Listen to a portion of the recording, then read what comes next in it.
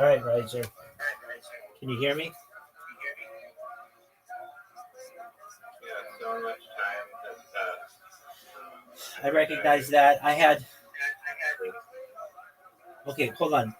I really like what you sent me. Stegomastodon, American mastodon, woolly mammoth, imperial mammoth, South African mammoth. I mean, this could just be the tip of the iceberg of like the main genuses. It could be these like subspecies. Um, I like the mower Lower therium. young looks like a freaking rhino and an elephant Do you had have? a baby. Do you know what the television show Sesame Street is? Elmo's world. No, dude, Sesame Street. Yeah, that Elmo is a character from the Yeah, he is. But Elmo's world's different. Okay, so I'm looking. Okay, at their Bigfoot Catskills, Smoky Mountain Bigfoot.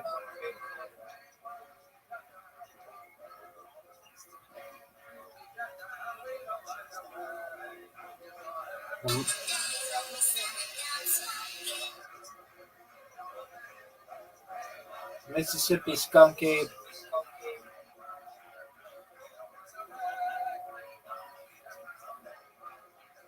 Okay,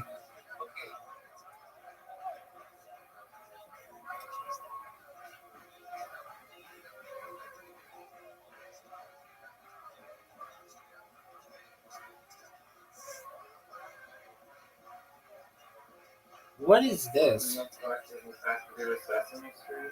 Oh, Stegodon. no. So do you know what Snuffleupagus is? Oh yeah. Guess what?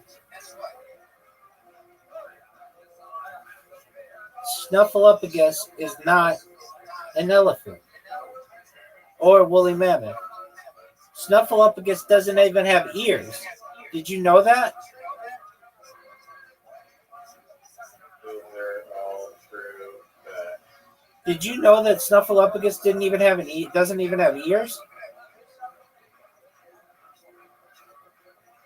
I can see that now. Or maybe they're just covered up by the fur. No, they've said that he doesn't have ears. Sesame Street put out had a press conference. Yeah, all these elephants, they do seem to have ears. I mean, yeah. Are there any mammals without ears? Yeah, bats. I don't know. I just made that up, but I don't think they have. Oh yeah, they have ears. Bats have ears. Um, let's look it up.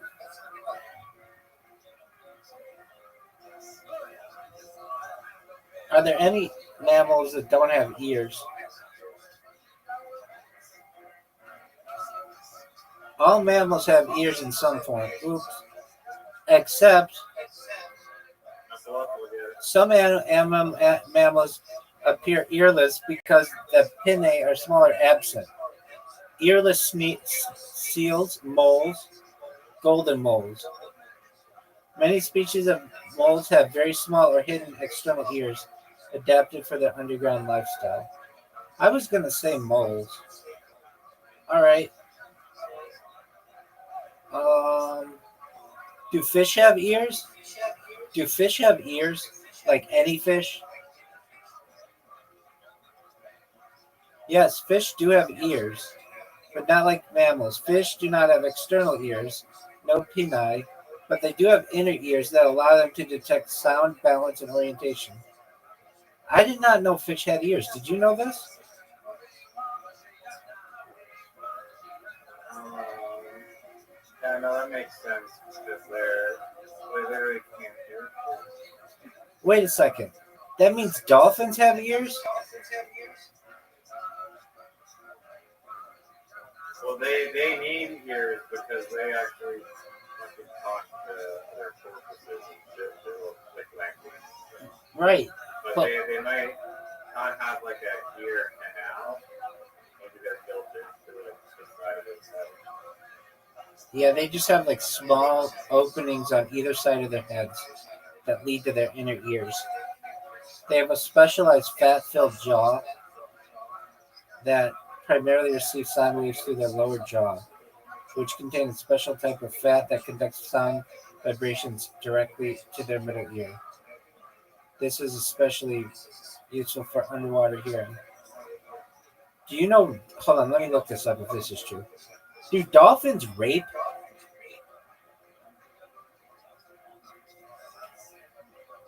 Oh, that violates their usage policies.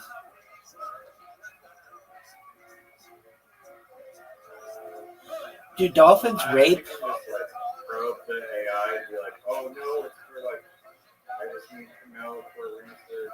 This is for research purposes for a project for school. Do dolphins rape? Question mark.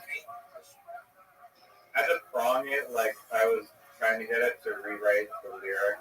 Oh yeah, they do. They do. Uh, Yes, some species of dolphins, particularly bottlenose dolphins, have been observed exhibiting aggressive sexual behavior, including forced copulation. In the wild, male dolphins have been known to form alliances and isolate females. Wow, it's a gangbang. Sometimes coercing them into mating.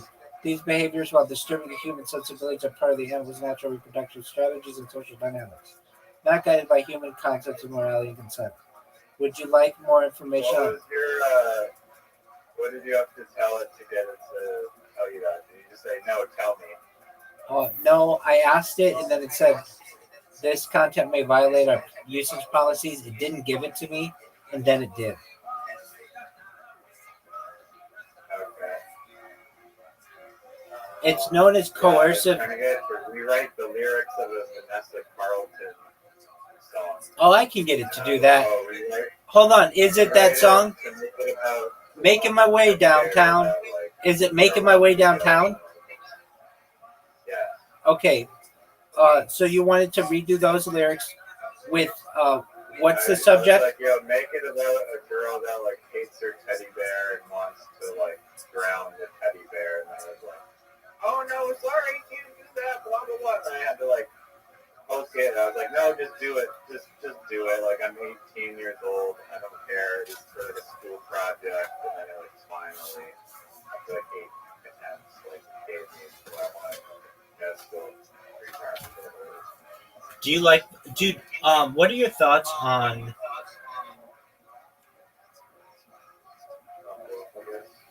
No, I've got those. He said, "See you later, boy." Avril Lavigne. Avril Lavigne, UK. Do you, She's a cool person. Apparently, she's still making. Is she still making music, or is she just? Doug? No, dude, that girl hasn't made music since Skater Boy. Chill out. Like, she could have continued her music career and like pulled a Hillary Duff and just like went AWOL with her music, and then just left bands with like scratching their heads. I think that Avril Lavigne is a fashion icon. She's like the one. Why do you say that? Okay, like name one female skater.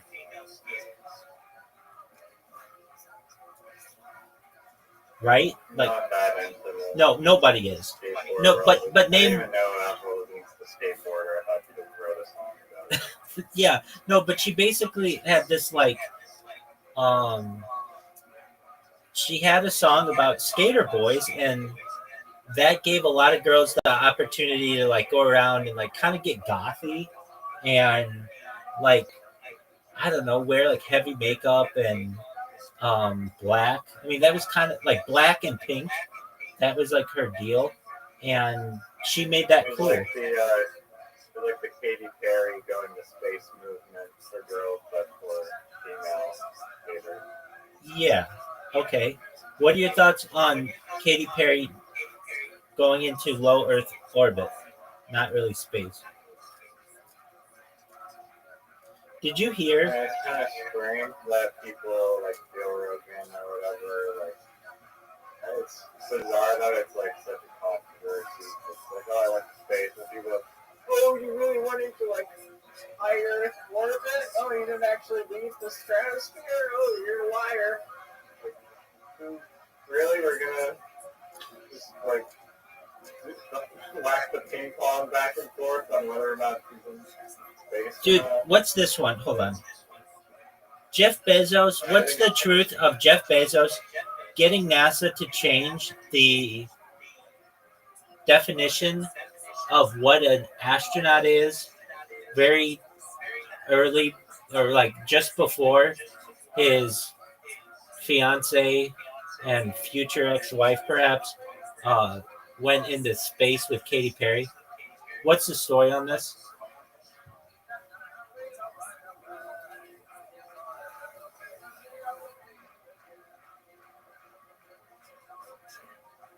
The claim that Jeff Bezos influenced NASA to change the definition of astronaut is not accurate. Hold on a second.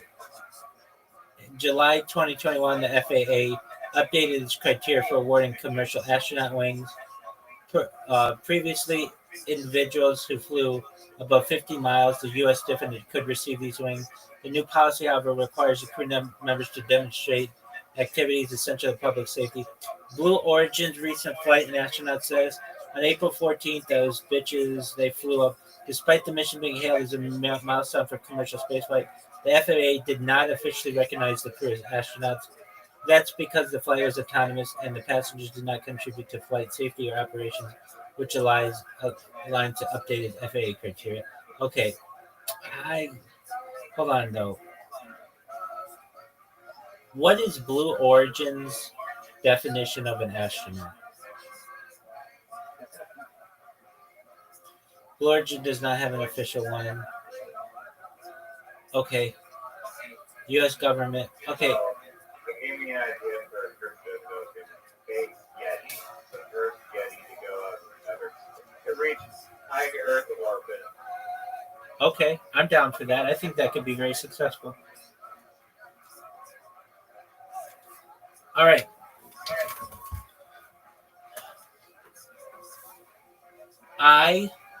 You didn't even congratulate me on watching all the Kill Tonys.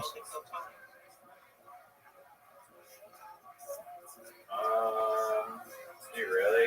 Like you watch it from the. From the beginning. The thing is that you're probably sleeping for at least half of that. That's absolutely true. That is absolutely true. But I will still give you congratulations. thank you. It took longer than I thought it I would. think you might be one of the first people in human history. No, there are people who like who Been there since the beginning and watched everyone. yeah, there aren't that many people. There aren't that many people who've done that. But what there are a lot of people who get really like their life isn't going well and they have this dream of becoming stand-up comedians and they're going to move to Austin, so they watch them all so that they get all the lore and then they go to Austin and sign up for it. I'm not that diehard. I'm just diehard enough to watch them all the way through. And when I watched them all the way through, I had this like longing to want to do it again. Like it was like um I don't know, like in Forrest Gump when he runs across the United States and then he just like turns around and does it again. Um, I, I mean, I like these other podcasts. You know, I really like the early ones, and I don't know, they're just like really innocent. They're like, you know, they just don't know that they're going to be millionaires, and I think there's something cool about that. And then you get to meet William in his first, you know, when he first is early on it, and then he just becomes like a regular and everything. Oh yeah, no. William, like I'm sure he gained probably like the most noticeably out of anyone on that show because in his early days he was supposedly doing a lot of drugs and fucked up and like you tell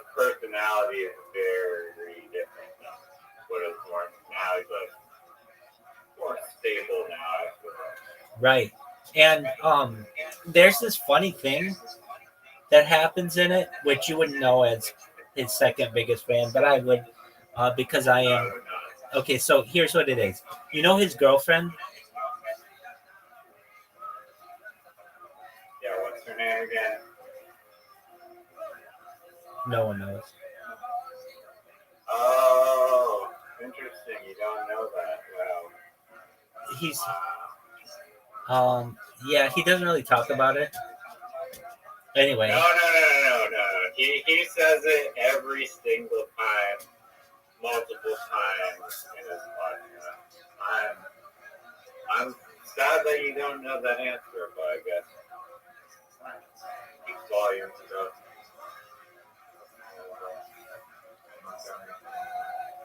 Hold on. Um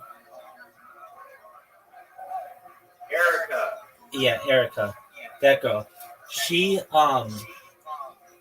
dated another comedian before William, and then that comedian was on Kill Tony and basically was like, yeah, I found out that my girlfriend was like basically cheating on me with some other guy here. It wasn't exactly that, but the way they found out was this. William Montgomery said that he was doing like acid at somebody's grandpa's house in Reseda, which is a neighborhood in Los Angeles, and this comedian's up there like, yeah, and I thought that was weird because my girlfriend's grandparents live in Reseda, and or my recent ex-girlfriend or whatever, and I saw her here, and I put two and two together, and now I see that they're dating, and he was really funny about it, and so then they were like, what's that big guy's name? What's that one guy from Macon, Georgia's name? Who nobody thinks is funny? He's who? No, Macon, Georgia. He's Lucas? yeah, David Lucas. David Lucas is like, I want to have you on the podcast because that's a really good story. Basically, that I don't know if I said George Lucas.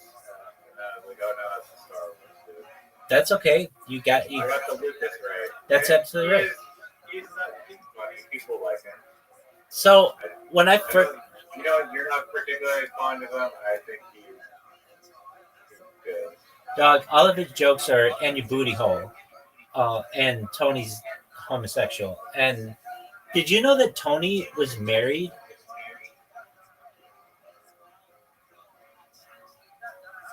He never talks about it.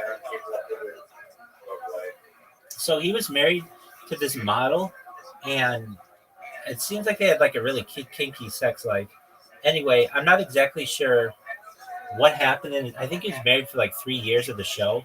But I mean, wouldn't you be like, I would start making fun of his wife. I would start if we're gonna do roast battle, I'd be like, yeah, your wife's got to wear a strap on to please you like your boyfriend or whatever the stupid thing is that we're doing to make fun of each other. But nobody ever made fun of his wife. It was very funny. Tom Segura was like, wait, you got married? And Tony's like, yeah, it's not something we really talk about that much. He's like, wait, you're my friend, and you didn't even text me that you got married? He's like, oh yeah, next topic. It was just really interesting that he didn't talk about it. It's not on his Wikipedia. It's just very hush hush. I don't know. If you have celebrity status like that, I get it. You don't want people harassing your wife, especially if Kill Tony fans that maybe got I'm in agreement with you on that. No, I'm in agreement with you on that. Or you could just cross that shield and give a crap about being controlled. Well, you never see her on the show. Okay, so there's this one guy who when I first started watching the show, okay, the first episode doesn't have him, but episodes 1 through 50 do. This guy's name was the Iron Patriot. Have you heard about this guy? If you haven't, I'll tell you about it, which I'm sure you don't care about. But all right, so this guy was. Have you ever seen? I mean, you maybe you have, but like maybe just even on TV or something. On Hollywood Boulevard, they have like celebrity lookalikes. So they'll have like a Superman costume guy and like Wonder Woman, and they had this guy who looked like Iron Man. Have you ever seen these people?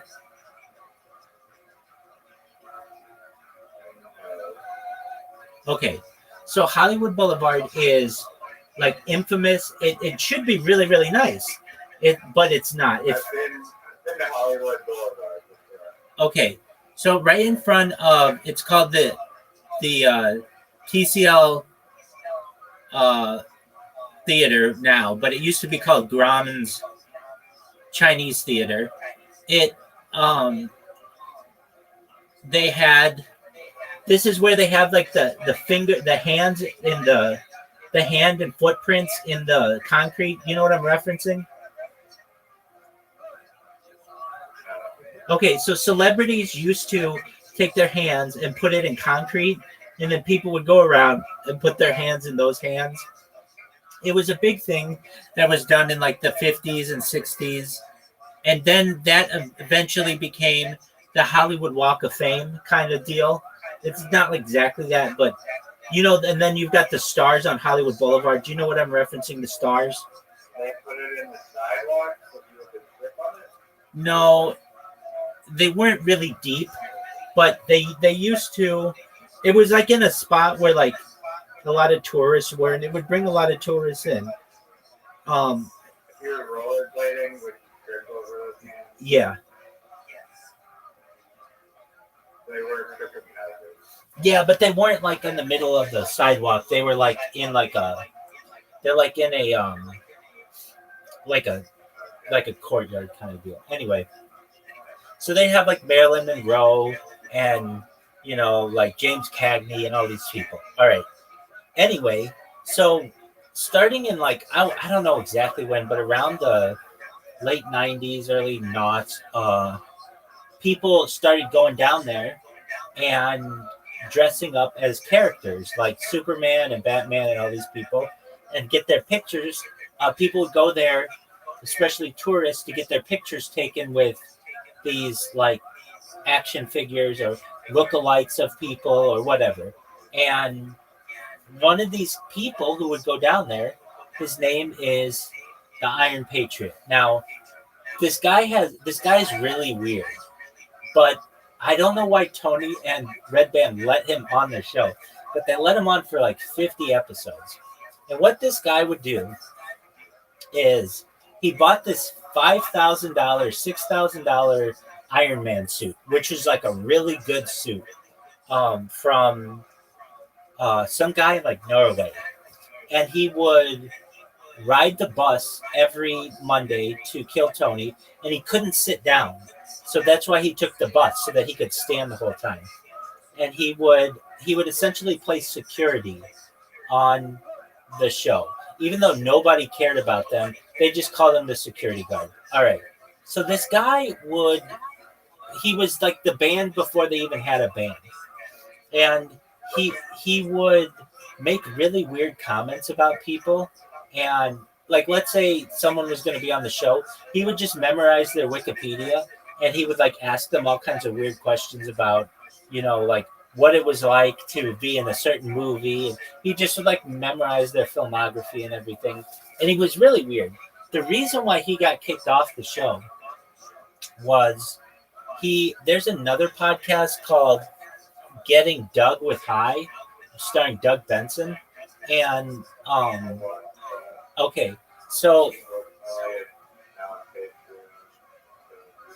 I wondered, okay, what happened to it? Okay, so that's why it's not like a thing. Okay, that makes sense. I don't know if that was such a good move by Doug Benson. That could be a really big podcast right now. But anyway, They used to have these like live episodes. oh, I know why. because you can't show marijuana use on YouTube.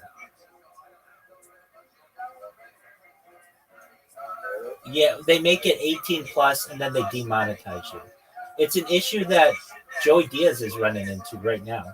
So that's why he went to Patreon. Or else, I've been also not as sick of that. well, like when Joe Rogan has people smoke weed on his thing, he doesn't get the money from it. So he doesn't have, they don't show it anymore. They'll just like have, You lot left when he poked the yeah, I think that they potentially lost their revenue from that. Or or they make it 18 plus, something like that. I know at least in the older days of Kill Tony, it was about $100,000 hit to them. So per episode. All right. So what happens in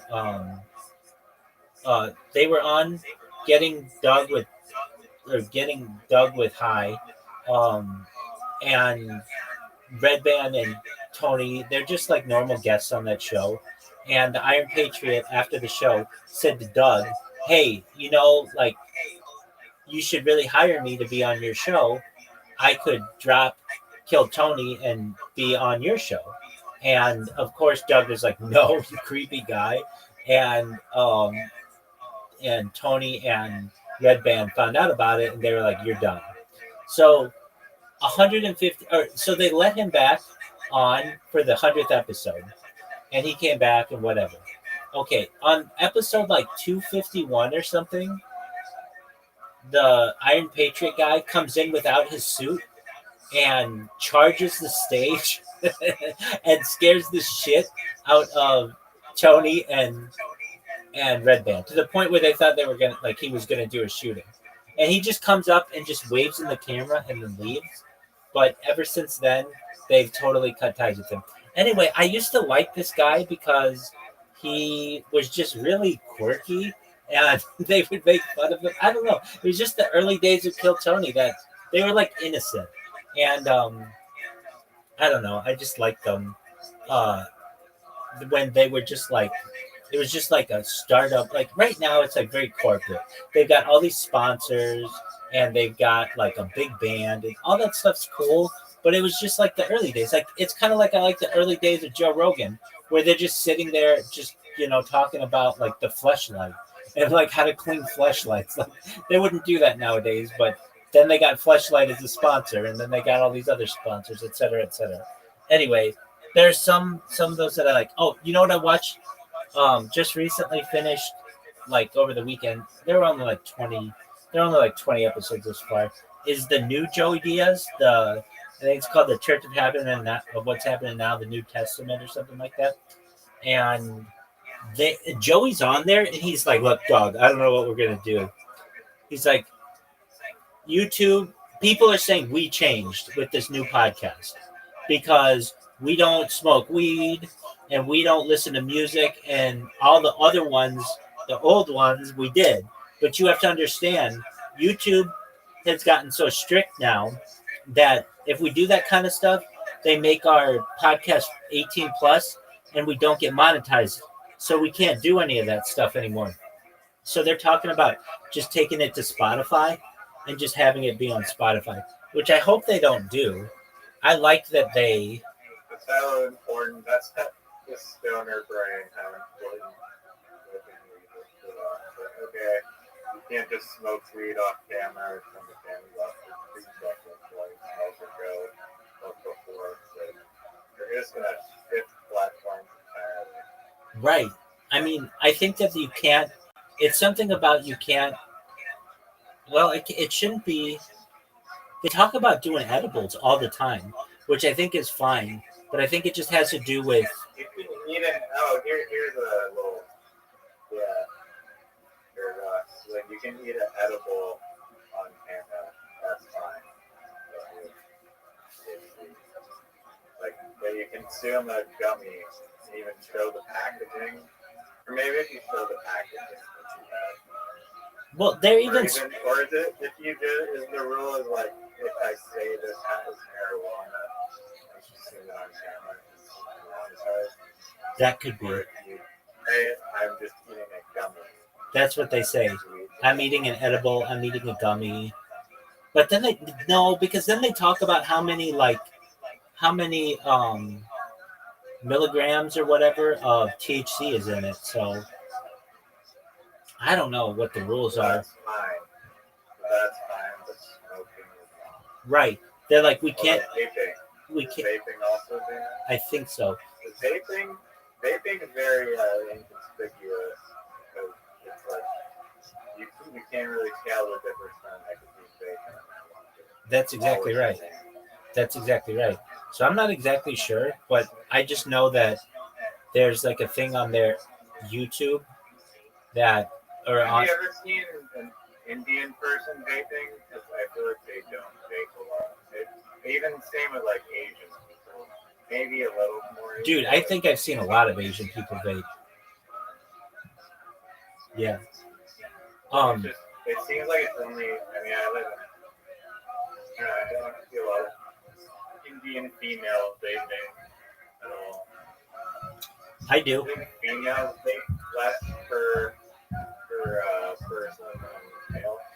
Yeah, but I see some female, especially like streamers, and they vape all the time. They're like always vaping, and Yeah, I know, but do you think the male population vapes a lot more than females? um, yeah, I do. But I think the male population smokes more. Dude, I'm telling you about it. Why? Why is that? It's women kind of see it as a dirty thing. Right. That makes sense. Dude, I'm telling you, there's this subreddit that is so funny that if you at all follow the Joe Rogan verse, which you do, you have to check it out. It's called the Fighter of the Kid, and it's kind of like my favorite piece of news. And you're not gonna get it at first, but okay. So there are two guys, Brendan Schwab, who is a former MMA guy, and Brian Brian Callen, who is like Joe Rogan's one of his best friends. And basically, they have this podcast that is just dying, and they have to buy all their views, and they have nothing to talk about, and they're moving from LA to Austin like this month. And if you go into the I'm telling you, don't watch the. I've never watched um any of their podcasts, but I read what people write about them on their Reddit, and it is so funny. It is so funny that their like entire audience, their entire fan base has just turned on them, and it's very very funny. So if you have a chance, check that out. Do you know that William? Go ahead. Or what's the podcast called? The Fighter and the Kid, but don't like. Here's why it's funny. They the UFC guy is just like this doofy dumb guy, and he'll be like, "Oh, The Godfather, great movie, never seen it." Like he'll just be like, he'll tell you something and it's completely wrong, or he'll be like, "Oh, I can't stand when guys talk about their kids," and then he'll spend the next 20 minutes talking about his kid's t-ball team and how he's such a great dad, and like his wife's like basically like cheating on him, and she's just like an Instagram model, and she just it's just like. And then Brian Callen, who you probably have seen, he was on Mad TV. He was on I think like he's been on a bunch of shows. um I think he was on like Have Fresh you Up. seen Tim Heidecker, the Tim and Eric show? Tim and Eric show, not Eric Andre and not Tim Dillon, right? No. It was Tim Heidecker. No, let me see who that is. It's one of my favorite. Is it on YouTube? Yeah, there's clips of it on YouTube. I don't think I've even watched full episodes. I don't know where to find it, but yeah, it's really funny.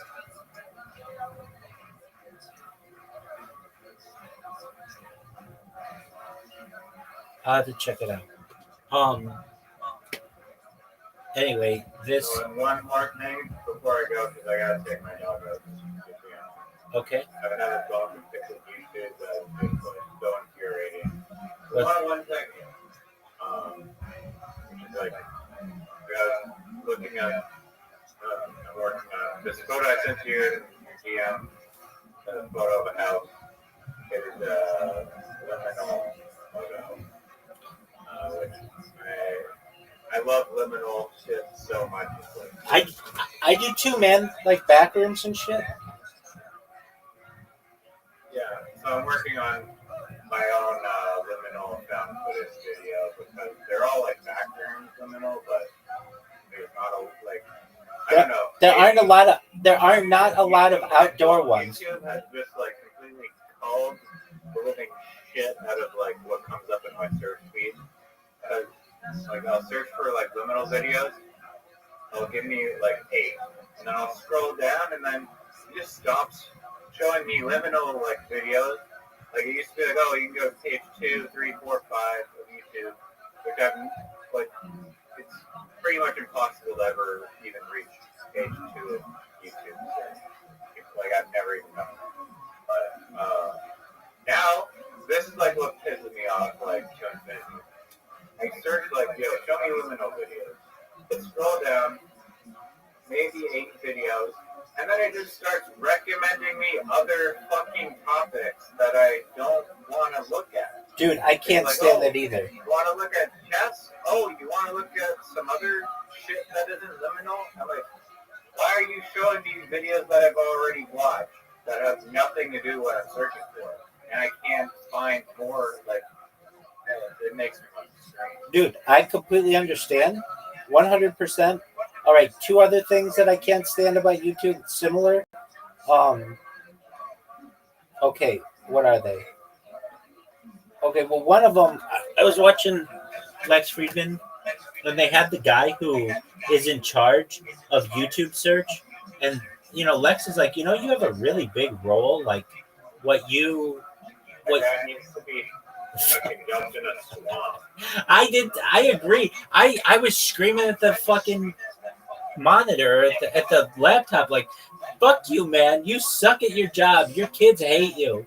Like, okay, so this guy's on there, and he's like, yeah, I mean, when you're watching a video, let's say you watch a video and you watch like 2 or 3 or 4 of these videos, you don't want us to show you more of those videos. And I'm like, yes, you do. You've watched 2, 3, or 4 of them. You want to watch them all at that point. He's like, no, we want diversity in our playlist. So we're gonna give you something that we might think that you like, but you may not like. It's like, no, that's not how it works. If I'm watching episodes 1, 2, 3, 4, you better fucking show me 5, 6, 7, 8. That's how I want it to work. But that's not how it works. What they do is throw something else in there, which goes to your point where you're like, hey, I was just scrolling down at liminal stuff, and then it shows me something else which I don't care about. You're exactly right. Okay, the second thing is when you click on a video, you have options where it's like, do you want YouTube's curated selection of random bullshit, or you can choose related, and then you'll get more related videos to it. Which is good. Which is good that at least they give you an option, even though the default option should be give me related shit to what I'm watching. Exactly. The second thing that I can't stand is how hard YouTube pushes shorts on me. Like, I watch YouTube things that are like 2 or 3 hours long. This isn't TikTok. I don't want to watch just something that's 30 seconds long. And then in the search results, when you click in YouTube, like, show me the search results, normally it gives you like little rectangles for each video. Well, the YouTube shorts are super big. They take up the whole phone. And it's like, dude, I don't give a shit about this. Like, yeah. Like when I the stupid thing is like they used to not have a volume or like a timeline bar that you could even fast forward the YouTube short. So if God forbid, spending your time on Earth watching a YouTube short, it's like you couldn't change the volume or you couldn't go to any point in time in the video.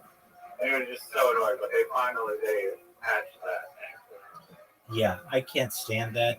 I think that guy should lose his job. His boss should lose his job, and his boss's boss should lose that job. Sundar Pichai. They really pushed the YouTube shorts like crazy shilling it. Right, and you know why? Is because they're losing market share to TikTok. I know this guy from Twitter. He's I don't know why they didn't steal like the story feature from like all the other platforms have stories, but there's no YouTube stories now.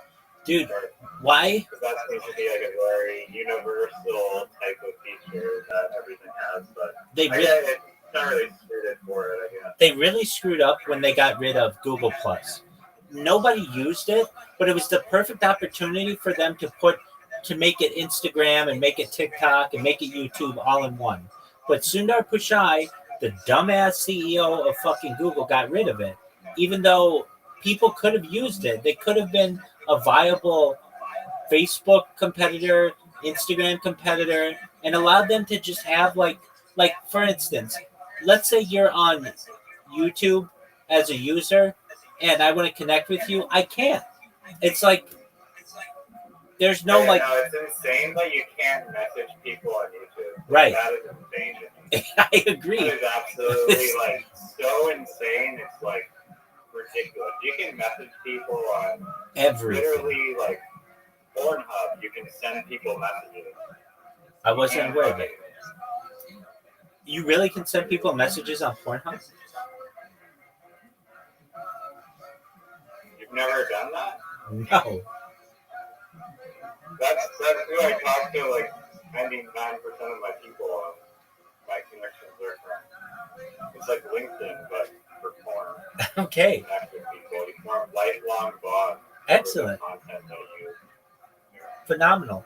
But Pornhub should be like Reddit. There should be like thread. I'm in agreement with you on that. But the fact that you can message people on Reddit, you can message people on Imgur, you can message people on Twitter, you can message people on Instagram, you can message people on everything but YouTube, and that doesn't make any sense to me.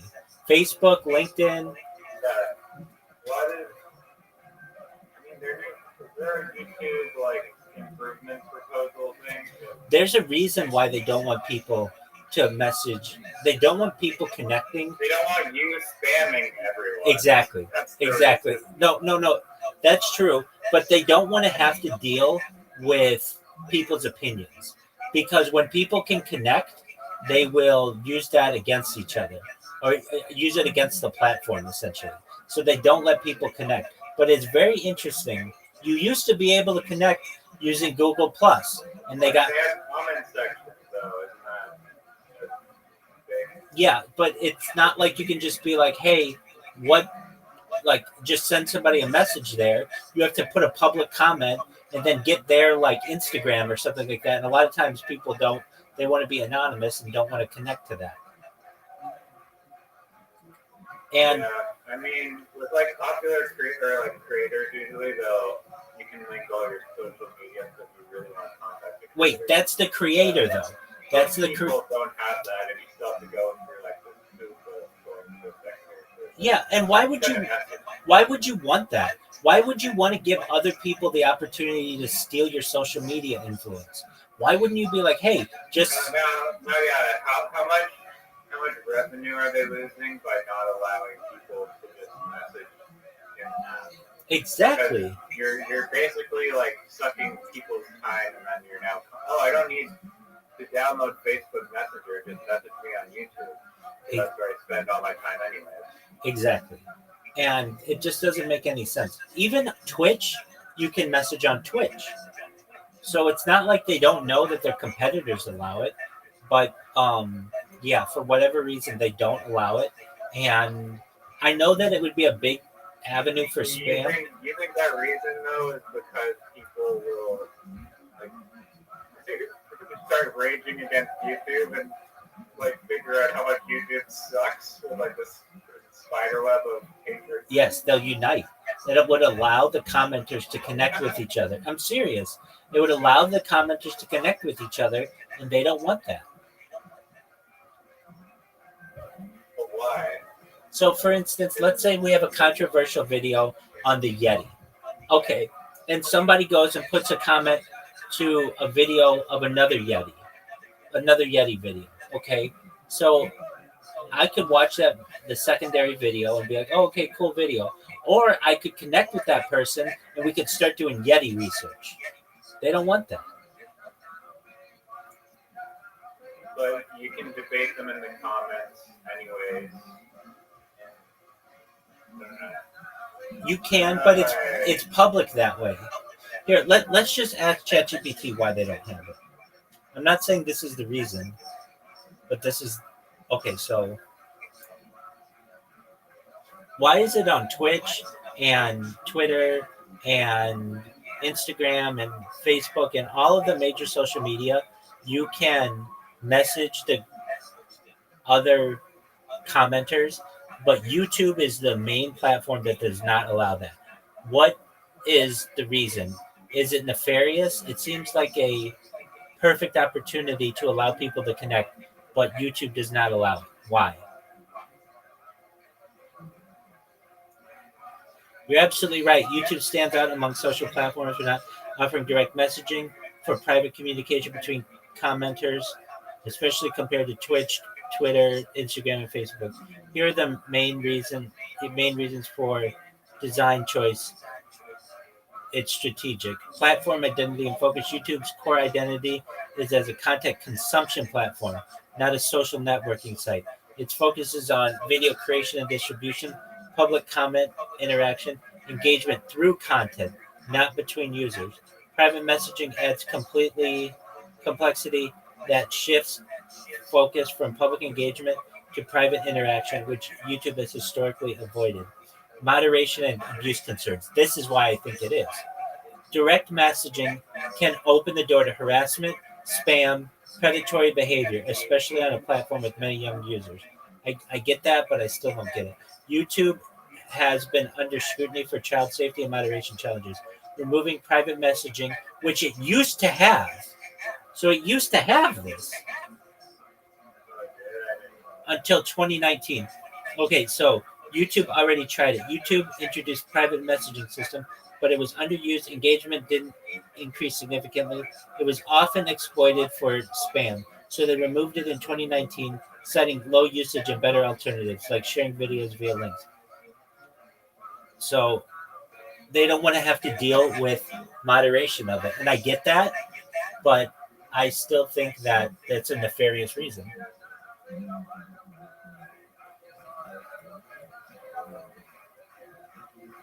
Yeah, no, it's. I mean, maybe they could have it so that like the default is that you can't accept messages and then you have to go out of your way, find the setting that's hidden, and then activate it in order to be able to receive messages. And then also, yeah, the kids' safety thing.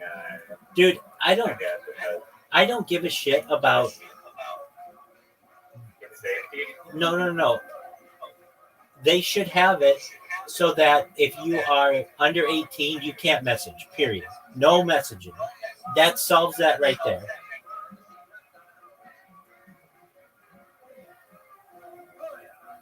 That's age discrimination. Twitter has it so that you can't even create an account until you're 18.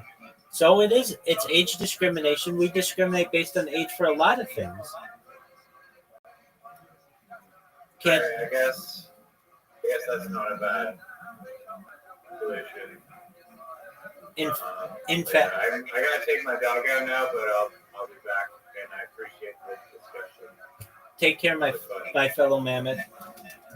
You're drinking this cacao, but there's a person who planted the seed. There's a person who watered the plant. There's a person, and I just think that level of awareness, and it's true with anything. Like you have in front of you a stuffed hedgehog. So somebody made that. I love it. It's great. But like, if we just said, all right, where does this stuffed hedgehog come from? We would have a full story of globalization, of the interconnection of people all around the world doing all sorts of things, of human imagination. It's beyond our capacity in our daily. We'd go insane if every day, like we're speaking into a microphone. Well, what are the hundreds of years of technology that make this possible? But if just once in a while we just focus on one thing and say, this thing is sacred, and because I'm recognizing that and I'm having an appreciation for the world around me, it just kind of makes my life feel more sacred. It makes me recognize my connection to others. So that's the gist. Yeah, it's funny. I often look at things in this world and moments and just am in awe of the full universe that brought that to be. In a similar way as you're saying, but I don't as often think about exactly what you're saying, which is the number of people behind every little thing we get to enjoy. I mean, yeah, this hedgehog, this microphone, is like directly like thousands of people involved, Millions, and then indirectly is millions. Like, and they're all like this microphone. That there's like artists essentially, like people who made it their life's work, all across, like from the factories and the manufacturer.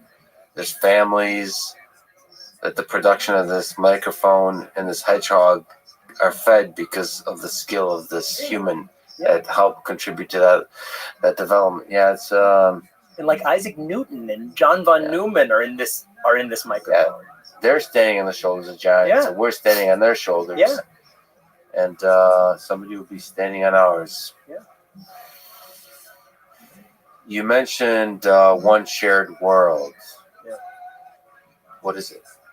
Oh, thanks for asking. And by the way, what I will say is the people who are listening, this is so incredible. And I'm so thrilled to have this kind of long conversation. Hello, person who's listening Exactly. Thank you. past the 5-hour mark. Yeah. Thanks, Mom. I salute you. Yeah. Somebody was like sleeping for the first 4 hours. He just woke up. Like now's the good stuff. Yeah. I've been saving it. And I have to say that so much of our lives is forced into these short bursts that I'm just so appreciative to have the chance to have this conversation. So thank you. People would say 5 hours is short, so let's go.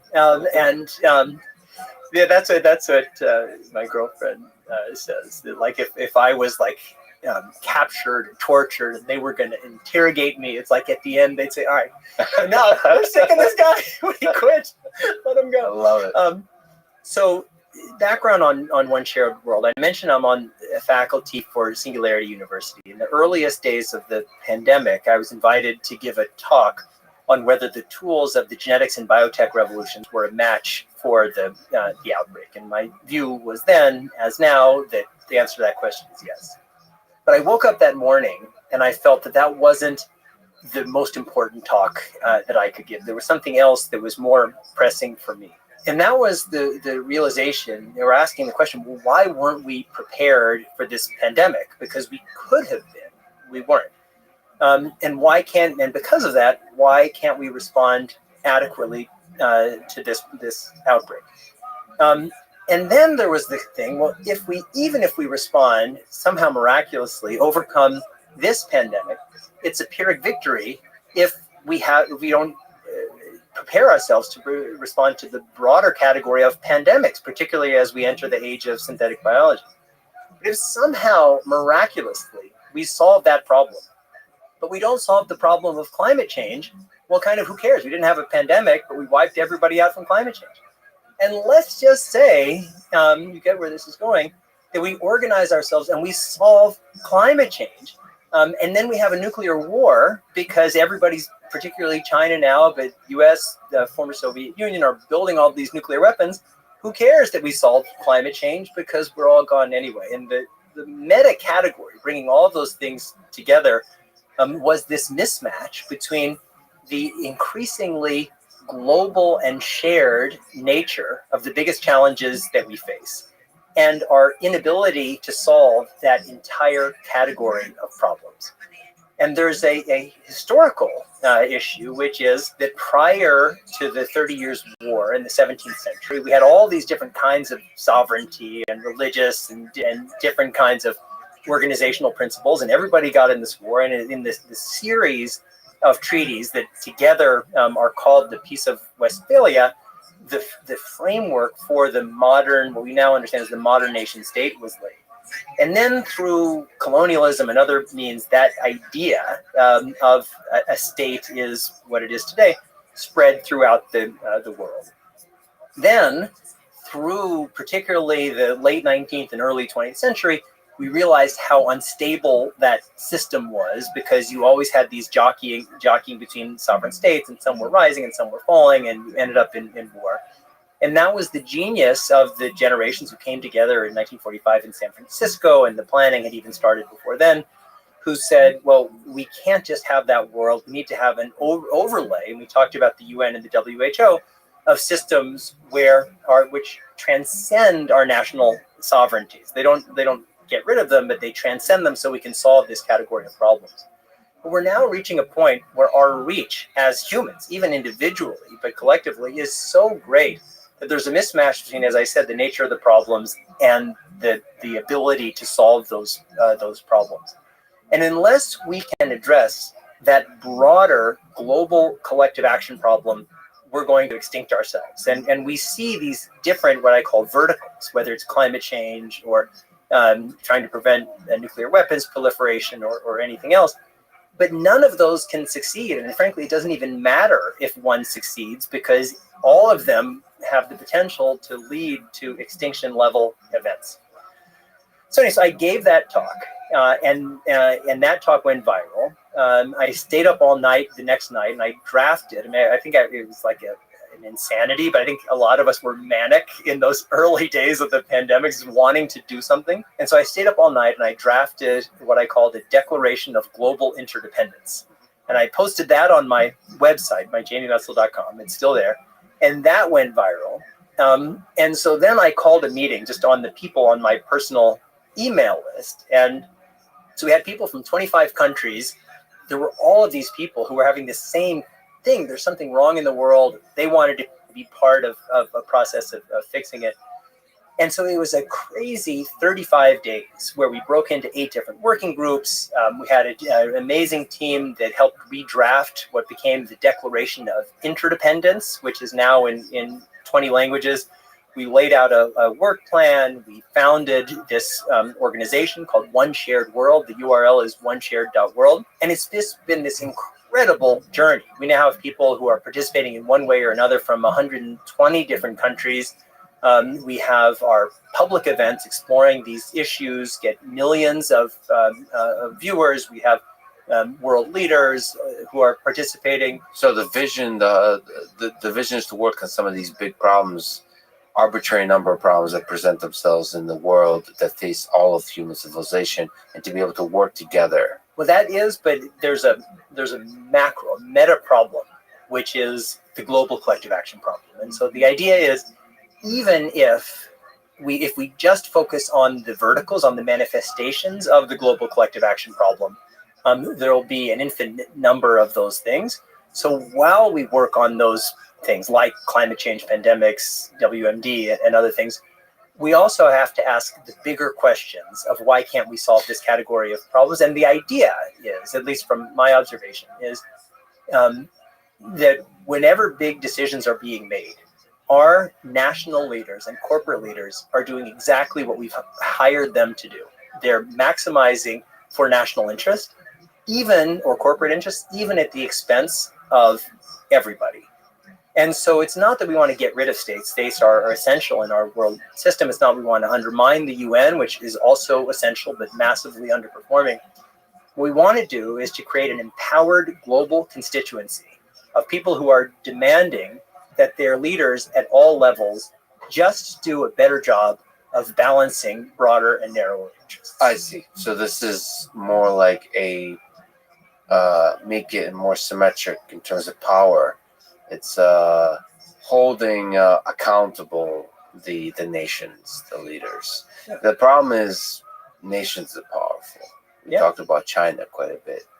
how do you have an organizations of citizens of Earth that can solve this collective problem that holds China accountable? It's difficult because UN, you can say a lot of things, but to call it effective is hard. Yeah. You know, the internet almost is a kind of representation of a collective force that holds nations accountable. You know, Twitter, not to give Twitter too much credit, but social networks, broadly speaking. So you have hope that it's possible to build such collections of humans that resist China. Not necessarily resist China, but our cultures change over time. I mean, the idea of the modern nation state would not have made sense to people in the 13th or 14th century. The idea that became the United Nations, I mean, it had its earliest days in the philosophies of Kant. It took a long time for these ideas to be realized. And so the idea, and we're far from successful. We've had little minor successes, which we're very proud of. We got the G20 leaders to incorporate the language that we provided on addressing the needs of the world's most vulnerable populations into the final summit communique from the G20 summit in Riyadh. This year, we're just on the verge of having our language on this same issue, ensuring everyone on Earth has access to safe water, basic sanitation and hygiene, and essential pandemic protection by 2030, passed as part of a resolution in the United Nations General Assembly. And we're primarily, it's young people all around the world. And when I told them in the beginning of this year, this is our goal, we're going to get the UN General Assembly to pass a resolution with our language in it. I mean, first, I think they all thought it was insane, but they were too young and inexperienced to know how insane it was. But now these young people are just so excited that it's actually happening. So what we're trying to do is really to create a movement, which we don't feel that we need to do from scratch, because there are a lot of movements. Like right now, we just had the Glasgow the Glasgow climate change, COP26. And then Greta Thunberg, who has a huge following and who's an amazing young woman. But I was kind of disappointed in what she said afterwards. It became like a meme on Twitter, which was blah, blah, blah. And basically it was like, blah, blah, blah. These old people are just screwing around and it's a waste of time. And definitely the critique is merited. The young people have never been more empowered, educated, connected than they are now. And so that's what we've had a process with One Shared World, where we partnered with the Model United Nations, the Aga Khan Foundation, the India Sanitation Coalition. And what we did is say, all right, we have this goal, water, sanitation, hygiene, and pandemic protection for everyone on Earth by 2030. And we had debates and consultations using the Model UN framework all around the world in multiple languages. And we said, come up with a plan for how this could be achieved. And these brilliant young people in every country, not every country, most countries, they all contributed. Then we had a plan. Then I recruited friends of mine, like my friend Hans Karel in Sweden, who's the former chief counsel of the whole United Nations, and asked him and others to work with these young people and a representative to turn that into what looks exactly like a UN resolution. It's just written by a bunch of kids all around the world. We then sent that to every permanent representative, government representative at the UN. And that was why, working with the German and Spanish governments, why the language essentialized from that document is about to pass the UN. And that doesn't mean that just passing a UN General Assembly resolution changes anything.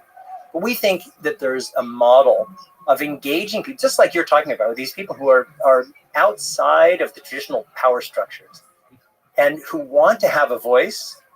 But I think we need to give a little bit of structure, because just going, I'm a big fan of Global Citizen, but just going to a Global Citizen concert and waving your iPhone back and forth and tweeting about it isn't enough to drive the kind of change that's required. We need to come together, even in untraditional ways, and articulate the change we want and build popular movements to make that happen. And popular means scale, and then movements at scale that actually like we're at the individual level do something, and that's then magnified with the scale to actually have a significant impact. I mean, at its best, you hear a lot of folks talk about the various cryptocurrencies as possibly helping. You have young people get involved in challenging the power structures by challenging the monetary system. And there's some of it is number go up. People get excited when they can make a little bit of money, but that's actually almost like entry point, because then you almost feel empowered, and because of that, you start to think about some of these philosophical ideas that I, as a young person, have the power to change the world. All of these senior folks in the position of power, they were like, first of all, they were once young and powerless like me, and I could be part of the next generation that makes a change. All the things I see that are wrong with the world, I can make it better. And it's very true that the overly powerful nations of the world could be a relic of the past. That could be a 20th century and before idea that was tried, created a lot of benefit, but we also saw the problems with that kind of world, extreme nationalism. We see the benefits and the problems of the Cold War. Arguably, Cold War got us to the moon. But there could be a lot of other different mechanisms that inspired competition, especially friendly competition between nations versus adversarial competition that resulted in the response to COVID, for example, with China, the United States, and Russia, and the secrecy, the censorship, all the things that are basically against the spirit of science, and resulted in the loss of trillions of dollars and the cost of countless lives. What gives you hope about the future, Jamie? Well, one of the things you mentioned, cryptocurrency, and then, as you know better than most, there's cryptocurrency, and then underneath the cryptocurrency, there's the blockchain and the distributed ledger. And then, like we talked about, there are all these young people who are able to connect with each other, to organize in new ways. And I work with these young people every single day through One Shared World primarily, but also other things. And there's so much optimism. There's so much hope, that I just have a lot of faith that we're going to figure something out. I'm an optimist by nature. And that doesn't mean that we need to be blind to the dangers. There are very, very real dangers. But just given half the chance, people want to be good. People want to do the right thing. And I do believe that there's a role, I think there's a role for the, at least near term, for governments, but there's always a role for leadership. And I'm, I guess, like a Gramscian in the sense that I think that we need to create frameworks and structures that allow leaders to emerge. And we need to build norms so that the leaders who emerge are leaders who call on us, inspire our best instincts, and not drive us toward our worst. But I really see a lot of hope. And I mean, you say this all the time in your podcast, and you may even be more optimistic to me because you look at the darkest moments of human history and see hope. But we're kind of a crazy, wonderful species. I mean, yes, we figured out ways to slaughter each other at scale, but we've come up with these wonderful philosophies about love and all of those things. And yeah, maybe the bonobos have some love in their cultures, but we're kind of a wonderful, magical species. And if we just can create enough of an infrastructure, it doesn't need to be and shouldn't be controlling, just enough of an infrastructure so that people are stakeholders, feel like they're stakeholders in contributing to a positive story. I just really feel that the sky is the limit. So if there's somebody who's young right now, or somebody in high school, somebody in college listening to you, you've done a lot of incredible things. You're respected by a lot of the elites. You're respected by the people. So you're both able to sort of, speak to all groups. walk through the fire, like you mentioned with this lab leak. What advice would you give to young kids today that are inspired by your story? Well, thank you. I mean, I think there's lots of, I'm honored if anybody is inspired. But it's the same thing as I said with the science, that it's all about values. The core of everything is knowing who you are. And so, yes, I mean, there's the broader thing of follow your passions, a creative mind, and an inquisitive mind is the core of everything, because the knowledge base is constantly sharing, so learning how to learn. But at the core of everything is investing in knowing who you are and what you stand for, because that's the way, that's the path to leading a meaningful life, to contributing, to not feeling alienated from your life as you get older, and just like you live. It's an ongoing process, and we all make mistakes, and we all kind of travel down wrong paths, and just have some love for yourself and recognize that just at every, like I was saying with the Iron Man, just when you think there's no possibility that you can go on, there's a 100% possibility that you can go on. And just when you think that nothing better will happen to you, there's a 100% chance that something better will happen to you. You just got to keep going. Jamie, I've been a fan of yours. I think first heard you on Joe Rogan Experience, but been following your work, your bold, fearless work with speaking about the lab leak and everything you represent, from your brilliance to your kindness, and the fact that you spend your valuable time with me today, and now I officially made you miss your flight. And the fact that you said that, whether you were being nice or not, I don't know, that you would be okay with that, means the world to me. And I'm really honored that you have spent your time with me today. Well, really, it's been such a great pleasure. And thank you for creating a forum to have these kinds of long conversations. So I really enjoyed it. And thank you. And if anybody has now listened for, what's it been, 5.5 hours? Yeah. Thank you for listening. 5 Hour Club. Exactly. Represent. Thank you, Jamie. Thanks, This was Lex. awesome. Thanks for listening to this conversation with Jamie Metzel. To support this podcast, please check out our sponsors in the description. And now, let me leave you with some words from Richard Feynman about science and religion, which I think also applies to science and geopolitics, because I believe scientists have the responsibility to think broadly about the world, so that they may understand the bigger impact of their inventions. The quote goes like this: "In this age of specialization, men who thoroughly know one field are often incompetent to discuss another.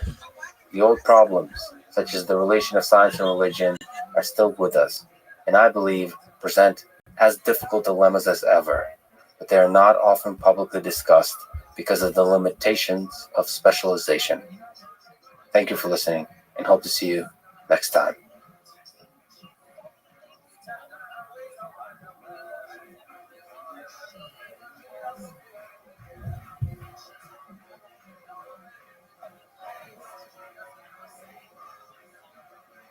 The following is a conversation with Norman Neymark, a historian at Stanford specializing in genocide, war, and empire.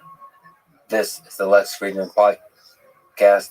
To support it, please check out our sponsors in the description. And now, here's my conversation with Norman Neymark.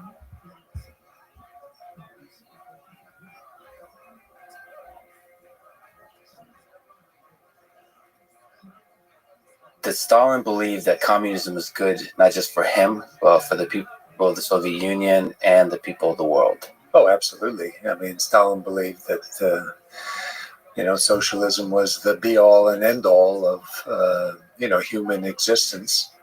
I mean, he was a true Leninist, and in Lenin's tradition, this was, what he believed. I mean, that set of beliefs didn't exclude other kinds of things he believed or thought or did. But no, the way he defined socialism, the way he thought about socialism, he absolutely thought it was in the interest of the Soviet Union and of the world. And in fact, that the world was one day going to go socialist. In other words, I think he believed in eventually in the international revolution. So, given the genocide in the 1930s that you described, was Stalin evil, delusional, or incompetent? Evil, delusional, or incompetent. Well, evil is one of those words, which has a lot of kind of religious and moral connotations. And in that sense, yes, I think he was an evil man. I mean, he, eliminated people absolutely unnecessarily. He tortured people, had people tortured.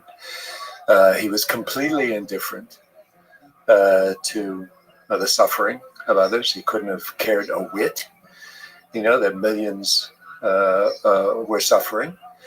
And so, yes, I consider him an evil man. I mean, historians don't like to use the word evil. It's it's a word for moral philosophers, but I think it certainly fits who he is.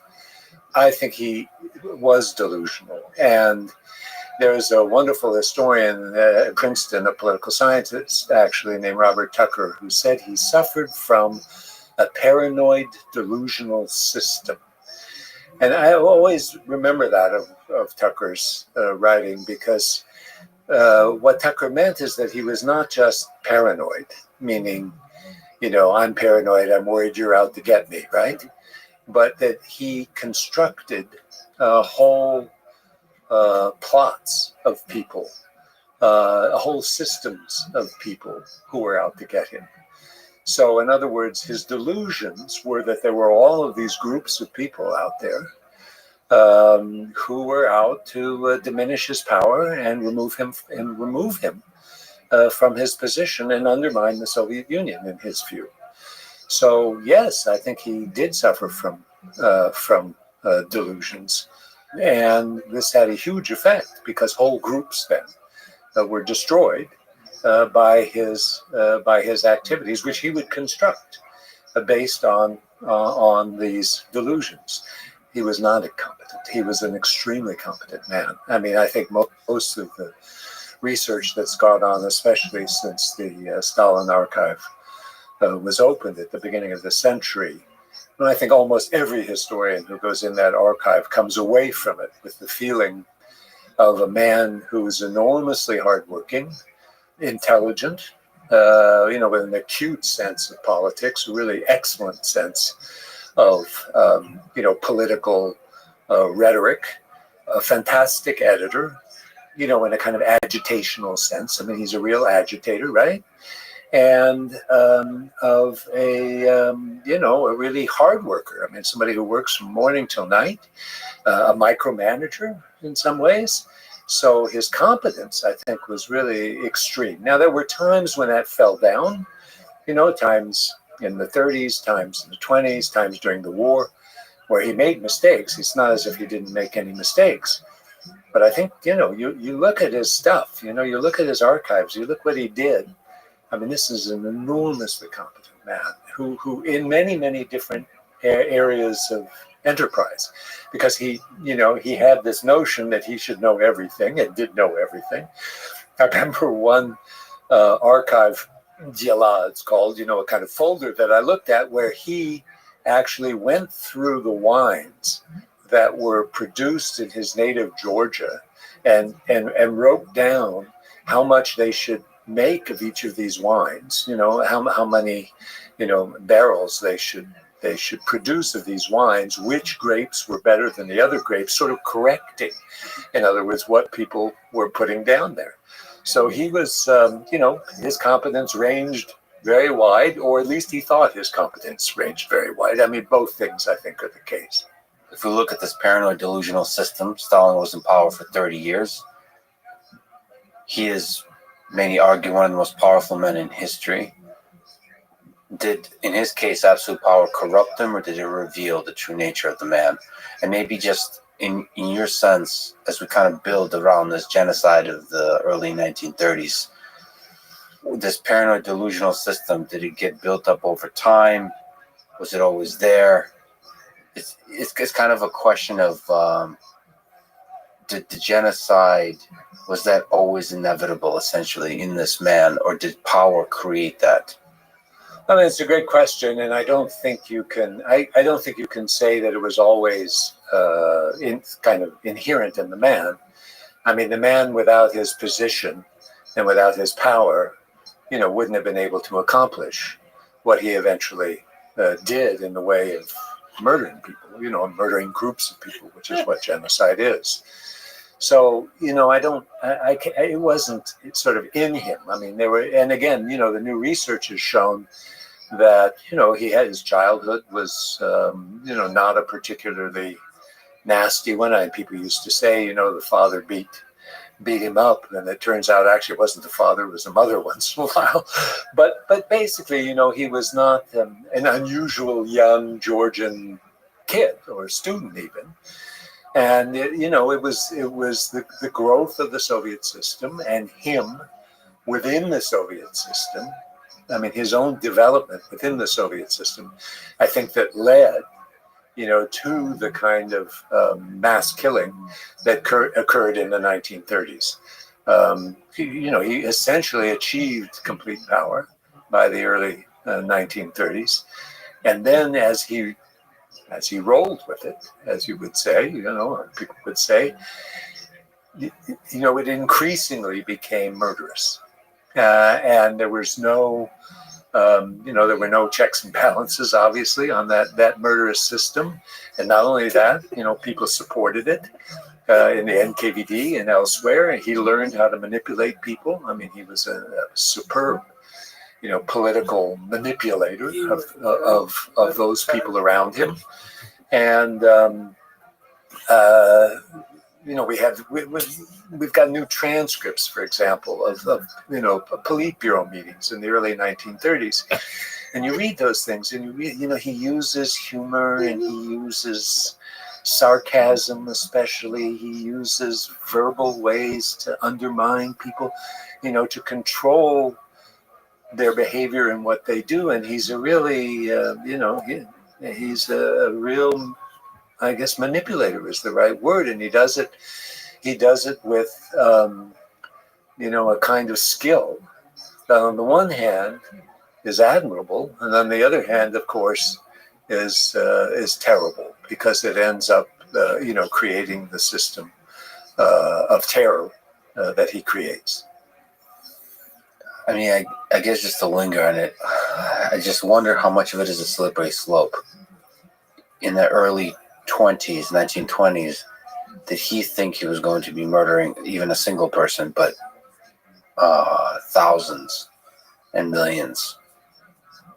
I just wonder, maybe the murder of a single human being just to get them, because you're paranoid about them potentially threatening your power, does that murder then open a door? And once you open the door, you become a different human being. A deeper question here is the Solzhenitsyn, the line between good and evil runs in every man. Are all of us, once we commit one murder in this situation, does that open a door for all of us? And I guess even the further deeper question is how easy it is for human nature to go on the slippery slope that ends in genocide. There are a lot of questions in those questions, and the slippery slope question that I would answer, I suppose, by saying, Stalin wasn't the most likely successor of Lenin. There were plenty of others. There were a lot of political contingencies that emerged in the 1920s that made it possible for Stalin to seize power. I don't think of him as if you would just know him in 1925, I don't think anybody would say, much less himself, that this was a future mass murderer. I mean, Trotsky mistrusted him and thought he was a mindless bureaucrat. Others were less mistrustful of him, but he managed to gain power in the way he did through this bureaucratic and political maneuvering that was very successful. the slippery slope, as it were, doesn't really begin until the 1930s, in my view. In other words, once he gains complete power and control of the Politburo, once the programs that he institutes of the 5-year plan and collectivization go through, once he reverses himself and is able to reverse himself or reverse the Soviet path, to give various nationalities their ability to develop their own cultures and sort of internal politics. Once he reverses all that, you have the Ukrainian famine in 32, 33. You have the murder of Kirov, who is one of the leading figures, in the political system. You have the suicide of his wife. You have all these things come together in 32, 33 that then, make it more likely, in other words, that bad things are going to happen. And people start seeing that too around him. They start seeing that it's not a slippery slope. It's a dangerous situation which is emerging, and some people really understand that. So I really do see a differentiation then between the 20s. I mean, it's true that Stalin during the Civil War, there's a lot of good research on that, shows that he already had some of these characteristics of being, as it were, murderous and being dictatorial and pushing people around and that sort of thing. That was all there. But I don't really see that as kind of a necessary stage for the next thing that came, which was the 30s, which was really terror of the worst sort, where everybody's afraid for their lives, and most people are afraid for their lives and their families' lives, and where torture and that sort of thing becomes a common part, of what people had to face. So it's a different world. And people will argue. They'll argue this kind of Lenin-Stalin continuity debate. That's been going on since I was an undergraduate, right? That argument, was Stalin the natural sort of next step from Lenin, or was he something completely different? Many people will argue, because of Marxism-Leninism, because of the ideology, that it was a kind of natural next step. I don't think so. And I would tend to lean the other way. Not absolutely. I mean, I won't make an absolute argument that what Stalin became had nothing to do with Lenin and nothing to do with Marxism-Leninism. It had a lot to do with it. But he takes it one major step further. And again, that's why I don't like the slippery slope, metaphor, because that means it's kind of slow and easy. Yeah. It's a leap. Yeah. And we call, historians talk about the Stalin Revolution, in 28 and 29, that he in some senses creates a whole new system, through the 5-year plan, collectivization, and seizing political power the way he does. Can you talk about the 1930s? Can you describe what happened in Holodomor, the Soviet terror famine in Ukraine in the 32 and 33? Yes. That killed millions of Ukrainians. Right. It's a long story, but let me try to be as succinct as I can be. I mean, the Holodomor, the terror famine of 32, 33 comes out of, in part, an all-union famine that is the result of collectivization. Collectivization was a catastrophe. The more or less of the so-called kulaks, the more or less richer farmers, I mean, they weren't really rich, right? Anybody with a tin roof and a cow was considered a kulak, and other people who had nothing were also considered kulaks if they opposed collectivization.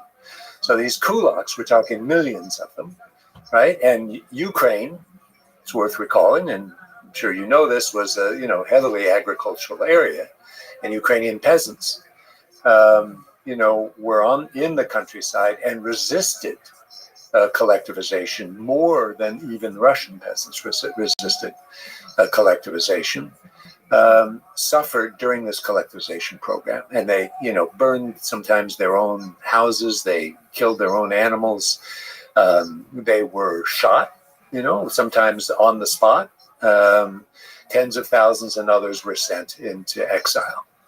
So there was a conflagration in the countryside.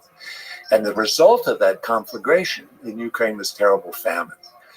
And again, there was famine all over the Soviet Union, but it was especially bad in Ukraine, in part because Ukrainian peasants resisted.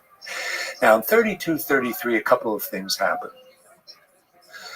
I mean, I've argued this in my writing, and I've also worked on this. I continue to work on it, by the way, with a museum in Kiev that's going to be about the Holodomor.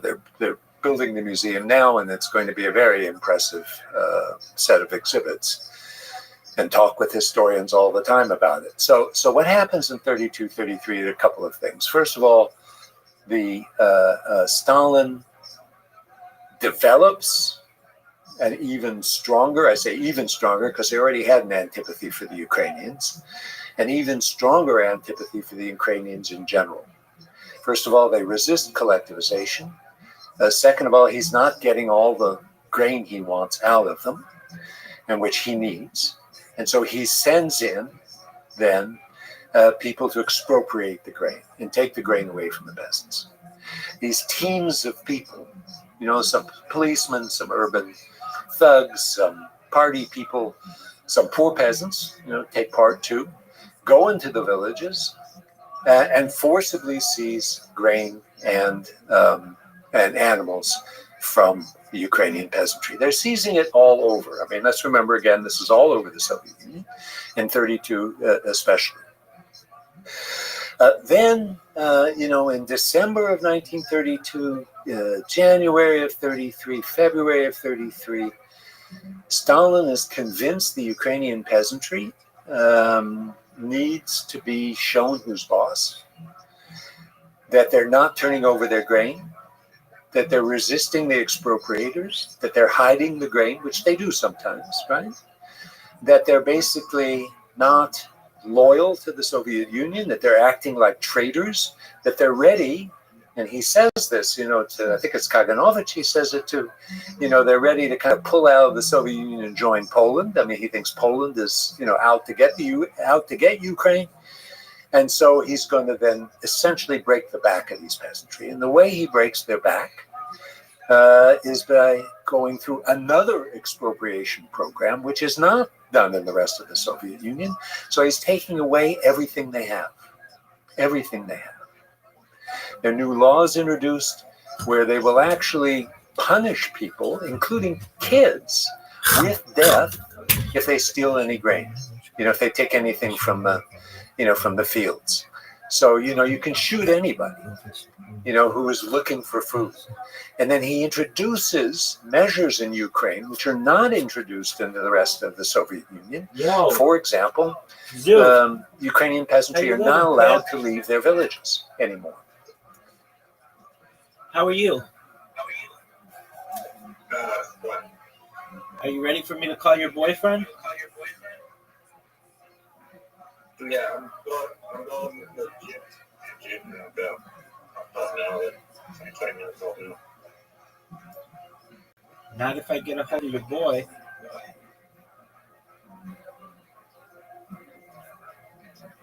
I'm good. No, you're not.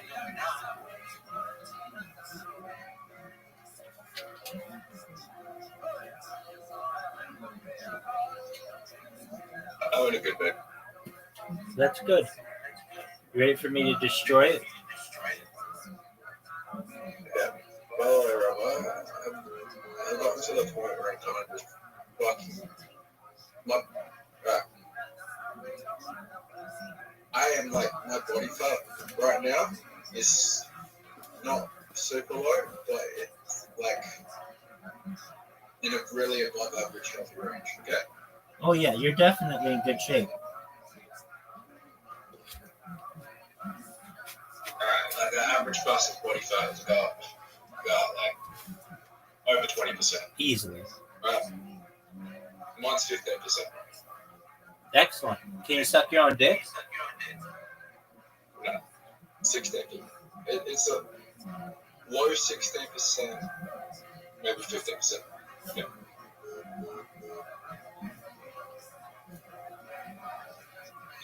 from 75 kilos to 68.5. You're the man. I'm calling your friend. I'm going to see if I can get a hold of him. I'm calling your friend. The down part of that, my muscle should be better. That's all right, man. You've done really well. I was talking to Riser, and I didn't get a chance to tell him that I'm proud of you for all the workout you've done. So the fact that I can't tell him no big deal, I'm telling you. Good job. Yo, The hardest part is cooking sugar. yeah, it is. It's like a drug that like you crave.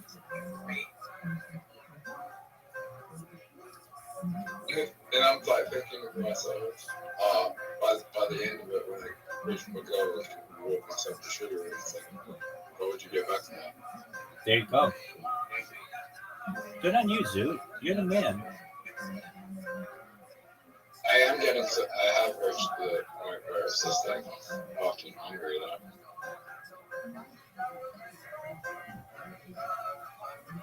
All right. Well, I'm. Those clips of Joe Rogan, there were clips of Joe Rogan talking about McDonald's this morning. I'm just like, okay, I'm gonna have to do like a McDonald's burger with just like a burger from a restaurant. You like macas? But Do you like macas?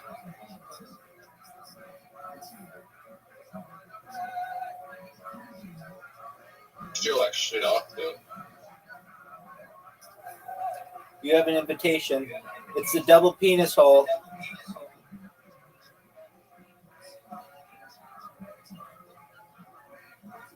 I feel like going that I haven't eaten fast food in a while. Are you happy with that shot you just had? Yeah. Are you serious? Fast food just makes you depressed.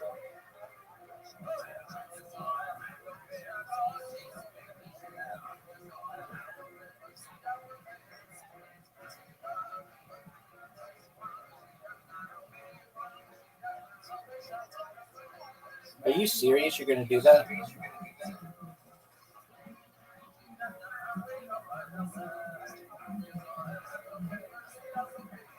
Are you fucking serious, Zoo? Zoo, you could.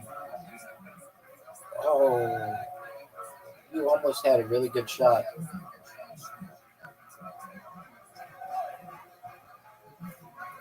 Zoo, I have 1, and you have 0.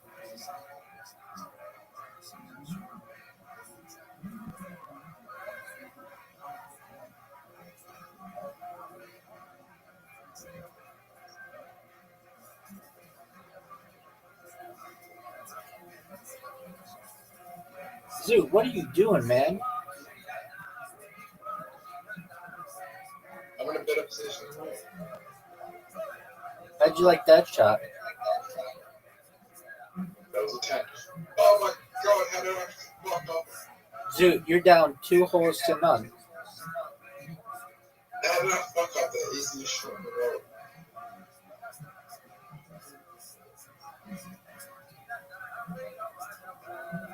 Rabbi, your shot was more difficult than mine, and I still fucked it up.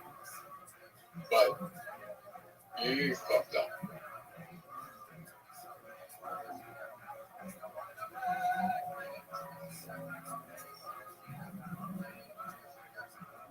Oh, dude. You're right, I fucked up.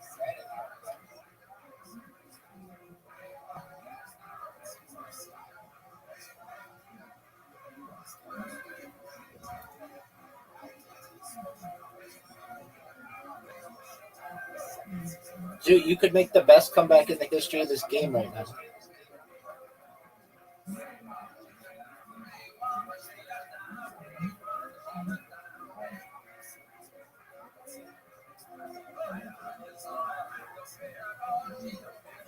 Zoot, do you think you're going to have the greatest comeback in the history of this game?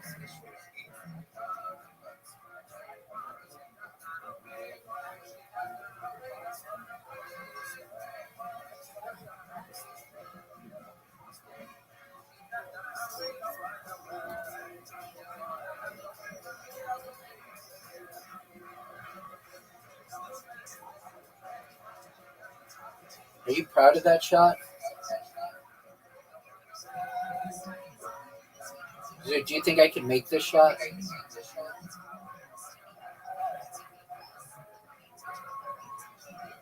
Was it worth the risk?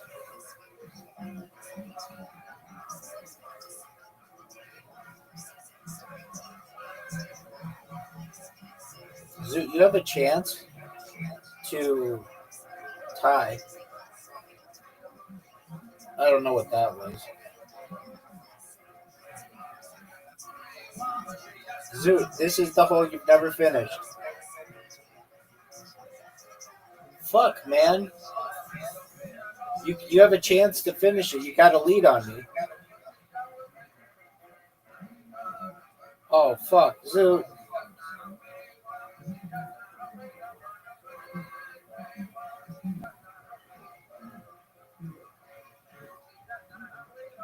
I just fucked you. What are you doing to yourself? I'm going to sit here and I'm going to play defense against you.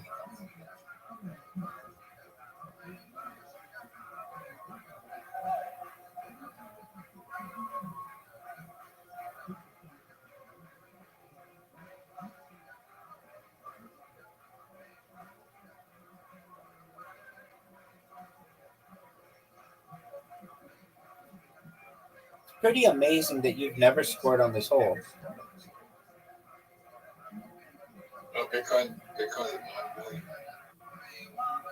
9 million. 9 million? 9 million. Not bad.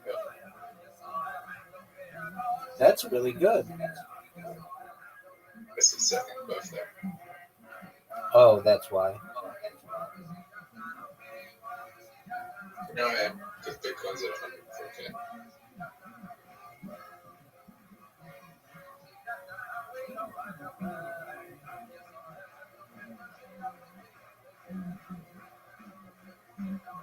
So do you think it's going to drop?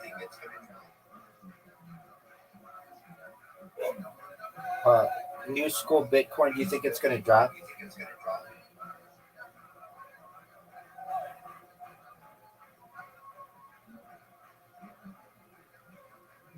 Possibly.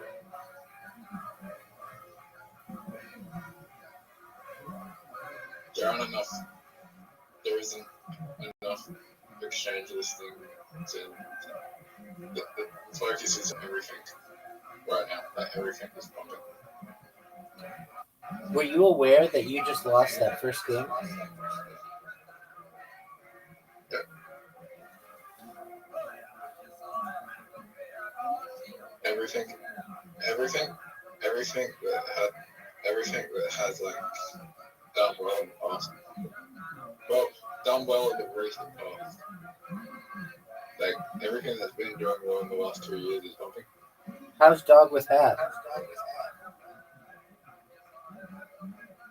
Fuck, I didn't even share this stuff with you.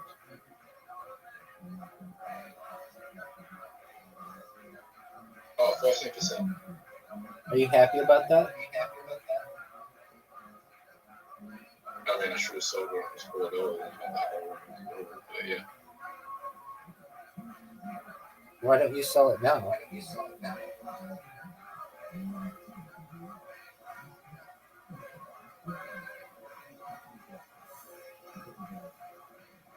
Because it's not the top of the market.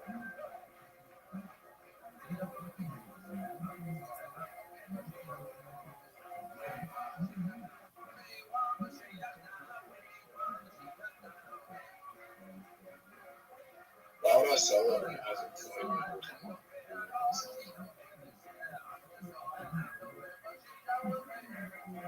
Do you think I can make this next shot?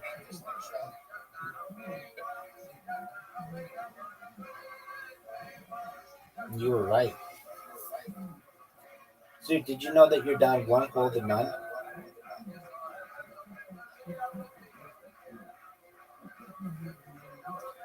So, do you think I'm better at mini golf than you are, or do you think you're just not good enough at it?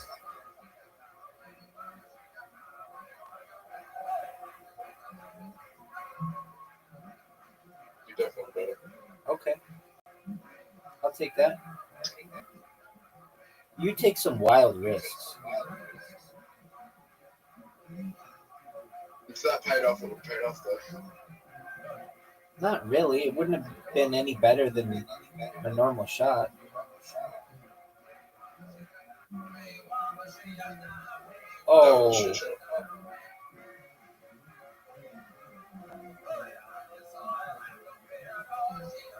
make this.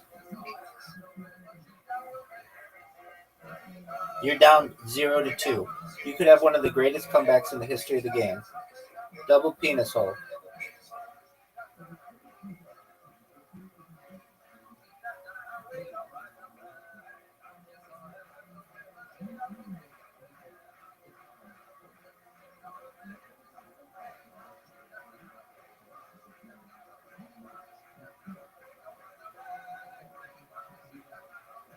Short.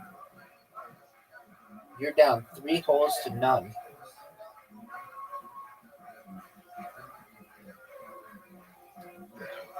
I am not good at this hole though. Oh, that was interesting.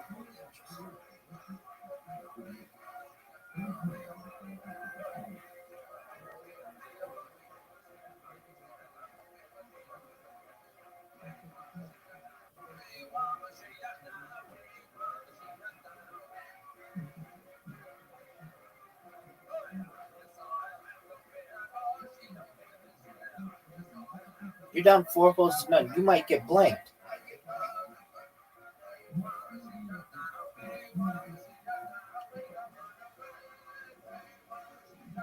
Look at this shot. Look at this shot. How beautiful it is. Hey, Rabbi, Yo, pimp. if I want a six pack, do I just get as skinny as possible, like as Yes. big as possible? Or, Yes. really? Yeah. Basically, every skinny person has a 6 pack.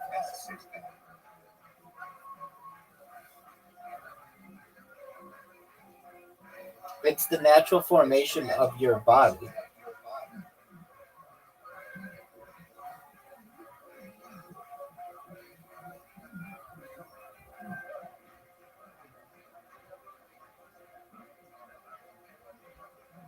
Does it burn all the body fat? Well, not all of it, but like a large portion of it in a six pack. Right. So, like, even super fat people have 6 packs. They just can't be seen because of the fat.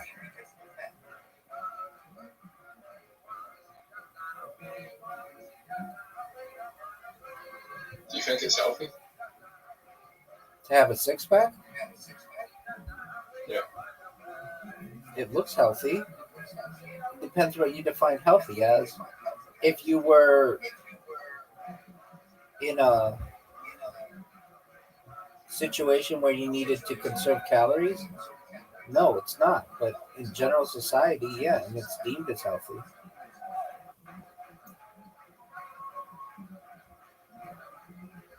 So, did you know that you lost again? It's now time for literati.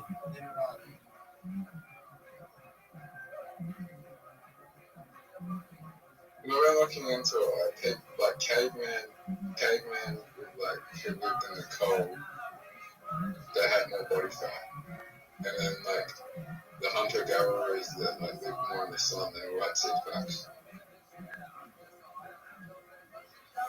Okay.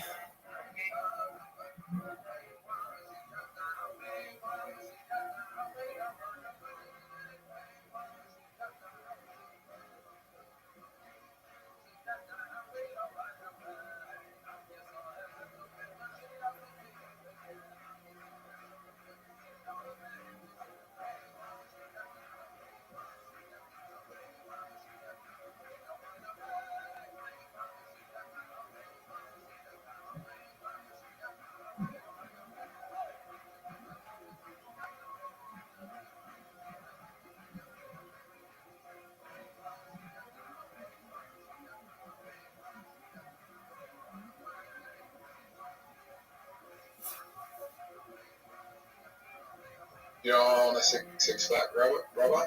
So that the guy will hire you to be a stripper? No. No, that's exactly why. No, that's the reason, but also because if you have a six pack, no one can call you lazy because it shows discipline.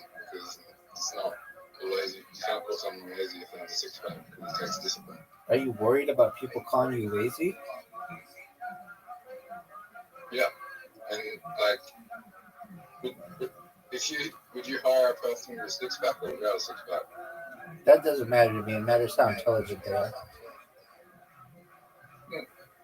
Like, Not all people with six packs. Not all people with six packs. Like a six pack doesn't tell me if they're disciplined or not. It tells me what the caloric intake is essentially.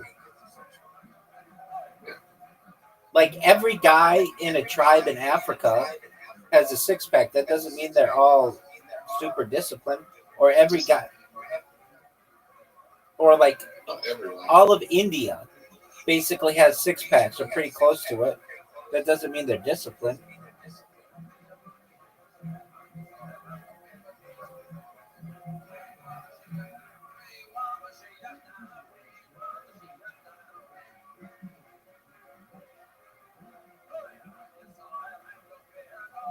That was a good play, dude.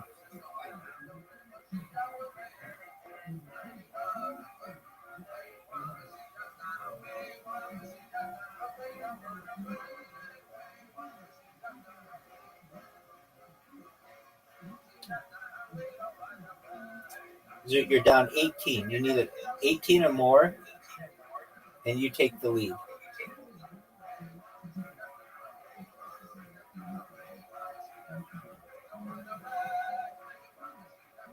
That was good, man. Is today the day you're going to win? Yeah, I had a good conversation, so. Oh, with that girl? Yeah. What? You had a good conversation, you said? No, not really. Did you talk? Yeah. Yes. On the phone or did you chat? Video chat. Oh, that's good. You still in love with this chick? No, not anymore.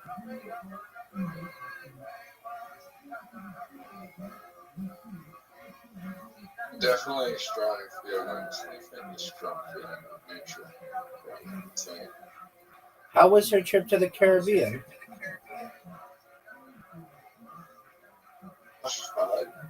fun. Just fun.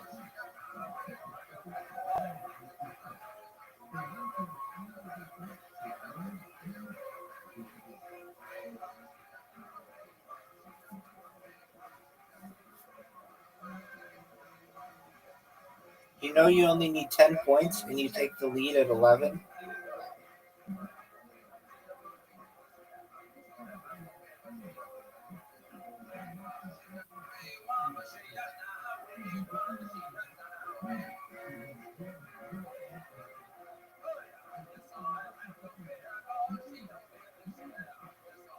Video chat went for a half an hour. We didn't do much talking.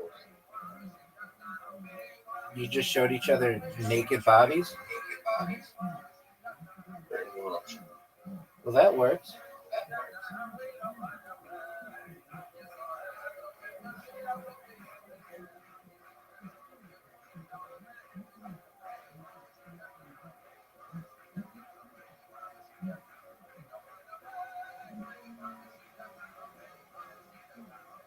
Did you tell her you suck dick at mini golf?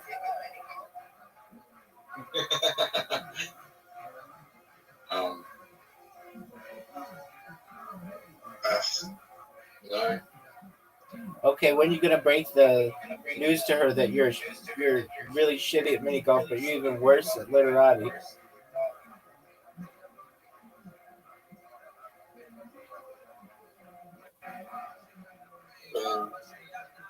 When I have my dick on YouTube.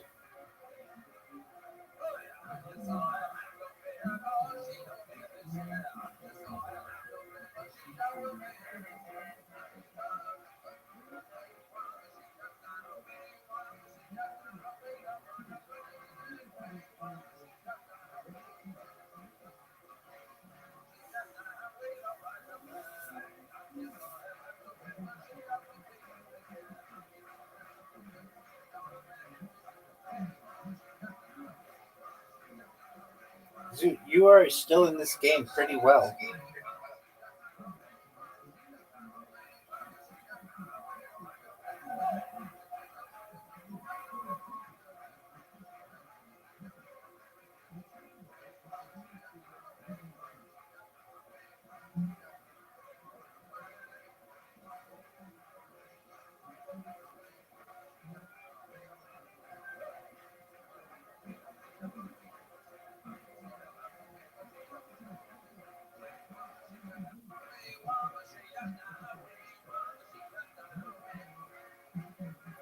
Good one.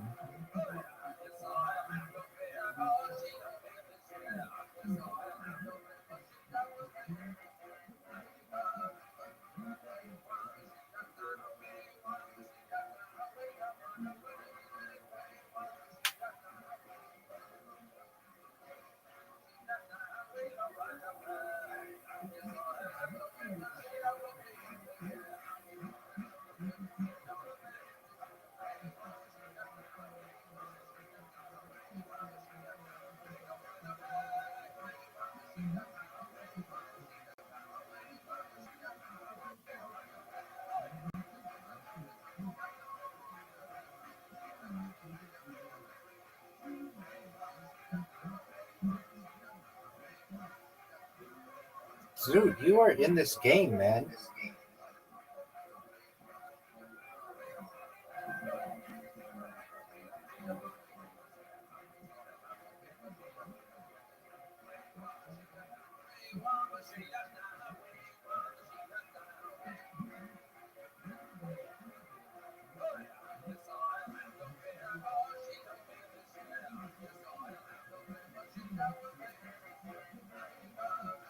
Do you think you can win?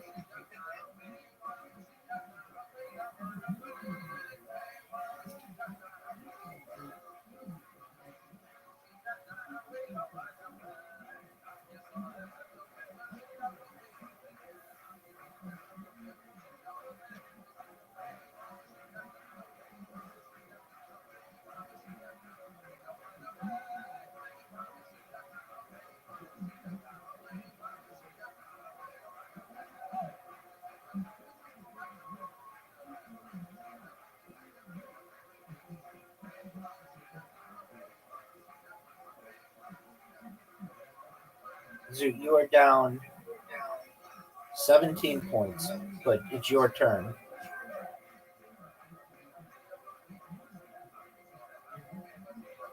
I gotta go to the gym after this. Okay, 14 points, dude. That was really good, man.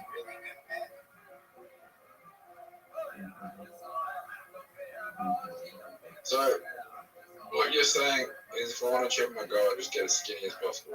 Correct.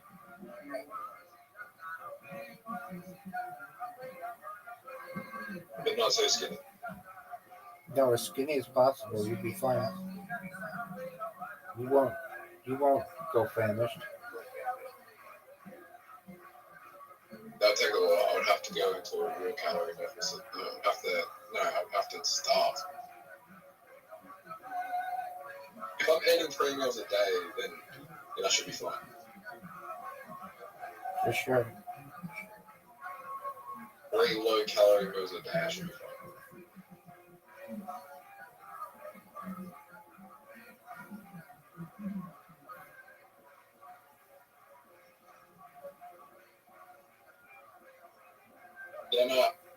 Then I go into a. Then should I go? Once I do that, should I go into a calorie surplus and get go into maintenance and then go into a calorie surplus and get more muscle? No. Why not? You should Then just take testosterone and steroids and such. Why would I do that? To get huge? Did you say take steroids? Yeah.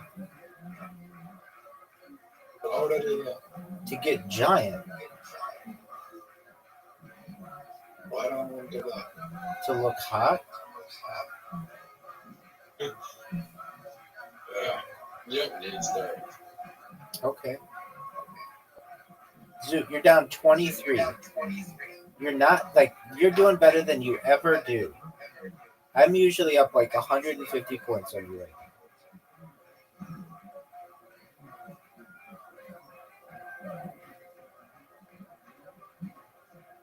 I'll never take steroids. Okay. What? Oh, My dick's too big. okay. Fuck you. Don't go there. Go anywhere but that.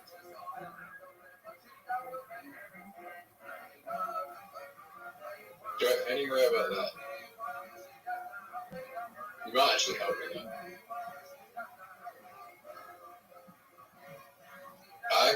If you go there, I'm gonna get that. I'm gonna get the triple though. Just know that.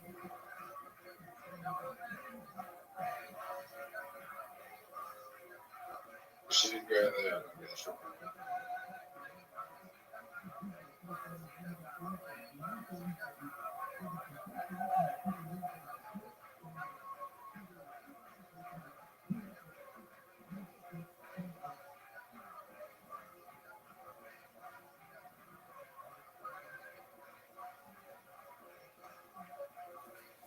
Are you sure you're going to get the triple?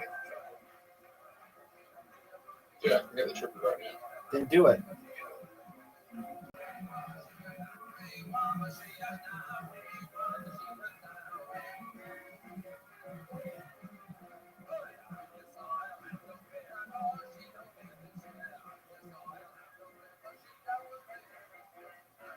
Time's ticking down, Zoo.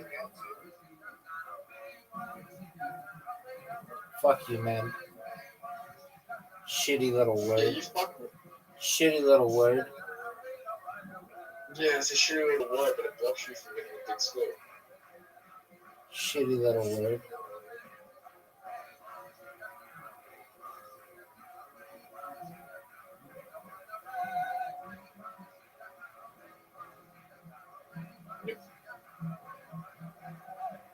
Rat.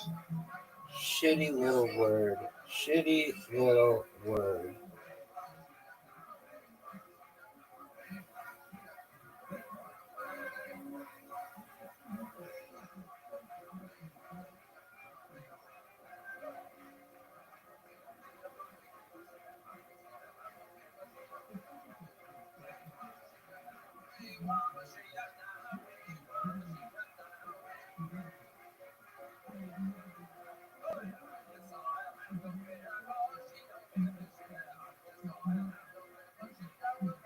Is it that shitty?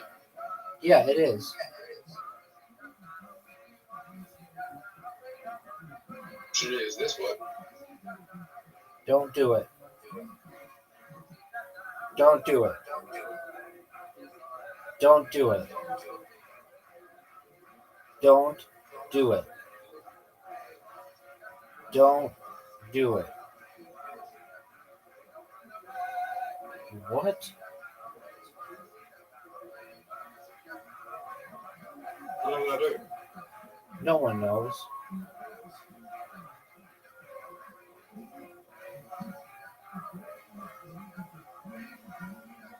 Is he gonna play for the win?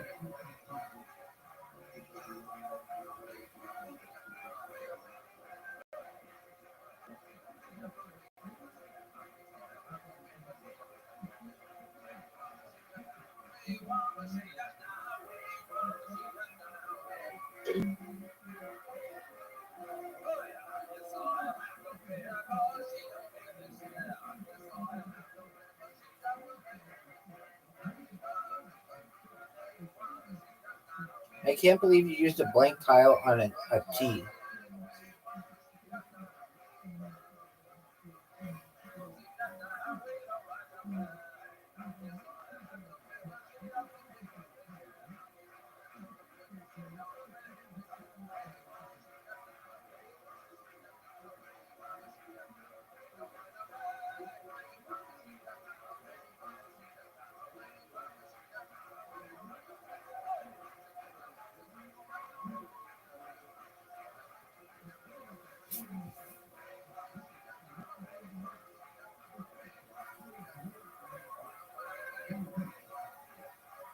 Dude, Lee? Are you serious?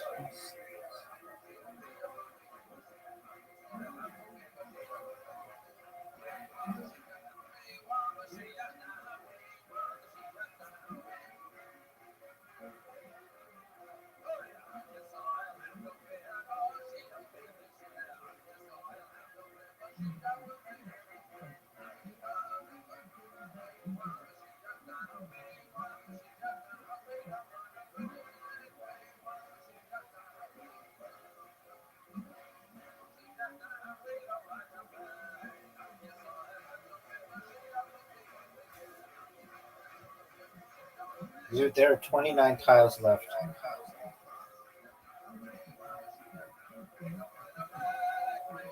I should just take berries. Yup. But you said you'll never take them. Still need it. But you said you'd never take them.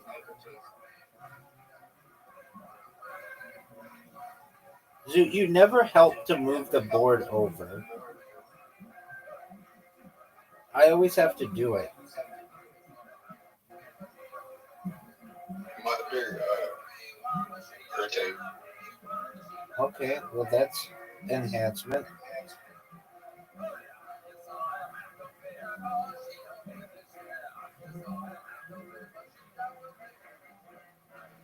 Sometimes it's just a cool save by the way, so.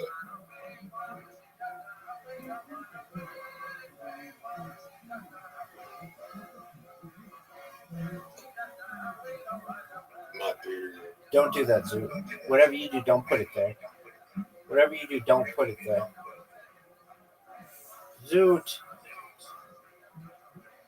What did I do?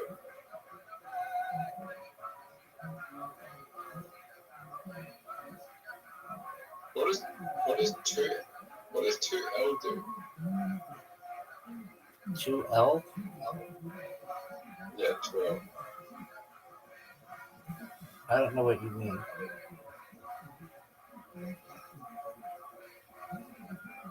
The tile says 2L. That gives you don't know what that means? It's a double letter skill.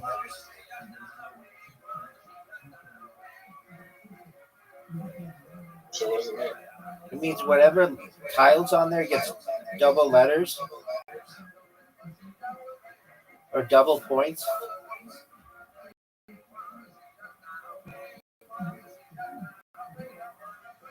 And 3L means triple points.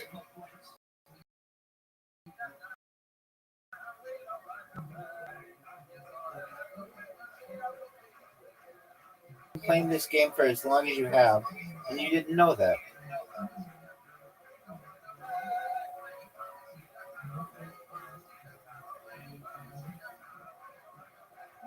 What's the difference between L and W? W is double word. L is double letter. Oh, I get it now. The fact that you did not know that is ridiculous. So if I play a Z on double letter, it's gonna do 20 points. Exactly. If I play triple word, it's gonna give me. Okay.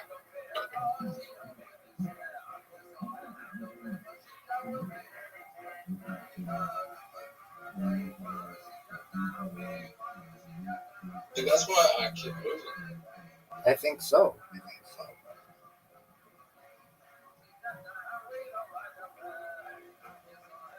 Rabbi, What? have you ever had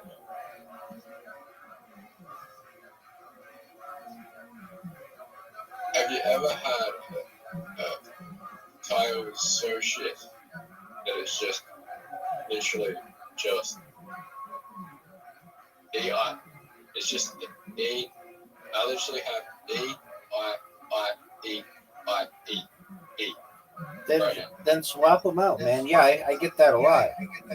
Swap them out.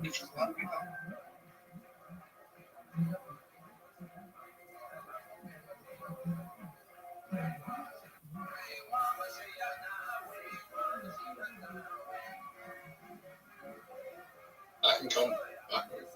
You're down 99. You are down 99. You know, you gave me a good one. What? How's that not a word?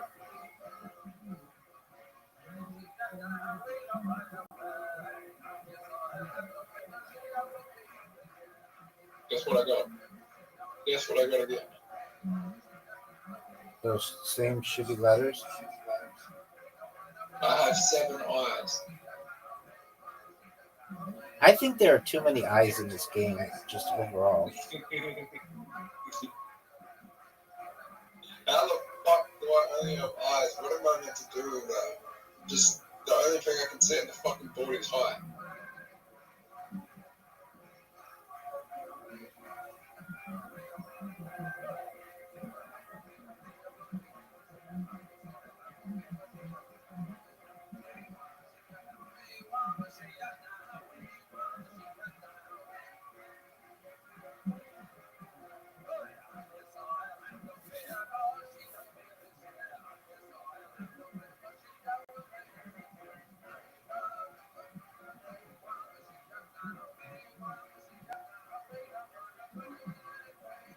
Are you fucking kidding me? You used a blank tile for that? Yeah, that was stupid.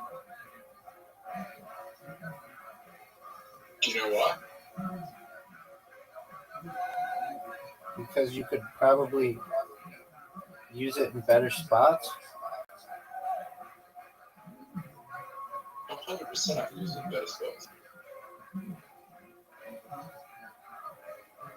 That's not even a question.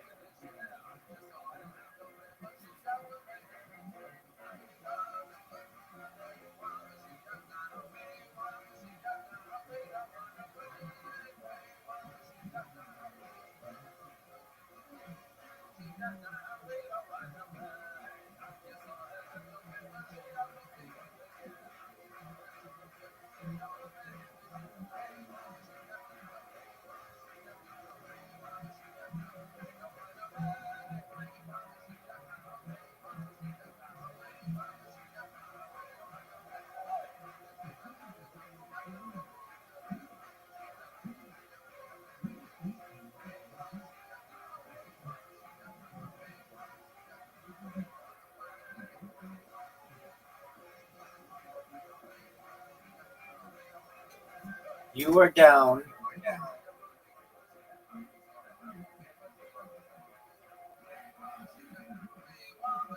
But you're not done. Right? You're down, but you're not out. No, I'm top.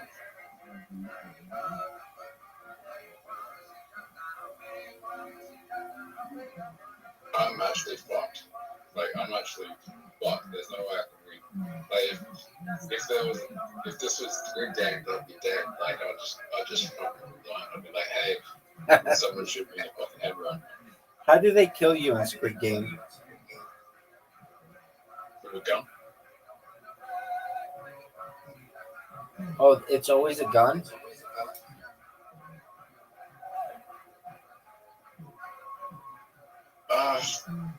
Sometimes they stab you, but usually it's in the gun. I'd rather have the gun than stab him.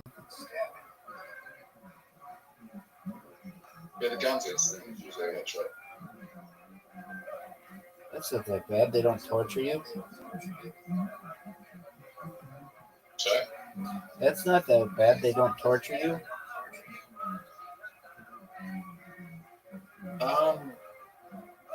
so,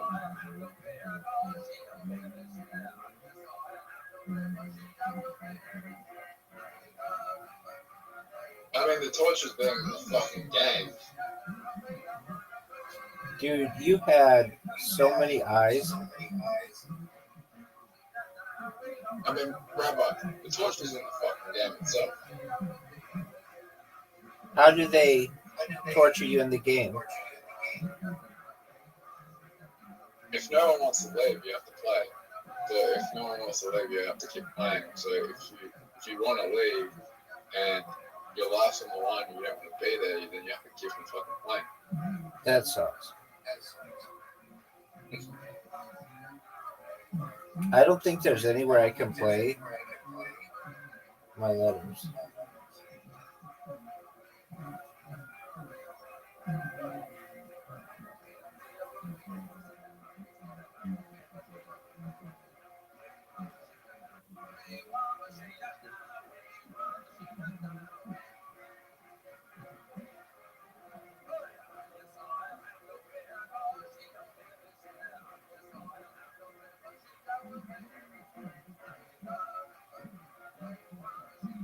What's a really iconic movie that you've never seen? Star Wars? You never seen Star Wars? I have. I've not paid attention to it like really closely. Okay, so aside from that,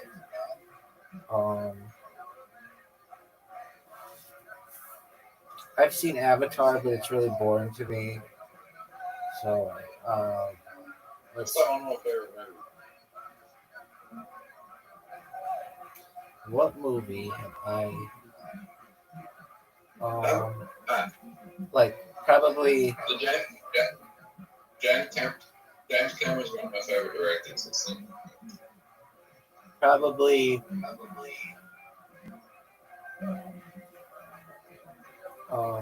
like Frozen. Okay. What about you? I haven't seen Titanic. You haven't seen, and James Cameron's one of your favorite directors. Yeah, I know. Yeah, I know. You should watch it today. It's 3.5 hours long. So what? I will go see it if they do like a re-release in cinemas, but They're never I just gonna don't do want to that. watch it. They're never gonna do that. What? They're probably not. Yes, they will. Okay.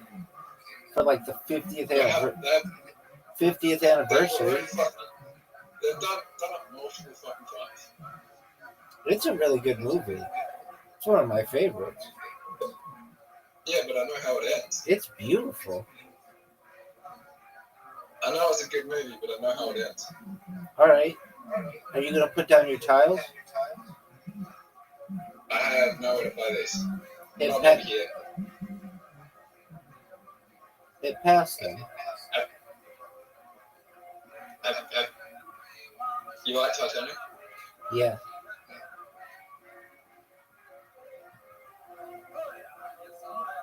I like Terminator and Avatar. Those are two movies that I haven't really paid attention to that much when I watched them. Well, Avatar's not meant to be like a fucking, like fucking Shakespeare fucking play. It's meant to just be like a visual stunning movie. That's what it is. All right. The second Avatar movie has a bigger budget than GTA 6. It was like $2.2 billion. Right. It only just like kind of broke it even.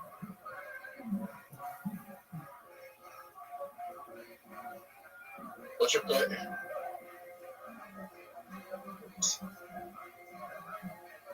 So, What letters do you have? I have a C.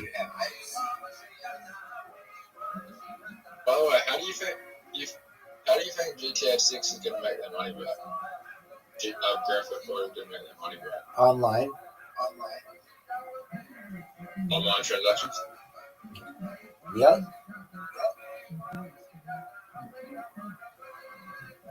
You played Pi and Pi. Pancake.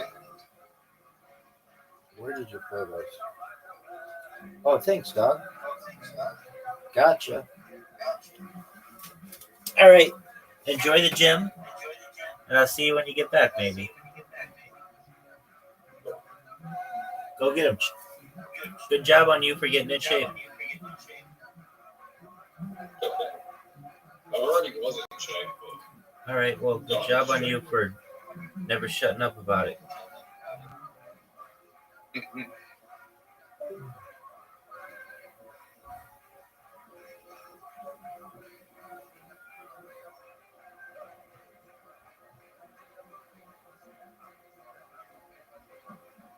The rabbi trying to take over the world.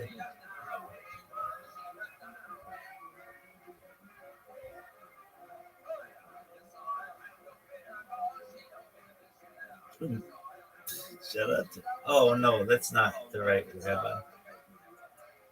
I thought he was talking about this kid.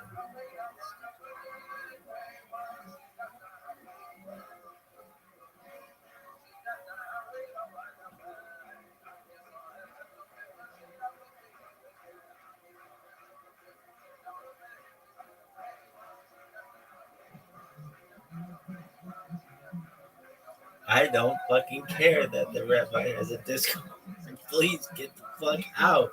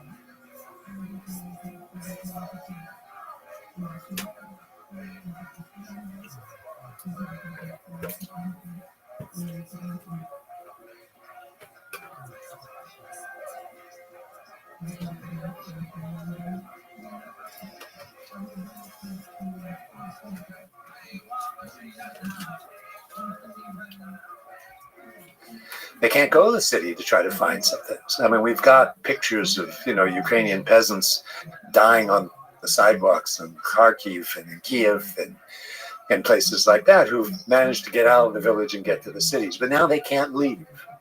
They can't leave Ukraine to go to Belarus or Belarus today or to Russia, to get any food. He won't allow any relief to Ukraine. A number of people offer relief, including the Poles, but also the Vatican offers relief. He won't allow any relief to Ukraine. He won't admit that there's a famine in Ukraine. And instead, what happens is that the Ukrainian countryside turns into what my now past colleague who died several years ago, Robert Conquest, called a vast Belsen. And by that, the images of bodies just lying everywhere, people dead and dying, of hunger, which is by the way, I mean, as you know, I've spent a lot of time studying genocide. I don't think there's anything worse than dying of hunger, from what I have read. I mean, you see terrible ways that people die, right? But dying of hunger is just such a horrible, horrible thing. And so, for example, we know there were many cases of cannibalism in the countryside because there wasn't anything to eat. People were eating their own kids, right? And Stalin knew about this. And again, we started with this question a little bit earlier. There's not a sign of remorse, not a sign of pity, right? Not a sign of any kind of human emotion that normal people would have. What about the opposite of joy for teaching them a lesson? I don't think there's joy. I'm not sure Stalin really understood Emotion what of joy into any was. direction. I think he felt it was necessary to get those SOBs, right? That they deserved it. He says that several times. This is their own fault, right? This is their own fault. And as their own fault, they get what they deserve, basically. How much was the calculation? How much was it reason versus emotion? In terms of, you said he was competent. Was there a long-term strategy, or was this a strategy based on emotion and anger? And No, I think actually the right answer is a little of both. I mean, usually the right answer in history is something like that. Right now, you can't. It wasn't just. I mean, first of all, the Soviets had it in for Ukraine and Ukrainian nationalism, which they really didn't like. And by the way, Russians still don't like it, right? So they had it in for Ukrainian nationalism. They feared Ukrainian nationalism. As I said, Stalin writes, we'll lose Ukraine, if these guys win. So there's a kind of long-term determination, as I said, to kind of break the back of Ukrainian national identity and Ukrainian nationalism as any kind of separatist force whatsoever. And so there's that rational calculation. At the same time, I think Stalin is annoyed and peeved and angry on one level with the Ukrainians for resisting collectivization and for being difficult and for not conforming, to the way he thinks peasants should act in this situation. So you have both things. He's also very angry at the Ukrainian party and eventually purges it for not being able to control Ukraine and not be able to control the situation. Ukraine is in theory the breadbasket, right, of Europe. Well, how come the breadbasket isn't turning over to me all this grain so I can sell it abroad and build new factories and support the workers in the cities? So there's a kind of annoyance, when things fail, and this is absolutely typical of Stalin. When things fail, he blames it on other people, and usually groups of people, right? Not individuals, but groups, again.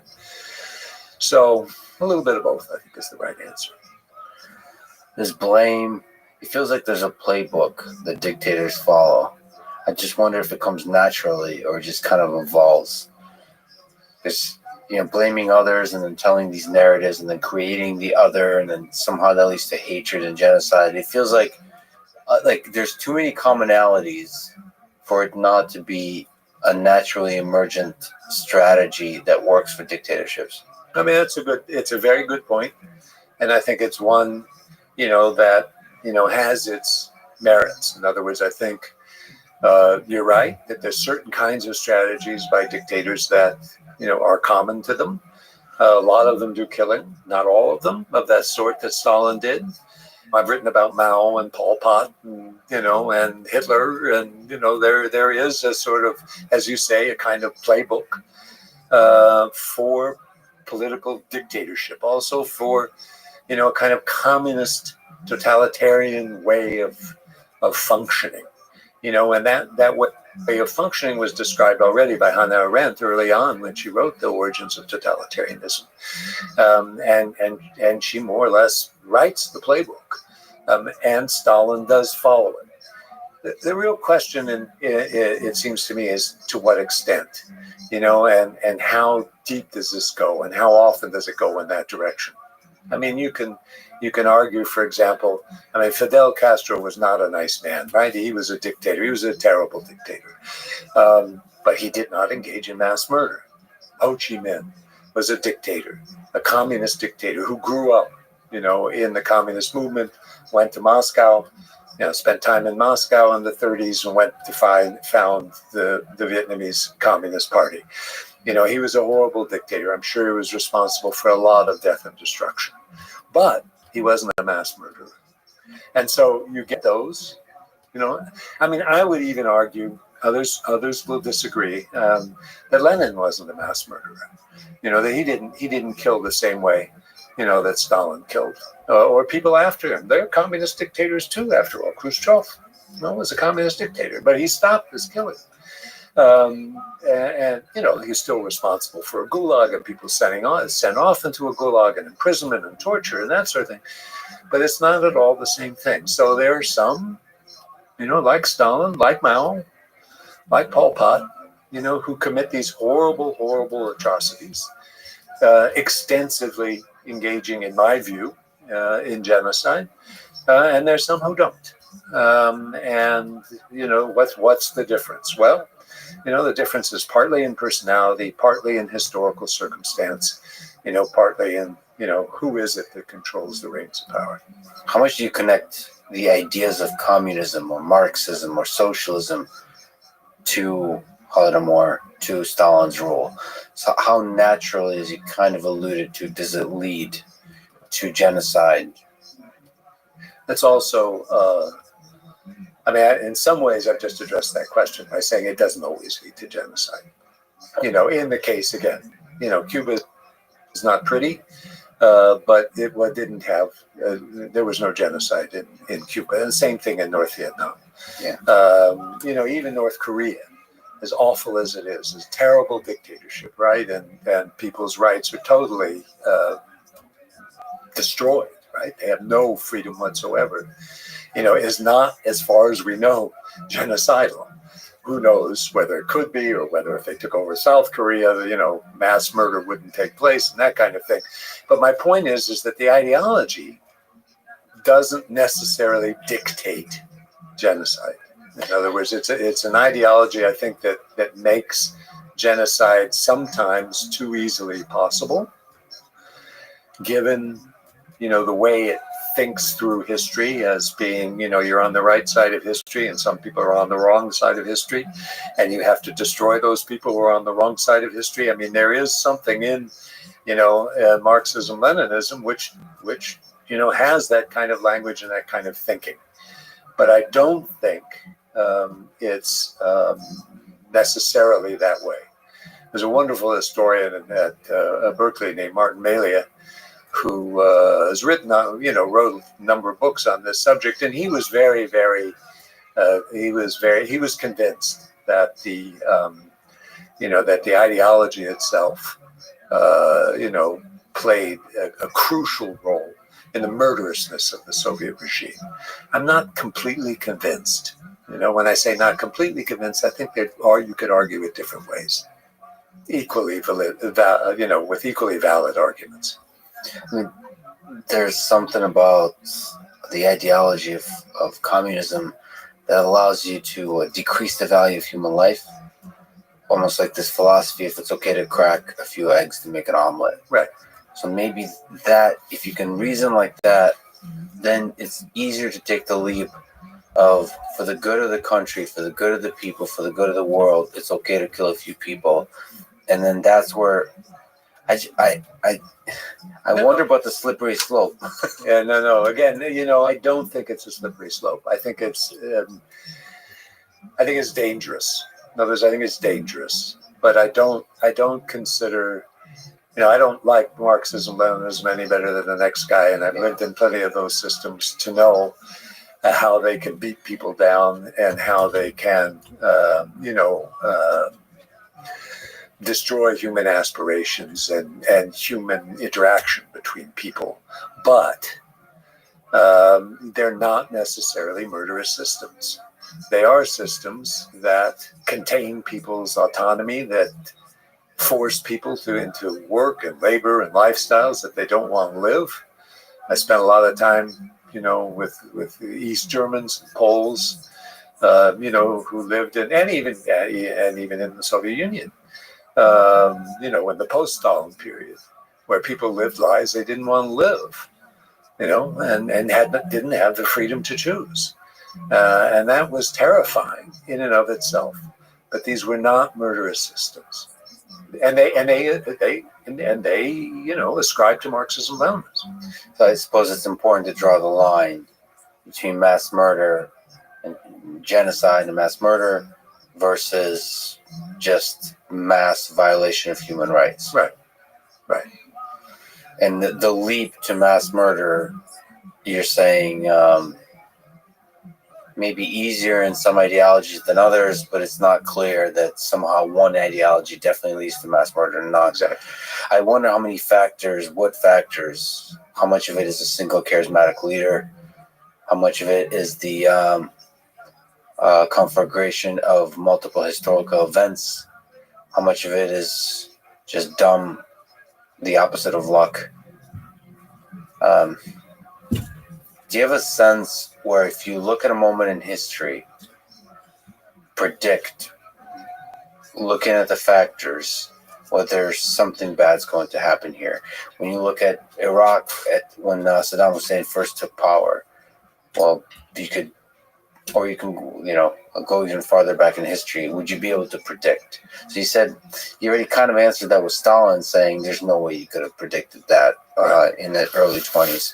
Is that always the case? You basically can't predict. It's pretty much always the case. In other words, history is a wonderful, discipline and way of looking at life and the world in retrospect, meaning it happened. It happened. And we know it happened. And it's too easy to say sometimes it happened because it had to happen that way. It almost never has to happen that way. And, things. So I very much am of the school that emphasizes, contingency and choice and difference and different paths, and not necessarily a path that has to be followed. And those sometimes you can warn about things. You can think, well, something's going to happen. And usually the way it works. Let me just give you one example. I'm thinking about an example right now, which was the war in Yugoslavia, which came in the 1990s and eventuated in genocide in Bosnia. And I remember very clearly, the 1970s and 1980s in Yugoslavia, and people would say, there's trouble here, and something could go wrong. But no one, in their wildest imagination, thought that there would be outright war between them all. Then the outright war happened, genocide happened, and afterwards people would say, I saw it coming. So you get a lot of that, especially with pundits and journalists, and I saw it coming. I knew it was happening. What happens in the human mind, and it happens in your mind too, is, you go through a lot of alternatives. Think about January 6th, in this country, and all the different alternatives which people had in their mind, or before January 6th, after the lost election.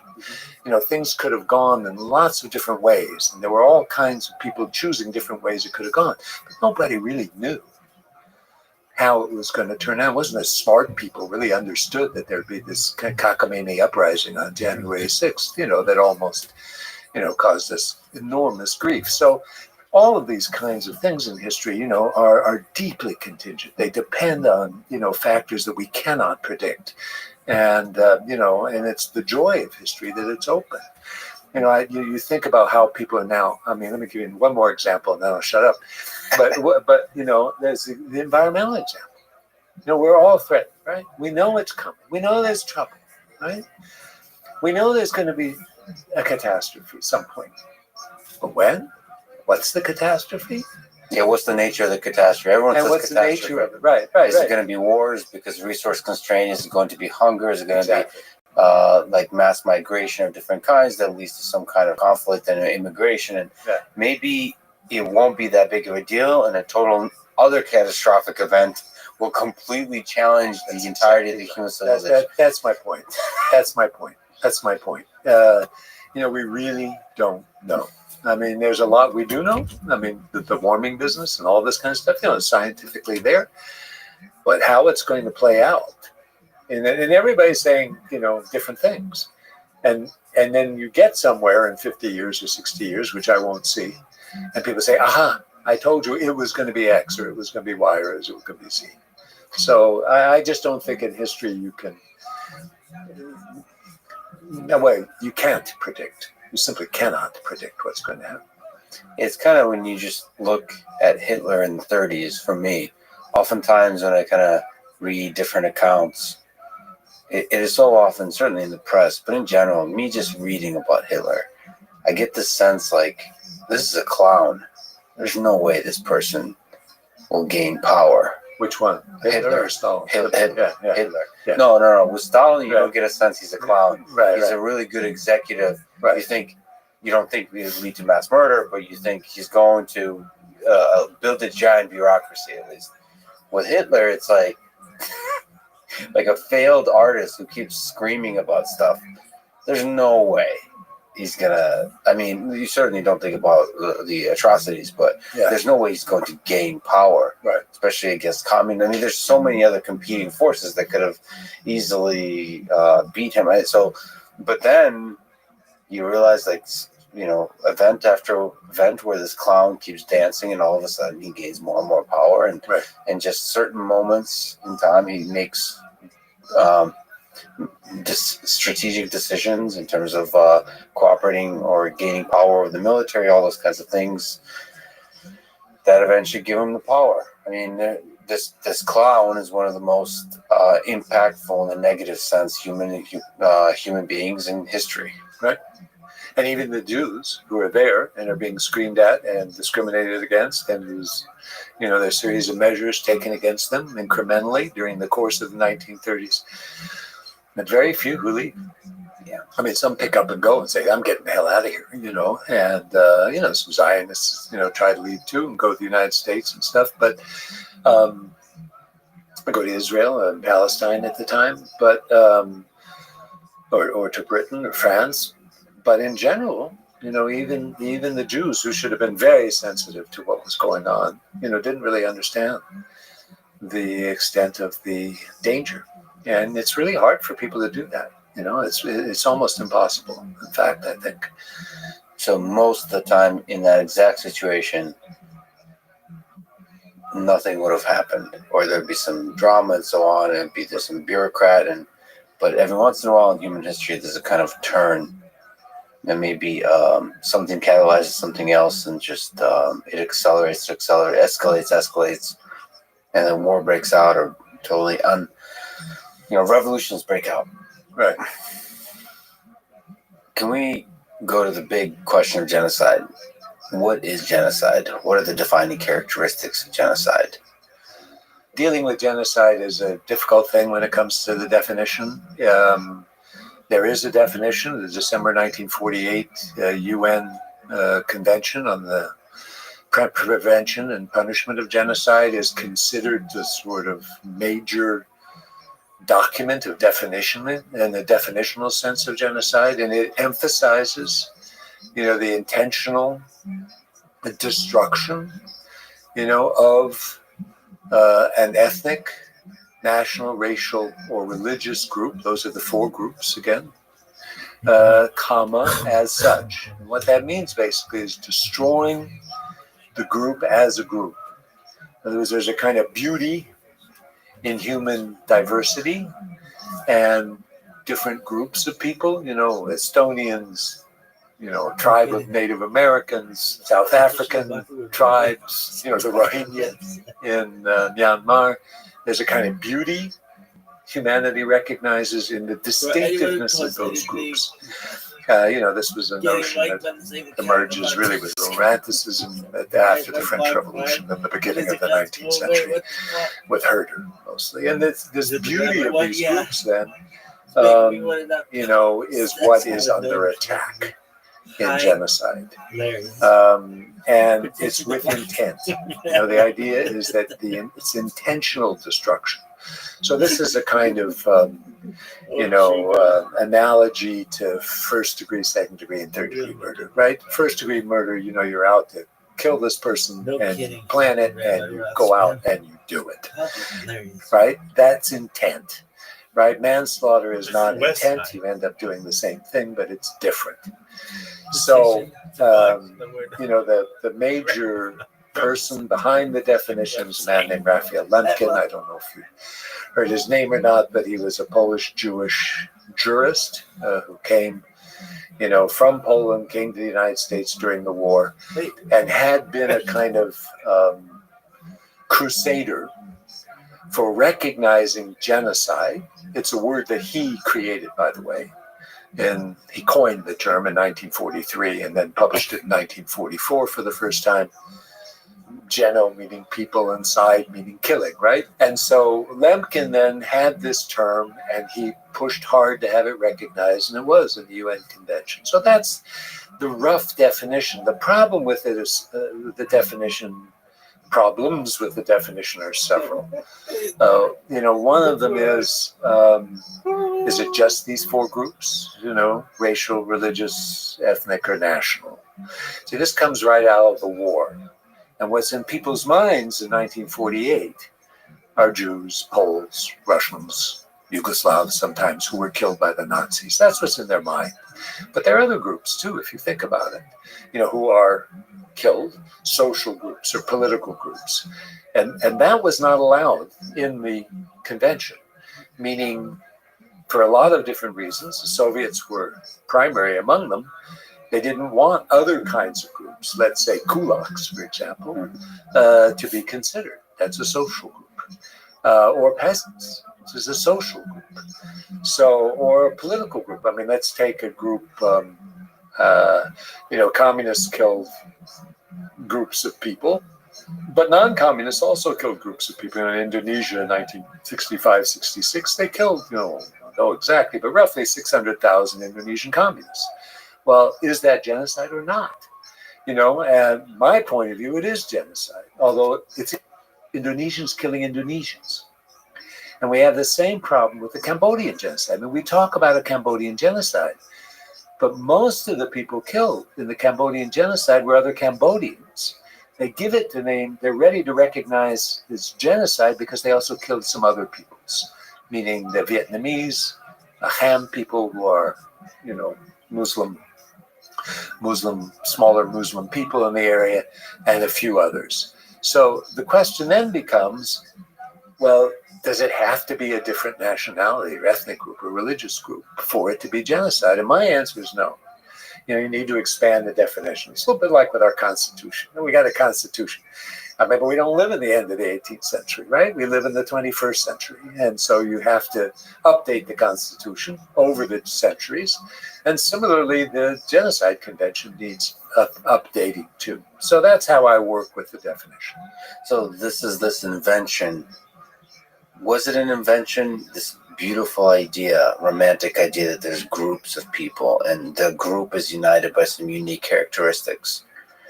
That was an invention in human history, that this idea, not to see us as individuals. In some senses it was. It's not. There are things that are always constructed in one fashion or another, and the construction, more or less represents the reality.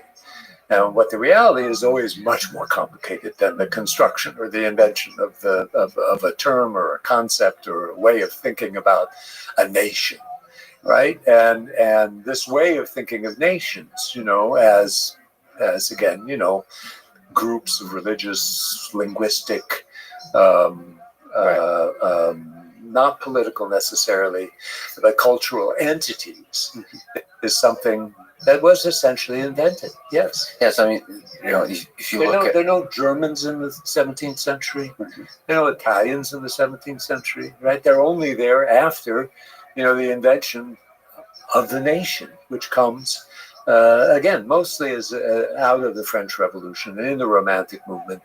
A man named Johann Gottfried von Herder, right? Who was really the first one who sort of went around, collected people's languages and collected their sayings and their dances and their folk ways and stuff, and said, "Isn't this cool? That they're Estonians and that they're Latvians and that they're these interesting different peoples who don't even know necessarily that they're different peoples, right? That comes a little bit later, right? Once the concept is invented, then people start to say, hey, we're nations too. And the Germans decide they're a nation and they unify. And the Italians discover they're a nation and they unify instead of being, Florentines and Romans and Sicilians. But then beyond nations, there's political affiliations, all those kinds of things. It's fascinating that you look at the early Homo sapiens, and then there's obviously tribes, right? And then that's very concrete. That's a geographic location, and it's a small group of people. And you have warring tribes probably connected to just limited resources. But it's fascinating to think that is then taken to the space of ideas, to where you can create a group at first to appreciate its beauty. You create a group based on language, based on maybe even political, philosophical ideas, religious ideas, all those kinds of things. And then that naturally then leads to getting angry groups, right? Dude. Making them the other. Dog, I called you on Telegram.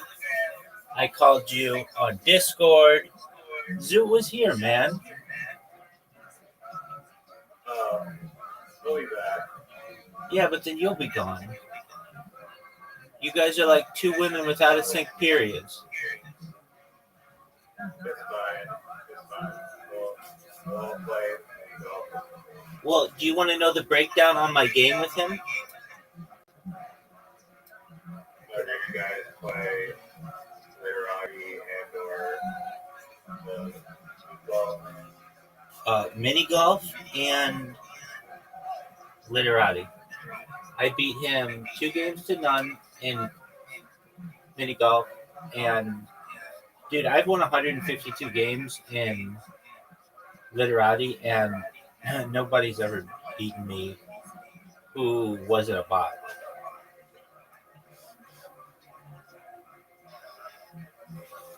Do you want to try to end my streak? We're at Caspian Sea. Dude, he got this dog, and I've never seen him after that. You gotta message him. Get him back here. I don't force people to be here. They can come when they want. I'll message him. Can't just go in. Dude, he's obsessed with this dog. Not to say I wouldn't be as well, but I don't understand why you can't be in Discord with the dog at the same time.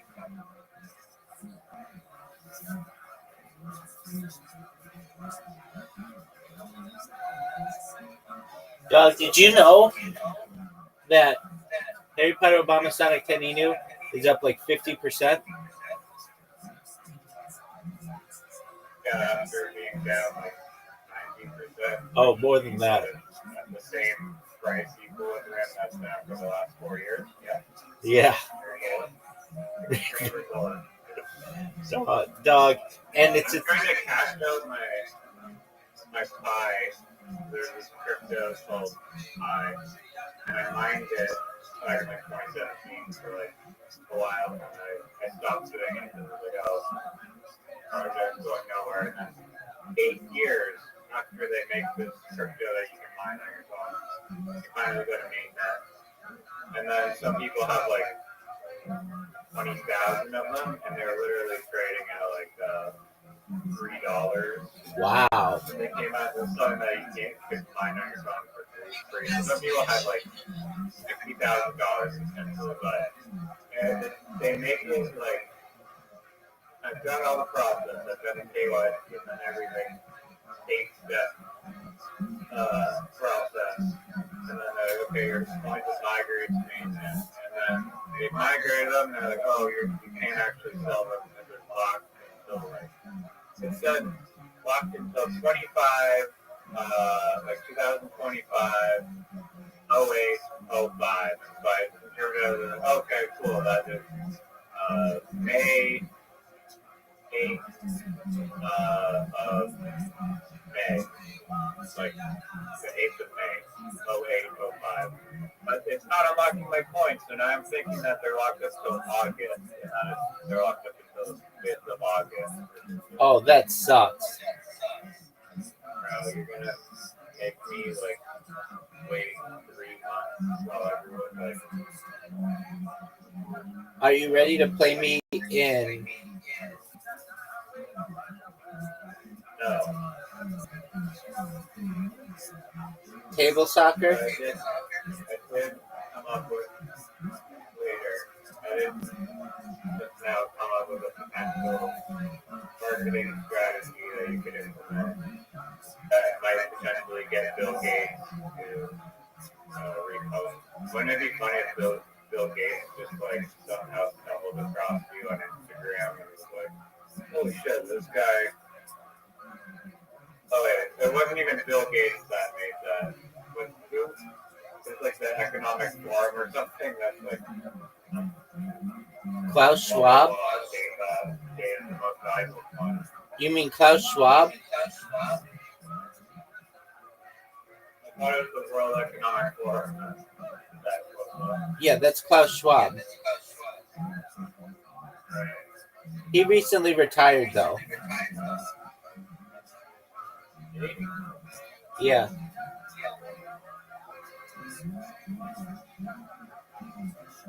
The suit that he wore was like hilarious. Little people built like movie suits. Right.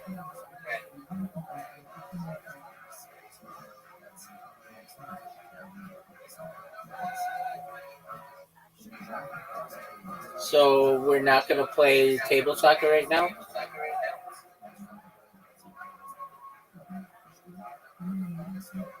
I'm eating pizza and I have a few ideas I need to. Okay, I'm ready. I'm ready to hear them. Do they have anything to do with Yetis and or mammoths? No.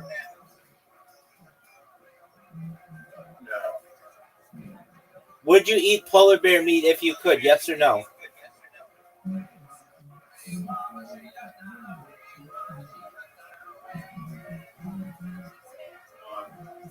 Would it taste good?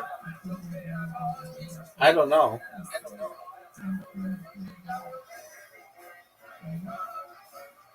I hear it's gamey.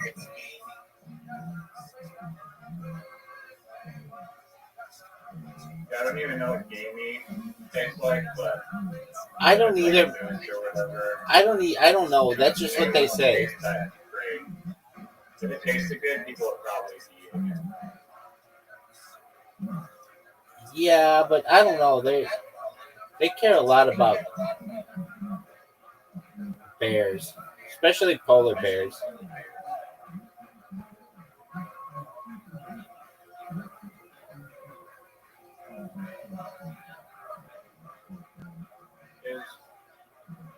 I saw a thing on YouTube. I claim that carbon in the atmosphere actually is not bad. That plant life flourishes with carbon. That's true. That's what plants breathe.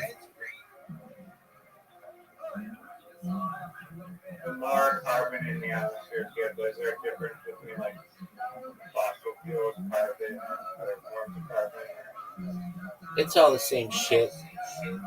It's carbon. It's the fifth element on the periodic table of elements. Yeah. So you believe that is, or you believe that's true? That carbon, more carbon, not equal heat, and that possibly global warming is just like the natural cycle of from ice age to lava planet. Do you know what the number one greenhouse gas in the atmosphere is? Nitrogen. It's a good guess. I've always heard it being water, which I guess isn't a gas, but essentially, um, water traps more heat in than anything.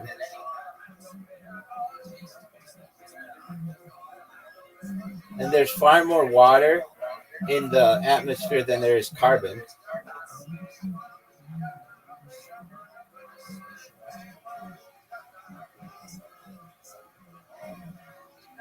Now, this is an interesting conspiracy. Like, what do you think the green agenda is that to accomplish if it's not saving the planet and global warming is caused by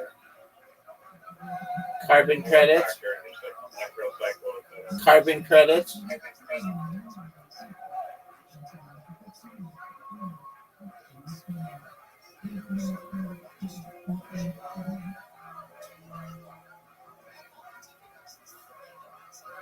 just want to charge people for not destroying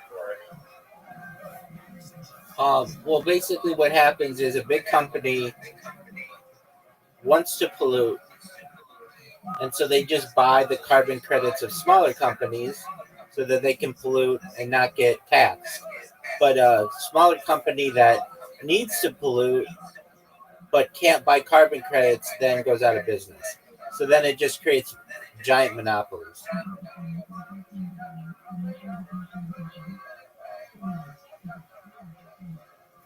That's the entire purpose to help big corporations. Yep, under the guise of They want the Google monopoly of carbon credits. Yeah.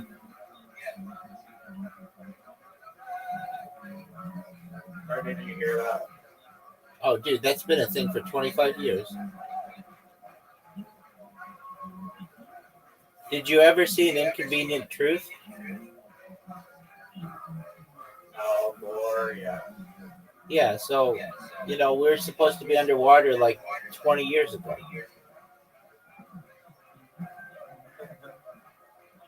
Manhattan, yeah.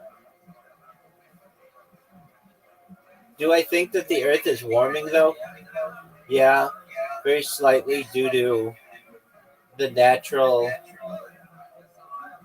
heating of the atmosphere during cold and heating cycles. Like we had an ice age or a cooling period like 500 years ago. Well, how come science claims that the carbon is accelerating the heat? Is that true at all? Again, if you're looking to get rid of, let's look up the exact phrasing. If you're looking to get rid of greenhouse gases, then you'd want to get rid of water. We're not putting water out into the atmosphere. Yeah, we are. Lots of it. Steam. Like every power plant is releasing steam. No What one's is the talking about largest greenhouse gas in the atmosphere by rank? steam being released. Okay, so I was right. Water vapor is the number one greenhouse gas, H2O, the most abundant and potent greenhouse gas by effect, responsible for about 50 to 60% of natural greenhouse effect.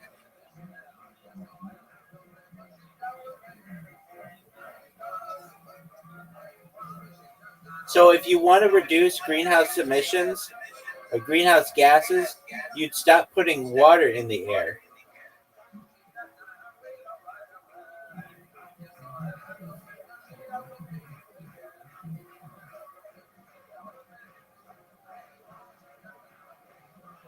Why is the water keeping the carbon there? Or are you saying, like, I guess the number one? Yeah. But how much water are we actually putting in the atmosphere? Because no one has ever talked about that. Right. Okay. Not a lot because it's a naturally occurring thing.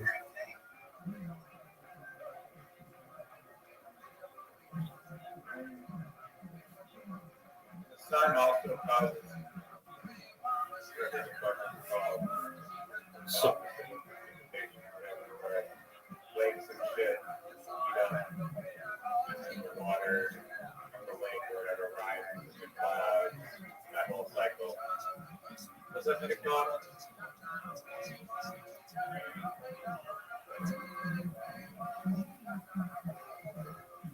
Because, oh yeah, evaporation, condensation, precipitation.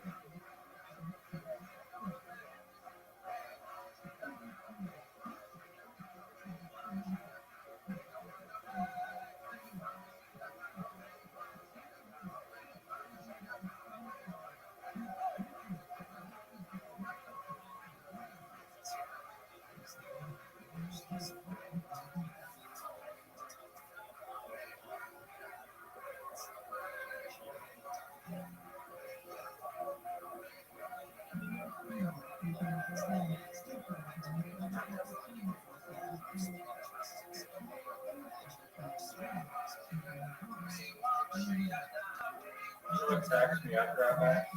How hilarious I am. Yeah. I figured.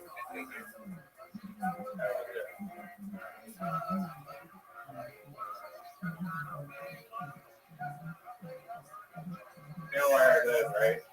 British Columbia. Yeah, Like, it's like Whistler. ground zero of the Yeti, which apparently is offensive. I'm talking about Yetis. I go. Level 1.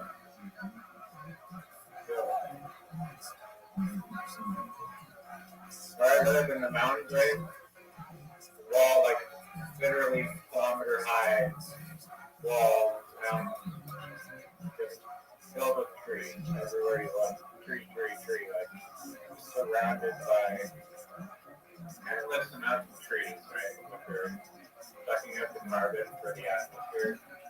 But you can look this up. Bill Gates owns this, like, experimental weird thing that's this plant in Swami. And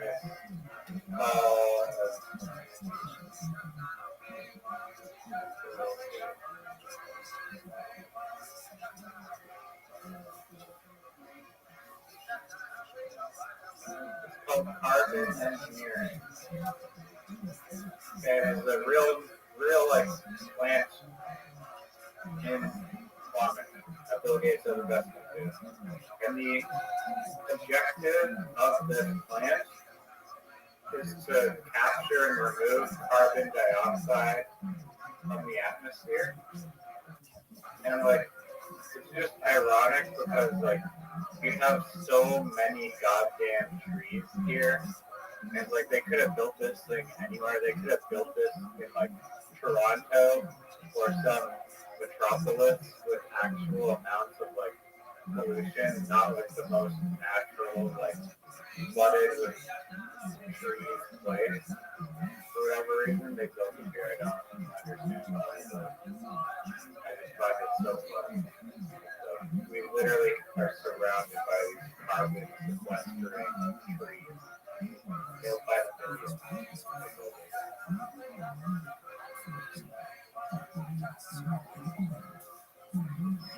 Okay, so what do I search for Bill Gates?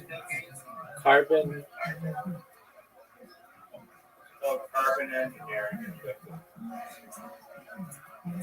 like this experimental factory plant thing is what you never remove carbon dioxide.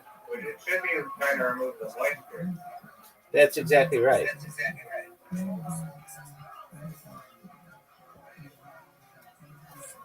maybe that's a company that we can start. Well, we would just have to call it like. Okay, so do you know there's that company called Big Ass Fans?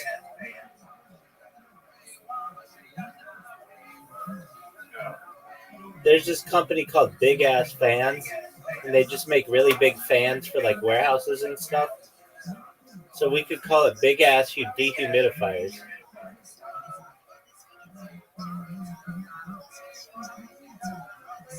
I was thinking about advertising today. I walked out of the grocery store and I saw Arctic ice. I feel like don't know if you went like the total opposite of it would be fun. Antarctic ice? Sahara ice. Wouldn't the opposite be Antarctic ice? No, the opposite of the cold environment is the hot environment. The opposite of the Arctic is the Antarctic. I find it like it's funny because of the environment of the Sahara. Wouldn't Sahara ice just be water? Oh, that's a good one. A water company called Sahara Ice.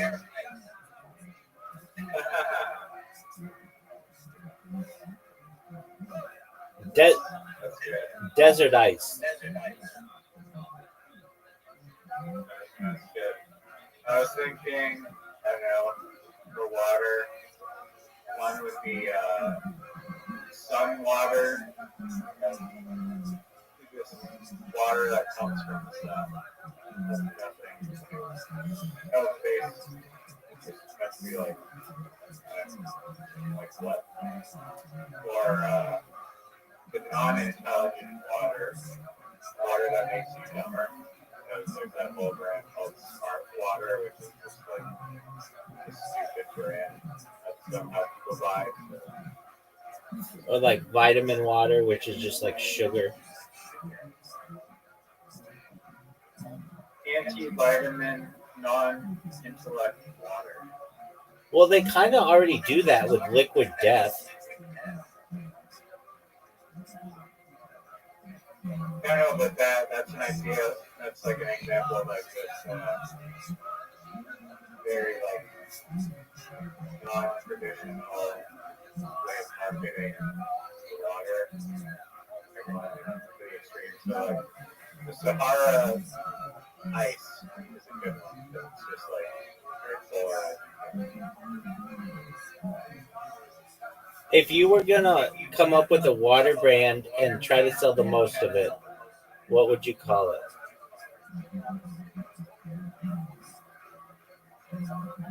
Sahara ice. I think it's a good name.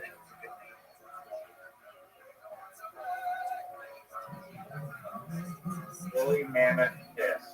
Yeah, I would say something like that. I was gonna call it hot girl sweat.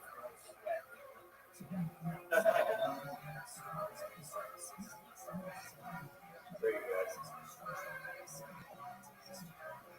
Except you're kind of eliminating 50% of customers, but you're happy make up for it by capturing 90%. Dude, teen boys will be all over that just because it's like a novelty.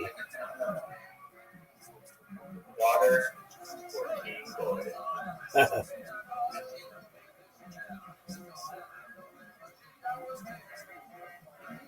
Reddit is Hot girl tears. no, that's sad. That would make like mean bitches want to drink it.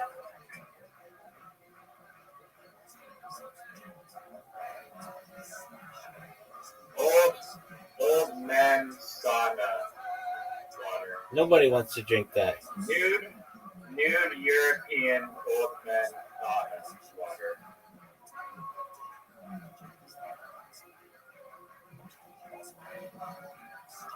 Ugh.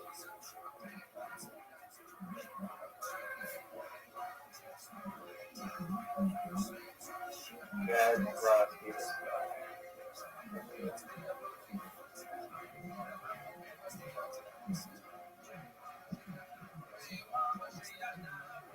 Okay, here's another. Now, is a rounded. Okay, like you might think of a foreigner. Foreigner is what to you? How do you define a foreigner? A perpendicular meeting of two objects, Look at So there's a key word there, which is like this like 90-degree angle yeah. concept or whatever. So there's a curved corner aside from being completely curved. Is a curved corner a corner or not a corner? Like if there's just this round bevel in between. Yeah. So the argument can be made that a corner is a location. So like, where's the chair? Oh, it's in the corner, and that corner could just be slightly rounded. But if you're referring to it, is this the shape of a corner? Then you'd say no, it's beveled or rounded. That would be a rounded corner. It depends how it's being referenced. Because the term corner can also mean a location. Like, oh, it's in the corner. All right, it's in that area. And they're not referencing like the actual shape of the corner. Yeah. Okay, I've got a game. Corner. No, you name an object and I'll give you the best marketing for it in the world. Why?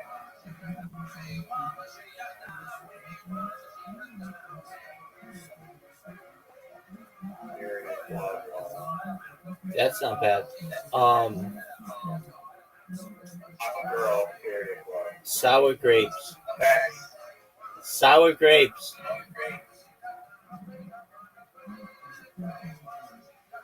Yeah, that's your amazing wine. No. Sour grapes. I mean, if you really want to know, then it would be, yeah, it'd be like period blood. No, you can't steal mine.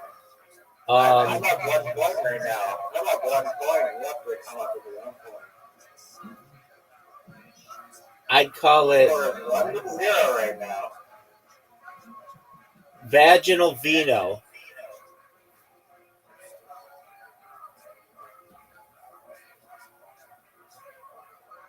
That's like Vag vino? Dude, they'd love it.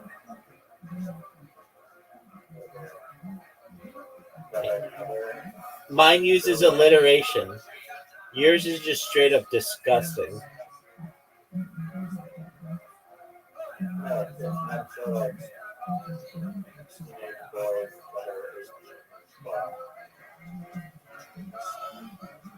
Mine at 21. You're trying to fucking poison children? No, Montreal, Canada, the legal drinking. Oh, I didn't know we were selling this wine only in this very specific area of your country. No, and in Europe, it's also like 16. All right. So they can't count with that. I'm talking about where you live and where I live. Well, it was just like a medium type of user. They'll be the legal drinking age. Okay. Now you could make a non-alcoholic version and give it to everybody. Toilet paper.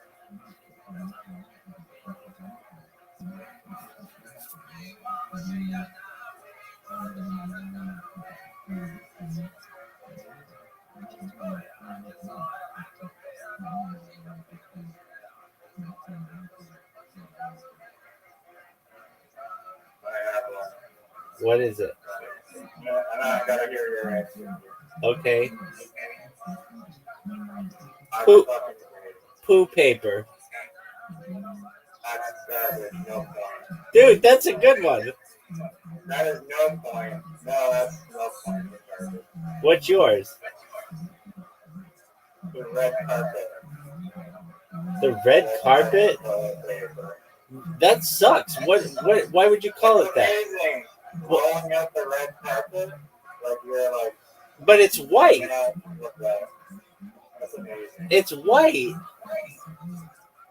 It's like you're rolling up the red carpet, like you're going on like a little Oscar red carpet paparazzi. But the paper is white. No, but it's just like it's not about the color, it's about the concept of what a red carpet is, and like the concept of rolling out a red carpet as if you're going to Doug, your idea sucks, and you have to think too much about it. That is like two or 3 points. No way. Yours, I'll give you period blood because, okay, so if you had watched Kill Tony, do you know who Michael? Poop paper. Yours is literally poop paper, which is like Perfect. these like Utah mammoth is like 1 million times better than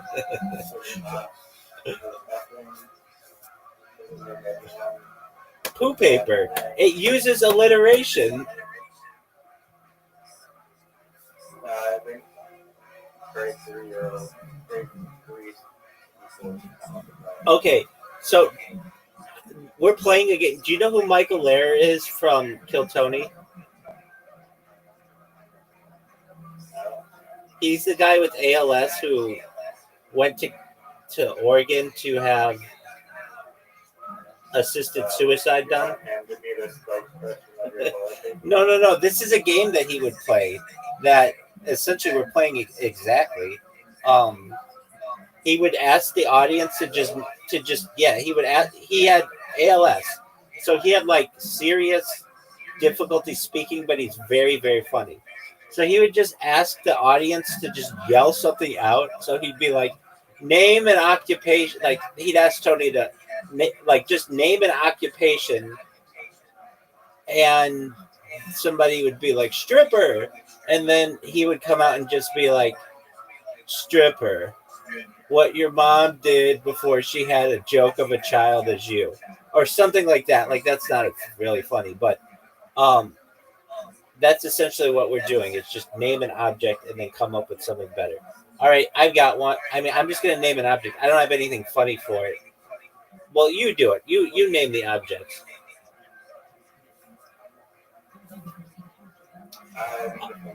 But I'll say this.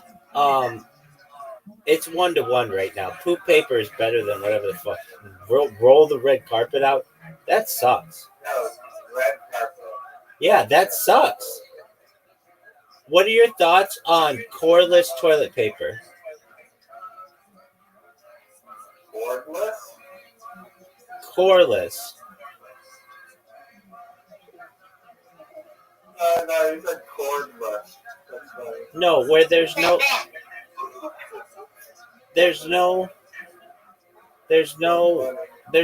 toilet paper roll. There's no toilet paper roll.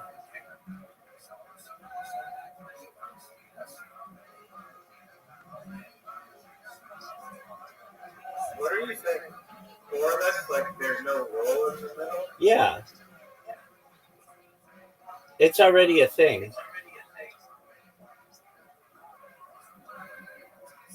what's the point of that? You just can't clean it up. It's so you don't have to. It's so you don't have to remove a toilet paper roll. It's just already removed. So then you just put a new one on.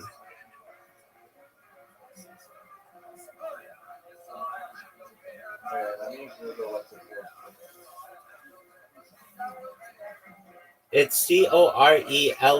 There's still a little hole in the middle. Yeah.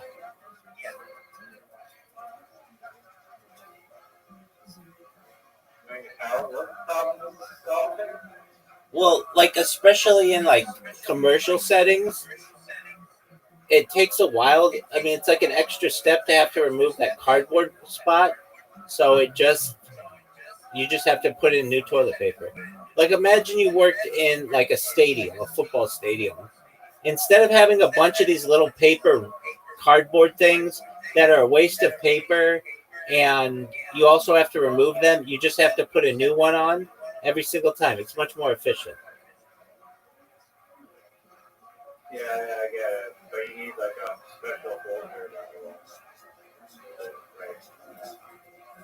No, they usually fit on a normal one.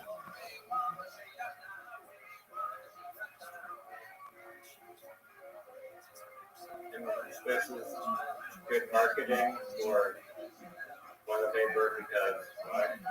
It's environmentally conscious. You don't need to have that special like thing of cardboard that everybody just throws out or tries to recycle.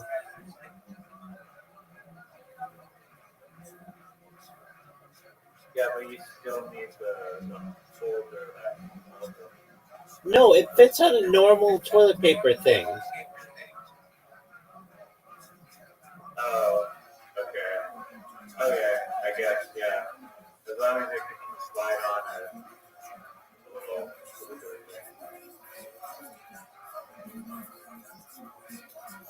Interesting. Is that your big marketing idea? No, I just wanted to know your thoughts on it since we were on the topic of toilet paper. All right, name another object. Blender.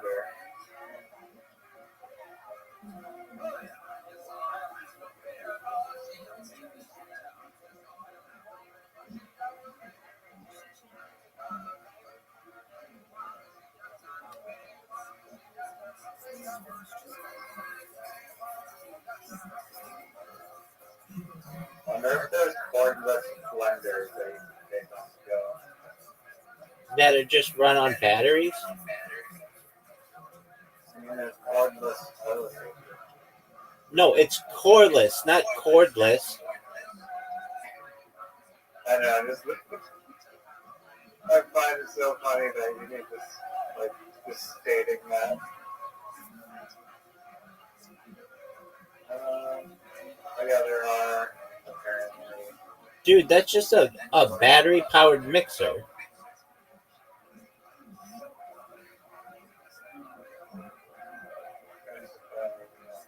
Oh, nice.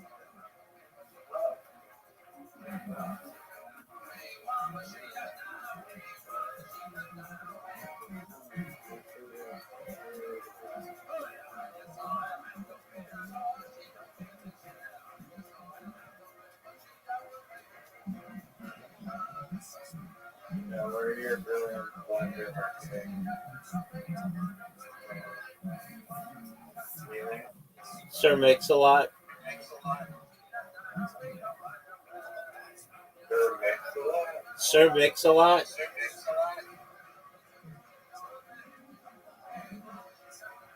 I don't know if that is gonna be flying off the shelves. Yeah, dude, it would.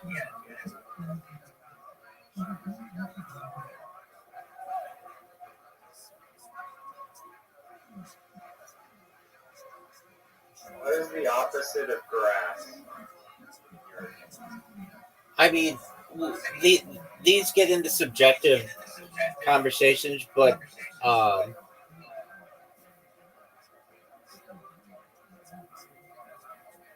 I mean, just off the top of my head, I would say mud, but maybe like water. Water is like the opposite of.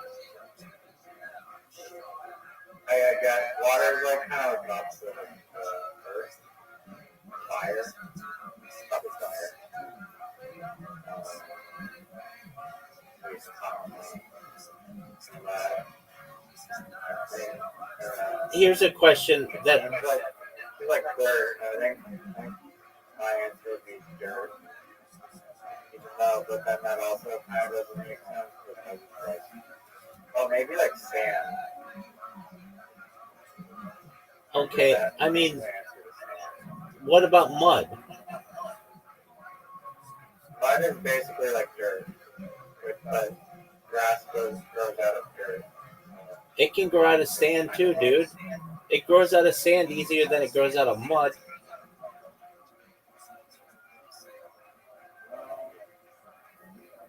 Mud is Yeah, mud is like an aqueous solution. that's true. I mean, there's not really another, not too many like earth textures. Like another terrible thing to grow. It has to be with like a type of grass. It's basically like only types of grass that grow with the earth or it's like sand or water. All right, I have a question. What's the opposite of a koala? Koala bear. Yeah, what's the opposite of that?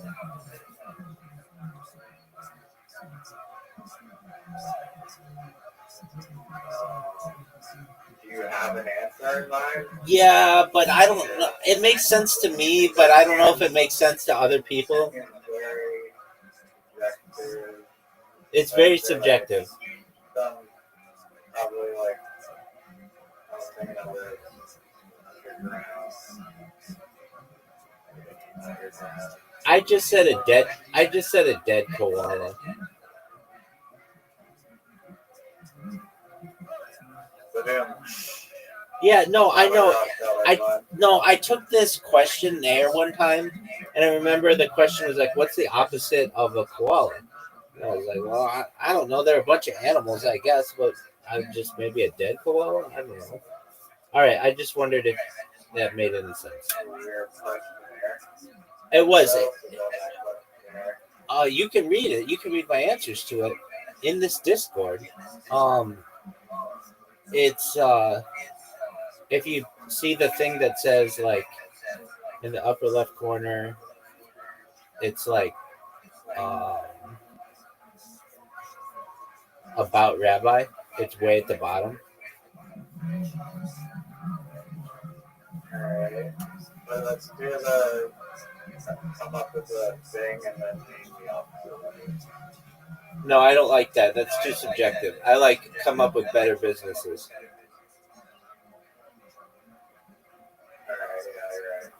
Dude, here's a good idea. Actually, it's on that list of questions as well.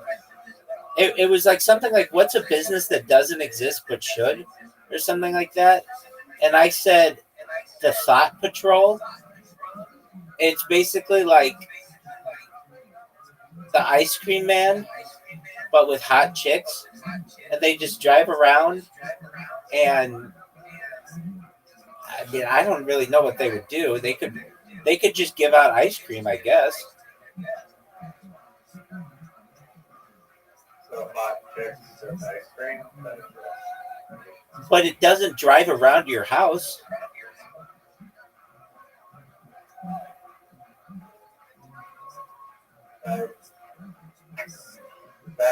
That's the business that is missing. No. If you really want to know what the business is missing, there's a huge market that's not being utilized, and that's the MILF market. H2O removal. H2O sequestering. Ask ChatGPT how many degrees we could drop the Earth's temperature by removing the H2O, and then ask it how we can do that. If it's feasible to do it with heat dissipating. Dude, you want to remove all the water from the air? So it's a greenhouse gas. I mean, we want to. Yo, dog. Since water is the largest greenhouse gas, how much could we on Earth lower the temperature if we were somehow able to remove all of Earth's water vapor from the atmosphere?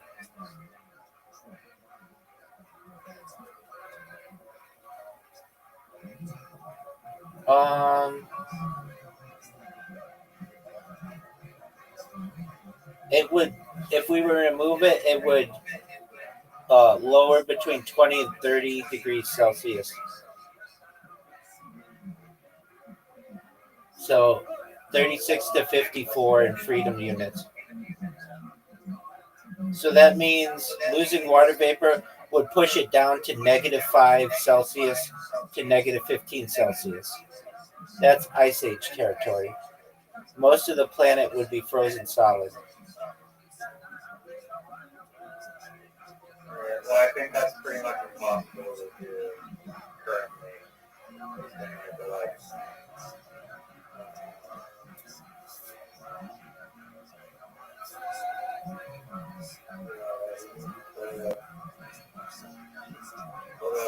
just like a little bit. Like, how do we go about doing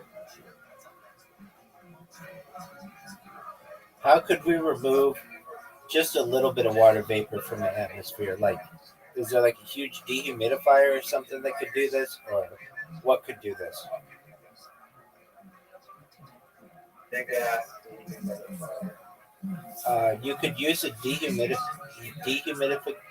dehumidification, condensation, or absorption methods. But this is on a planetary scale. So condensation, cool the air below its dew point so water vapor condenses into liquid. That's what household dehumidifiers do. On a massive scale, you need to cool trillions of tons of air. Desiccants, so use materials like silica gel or zeolites that absorb moisture. Works well in enclosed spaces. You would need mountains of the stuff to impact the atmosphere at scale. Cryogenic cooling or air separation. Use industrial to separate gases from air, but it's energy intensive. Water is one of the first to condense, but again, it's a scale problem.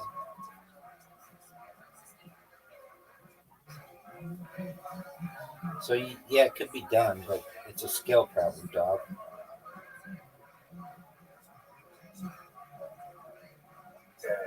Is a space elevator, you think, a better way to cool down the planet? That doesn't cool down the planet, but it does get you into outer space It efficiently. definitely does cool down the planet if you pump the water up and you get a nice balance. Okay, let's come up. What's a cool name for the space elevator? Honor of God.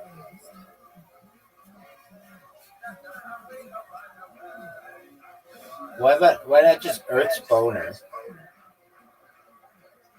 The Earth erection. Got it.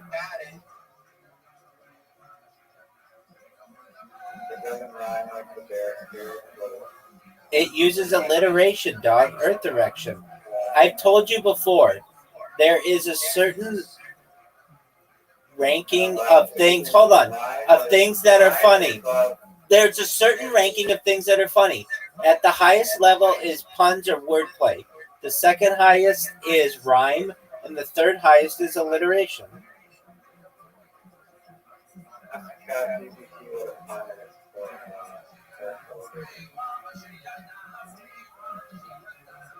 Yo, can you come up with a pun for space elevator?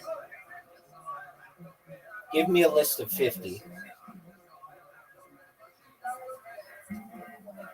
Going up to orbit, the final lift, stairway to heaven, but vertical. Lift off, elevator to the stars.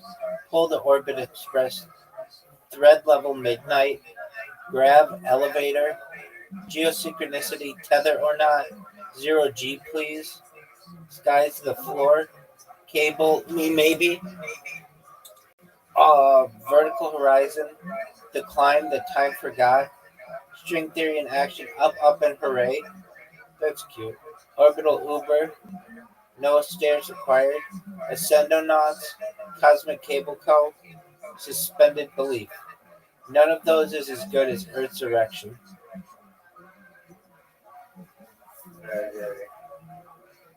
That's a score for me. But I would make the argument that you should get half point because the boner thing.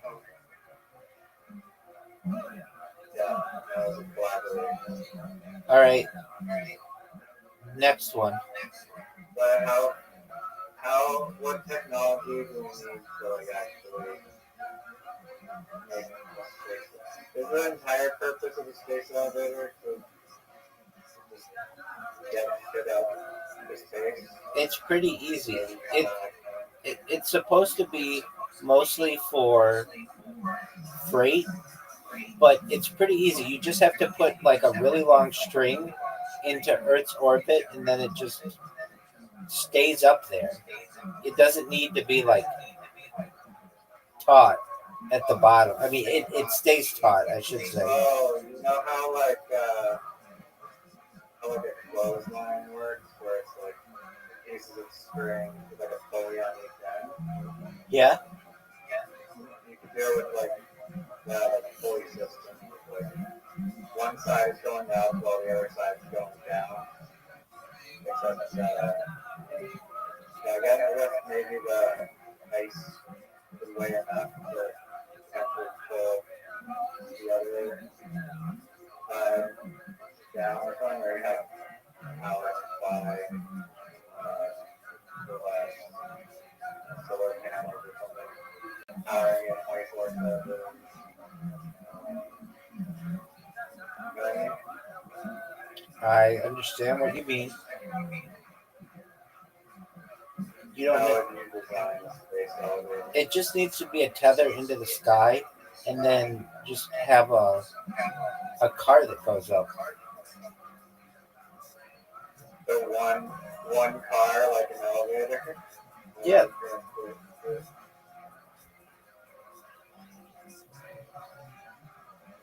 If you do like a water wheel, then you're getting like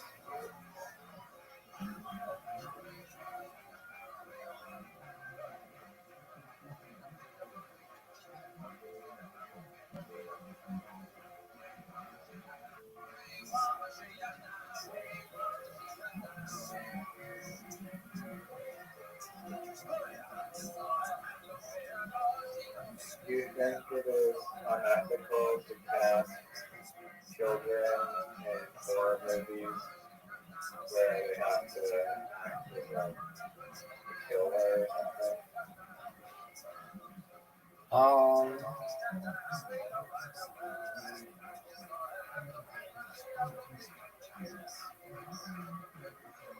Not necessarily.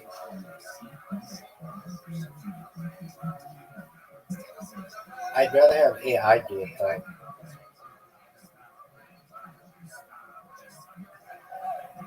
So you don't think that there's any like, I think that there's potential trauma that you're exposing a kid to if you're having them access these like really gruesome scenes over and over and over again. Well, it depends how gruesome they are. I was thinking like a movie like, I don't know. Or horror movies. Yeah, but some horror movies are like really bloody and violent and gory, and others are just like psychological thrillers. Have you seen any good psychological thrillers? Well, I mean, I've seen some that are also good, but they're gory, like Saw. Saw has some interesting psychological elements to it. Do you have a favorite Saw movie? Yeah, Saw 2. And then Saw 3. I like Saw 2 and Saw 3. Actually, Saw 3 is my favorite, with Trayvon.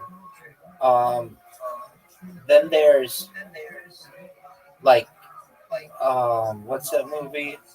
What happens in Saw? I mean, like, They're all the same. I just remember.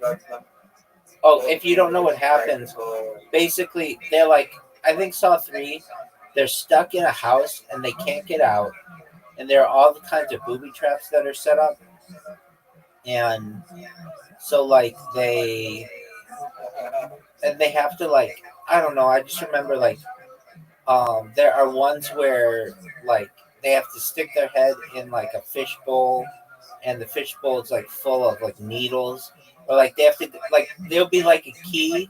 They're like, it would be like this.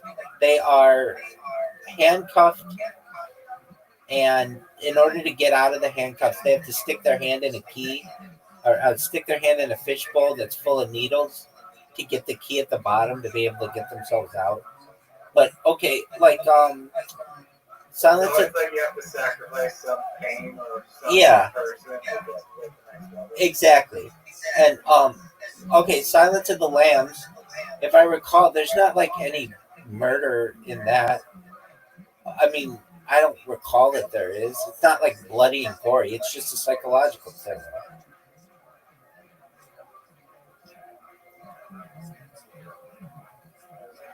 With Jodie Foster and Anthony Hopkins. You know, like that greenhouse that I sent you? Yeah. It was made by Sora. I just found out like 2 days ago that I can use Sora. I like it. I'm making a liminal, like, kind of short film movie. I don't know how long it'll be. But I'm making a liminal lost footage film in Blender. I got ChatGPT to generate all those like freakishly like simplistic houses and stuff, and now I have to model them. And creating the siding is a little bit of a hindrance right now because I'm not that great at remodeling, but I'm gonna figure it out. But basically, what happened, like, my idea for the movie so far is like some girl is like declared missing or whatever. She's just in this liminal neighborhood, and then she's walking around the neighborhood, and then basically all these. So what I don't want to do is have like a monster or some actual evil, like evil thing that the people can see in the movie. Like, I want the evil stuff to be all psychological and like outside of the person's perspective. So basically, like, they'll just keep being like fucked with by like this neighborhood and shit, and all this like weird stuff will happen. So, what stuff would you think is a good psychological horror to add into my movie? Okay, so I think like that what you made in Sora, where it's like really bright and happy and stuff, can be really freaky. Yeah, that's the point. Yeah. So that's just like the base environment, and then maybe like mannequins, and like objects that are at a place. Like, so it's just more strange. It's like familiar but strange at the same time. There's like the environment stuff, but just walking around the environment will be like get boring after a while. So you have to introduce these like things that happen, like whatever furniture that's moving around, or like one that I want to do is like character walks in their house, there's like a mannequin, whatever, looking one way, and then they like turn around, they look back, and the mannequin is like facing them or like looking at them, but they don't notice, and like they keep walking, you know. So, or there's gonna be like a mannequin with like a hose that is like flowing into the backyard pool, and then the girl like walks the mannequin, and then as soon as she gets near it, like the water to the hose like cuts out completely. You know, like that sort of shit. I think I get what you're saying. Another one is like a reflection or whatever. Correct. Like they're like looking, they're like waving at the reflection, but the reflection is like still or something. Like weird shit like that.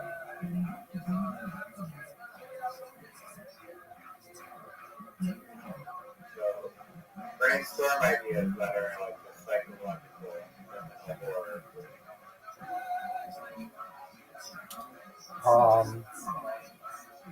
So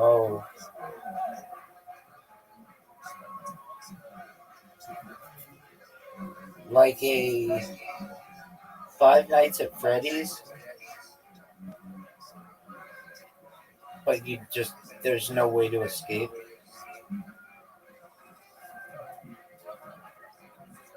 Yeah, that is a idea that is central to the story.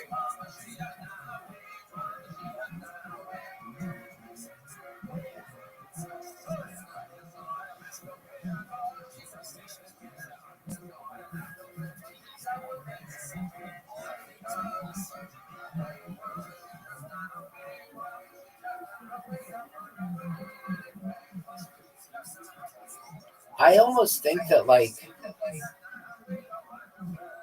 those kind of movies or ideas or whatever, just frustrating the audience could be big. Where I don't know, like they're almost like dreams. Like I've had dreams where all I need is like to be able to talk with somebody, but I can't talk with them or something, or I'm not saying the right thing. That doesn't happen in dreams, but like the idea would be like a Five Nights at Freddy's, and every time you try to get out, I don't know. I don't like this game as much as I like the game about coming up with ideas for poop paper, but you want to make a liminal movie, then just make it. I don't know, like whatever your idea is, just almost like a scary toy store, I guess, like something with bright colors.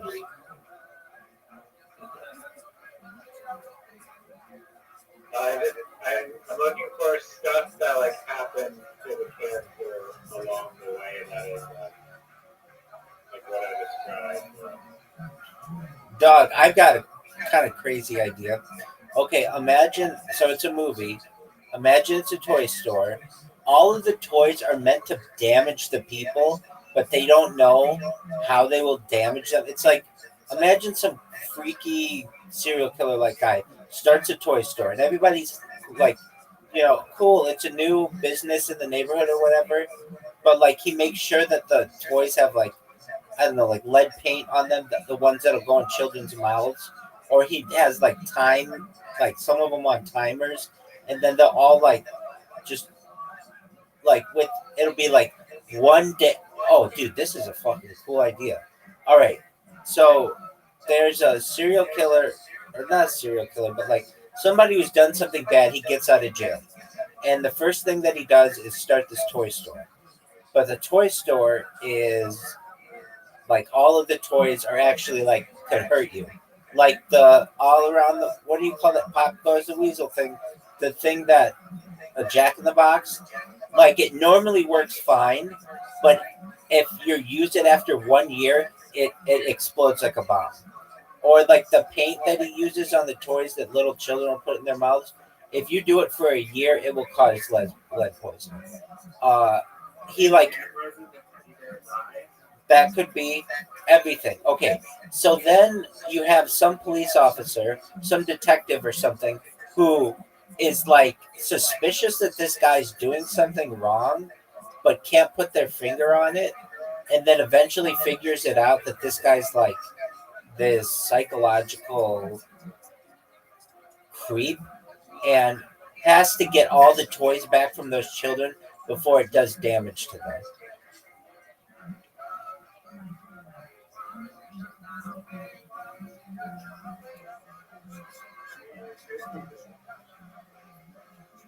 It's a thought.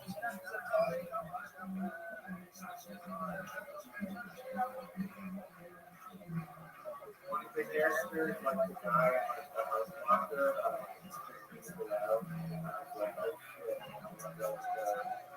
how to teach you farmers out to Yeah, that's a thought. Like the cop goes into the guy's um, toy store and buys something for his kid, and is just like one day just hears it ticking, and he like takes it apart and realizes that there's a bomb, and that this bomb is meant to go off on like, I don't know, this guy's like the first date that he went into jail, or some kind of important date for this guy, and then he has to go and track down all of the toys in the town, or they will really hurt people. I mean, I guess they could just do a recall. They would just be like, yeah, anybody who bought this Jack in the Box, like return it or whatever. But I don't know. I'll be right back. I'm gonna use the restroom. Return the toy, there's a bomb. Be right back.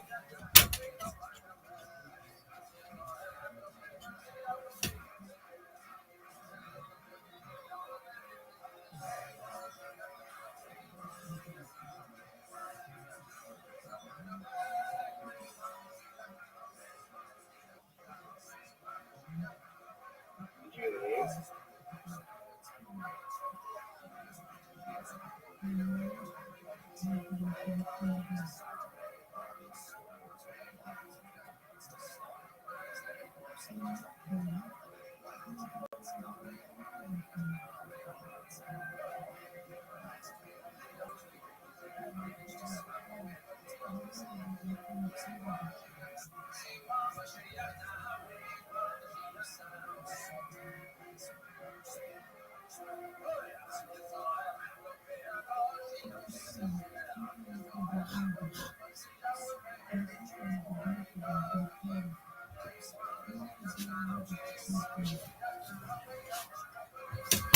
Dude, as I was washing my hands after using the restroom, this is a fucking really good one.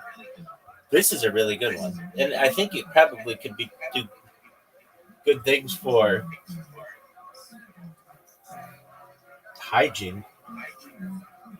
All right, so imagine some kid, like let's just say like an 18-year-old kid who is working at McDonald's and chooses never to wash their hands and then go back to work. And it would be like up close and personal. So half of the McDonald's employees. Yeah, exactly. But the idea is that it would follow the people. Oh, this is a good idea. Okay, so McDonald's, yeah, exactly. But basically, this, they would go and they'd make like your burger or whatever, and you would follow the burger to the person when they eat it. The person eats it, the person gets sick, and then it like ruins their life in one way or another. Like maybe they throw up in the car and they get in a car accident, or maybe they give it to their child and the child gets really sick. But like basically everything. Yeah, but with hygiene. Yeah, and then at the end, you could either make it so that they can connect the dots and they know, or even cooler is they just never find out. So like the guy is like just like darts at the bar, and then he like goes to pick up his dart from like the board, and then there's like some guy like whipping a dart at like his like throat, and then like and it all he has like a flashback moment of like, oh, That could be. the fucking dart just goes right through his throat and the dartboard. That could be, but I almost like it where they never find out.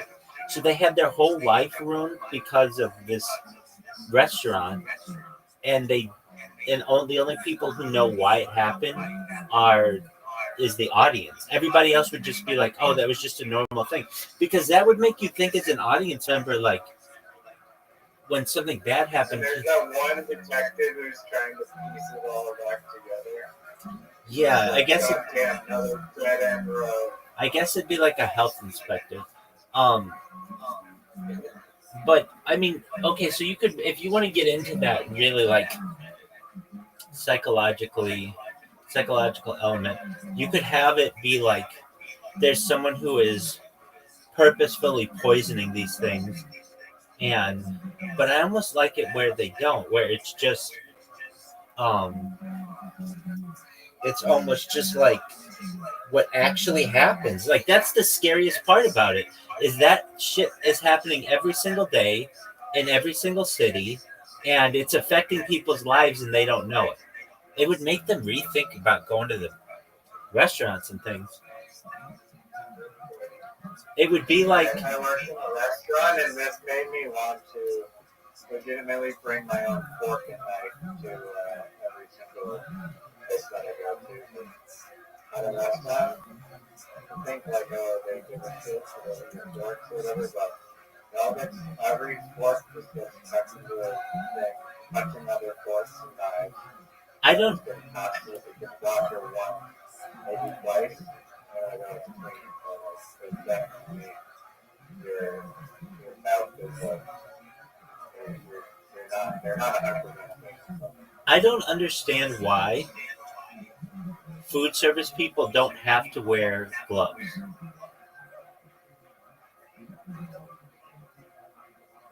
They're,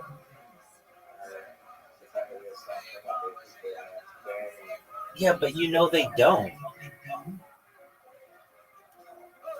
or they have like someone gums under their fingernails.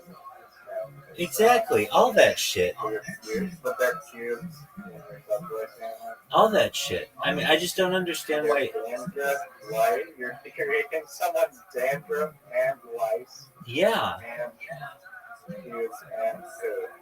all that. And probably this. A holy infection.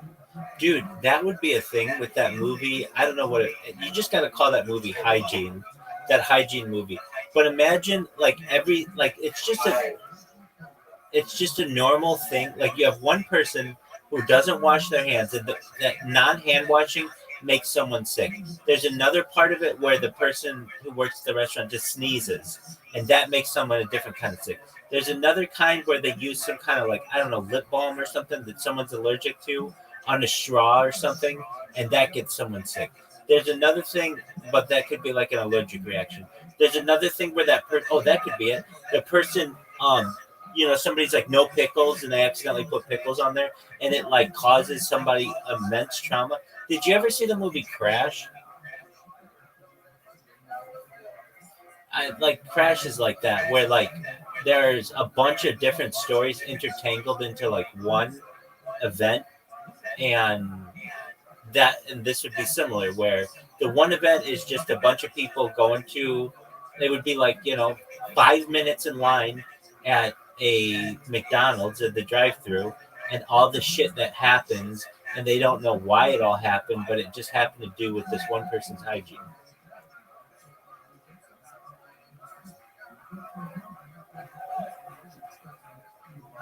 Did you ever see the movie Trailer for that movie,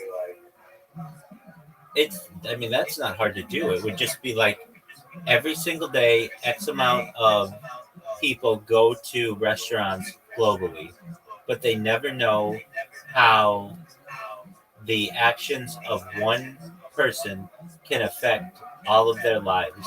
And then it would just go through the different scenarios.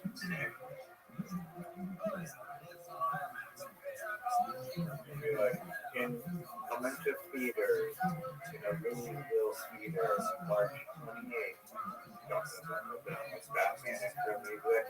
And then there's like the fucking, literally like some Batman characters like trying to protect the city from like some guy's crusty paint flakes. Exactly. It would be the health inspector. Yeah. I don't know. I mean, there's some movie like Contagion or something, or there's a few movies open. I think they're about like more severe diseases. I Am Legend. Yeah, but those are all like global pandemics. This would just be like the actions in a small town.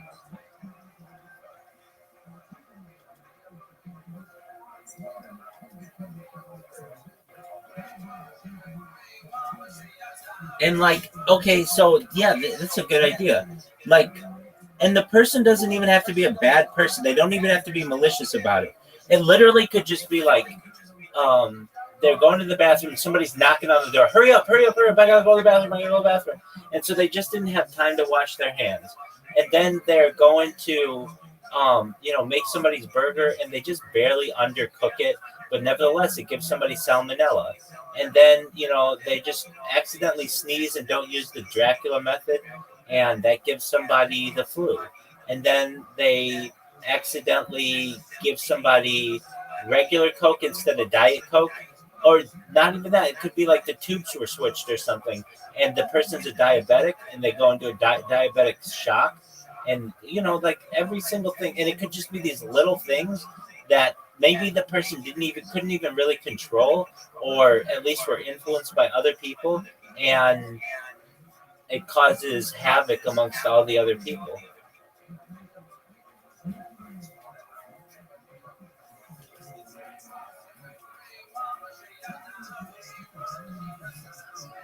Okay, Martin Scorsese. We get it. All right, how about this one? Name a comic book character that doesn't exist that should, and their superpower. Krusty Tank Flakes name, man. Like Tony the Tiger. He has like a giant spoon. And he's got this giant spoonful of Krusty Tank Flakes. Their taint. Spoon as like a weapon. All right, and would he be a hero or a villain?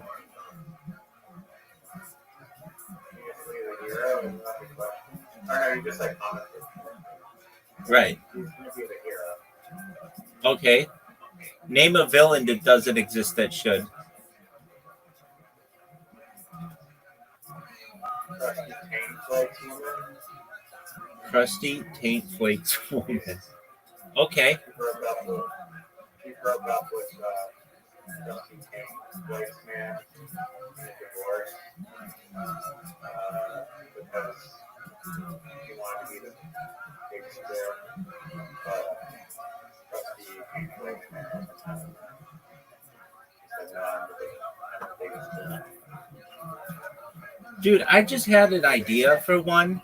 I don't know if it would necessarily work, but let me think. If this works as I don't know if it works as a superhero.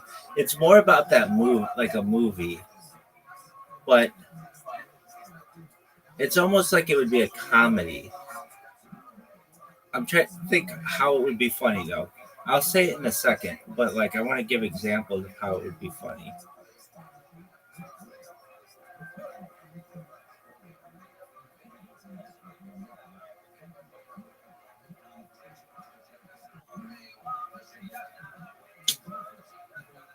Oh, I have a villain. Give it to me. The angry roller skate disco DJ that got fired. So he goes around rollerblading and he just chucks disco balls at you and will play his really shitty disco music. Did you ever see Jackass the movie? One of the Jackass the movies, where they have roller skates on in a disco themed U-Haul truck. Did you ever see this?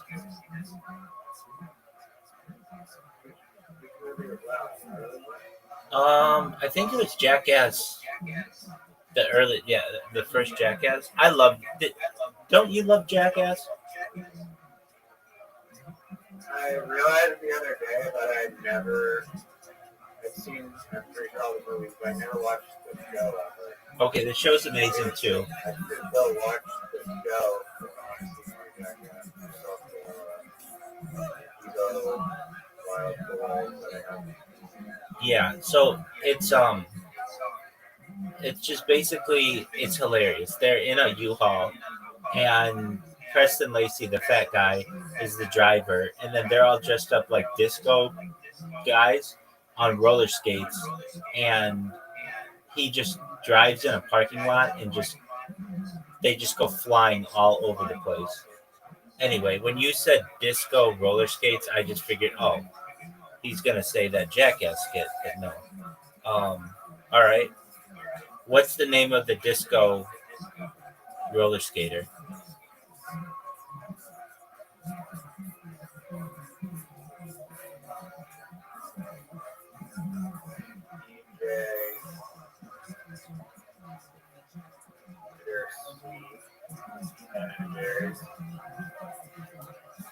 All right.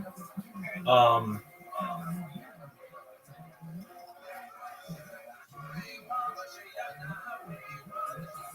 Doug, this is a funny premise. How would you mess with a frisbee? Frisbee. Disco.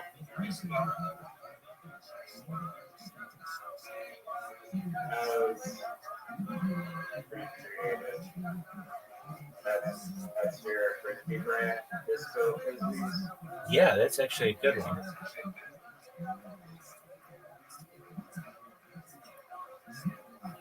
But you could even change the phrase DIS. Oh, how do you spell UFO frisbees? That's good. UFO. Disco, like, but it's DISCGO, so it's like disc go.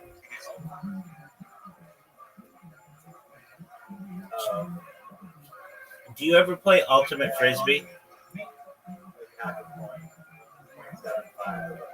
Do you ever play Ultimate Frisbee? Do you know that it used to be called Ultimate Frisbee until the Whammo company threatened to sue? So now it's just called Ultimate. Where are they going to sue? It's just the name of the game. They'd sue the like the tournaments that use their trademark without permission. Yeah, but everyone can just call it Coca-Cola if they want to. No one's going to be able to sue them. Yeah, they will. It's trademark infringement. No, but like, are they going to sue the kids in the park that are just calling it Coca-Cola? No, but when there's a Coca-Cola tournament, the Coca-Cola company will go and sue them.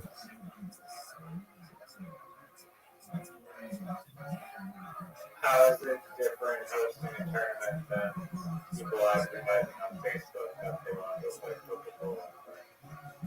Well, you could get sued from advertising it on Facebook as well. Coca-Cola will report an issue.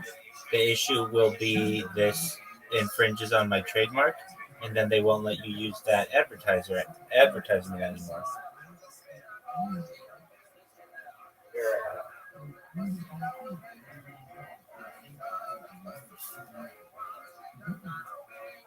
What was your idea? Yeah, I don't know how this could be funny. It would be a comedy, I think, but it's almost like it could be a game. I want to think of it. Okay, so Game shows? Game show ideas? this would be. Wait, come up with a dating show, Frank. Lord knows that there's not much dating shows, and they're getting so insane and ridiculous. So don't they have a dating show? Don't they have a dating show called Love Is Blind? Yeah, they do. But does that have real blind people? It's extremely popular now. The concept is that there's multiple people or whatever, but they're isolated in the room so they can't see each other and they personality. They just talk to each other over the phone. Okay, perfect. I thought that show actually had blind people. So my dating show would be for the blind. Blind love is actually Exactly. Love really is blind. But yeah, that would be my thing. Um. Okay. So. love is handicapped. Okay. Oh, dude. No, I got it. I got it. I got it. I don't know if this is funny, but it kind of is. It would be more for like a YouTube channel. Okay, so they go to Pornhub, and I don't go to Pornhub, but I don't know. I guess does it look like YouTube with different? Okay, yeah, Bing could work, but that's too specific. Hold on, hold on, hold on. Yeah, no, that's not it though. No, you know how okay, so like Pornhub gives you a list of like randomized pornography on its main page, right? So it would be like bingo. Basically, you know how bingo, like, like you have like a start or whatever, and you could have like people play bingo against each other by just whatever their front page of Pornhub is. So like if you have like a MILF on your front, then you put that. You get what I'm saying?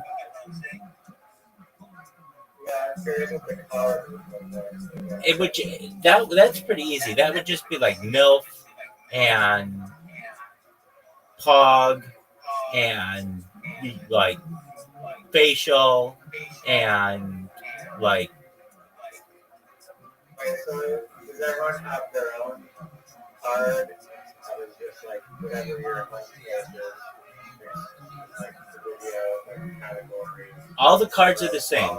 All the cards are the same. But then when you open up Pornhub, it's always different to each person. And so then you put one down for each, whatever you have. And then if you don't have bingo, then you refresh the page until you get bingo.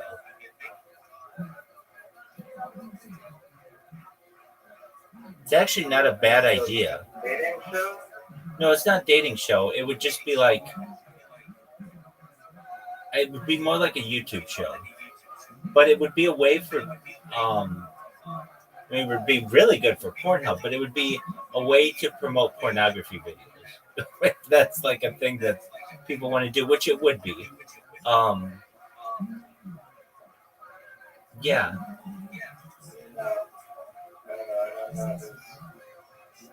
Well, okay, so like Kill Tony has a similar version where they made Kill Tony bingo cards, and every time they mention like Tony being gay, it was you put one down, or every time they mention Red Band being fat, there was another one, or every time somebody bombed, you put one down. So it would be basically the same, but I don't know where you would show this because you couldn't really show it on YouTube, and you couldn't show it on TV. And Pornhub, that's not where people go to for this, but I don't know. You asked me a question, I came up with it. Okay, how about this one? This would be big. I don't know if they go for it, but you just have celebrities on, and you give them different food combinations until they throw up on camera.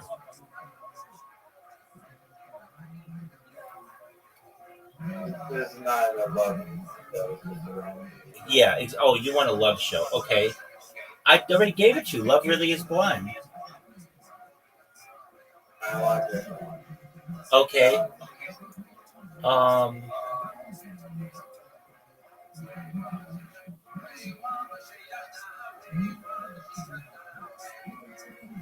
Okay, here's one. You get a 10, like a really good looking chick, and a guy who is like a 5 or below, and you get like three pairs like that, and the couple that can stay together the longest amount of time gets a cash prize. But here's the catch: they can't know when the other people broke up with each other. So some of them might just be together forever, or like for like 10 years, just because they think that there's a prize at the end. But in reality, $10,000. no, it would be like $1,000,000. Yeah, I had a very similar concept for a Mr. Beast YouTube video idea, which was that it'd be like, it could be like whatever, 2 to 5 people that are competing for whatever, $500,000, and it's very simple. You just have to survive as long as you can, day after day, in like a isolated box. But when you're locked in the box, you can't tell if other people have left or not, and so it's up to you to think how long are these people going to last, when they're going to last, how long they're going to be here, how long they're going to be here. But you have no idea if they've left or Okay. like, do you have any crazy Mr. Beast video? It could also be not grounded in reality because I was also using Blender to make an AI Mr. Beast YouTube channel. And for the first video I was making was it's a scavenger hunt with like a bunch of AI celebrities, and they have to find like a briefcase with like $1 million hidden, like a warehouse full of like 1,000 construction cranes. Okay, so you have one person versus a bunch of kids with like pads and Nerf weapons, and you just have the one adult fight the children so that nobody gets hurt. But see how many children the adult can fight off before the children overtake them. Have you seen that Instagram page that like puts up these like simulations of like 1,000 or like 100 or like 1,000 Voldemorts versus like a million grizzly bears or whatever, and then you just run like very odd simulation, and then they all fight. Yeah, so essentially that. I thought of a game that I think could be very profitable if you just made a game where you could set people up like that, but generally using animals. So it would just run simulations of like 10 hippos versus 30 giraffes, and you see which ones would win. Inspired by that, the anaconda versus hippo.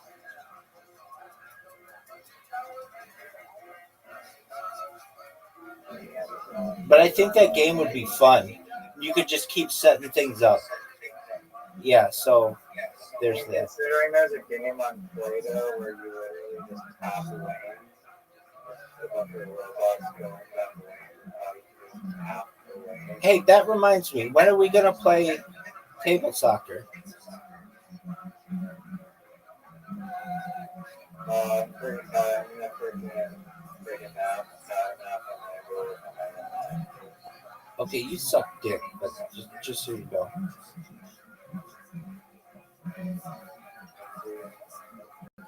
All right, give me another good idea before you go to bed.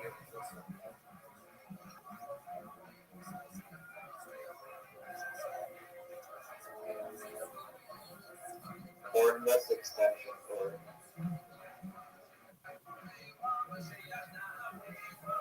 How's it work?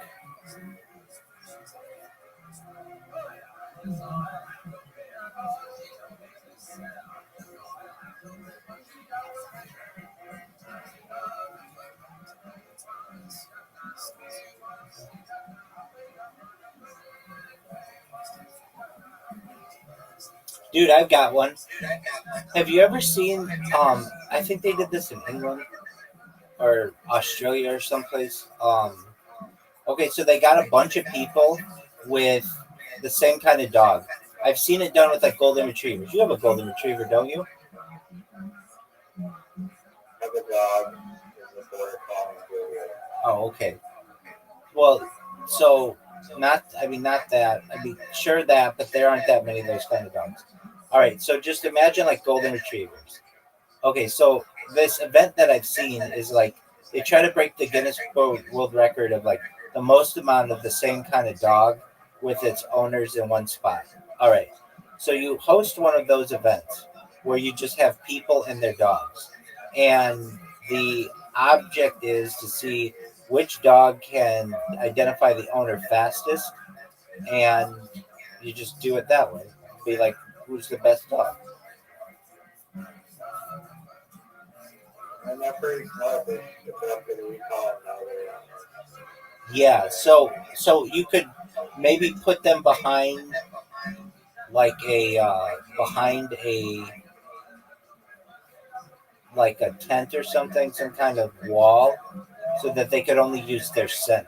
I guess it would be like dog or like animal game shows, but I bet those are difficult to do. Nevertheless, that's an idea. All right,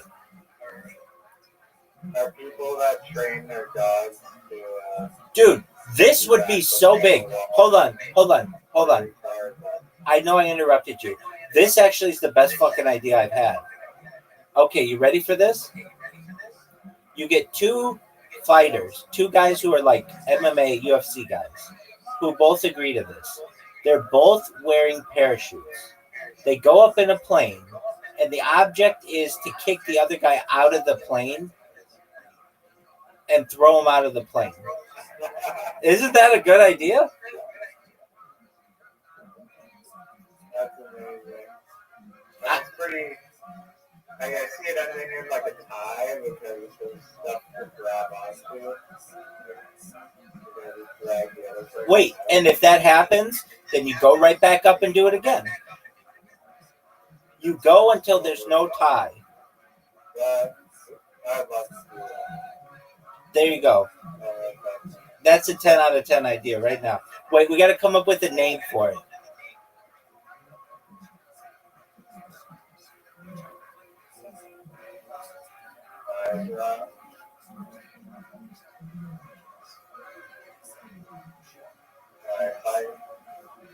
Ultimate side fiber.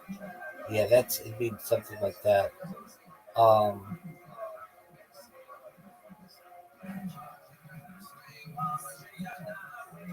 that would be so cool, wouldn't it?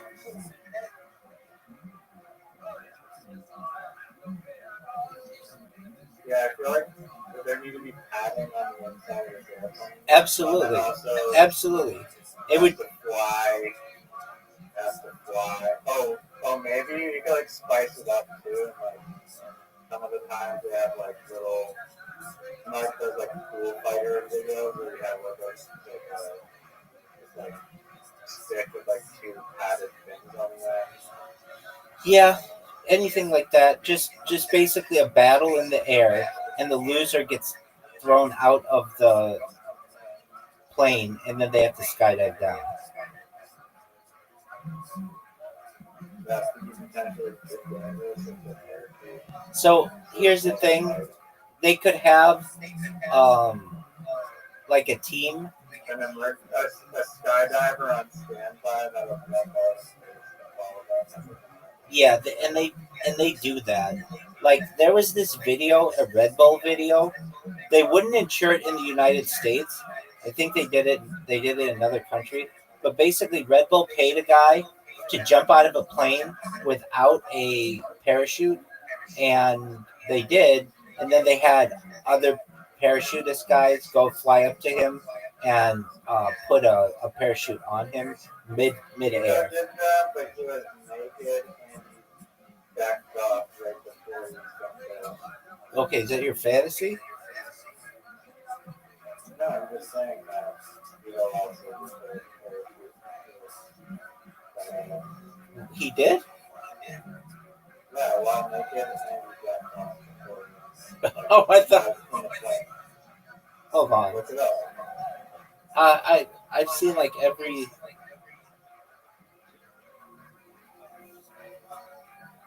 Evo. Yeah.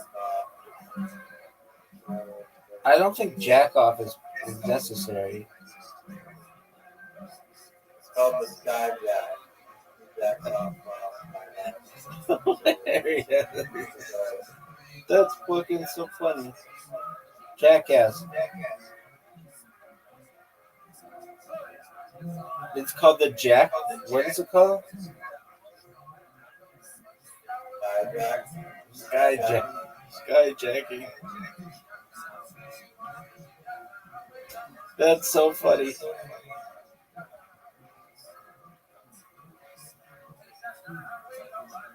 Skyjacking with Steve-O.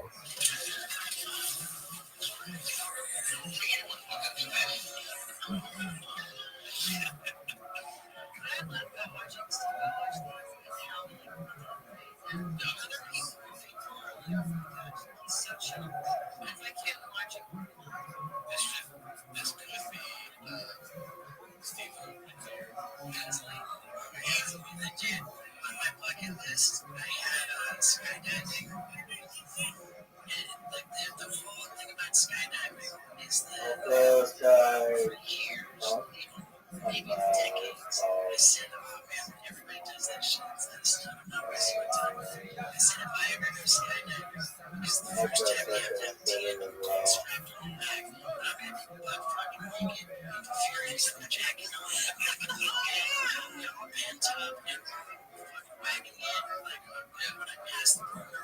All right, this is super long. I'll just have to watch it another point. Lena and Steve-O skydiving. All right, well that's hilarious. All right, I like the idea of.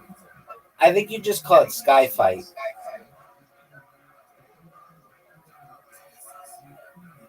Man, and this guy.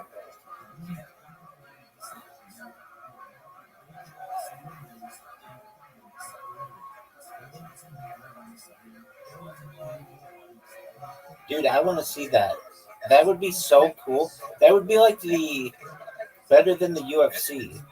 It's just like Is it punches allowed and shit? Because I feel like it'd be dangerous if some guy gets knocked out. okay. So then, how about this one? It'd be like a bump, like in wrestling would be fine. Hold on. How about this one? This works. You get a big net, like a big circus net, at the bottom, and then you just go up in one of those helicopters without doors on the side, and have him fight in that, and then throw the guy over. Then he doesn't need a parachute, and he just lands in a net. So what's the net? Like the bottom of the helicopter? No. The net's just barely above the ground, but enough that if you fall in the net, you won't hit the ground. Oh, so they're only like 300. They're like 300 feet in the air. How high? 300 feet. They fall that high, that much into the giant net. Okay, maybe 100 feet. I think the skydive is more extreme. That one would work too. Yeah, but you bring up a good point. Like if the guy gets knocked unconscious, you can't really control. Like he's gonna die. So you just have him fall in a net.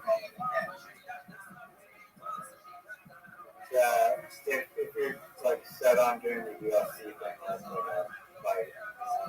I feel like if your natural instinct if someone's throwing you off the side of a helicopter or plane, I would be like in the air to like at least drag that person down.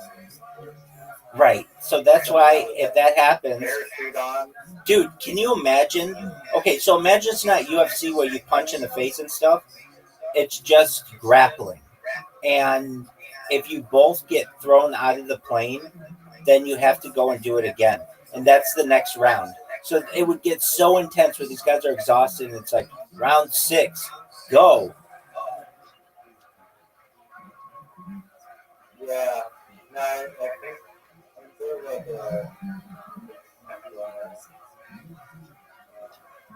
Oh, dude, I've got an even better one. Instead of having the thing with the instead of having the thing where you have to fly out the side, Have you ever seen those C-130s where it's like out the back, where like the back comes down like a garage door? So that's how you might do it.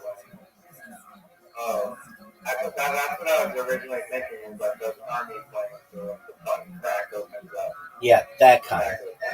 Well, I mean, I was just thinking like a regular plane that you jump out of, but the log ride. the C-130 would be tight. Okay, I'm down for that. That would be cool. Honestly, you could write which company, Red Bull or something. Yeah. You could probably pitch the idea of a Red Bull and get like some big name, like wrestler people do it. Might work.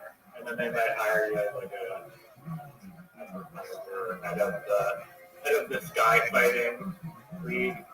You'll be the next Dana White. I love it. I love that. People will actually tune into that. Like, there's no way that doesn't goes like insanely viral because it's never been done before. Right. And it's like, and then you have Rothschild with like the fucking microphone and shit, and we're both commentating it. I love it. How's it going, Dad? It's phenomenal. Would you actually do that? Absolutely. Hey, I've got one. This actually could be done. I don't know how much fun it is. It's not as cool as that idea, but you just have, okay, so let's say this is a game show where all you have to do is we show you a picture. Let's say there are 16 people. All right, so we show you a picture, and you have to guess whether it's AI or a real person. And then whatever people are right, then it goes down to 8 or whatever. Whatever people are right from there goes down to 4, then 2, then 1. I feel like the issue with that, in my opinion, is at some point you're just guessing. I mean, like the whole thing is a guess, but it just becomes like, are you lucky at guessing? Because there's like AI, good guy, you're just like, okay, there's no way to tell if that's a real AI. Yeah, but you could make it so that you could make like little freckles or whatever, birthmarks, or their hair isn't. You have to get rid of that AI action or like the extra finger. Right. No, it couldn't be that obvious. But that's a game that I play on Reddit. There's a Reddit subreddit dedicated to that. And it's called like AI or not. And people just like will show a picture and you get like AI is so good that it stumps you a lot of times. Yeah, that's what I'm saying. But, I mean, it's not a bad idea. There's an actual game show where it's like, it starts off with just like a bunch of pictures and there's two people competing. All you have to do is name the picture, but the category will be like animal. And it'll start off, it'll be like squirrel, cow, horse, like that and then it'll just progressively get harder, or it's like,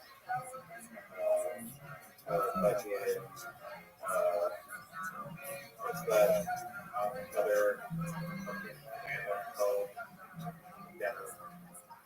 Mastodon? Yeah. It's like Stego Mastodon.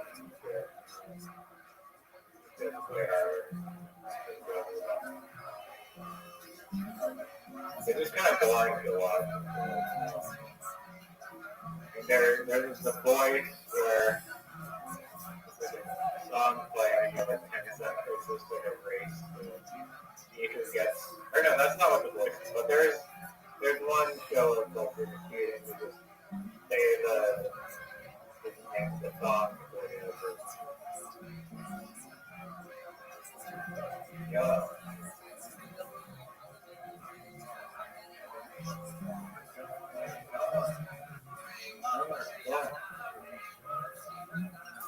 Dude, you know how I had that idea about the dogs? What if you reversed it and you had to have the people find their own dog.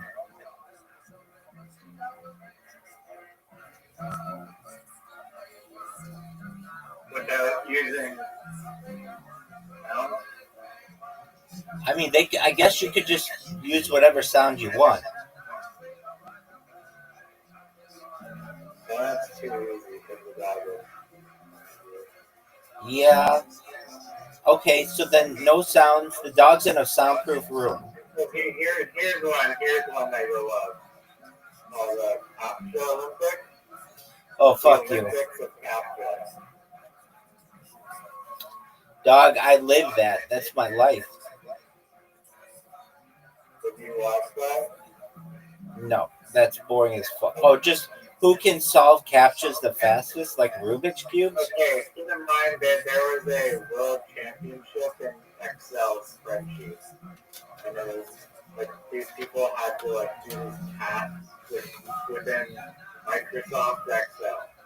And it was an event that was streamed like on YouTube. And they had a freaking audience of people that were cheering and clapping for people doing Excel. So I think the Capture Olympics.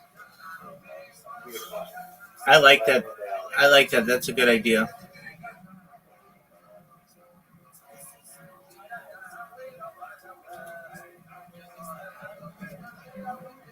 All right, how about this one?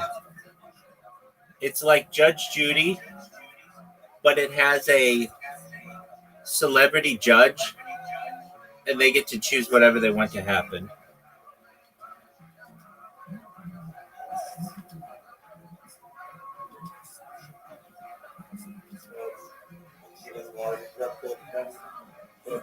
Yeah.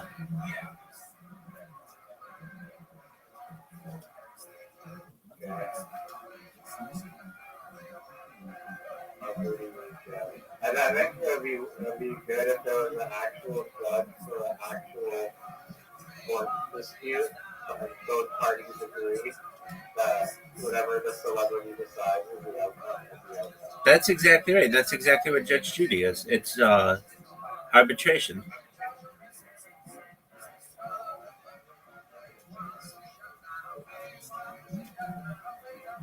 So, like, let's say there's some disagreement, and Steve-O is the judge. Steve-O could be like, all right, you have to drink. That is a really good idea. That is a good idea. Exactly. So Steve-O could make it like, all right, you have to drink his spit, a glass full of his spit, and he has to smell your fart.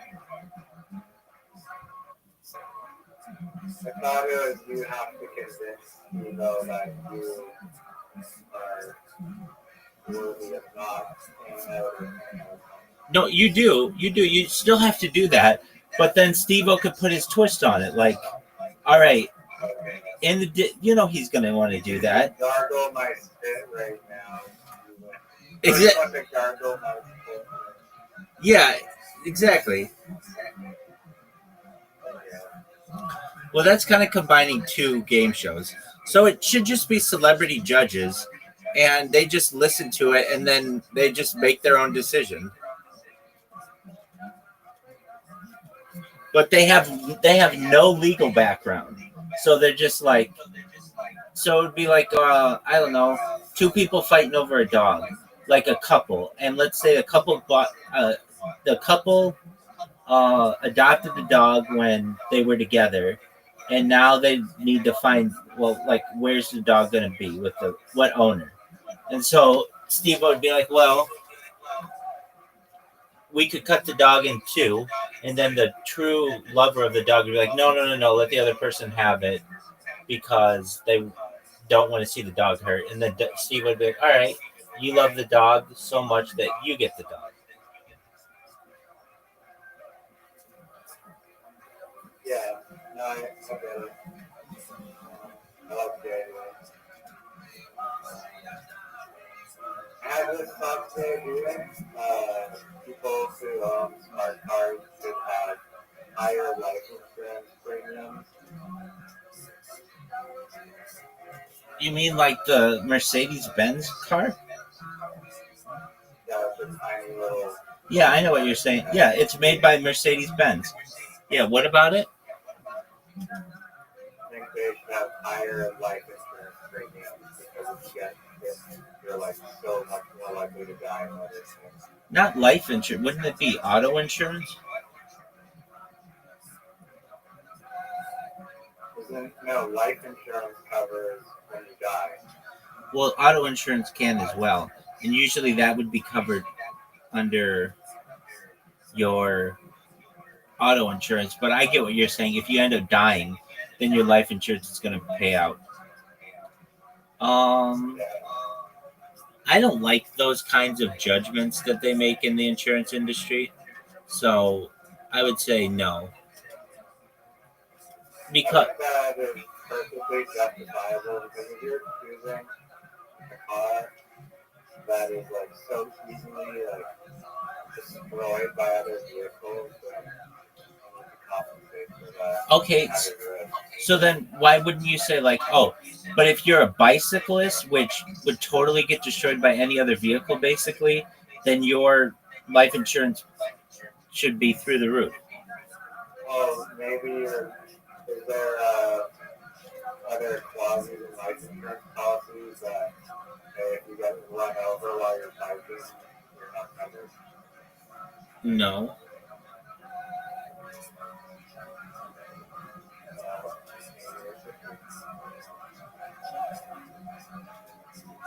Yeah, I mean that gets complicated though. I don't like those kinds of rules. I kind of like flat fees and things, treating people equally. All right. Um, what other? Here's just like a random thing. If you've ever been to a driving range, you know how Fuck yeah. everyone you're like from the ages of 5 to 19, the golf cart thing that like goes around the driving range collecting balls. Yeah. Your job is to just try and snipe that guy. I still do that. Yeah, me too. Everybody tries to hit that person. Some sort of challenge or thing that is based around that. Okay, I like that. I mean, that really could just be a game show in itself where you line up 10 people and they just have to hit the golf cart. Yeah. Dude, and imagine guys get really good at it. They can aim their shots really well, or like be able to like lob their shots perfectly and hit that guy. It's not a bad idea.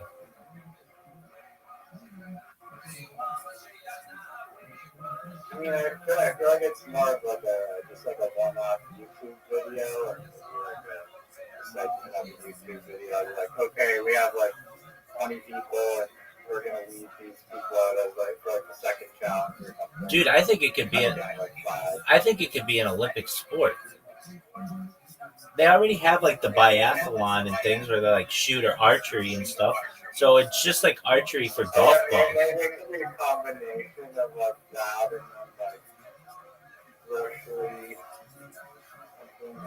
No, it's just I did see a video of there was a competition of unloading groceries from a car, and they had to literally they just had a car full of groceries and they had to like the most efficient unloader of the groceries. essentially it would be like archery, but for the driving range. Yeah. That's a good idea. Maybe there's a way to make that like more fun. I think it's entertaining in itself. You give a guy a bucket of balls and see how many times he can hit the thing, and you've got like 10 people going at once. It'd be a pretty intense competition. Yeah, I know, especially if there's money on the line or elimination. Exactly. Or like first out of hit or something. I think it's a great idea.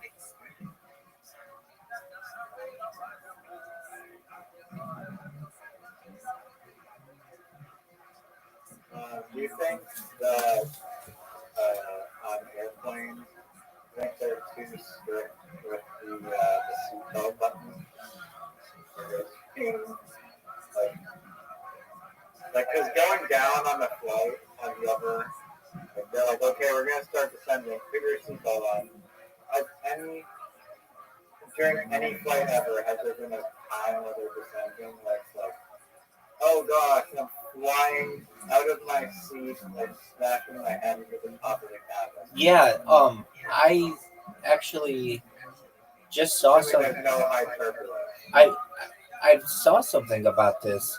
Um, there's an airport in Chicago, Midway, that has like a really short runway, and they have to make sure people do that because they have to brake so quickly.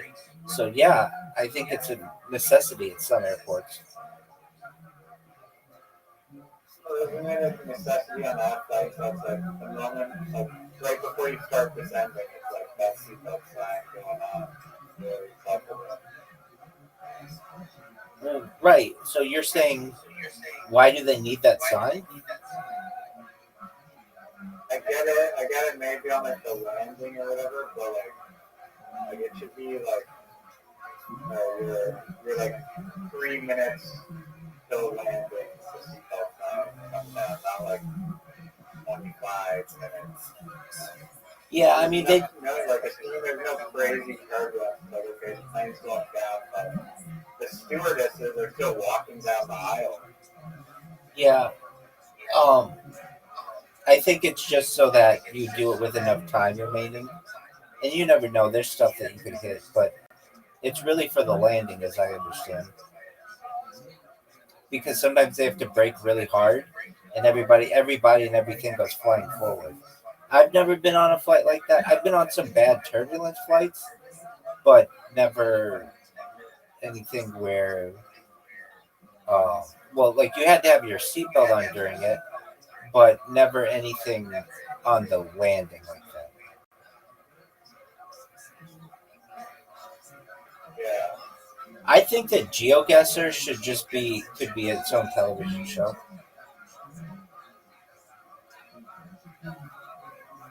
Yeah, I mean, there's a lot of YouTube videos on it. Maybe there could be like a geoguessr, but more better than like just the street.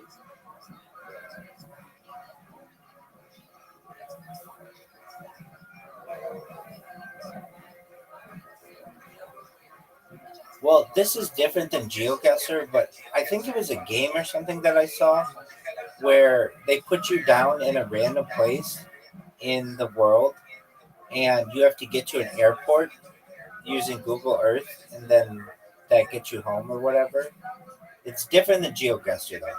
GeoGuessr is like how many miles away from you are you from the pin?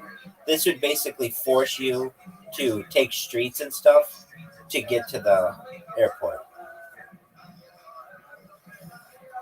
But I guess there aren't that many airports. You could memorize where the airports are. But okay, this is a good idea. They put you down somewhere randomly on Earth and then give you a place that you have to find. And it could be sponsored by different companies. So like find the nearest Starbucks. And so the person would like have to geoguess to the nearest Starbucks in that little area. Or the nearest McDonald's. Or the nearest Home Depot or whatever it is.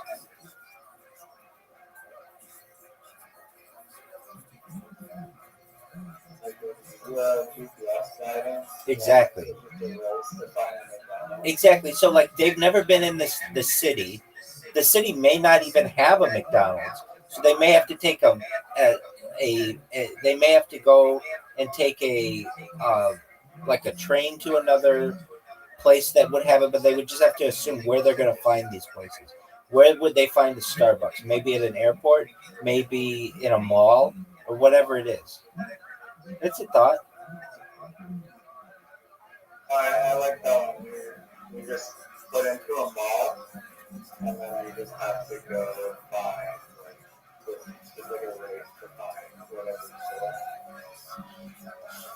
you Yeah, I don't know if they have this where you were, but they had this show called Supermarket Sweep that I always thought was a really good show, where they just have people in the supermarket and they just try to get high priced items and such. It doesn't work that well anymore. I mean, I guess it would, but I like the videos. I mean, that's been done already, but it'll be like, okay, you have to make like a life raft, and the budget is like $250, and then each person can go spend that money however they want. Like one guy's buying like holograms, one guy's like scavenging for pallets and inflatables, the other guy's just like mass buying water wings and duct tape, and then they all have to go fundraise for a little happy little raft.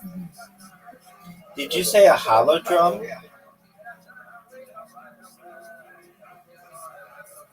Did you say a hollow drum? Like the plastic barrels that are used in like concrete. Yeah. Okay. I know what you're saying. I didn't know what you were referencing specifically, but now I do. Okay. Um.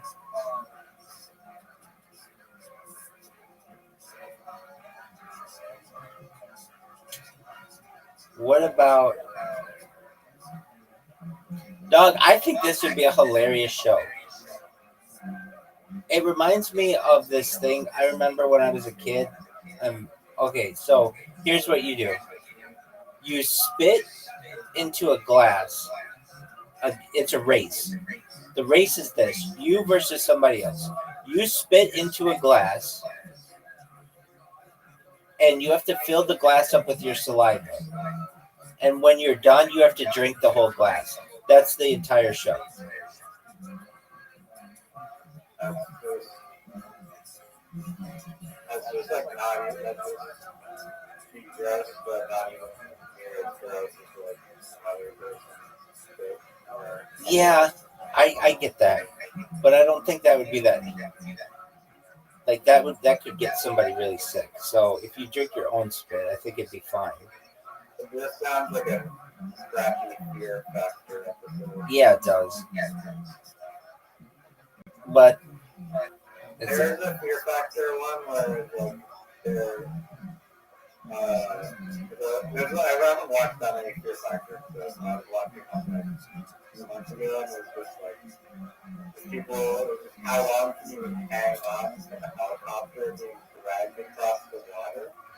They had like this long, like 100-meter like line from the helicopter, and then literally just skipping across the water. And record was like 45 seconds. But it's gnarly. It's like you're getting like burns from the amount of how fast you're going into it.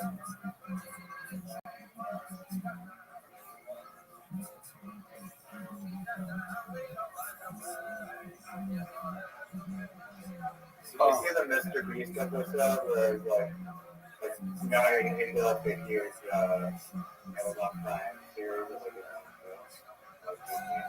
yeah, I saw where they had like a really big trampoline, which is or not trampoline, treadmill, which was really cool.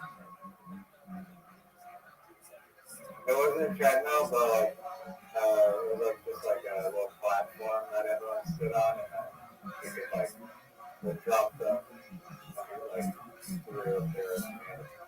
There's this one challenge where it was like there's like $1 million of cash, like a giant cube, and like each of the contestants was like kind of like put into like a house, and so they before they like the challenge started, a group of 10 people ranked each person from like most trustworthy to least trustworthy. So that was a little bit up there. It was the most trustworthy person was one, second most two, all that stuff. And so the challenge was just there's just like a psychological experiment. Where I was like, okay, the first person can come out and take however much money they want from the client. The second person can get to come out and take however much money. And then just goes down the line. So the first person came out and she took $100 grand, which is exactly like 1/10. Totally fair and not safe. The second guy comes out, he He makes like 235 grand for fundraising. And then the third guy comes out and he makes like $600,000 and there's like $30,000 left for like donating freaking 7 people.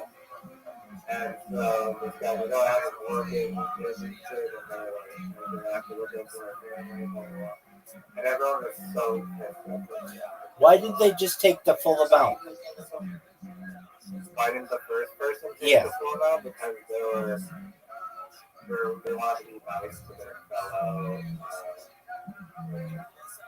competitors. That's bullshit. Second guy just like, do you think that they're just taking the million? Yeah, exactly. Yeah, no, that's hard thing to do.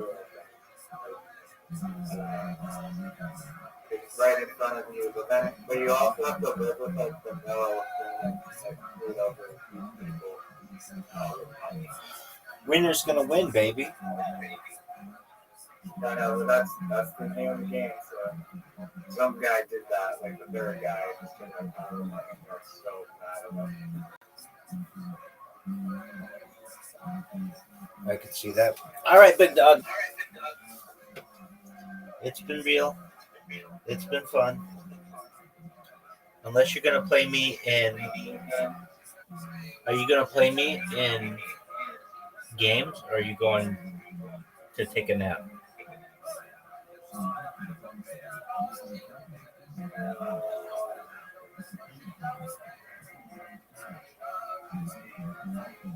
Just go take a nap. I'm gonna do the same. All right. Thanks, big dog. Enjoy your Yeti and Mastodon knowledge and Sky Fight. You're welcome. Have a good rest of your day. Appreciate it, big dog. Take care. What time do you go to sleep at and wake up? Do you sleep right now? Oh, I'm gonna take a nap. I'll be back up when Zoot comes in. Alright. Peace. And then hatred. Right.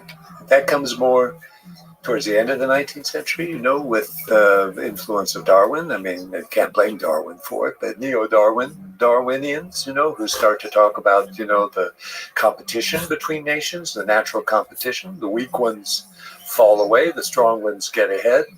You get this sort of combination also with modern anti-Semitism and with racial thinking. The racial thinking at the end of the 19th century is very powerful.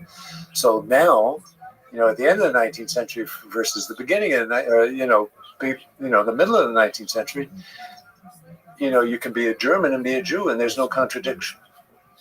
Yeah. As long as you speak the language and you dress and think and act and share the culture. By the end of the 19th century, people say, no. They're not Germans. They're Jews. They're different. They have different blood. They don't say genes yet, but that's sort of a sense of people, and that's when there's this sense of superiority too, and inferiority. Yeah. That they're inferior to us. Yeah. And that we're the strong ones, and we have to. And Hitler, by the way, just adopts this hook, line, and sinker. I mean, there are a whole series of thinkers at the end of the 19th and beginning of the 20th century who he cites in Mein Kampf, which is written in the early 1920s, that, basically pervades this racial thinking. So nationalism changes. So nationalism in and of itself is not bad. I mean, it's not bad, to share culture and language and folk ways and a sense of common belonging. There's nothing bad about it inherently. But then what happens is it becomes, frequently is used and becomes, especially on fascism, becomes dangerous. And it's especially dangerous when the two conflicting groups share geographic location. That's right. So like with Jews, I'm a Russian Jew. And it's always interesting. I take pride in I love the tradition of the Soviet Union, of Russia. I love America. So I love these countries. They have a beautiful tradition in literature and science and art and all those kinds of things.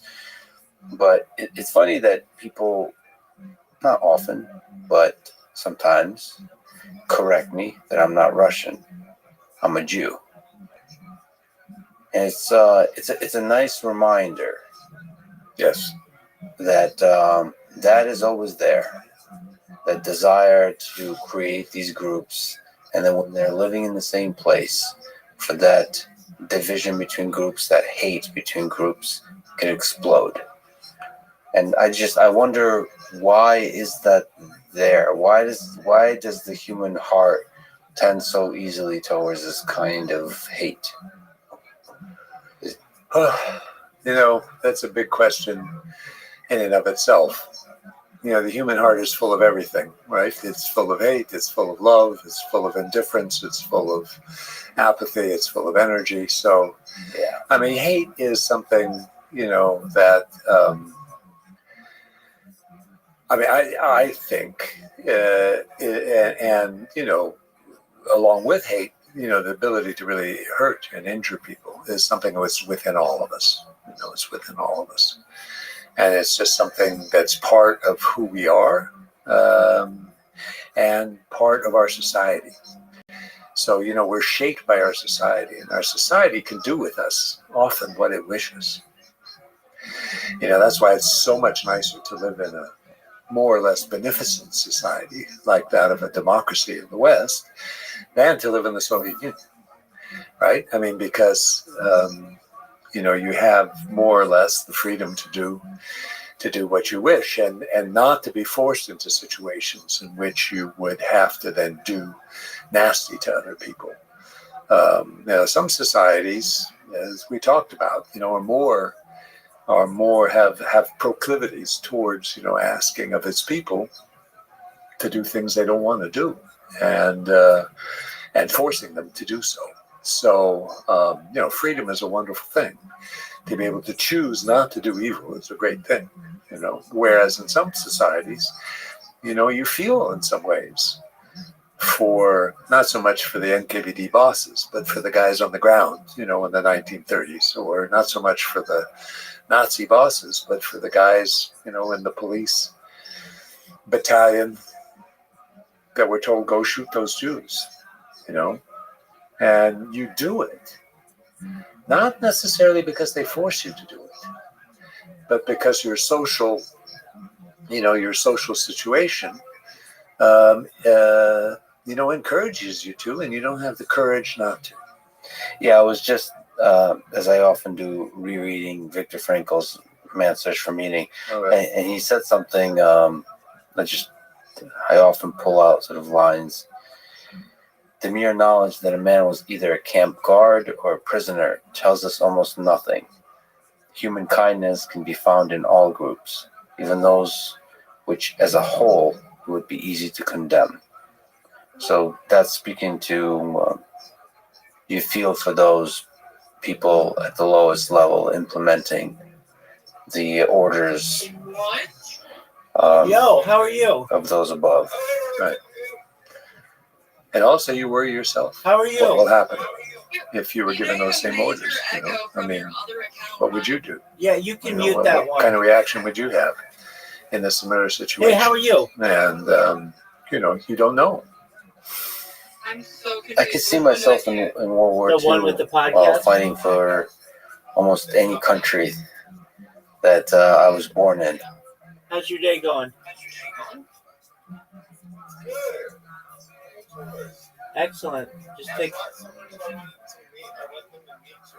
Excellent. Well, pleasure to meet you. How are you, Nook? Do you mind if I tell you about myself? Mind what? Do you mind if I tell you about myself? Okay. I'm Rabbi Rothschild. I stream my life 24 hours a day, 7 days a week, 365 days a year for world peace. I've been doing it for more than 3.5 years, live on YouTube. I'm live on 18 different YouTube streams right now. I have more data archived in the internet than any person in global history. I'm like a real-life Truman Show. We've seen the death of a queen, the birth of AI, the coronation of a king, and everything in between. Is this a script that you've written? It's true. I believe it's true. But is it a script that you've written? No, it's just in my head. I've just said it to like multiple times a day for like It's a script you have memorized. yes. Okay. He's very good. Yes, he is. We talk about some things that aren't normally discussed in society, like ending world hunger through the use of technology such as floating greenhouses, saltwater greenhouses, agricultural drones, hydroponics, vertical farming, Who's we? cloud seeding. Just people within my Discord. Oh, Uh, I talk about things like ending world thirst through the use of desalination technology, pumping Earth's seawater onto land to make it drinkable. I'm sponsored by a cryptocurrency. It's worth tens of millions of dollars, actually close to $100 million. It's known as Harry Potter Obama 10 Inu. It one of the things that we do within that community is build wells in developing nations such as Nigeria. I talk about other things that may be of interest to you, things like anti gravity, antimatter, faster than light travel, things like alien disclosure, de extinction. People don't know this, but the first successful de extinction took place in the year 2003 with the Pyrenean ibex. wait. Okay, so that I'm assuming that's like bringing something back that's been extinct. That's exactly correct, yeah. So the Pyrenean ibex was a goat located in northern Spain, southern France, that was once extinct, that scientists were able to de extinct. Fast forward to the year 2021, a company out of Dallas, Texas, is founded, known as Colossus Scientific. They've made it their goal that by 2028 to reintroduce the woolly mammoth into the Arctic Circle, utilizing African elephant surrogates. They've already reintroduced the dire wolf. I actually know about that. Yeah, I know a little bit about that. Excellent. They Kind of. they then want to reintroduce the Tasmanian tiger, followed by the dodo bird, which I just think is really fascinating. I talk about other things that may be of interest to you. The fact that data is Earth's number one resource, more valuable than food, water, gold, air, petroleum. And I have more data online than Absolutely. any person in global history, which may make me an influential person someday. And if that's true, I want to help. I want to help you. I want to help your friends. I want to help your family. I want you to be able to never have to work again and start charities to help the world and other philanthropic organizations. When you were born, the average life expectancy for you was about age 80. I want to increase that if you want to age 100, 120 through the use of technology. This is all with your consent, but things like oxygen therapy, human growth hormone, stem cells, cryonics, cryogenics, thermal therapy, cold shock therapies, things like perhaps ambrosia therapy. But eventually, you may be 120 years old. You may say, Rabbi, my body's starting to break down. What's the next plan? Well, if you want, this is with your consent. You may be able to utilize a type of technology known as mind uploading technology, where we scan your brain. Yeah, the consciousness thing and Black Mirror type shit. Absolutely, where we scan your brain into a computer, like a CAT scan or an MRI, knowing where every atom is in your central nervous system and your peripheral nervous system, for later download as an android, an avatar, a cyborg, a cybernetic being, a clone of yourself, a robot, an ethereal being, whatever you want to be. I mean, that's the goal, isn't it? Like, but I mean, it's not something we're anywhere close to yet. No, we most certainly are. We're already doing it with mice, and scientists expect to be starting to do it within the next 10 years. Huh, I didn't know that. Yep. I would put my mind inside a supercomputer inside of things. And like, can you think about like the whole network of just like how the internet is dispersed, like our there's fiber and fucking what do you call it, the infrastructure, the network infrastructure. Think about that you could actually fucking feel it, like if it was something you could, it was like your hand or something. Wouldn't that be interesting? Certainly. I'm not feeling I don't know. Nook, The tentacles of your brain. Nook, I love your honesty. That took courage to just say that you didn't understand. I understand.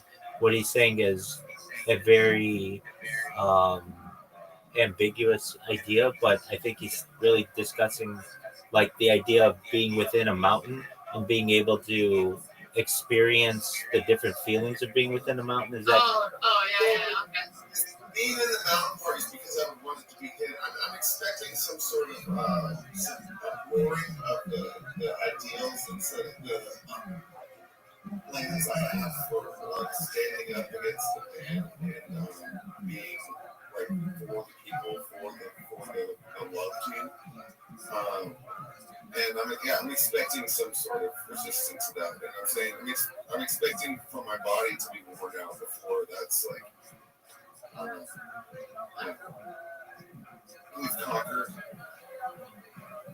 So that's why I'm putting in the middle of the mountain so I'm hidden. So nobody can, like, All right. Whatever floats your boat, big dog. Do you want to be the mountain, or you want to be in the middle of it? Like, no, I want to be like, so I don't know, so I didn't really, like, my mind is as imaginative as it is. I didn't think about our consciousness being uploaded. I think of more of my biological, when my body's worn out, and I'm, just having my brain or whatever, holding my consciousness inside of the computer, like connected to a computer in the center of a mountain, so to speak. okay. But I don't really get it. Like, what's your experience of life at that point? As a mountain, or as in the middle of the mountain? No, it's on a computer, just living inside the computer. Like, all you know is like, all you can do is interact in these digital spaces. Oh, I see what you're saying. That's still consciousness uploaded. Well, I would say, so I don't think of it as like something separate from my mind. It's just consciousness uploaded without this further step of it being uploaded into another being. Yeah, without it being like removed from my brain, but duplicated. Right? I was thinking. No, it would have to be. Your brain is, a part of your body is gonna die. I don't know. I was thinking if there was a technology that would keep my brain alive. I guess, if your body was frozen. Yeah, I don't really know the technology or the medical. I don't either. Not even whatsoever. But, like, if your kid's on some sort of oxygen system, maybe. I don't know. Yeah. Wouldn't it just be life support? It's just kind of right up my head. Yeah, some sort of life support. That's what I meant, yeah. That would be. Well, let's do it. And then you get, once you're ready to be like decide, maybe you will become a mountain, maybe you'll become a star in the sky. You can press the eject button and see if there is an afterlife. Whatever makes you happy. Eject button? You mean like delete your existence? Well, no, I'm saying actually die. Like, because I don't necessarily like. I want to believe in an afterlife, but I don't fully. Yeah, I feel you on that one. the key is living forever within reason. You don't want to live forever because that could be a major punishment. You could be tortured forever. You want to live forever within reason. When you no longer want to live forever, you want to be able to end it all. Yeah. I'm thinking. Or if you were able to upload your consciousness, maybe you could live forever, but edit the perception of time so that you weren't fucking rotting. There you go. I think it'd be fun. I'd be playing all the video games that I'm like really I don't want to be playing because I've got too much work to do. Well, that's a little bit about me. Nope. Did you find me from the Fish Tank Discord? He just invited me here. I don't know. Oh, okay. Do you know about the Fish Tank? That's the BFF server. I'll invite you to that, Rabbi. And Okay. you can bring one of your people, your accounts over there. Okay. It's alright. Spell server. All right. Well, Well, Nook, you should know that you're always welcome here. I do my best to be a positive person, to have a positive outlook, an optimistic outlook on life, and to just give people hope. So if there's anything that you ever need from me, I'm here to help you, okay? I appreciate it. I can't say the same in terms of outlook on life, but I do appreciate it. Absolutely. No, I'm not trying to work on it. If I needed it to be changed, I could do it in an instant. Don't worry.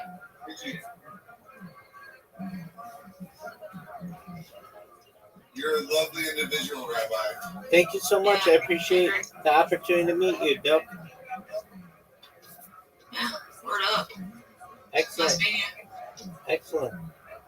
Well, with that, I'm going to continue with my podcast. Feel free to enjoy.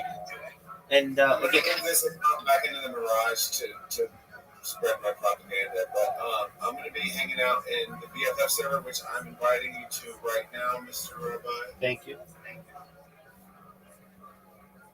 But yeah, it was good seeing you. Excellent. Ooh, look, we got the music. Take care, friends. All right, I'm going. Actually, my presence is gonna be in the mirage here. Okie doke. No, pleasure to meet you. There's a love of community. There's a love of country that's just, at least to me, comes naturally. Just love of community. And country is one such community.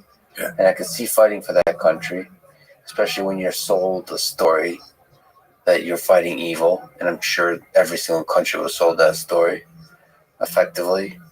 And then when you're in the military and you have a gun in your hand, or you're in the police force and you're ordered, go to this place and commit violence, it's hard to know what you would do. It's a mix of fear. It's a mix of maybe you convince yourself, what can one person really do? And over time, it's again that slippery slope. Because you could see all the people who protest, who revolt, they're ineffective. So, like, if you actually want to practically help somehow, you're going to convince yourself that one person can't possibly help. Right. And then you have a family, so you want to make, you want to protect your family. You tell all of these stories, and over time, you naturally convince yourself to dehumanize the other. Yeah, I think about this a lot.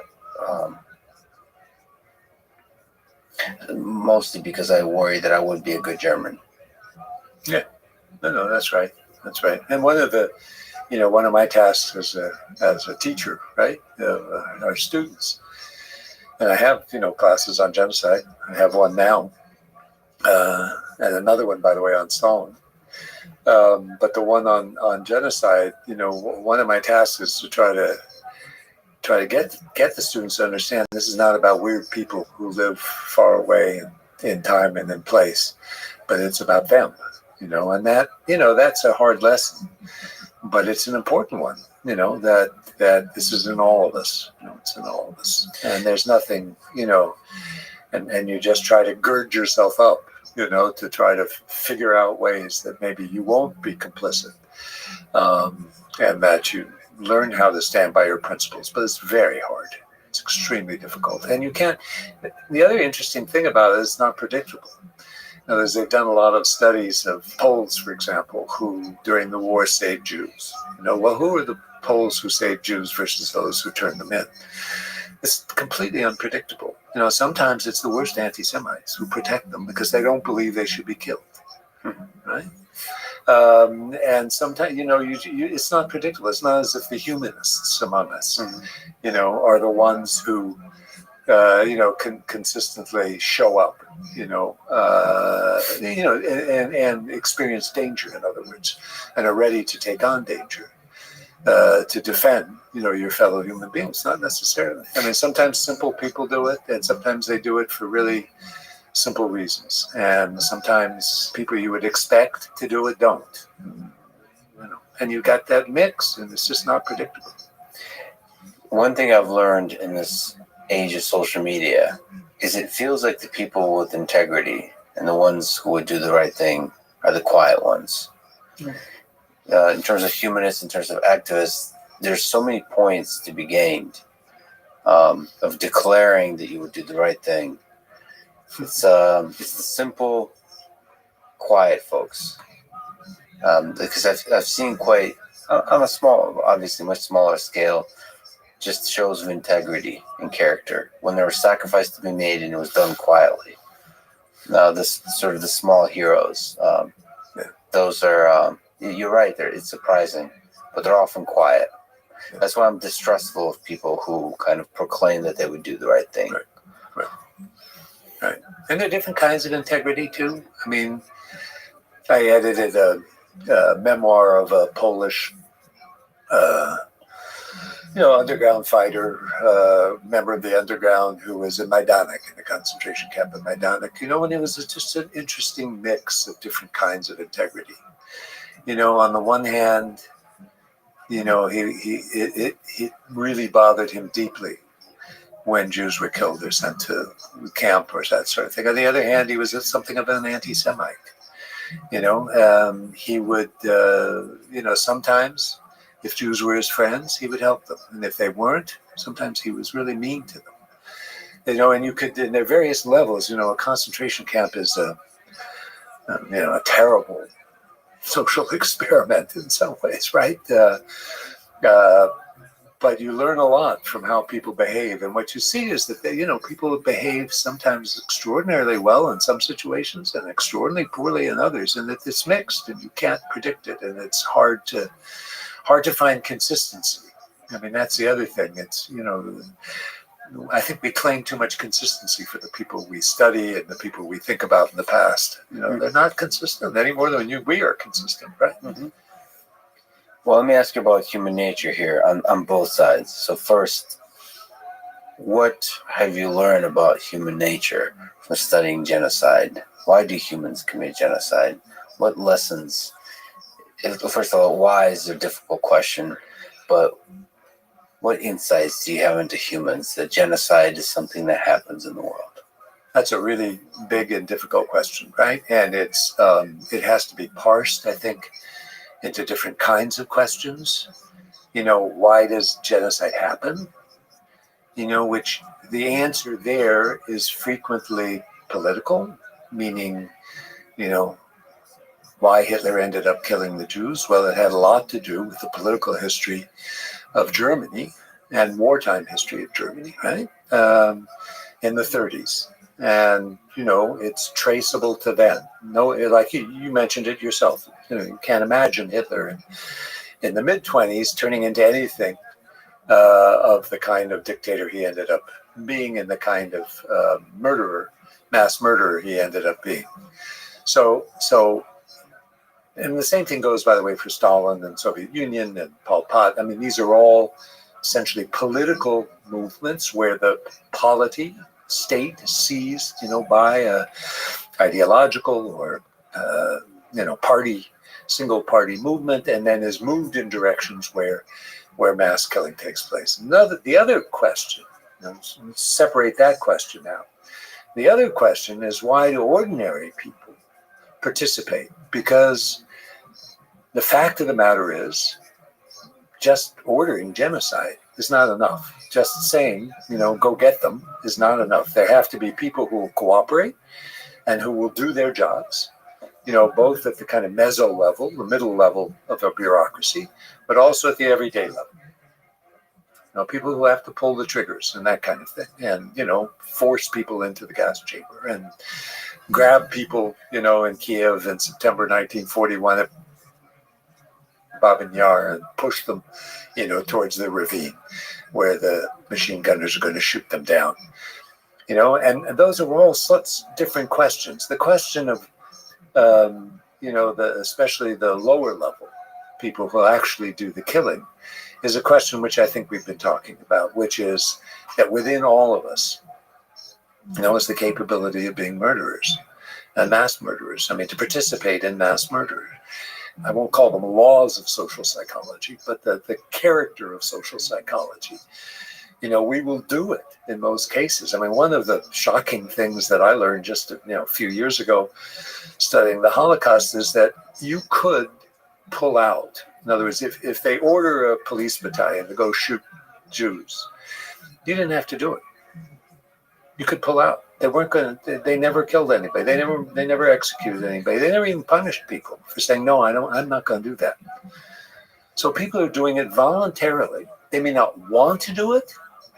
They give them booze to try to numb the pain of murder, because they know there is pain. I mean, people experience pain when they murder people, but they don't pull out. And so it's the character of who we are in society, in groups. And we're very, very influenced. I mean, we're highly influenced by the groups in which we operate. And, who we talk to and who our friends are within that group and who is the head of the group. And I mean, you see this you see it in any group, whether it's in the academy, right, at Stanford, or whether it's, in a labor union, or whether it's in a church group in Tennessee or wherever, people pay attention to each other, and they're unwilling frequently to say, no, this is wrong. Even though all of you think it's right, it's wrong. I mean, you just don't do that usually, especially in societies that are authoritarian or totalitarian, right? Because it's harder, because there's a backup to it, right? There's the NKVD there, or there's the Gestapo there, and there are other people there. So you just, they may not be forcing you to do it, but your social being, plus this danger in the distance, you do it. But then if you go up the hierarchy, at the very top there's a dictator. Presumably, you go to like middle management to the bureaucracy. The higher you get up there, the more power you have to change the direction of the Titanic. Right. But nobody seems to do it. Right. Or what happens, and it does happen, it happens in the German army. I mean, it happens in the case of the Armenian genocide, where we know there are governors who said, no, I'm not going to kill Armenians. What kind of business is this? They're just removed. They're removed, and you find a replacement very easily. So, you do see people who stand up. And again, it's not really predictable who it will be. I would maintain. I mean, I haven't done the study of the Armenian governors who said no. I mean, the Turkish governors who said no to the Armenian genocide. But, there are people who do step aside every once in a while in the middle level. And again, they're German generals who say, hey, man, what is this business in Poland when they start to kill Jews, or in Belarusia? And, they're just pushed aside. If they don't do their job, they're pushed aside. Or they end up doing it. And they usually do end up doing it. What about on the victim side? So I mentioned Man's Search for Meaning. What can we learn about human nature, the human mind, from the victims of genocide? So Viktor Frankl talked about the ability to discover meaning and beauty, even in suffering. Is there something to be said about, in your studying of genocide, that you've learned about human nature? Well, again, I have to say, I come out of the study of genocide with a very pessimistic view of human nature. A very pessimistic view. Even on the victim side? Even on the victim side.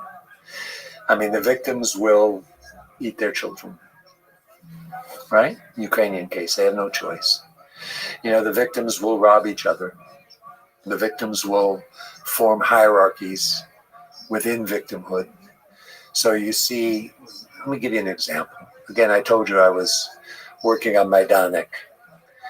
And there's, in Majdanek, at a certain point in 1942, a group of Slovak Jews were arrested and sent to Majdanek. Those Slovak Jews were a group, somehow they stuck together. They were very competent. They were, many of them were businessmen. They knew each other. And for a variety of different reasons within the camp, and again, this shows you the diversity of the camps, and also, these images of black and white in the camps are not very useful. They ruled the camp. I mean, they basically had all the important jobs in the camp, including jobs like beating other Jews and persecuting other Jews and persecuting other peoples, which they did. And this Polish guy who I mentioned to you, who wrote this memoir, hated them because of what they were doing to the Poles, right? Mm-hmm. And he, he's incensed because aren't these supposed to be the Untermenschen? He says, and look what they're doing. They're treating us, like dirt, and they do. They treat them like dirt. So, in this kind of work on Majdanek, there's certainly parts of it that, were inspiring. People helping each other, people trying to feed each other, people giving warmth to each other. There's some very heroic Polish women who end up having a radio show called Radio Majdanek, which they put on every night in the women's camp, which is, to raise people's spirits. And they, sing songs and do all this kind of stuff, to try to keep themselves from, the horrors that they're experiencing around them. And so you do see that, and you do see, human beings acting in support of each other. But, Primo Levi is one of my favorite writers about the Holocaust and about the camps. And, I don't think Primo Levi saw anything. He had pals, who he helped and who helped him. But he describes this kind of, terrible, inhuman environment which no one can escape, really. No one can escape. He ends up committing suicide, too, I think, because of his sense of, we don't know exactly why, but probably because of his sense of what happened in the camp. Later he goes back to Italy, becomes a writer, and that sort of thing. So I don't, especially in the concentration camps, it's really hard to find places like Viktor Frankl where you can say, I am moved in a positive way, by what happened. There were cases, there's no question. People hung together, they tried to help each other, but they were totally caught in this web of genocide. See, so there are stories, but the thing is, I have this sense, maybe it's a hope, that within most, if not every human heart, there's a kind of like flame of compassion and kindness and love that waits, that longs to connect with others, that ultimately en masse overpowers everything else. If you just look at the story of human history, the resistance to violence and mass murder and genocide feels like a force that's there. And it feels like a force that's more powerful than whatever the dark momentum that leads to genocide is. It feels like that's more powerful. It's just quiet. It's hard to tell the story of that little flame that burns within all of our hearts. That longing to connect to other human beings. And there's something also about human nature and us as storytellers that we're not very good at telling the stories of that little flame. We're much better at telling the stories of atrocities. No, I think maybe I fundamentally disagree with you. I don't disagree that there is that flame. I just think it's just too easily doused. And I think it's too easily goes out in a lot of people. And like I say, I come away from this work a pessimist. There is this work by a Harvard psychologist, now I'm forgetting it. Steven Pinker. Yes, Steven Pinker, that shows over time, and, initially I was quite skeptical of the work, but in the end I thought he was quite convincing, that over time the incidence of homicide goes down. The incidence of rape goes down. The incidence of genocide, except for the big blip, in the middle of the 20th century, goes down. Not markedly, but it goes down generally. That norms, international norms, are changing how we think about this and stuff like that. I thought he was pretty convincing about that. But think about, we're modern people. We've advanced so fast in so many different areas. We should have eliminated this a long time ago. How is it that, we're still facing this business of genocide in Myanmar and Xinjiang, in Tigray, in Ethiopia, the potentials of genocide there, and all over the world. We still have this thing that we cannot handle, that we can't deal with. And, again, electric cars and planes that fly from here to, Beijing. Think about the differences between 250 years ago or 300 years ago and today. But the differences in genocide are not all that great. I mean, the incidence has gone down. I think Pinker is demonstrating. I mean, there are problems with his methodology, but on the whole, I'm with him on that book. I thought in the end it was quite well done. So, I do not. I have to say, I'm not an optimist about what this human flame can do. And someone once said to me, when I posed a similar kind of question to a seminar, a friend of mine at Berkeley once said, "Remember original sin, Norman?" Well, I don't. That's very Catholic, and I don't really think in terms of original sin. But in some ways, her point is we carry this with us. We carry with us a really potentially nasty mean streak that can do harm to other people. But we carry the capacity to love too. Yes, we do. And so Yes, we do. That's part of the deal. You have a bias in that you have studied some of the darker aspects of human nature and human history. So it is difficult from the trenches, from the muck, to see a possible sort of way out through love. But it's not obvious that that's not the case. You mentioned electric cars and rockets and airplanes. To me, the more powerful thing is Wikipedia, the internet. Only 50% of the world currently has access to the internet, but that's growing in information and knowledge and wisdom, especially among women in the world. As that grows, I think it becomes a lot more difficult if love wins. It becomes a lot more difficult for somebody like Hitler to take power, for genocide to occur, because people think. And the masses, I think, the people have power when they're able to think.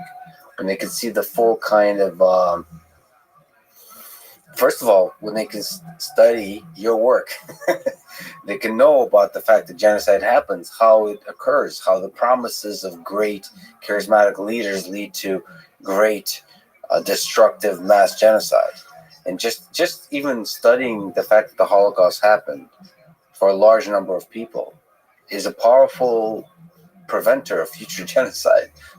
Like one of the lessons of history is just knowing that this can happen, learning how it happens, that normal human beings, leaders that give big promises, can also become evil and destructive. The fact, knowing that can happen is a powerful preventer of that. And then you kind of wake up from this haze of believing everything you hear, and you learn to just, in your small local way, to put more love out there in the world. I believe it's possible. It's not to sort of to push back. It's not so obvious to me that in the end, I think in the end, love wins. That's my intuition. I had but money on it. I have a sense that this genocide thing is more and more going to be an artifact of the past. Well, I certainly hope you're right. I certainly hope you're right. And,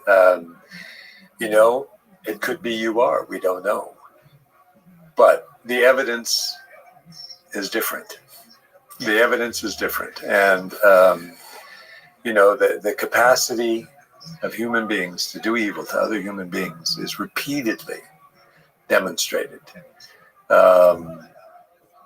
Whether it's in massacres in Mexico or, ISIS and the Yazidi Kurds, or, you could just go on and on. Syria. Syria used to be a country, and now it's, it's been a mass grave, and people then have left in the millions, for other places. And, I'm not saying, the Turks have done nice things for the Syrians, and the Germans welcomed in 1 million or so and actually reasonably absorbed them. That's all. I'm not saying bad things only happen in the world. There are good and bad things that happen. You're absolutely right. And, but I don't think we're on the path to eliminating these really bad things from happening. I just don't think we are. And I don't think there's any, I don't think the facts demonstrate it. I hope you're right. But I think otherwise it's just an article of faith.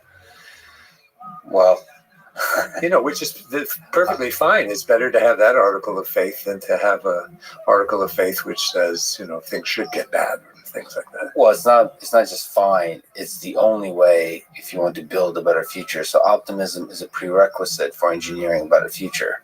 So so a historian has to see clearly into the past. Right. An engineer has to imagine a future that's different from the past, that's better than the past. Because without that, they're not going to be able to build a better future. So there's a kind of saying like you have to consider the facts. Well, at every single moment in history, if you allow yourself to be too grounded by the facts of the past, you're not going to create the future. So that's kind of the tension that we're living with. To have a chance, we have to imagine that better future is possible. But one of the ways to do that is to study history. Which engineers don't do enough of. Which is a real problem. It's a real problem. Or basically a lot of disciplines in science and so on don't do enough of. Right. Can you tell the story of China from 1958 to 1962? What was called the Great Leap Forward, orchestrated by Chairman Mao Zedong, that led to the deaths of tens of millions of people, making it arguably the largest famine in human history. Yes. I mean, it was, a terrible set of events that led to the death. People will dispute the numbers. 15 million, 17 million, 14 million, 20 million people died in the Great Leap. Say 30, 40, 50 million. Some people will go that high too. That's right. Essentially, Mao and the Communist Party leadership, but it was mostly Mao's doing, decided he wanted, to move the country into communism. And part of the idea of that, was rivalry with the Soviet Union. Mao was a good Stalinist, or at least felt like Stalin was the right kind of communist leader to have, and he didn't like Khrushchev at all, and he didn't like what he thought were Khrushchev's reforms, and also Khrushchev's pretensions to moving the Soviet Union into communism. So Khrushchev, started talking about giving more power to the party, less power to the state, and if you have more power to the party versus the state, then you're moving into communism quicker. Mm-hmm. So what Mao decided to do was to engage in this vast program of, building what were called people's communes. And these communes, were enormous conglomerations of essentially collective farms, and what would happen on those communes is there would be places for people to eat, and there would be places for the kids to be raised in, essentially kind of separate homes, and they would be schooled. Everybody would turn over their metal, which was actually turned out to be a terribly negative phenomenon, their metal pots and pans to be melted to then make steel. Every of these big communes would all have little steel plants, and they would build steel, and the whole countryside would be transformed. Mm-hmm. Well, like many of these a true megalomaniac project, like some of Stalin's projects too. And this particular project then, the people had no choice. They were forced, to do this. It was incredibly dysfunctional for Chinese agriculture, and ended up, creating, as you mentioned, a terrible famine that everybody understood was a famine as a result of this. I mean, there were also some problems of nature at the same time, and some flooding and bad weather and that sort of thing. But it was really a man-made famine. And Mao said at one point, who cares? If millions die, it just doesn't matter. We've got millions more left. I mean, he would periodically say things like this that showed that, like Stalin, he had total indifference, to the fact that people were dying in large numbers. It led again to cannibalism and to terrible wastage all over the country, and millions of people died, and there was just no stopping it. There were people in the party who began to kind of edge towards telling Mao this wasn't a great idea, and that he should back off, but he wouldn't back off. And the result was, catastrophe in the countryside and all these people dying. And then they, compounding the problem was the political elite, which then, if peasants would object or if certain people would say no, they beat the hell out of them. They would beat people, who didn't do what they wanted them to do. So it was really, really a horrific set of events on the Chinese countryside. I mean, and people wrote about it. I mean, we learned about it. There were people who were keeping track of what was going on, and eventually wrote books about it. So so we have pretty good documentation. Not so much on the numbers. Numbers are always a difficult problem. I'm facing this problem, by the way. This is a little bit separate with the Holodomor, where Ukrainians are now claiming 11.5 million people died in Holodomor, and most people assume it's somewhere in the neighborhood of 4 million, 4.5 million maybe. So you have wildly different numbers that come out, and we have different kinds of numbers, as you mentioned too, with the Great Leap Forward. So it was a huge catastrophe for China, and Mao only backed off when he had to, and then revived a little bit with the Red Guards movement later on, when he was upset that the bureaucracy was resisting him a little bit when it came to the Great Leap, but he had to back off. It was such a terrible catastrophe. So one of the things about numbers is that you usually talk about deaths, but with the famine, with starvation, the thing I often think about that's impossible to put into numbers is the number of people and the degree to which they were suffering. The number of days spent in suffering. Oh yeah. And so, death is death is just one of the consequences of suffering. To me, it feels like 1, 2, 3 years or months, and then years of not having anything to eat is worse. And it's sort of those aren't put into numbers often. That's right. And the effect on people long term, in terms of their mental health, in terms of their physical health, their ability to work, all those kinds of things. Ukrainians are working on. There are people working on this subject now. The long-term effect of the hunger famine on them, and I'm sure there's a similar kind of long-term effect on Chinese peasantry of what happened. You're destroying Multi-generational. Yes, multi-generational. That's right. That's wow. Right. And it's a really, you're absolutely right. This is a terrible, terrible way to die, and it lasts a long time. And sometimes you don't die, you survive, but in the kind of shape where you can't do anything. You can't function.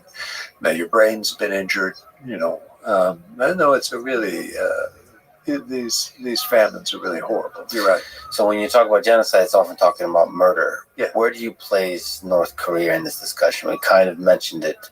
So in the arduous march of the 1990s, where it was mass starvation, many people describe mass starvation going on now in North Korea. When you think about genocide, when you think about atrocities going on in the world today, where do you place North Korea? So take a step back. When there were all these courts that were set up for Bosnia and for Rwanda and for other genocides in the 1990s, and then the decision was made by the international community, UN, basically, to set up the International Criminal Court, which would then try genocide in the more modern period and the more contemporary period.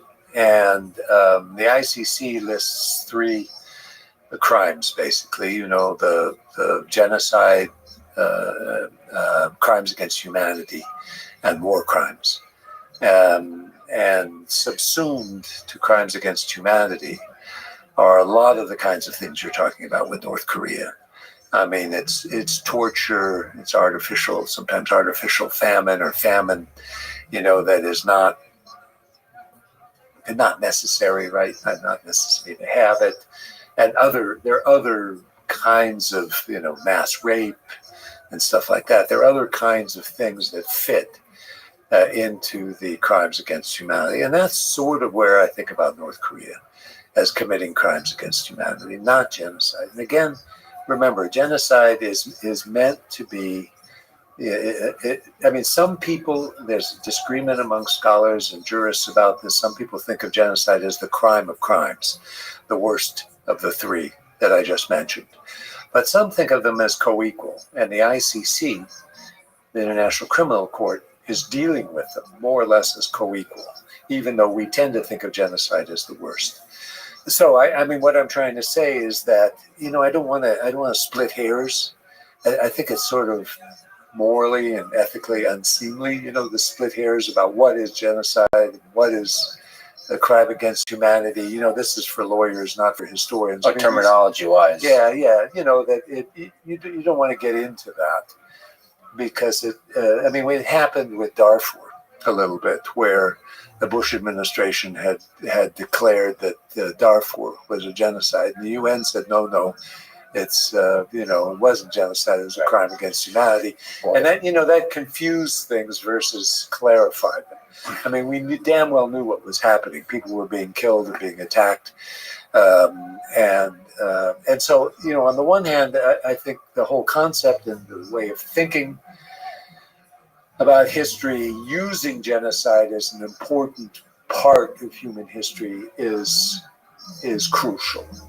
On the other hand, I don't like to get involved in the hair splitting, what's genocide and what's not. So that, North Korea, I tend to think of, like I said, as committing crimes against humanity and forcibly incarcerating people, torturing them, that kind of thing. Routinely incarcerating, depriving them of certain kinds of human rights can be considered a crime against humanity. But I don't think of it in the same way I think about genocide, which is an attack on a group of people. Let me just leave it at that. What in this, if we think about, if it's okay, can we loosely use the term genocide here? Just let's not play games with terminology. Right. Just bad crimes against humanity. Right. Of particular interest are the ones that are going on today still, because it raises the question to us: what do people outside of this, what role do they have to play? So what role does the United States, or what role do I, as a human being who has food today, who has shelter, who has a comfortable life, what role do I have when I think about North Korea, when I think about Syria, when I think about maybe the Uyghur population in China? Well, the role is the same role I have, which is to teach and to learn and to get the message out that this is happening. Because the more people who understand it, the more likely it is that the United States government will try to do something about it. Within the context of who we are and where we live, right? And so, I write books, you do shows, or maybe you write books too. I don't know. But I do not write books, but I tweet. You tweet. Okay, that's good ineloquently. But that's not the. I guess that's not the. Yes, so certainly this is true. And in terms of a voice, in terms of words, in terms of books, you are I would say, a rare example of somebody that has powerful reach with words. But I was also referring to actions. In the United States government, what are the options here? So war has costs, and war seems to be, as you have described, sort of potentially increase the atrocity, not decrease it. If there's anything that challenges my hope for the future, is the fact that sometimes we're not powerless to help, but very close to powerless to help. Because trying to help can often lead to, in the near term, more negative effects than positive effects.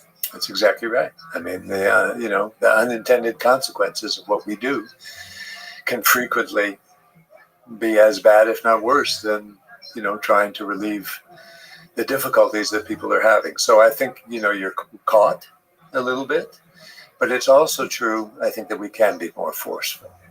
I think we can be more forceful without necessarily war. There is this idea of the so-called responsibility to protect.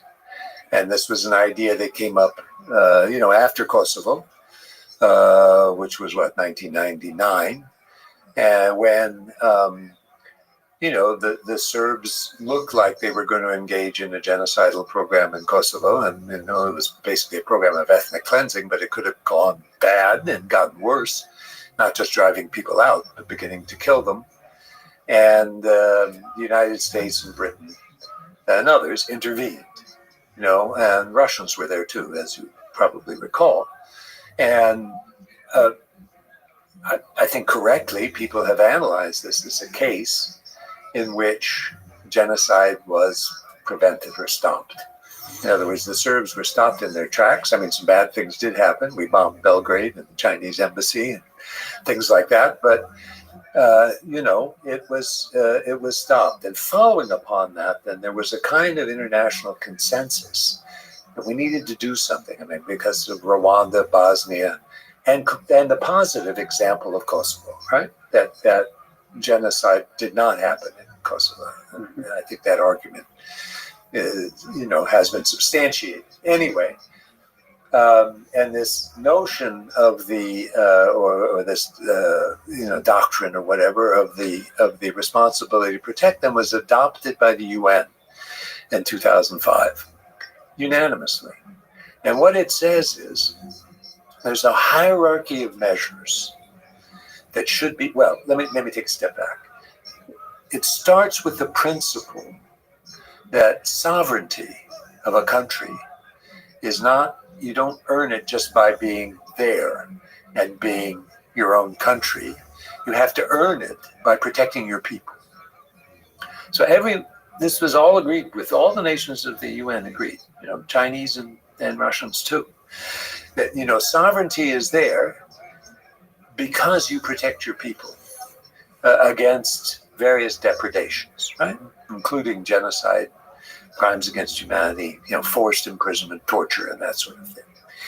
If you violate that justification for your sovereignty, that you're protecting your people, that you're not protecting them, the international community has the obligation to do something about it. All right? Now, then they have a kind of hierarchy of things you can do, starting with, I'm not quoting exactly, but, starting with kind of push and pull, trying to convince people, don't do that, to Myanmar, don't do that to the Rohingya people, right? Then it goes down the list, and you get to sanctions or threatening sanctions, and then sanctions, like we have against Russia. But you go down the list, right? You go down the list, and eventually you get to military intervention at the bottom, which they say is the last thing, and you really don't want to do that. Mm-hmm. And not only do you not want to do it, but it, just as you said, just as you pointed out, it can have unintended consequences, right? And we'll do everything we can short, of military intervention, but, if necessary, that can be undertaken as well. And so the responsibility to protect, I think, is it was not implementable. Oh, one of the things it says in this last category, right, the military intervention, is that the intervention cannot create more damage than it relieves, right? And so for Syria, we came to the conclusion, that, the international community in some ways said this in so many words, even though the Russians were there, obviously, we ended up being there and that sort of thing. But the international community basically said, there's no way you can intervene in Syria. Mm-hmm. It's just no way without causing more damage, than you would relieve. So, in some senses, that's what the international community is saying about, Xinjiang and the Uyghurs too. You can't even imagine what hell would break loose if there was some kind of military trouble, to threaten the Chinese with. But you can go down that list with the military leadership of Myanmar, and you can go down that list with the Chinese Communist Party, and you can go down the list, with others who are threatening, with Ethiopia and what it's doing in Tigray. And, you can go down that list and start pushing. I think what happened, there was more of a willingness in the 90s and right at the turn of the century, to do these kinds of things. And then, when Trump got elected and, he basically said, America first and out of the world, we're not going to do any of this kind of stuff. And now Biden has the problem of trying to rebuild consensus on how you deal with these kinds of things. I think it's not impossible. I mean, here I tend to be maybe more of an optimist than you. And I think it's not impossible that the international community can, muster some internal fortitude and push harder, short of war, to get the Chinese and to get the again Myanmar and to get others to kind of back off of violations of people's rights the way they are routinely doing it. So that's in the space of geopolitics. That's the space of politicians and UN and so on. Yes. The interesting thing about China, and this is a difficult topic, but there's so many financial interests that not many voices with power and with money speak out against China.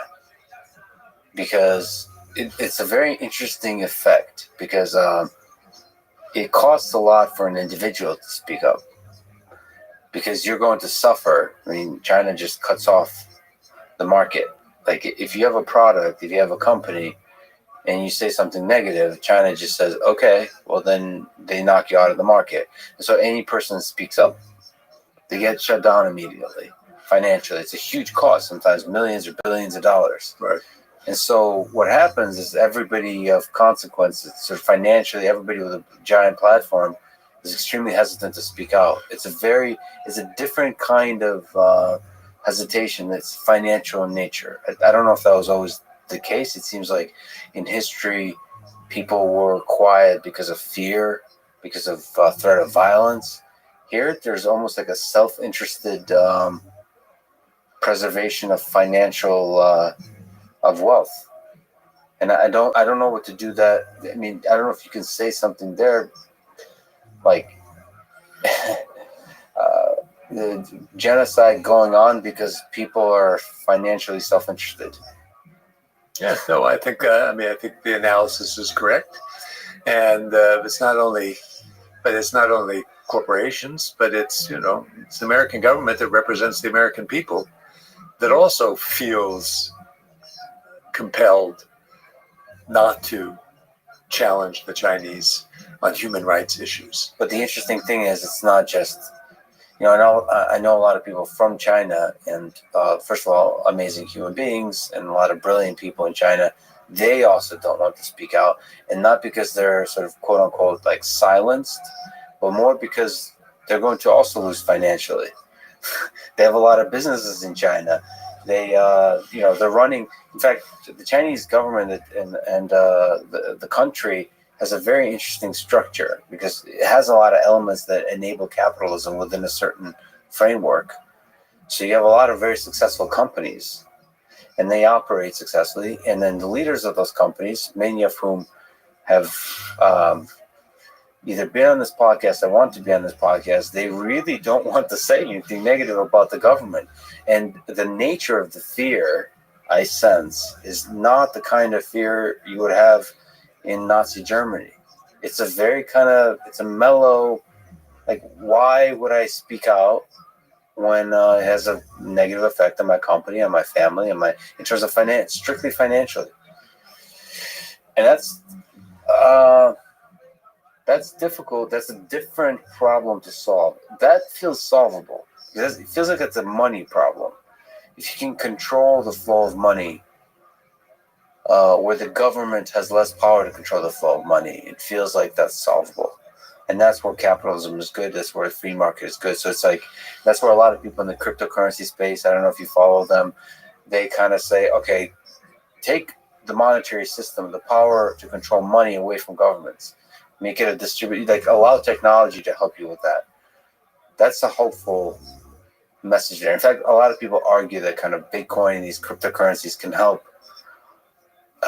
deal with some of these authoritarian regimes that lead to violations of basic human rights. If you can if you can give the power to control the money to the people, you can take that away from governments. That's another source of hope, where technology might be able to do something good. That's something different about the 21st century than the 20th. Is there's technology in the hands of billions of people. I mean, I have to say, I think you're a naive when it comes to technology. I mean, I'm not someone who understands technology, Yes. so it's wrong of me, Yes. to argue with you, because I don't really spend much time with it. I don't really like it very much, and I'm not, I'm neither a fan nor a connoisseur, so I just don't really know. But what human history has shown, basically, and that's a big statement. I don't want to pretend I can tell you what human history has shown. But, technology, atom bomb, I mean, that's a perfect example of technology. What happens when you discover new things? It's a perfect example. What's going on with Facebook now? It's an absolutely perfect example. I once went to a lecture by Eric Schmidt about the future, and about all the things that were going to happen and all these wonderful things. Like, you wouldn't have to translate yourself anything. You wouldn't have to read a book. You wouldn't have to drive a car. You don't have to do this. You don't have to do that. What kind of life is that? So, my view of technology is it's subsumed, to the political, social and moral needs of our day, and should be subsumed to that day. It's not going to solve anything by itself. It's going to be you and me that solve things, if they're solved. There are political systems that solve things. Technology is neutral on one level. It is simply a human. They're talking now about how artificial intelligence, is going to do this and is going to do that. I'm not so sure there's anything necessarily positive or negative about it, except it does obviously make work easier and things like that. I mean, I like email, and I like, word processing and that sort of, all that stuff is great. But actually solving human relations in and of itself, or international relations, or conflict among human beings, I mean, I see technology as, causing as many problems as it solves, and maybe even more. Maybe more. Yeah. The question is, so like you said, technology is neutral. I agree with this. Technology is a toolkit, is a tool set that enables humans to have wider reach and more power. The printing press.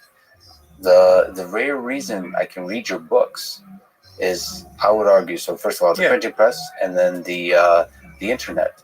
Wikipedia, I think, has immeasurable effect on humanity. Technology is a double-edged sword. It allows bad people to do bad things, and good people to do good things. Exactly. It ultimately boils down to the people. The people, and whether you believe the capacity for good outweighs the capacity of bad. And so you said that I'm naive. It is true. I'm naively optimistic.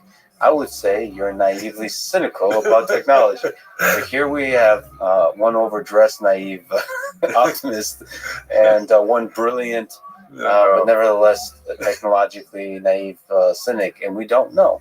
We don't know whether the capacity for good or the capacity for evil wins out in the end. Right. And like we've been talking about, the trajectory of human history seems to pivot on a lot of random seeming moments. So we don't know. But I remain, as a builder of technology, I remain optimistic. And I should say, kind of, when you are optimistic, it is often easy to sound naive. And I'm not sure what to make of that small effect. And not to linger on specific words, but I've noticed that people who kind of are cynical about the world somehow sound more intelligent. No. The issue is how can you be realistic about the world? It's not optimistic or pessimistic. It's not cynical. The question is, how can you be a realist, right? Yes, and that's a good question. realism depends on a combination of knowledge and wisdom and good instincts and that sort of thing. And that's what we strive for. Yes. Is a kind of realism. We both strive for that kind of realism. But I mean, here's an example I would give you. What about, again, we've got this environmental issue, right? And technology has created it. Mhm. It's created it. I mean, the growth of technology. I mean, we all like to be heated well in our homes, and we want to have cars that run quickly and fast on gas, and that's we all. I mean, we're all consumers, and we all profit from this. I don't. Not everybody profits from it, but but we want to be comfortable, and technology has provided us with a comfortable life, and it's also provided us, with this incredible danger, which it's not solving, at least not now. Okay, but And it may solve. Yep. But it's only, my view is, what's going to happen? A horrible catastrophe. It's the only way. It's the only way we will direct ourselves to actually trying to do something about it. We don't have the wisdom and the realism and the sense of purpose. What's her name? Greta goes blah blah blah, something like that in her last talk about the environmental summit in Glasgow or whatever it was, and we just don't have it unless we're hit upside the head really really hard, and then maybe the business with nuclear weapons. I think somehow we got hit upside the head and we realized, oh man, this could really do it to the whole world. And so we started, serious arms control stuff. And, but up to that point, there was just something about, Khrushchev's big bomb, his big hydrogen bomb, which he exploded in the Times. I think it was the anniversary or something like that. Just think what we could have done to each other. Well, that's the double-edged sword of technology. Yeah, so I agree. It's a double-edged sword. There's a lot of people that argue that nuclear weapons is the reason we haven't had a World War III. So nuclear weapons, the mutually assured destruction, leads to a kind of we've reached a certain level of destructiveness with our weapons, where we were able to catch ourselves not to create, like you said, hit really hard. This is the interesting question about kind of hard and really hard upside the head. With the environment, I would argue, we can't know the future, but I would argue as the pressure builds, there's already, because of this created urgency, the amount of innovation that I've seen that sometimes is unrelated to the environment, but kind of sparked by this urgency. It's been humongous, including the work of Elon Musk, including the work of you could argue that the SpaceX and the new exploration of space is kind of sparked by this environmental urgency. Connected to Tesla and everything they're doing with electric vehicles and so on. There's a huge amount of innovation in the space that's happening.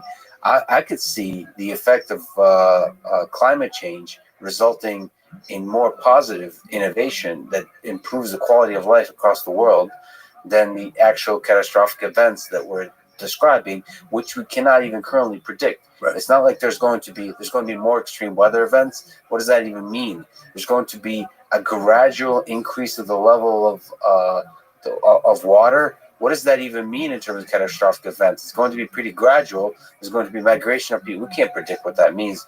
And in response to that, there's going to be a huge amount of innovators born today that have dreams and that will build devices and inventions and from space to vehicles to the software world that enable education across the world, all those kinds of things that will on mass, on average, increase the quality of life on average across the world. So it's not at all obvious that these the things that the technologies that are creating climate change, global warming, are going to have a net negative effect. We don't know this, and I'm kind of inspired by the dreamers, the engineers, the innovators, and the entrepreneurs that build that wake up in the morning, see problems in the world, and dream that they're going to be the ones who solve those problems. That's the human spirit, and that I'm not exactly. It is true that we need those deadlines. We need to be freaking out about stuff, and the reason we need to study history and the worst of human history is that we can say, "Oh shit, this too can happen." It's a slap in the face. It's a wake up call. That if you get complacent, if you get lazy, this is going to happen. And that, listen, there's a lot of really intelligent people, ambitious people, dreamers, skilled dreamers that build solutions that make sure this stuff doesn't happen anymore. So I think there's reason to be optimistic about technology, not in a naive way. There's an argument to be made in a realistic way that, like, with technology, we can build a better future. And then Facebook is a lesson in the way Facebook has been done, is a lesson how not to do it, and that lesson serves as a guide of how to do it better, how to do it right, how to do it in a positive way. And the same every single sort of failed technology contains within it the lessons of how to do it better. And I mean, without that, what's the source of hope for human civilization? That I mean, that by way of question, you have truly studied some of the darkest moments in human history. Put on your optimist hat. Where, yes, Okay. there glimmers of it. Yes. What is your source of hope for the future of human civilization? Well, I think it resides in, some of what you've been saying, which is in the persistence of this civilization over time, despite, the incredible setbacks, 2 enormous world wars, the nuclear standoff, the horrible things we're experiencing now with climate change and migration and stuff like that. That despite these things, we are persisting and we are continuing. And like you say, we're continuing to invent and we're continuing to try to solve these problems. And, we're continuing to love as well as hate. And, I'm basically, I have children and grandchildren, and I think they're going to be just fine. I'm not a doom and gloomer. I'm not a Cassandra saying the world is coming to an end. I'm not like that at all. I think that things will persist. Another, by the way, source of tremendous optimism on my part, the kids I teach. I teach some unbelievably fantastic young people, who are sort of like you say, they're dreamers and they're problem solvers, and they have enormously humane values and ways of thinking about the world, and they want to do good. If you take the kind of, this has probably been true all the way along, but the percentage of do-gooders, is really enormously large. Now, whether they end up working for some kind of shark law firm or something, or that kind of thing, or whether they end up human rights lawyers, as they all want to be, right? Yeah. Is a different kind of question. But certainly, these young people are talented, they're smart, they have wonderful values, they're energetic, they work hard, they're focused. And of course, it's not just Stanford. It's all over the country. You have young people who really want to contribute. And they want to contribute. It's true some of them end up, working to get rich.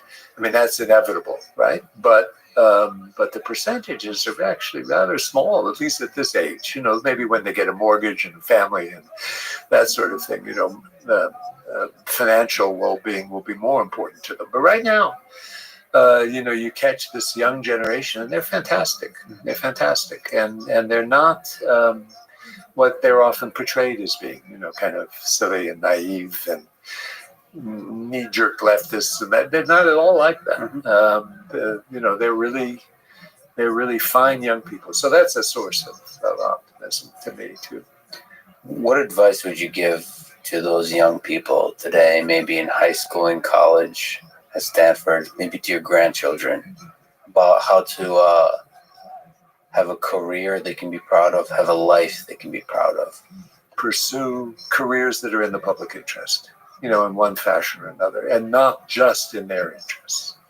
And that would be, it's not bad to pursue a career in your own interests. As long as it's something that's useful and positive for for their families or whatever. But yeah, so I try to advise kids to find themselves somehow, find it who they want to be and what they want to be, and try to pursue it. And the NGO world is growing, as you know, and a lot of young people are kind of throwing themselves into it, and Human Rights Watch and that kind of stuff, and they want to do that kind of work, and it's very admirable. I tend to think that even if you're not working in human rights, there's a certain way in which, if you live with integrity, I believe that all of us, or many of us, have a bunch of moments in our lives when we're posed with a decision. It's a quiet one. Maybe it'll never be written about or talked about, where you get to choose whether there's a choice that is difficult to make.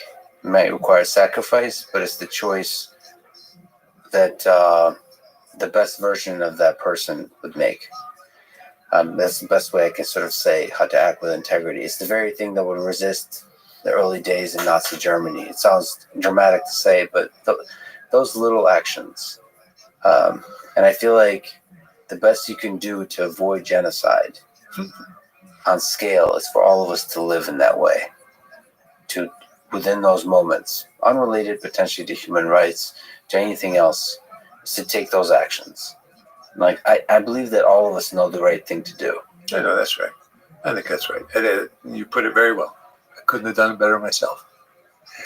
No, I agree. I agree completely that there are, to live with truth, which is what Václav Havel used to say, this famous Czech dissident, talked about living in truth, but also to live with integrity. Yeah. And that's really super important. Well, let me ask you about love. What role does love play in this whole thing, in the human condition? In all the study of genocide, it does seem that hardship in moments brings out the best in human nature, and the best in human nature is expressed through love. Well, as I already mentioned to you, I think hardship is not a good thing for it's not the best thing for love. It's better to not have to suffer and not have to. So? Yes, I think it is. I think it's as I mentioned to you, studying concentration camps. This is not a place for love. It happens, but it's not really a place for love. It's a place for rape. It's a place for torture. It's a place for killing, and it's a place for inhuman action, one to another, and also, as I said, among those who are suffering, not just between those who are, and then there are whole gradations, the same thing in the Gulag. There are gradations all the way from the criminal prisoners who beat the hell out of the political prisoners, who then have others below them who they beat down, so everybody's beating the hell out of everybody else. So I would not idealize in any way suffering as a source of beauty. A source of beauty and love. I wouldn't do But that. see, I think it's a whole lot better for people to be relatively prosperous. I'm not saying super prosperous, but to be able to feed themselves and to be able to feed their families and house their families and take care of themselves, to foster loving relations between people. And, I think it's no accident that, poor families have much, worse records when it comes to crime and things like that, and also to wife beating and to child abuse and stuff like that. I mean, you don't want to be poor and indigent and not have a roof over your head, be homeless. I mean, it doesn't mean, again, homeless people are mean people. That's not what I'm trying to say. What I'm trying to say is that, what we want to try to foster in this country and around the world.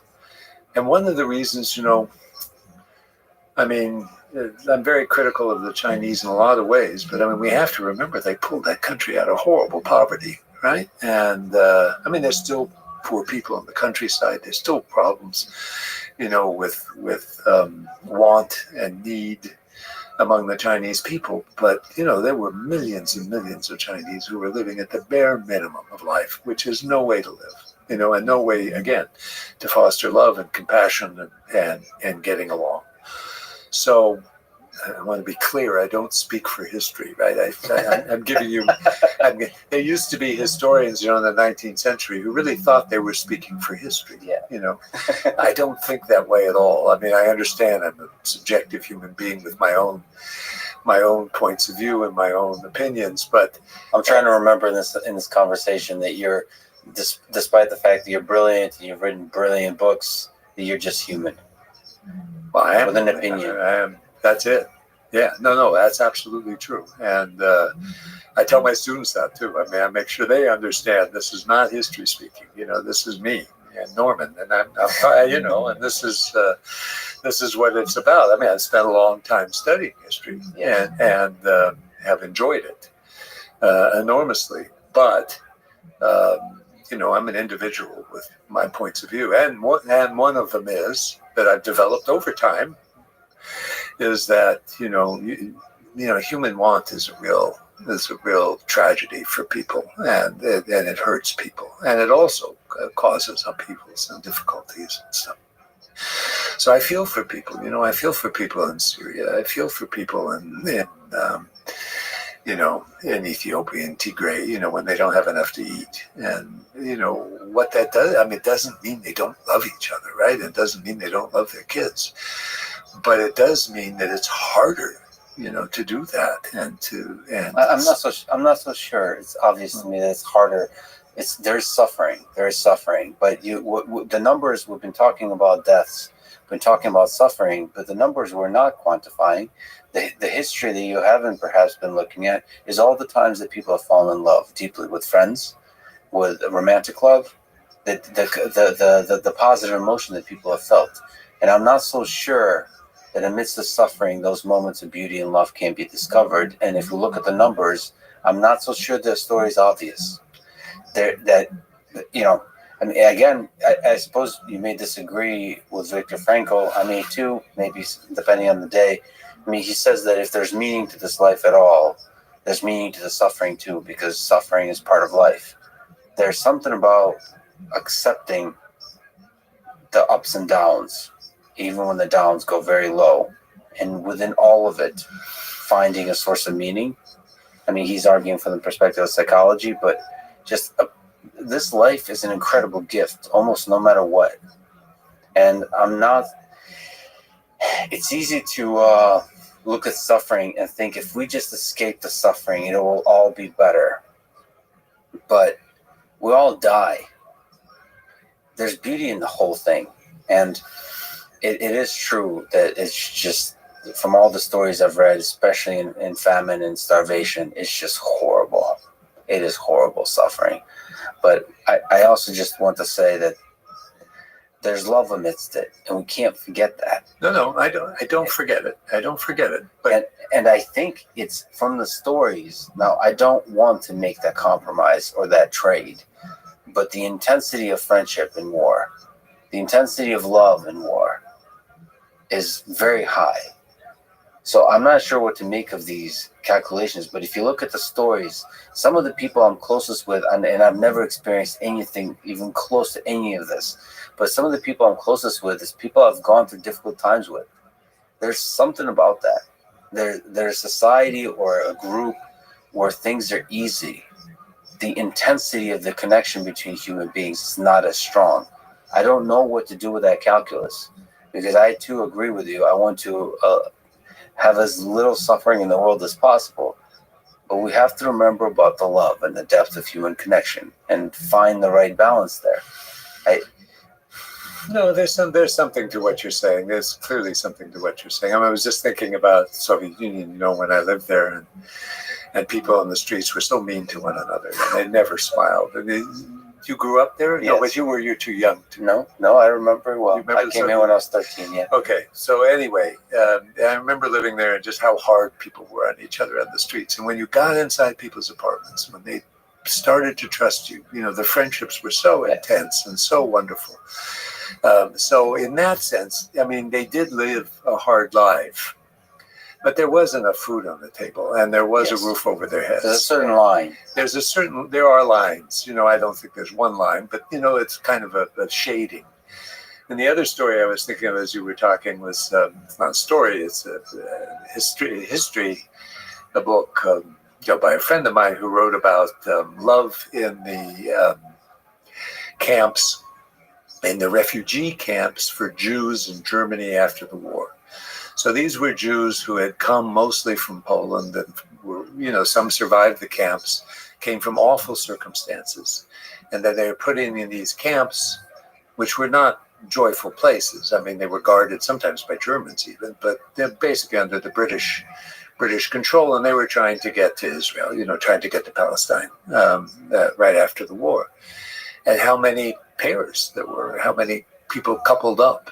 But remember, this is after being in the concentration. Yes. It's not being in the concentration camp. And it's also being free, to more or less free, to express their emotions and to be human beings after this horrible thing which they suffered. So I wonder whether there's, as you say, some kind of calculus there where, the level of suffering is such that it's just too much for humans to bear, and which I would suggest. I haven't studied this myself. I'm just giving you my point of view. My off-the-cuff remarks here. But it was very inspiring to read about these couples who had met right in these camps and started to couple up, and get married and try to find their way to Palestine, which was a difficult thing to do then. When did you live in Russia and the Soviet Union? What's your memory of that time? Well, so a number of different times. So I went there. I first went there in 69, 70. Wow. A long time ago. And then I lived in Leningrad mostly, but also in Moscow in 1975. So it was détente time. But it was also a time of political uncertainty and also hardship, for Russians themselves, standing in long lines. You must remember this, for food and for getting anything was almost impossible. It was a time when Jews were trying to get out. In fact, I just talked to a friend of mine from those days who I helped get out and get to Boston. Lovely people who had managed to have a good life in the United States after they left. But it wasn't an easy time. It wasn't an easy time at all. I remember people set fire to their doors, and, their daughter was persecuted in school, once they declared that they wanted to immigrate and that sort of thing. So it was and it was a lot of anti-Semitism. So it was a tough time. Dissidents, hung out with some dissidents, and one guy was actually killed. We think nobody knows exactly by the KGB, but his art studio was, he had a separate studio in Leningrad, St. Petersburg today.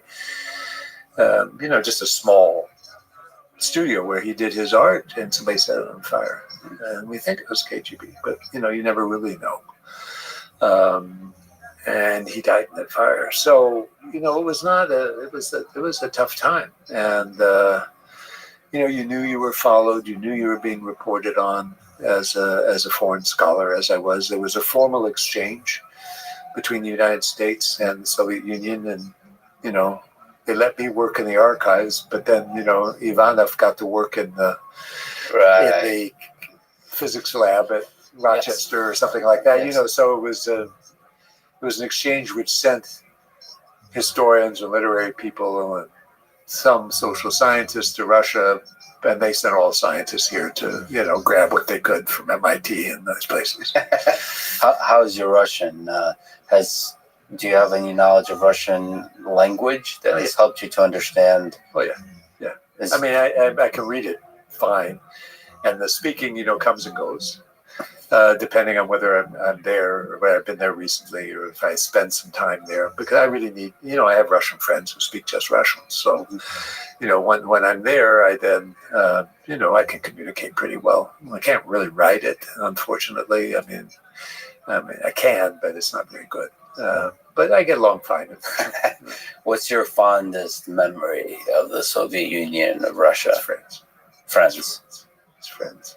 Was it vodka involved, or is it just what? Vodka involved? Is it A little bit? I'm not much of a drinker. Yeah. So I would, they just make fun of me, and I make fun of myself. That was easy enough. I don't really like, a heavy drink. I've done a lot of that. Yeah. Not a lot. I've done some of that, but I never really enjoyed it, and would get sick and stuff. But no, it's friends. One friend I made.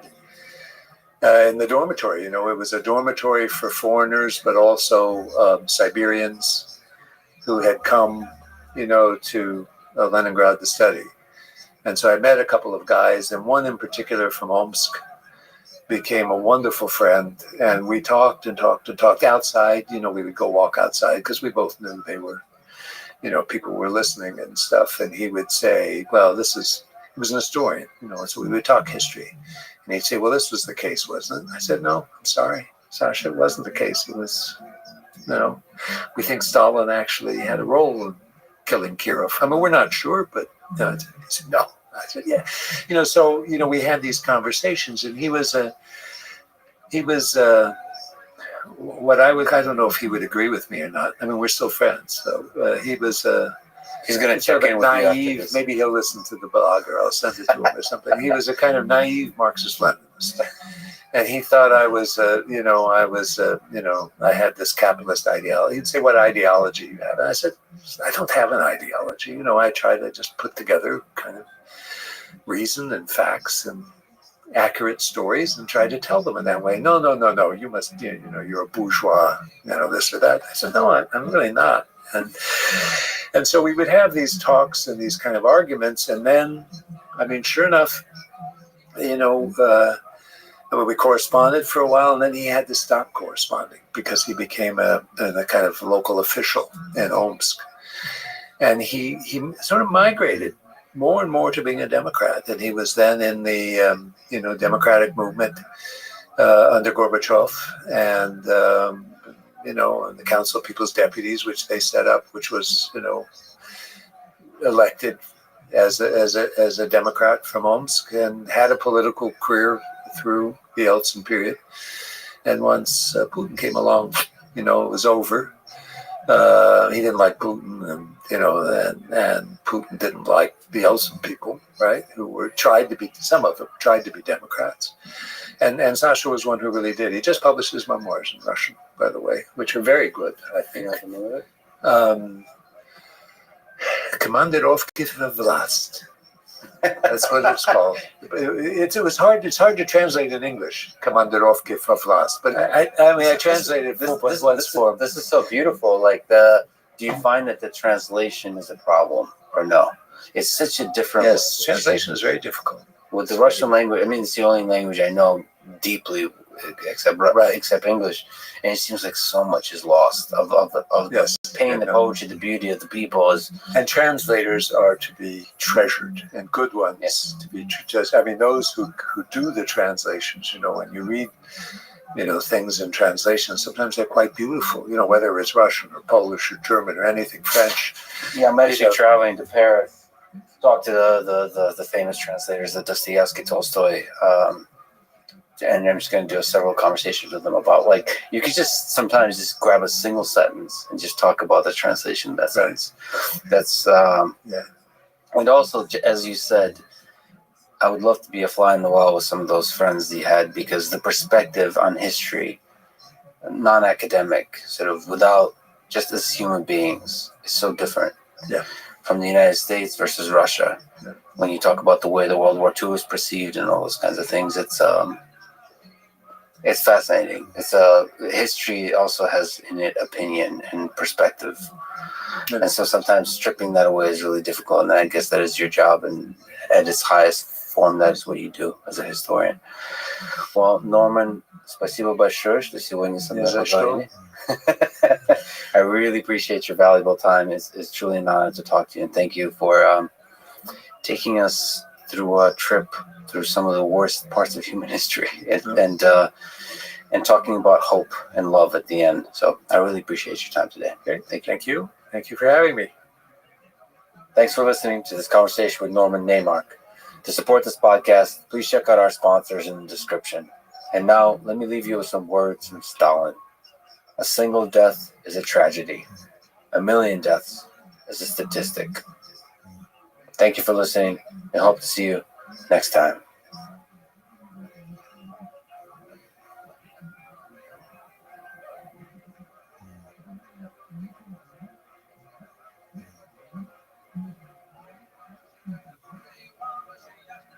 The following is a conversation with Albert Bourla, CEO of Pfizer.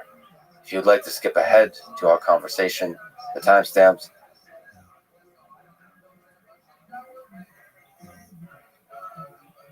as always are below.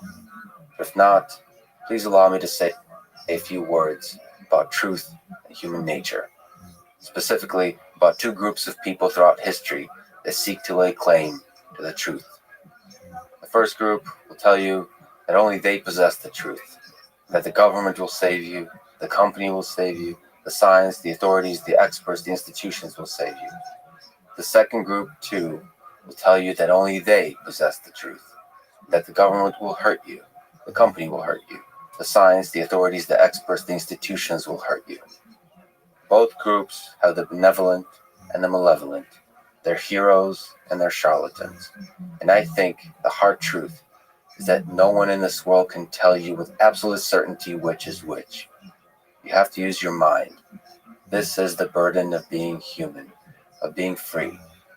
Don't blindly follow any leader, neither the emperor nor the martyr who points out that the emperor has no clothes. And then there's the lessons of history. Vaccines have saved hundreds of millions of lives in the past century. And in general, the advance of medicine has saved billions of lives. If you ignore the power of science, you're not being honest with the lessons of history. And if you ignore the corrupting nature of power and money within institutions, including governments and companies, that led to the suffering and death of hundreds of millions in the past century, you are once again not being honest with the lessons of history. I announced that I will be having this conversation with Albert Bourla, Pfizer CEO, and a lot of people wrote to me. I would like to say that I was and am and always will be listening and learning with an open mind from everyone. My own opinion, worth little as it is that the development of the COVID vaccines is one of the greatest accomplishments of science in recent history. For the rest, from safety and efficacy to policy and economics, I stand humbled before a complicated world full of fear and anger. A small number of malicious people from all walks of life will use that fear and anger to divide us, because the division makes them money and gives them power. I took 2 shots of the Pfizer vaccine. This was my decision.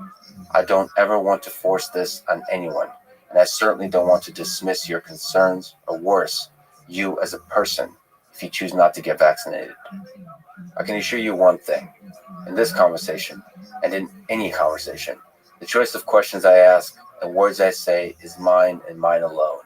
When my words fall short, as they often do, It is only because of the limitations of my mind and of my speaking ability.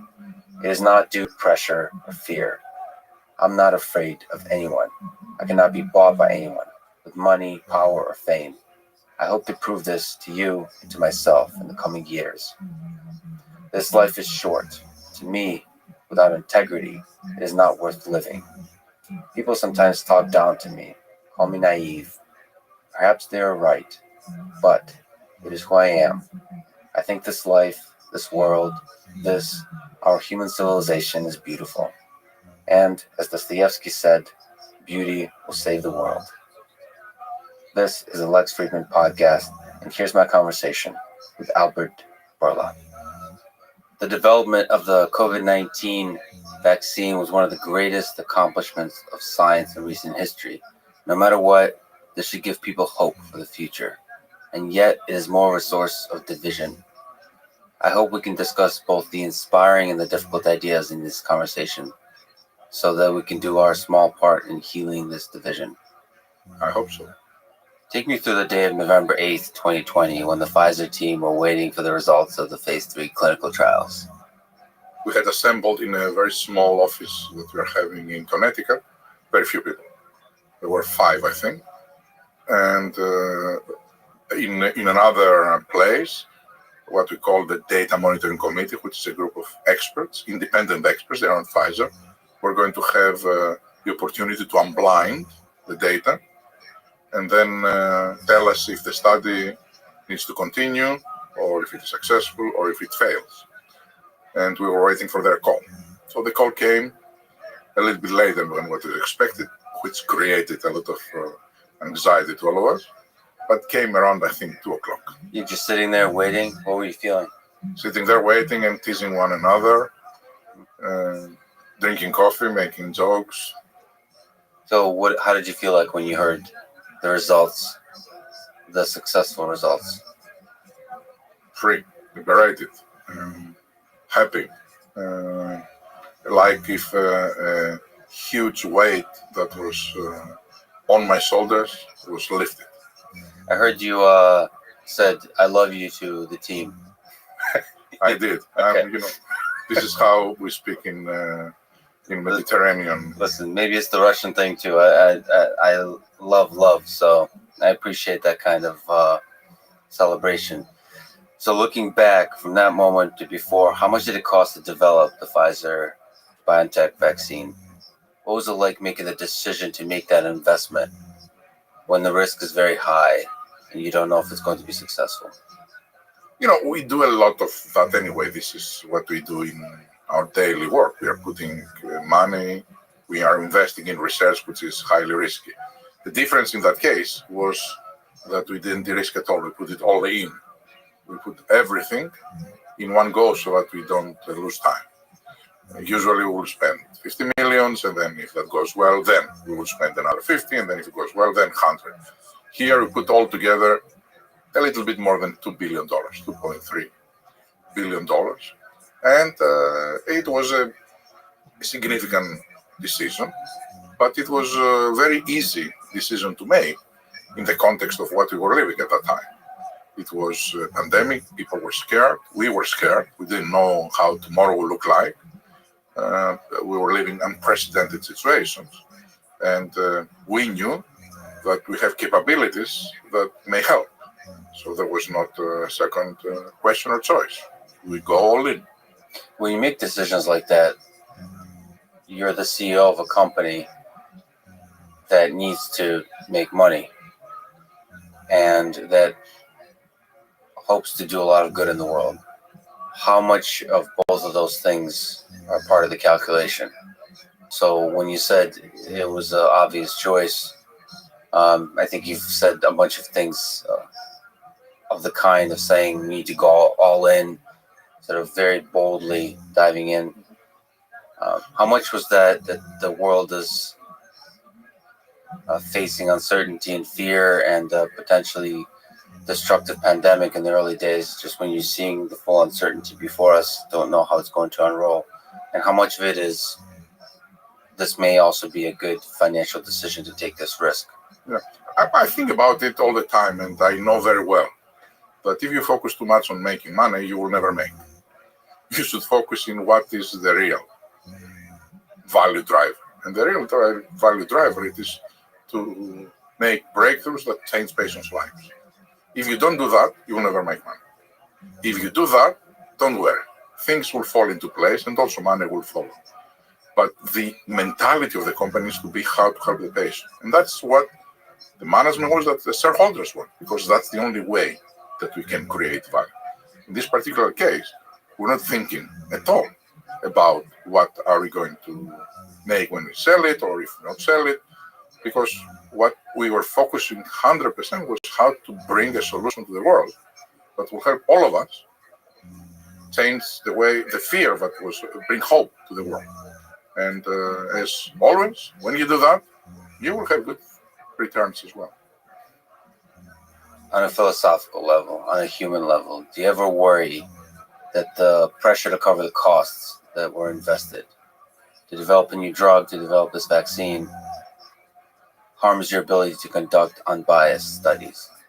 Not at all, because the studies are highly regulated. Everybody knows what regulators, and when I say regulators, FDA, European authorities, UK authorities, Israeli authorities, Japanese authorities, Canadian authorities, want to see how the study needs to be conducted and what exactly they need to see to approve it or not.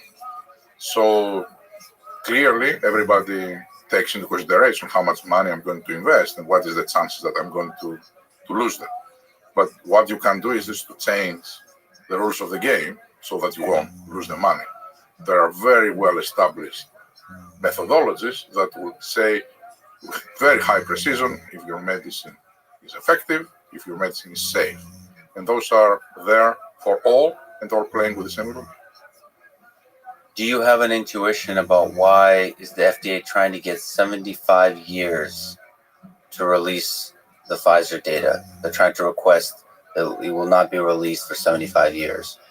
And then maybe the broader version of that question is, do you think people should have sort of full transparency and immediate access to the data? Immediate, on the scale of weeks, not years.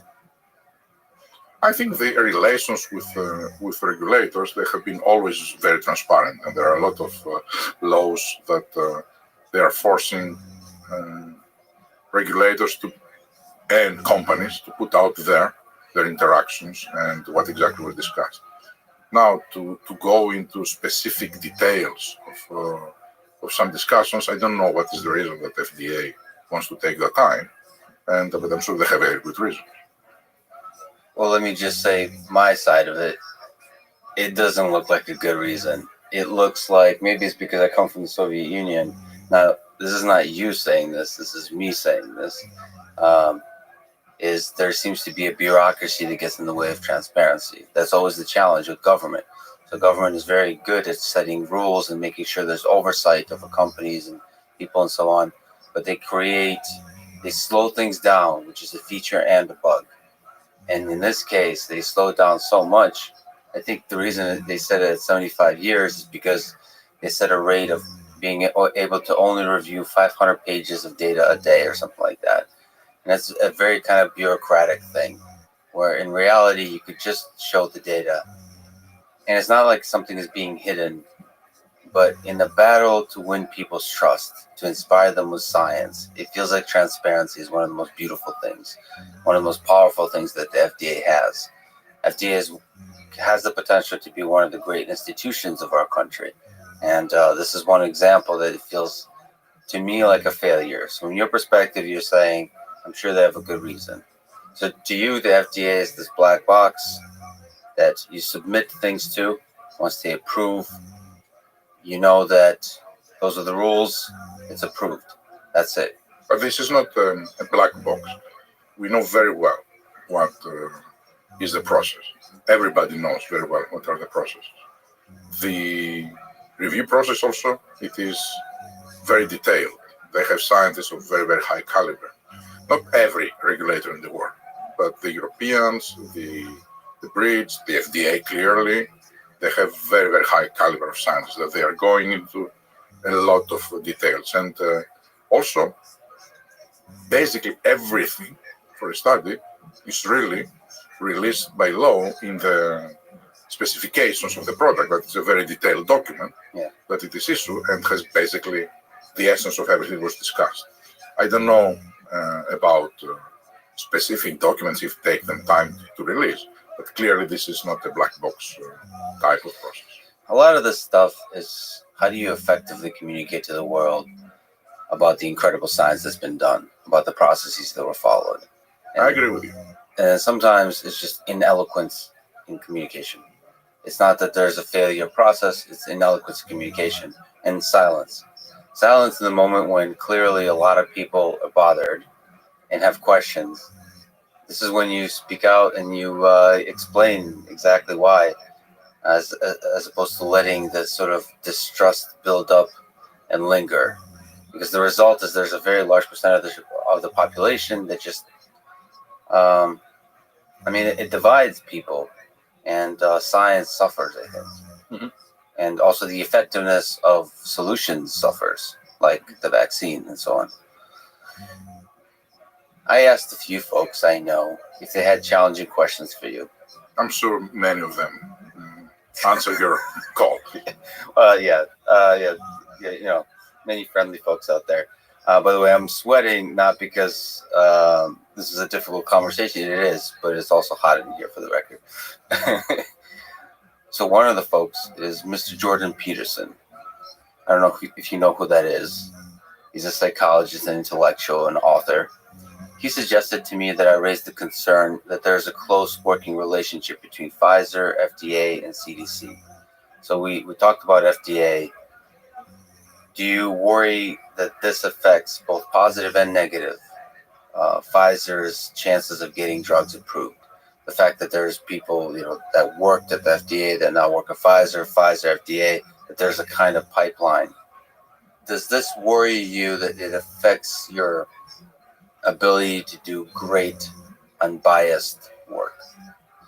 I have zero doubts that this is not affecting at all their ability to be unbiased and regulate.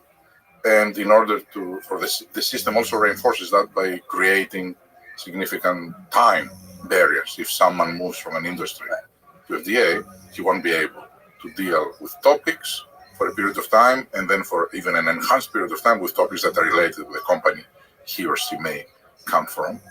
I think these regulators, they are really very strict, rightly so. If anything, I feel sometimes that maybe they should be a little bit more open-minded, particularly when it comes to new technologies, rather than trying to judge and implement the same framework of evaluation of new technologies to all. They are always, as regulators, in the conservative side. But always, they are unbiased and they are trying the best. And it's not only one or two people. They have processes to make sure that there are self-checks and balances within the agencies, both in CDC and in the FDA. Difficult decisions, they bring external experts that they should express. Easy decisions, they are internal experts that they are debating a lot. And if there are disagreements, they elevate them.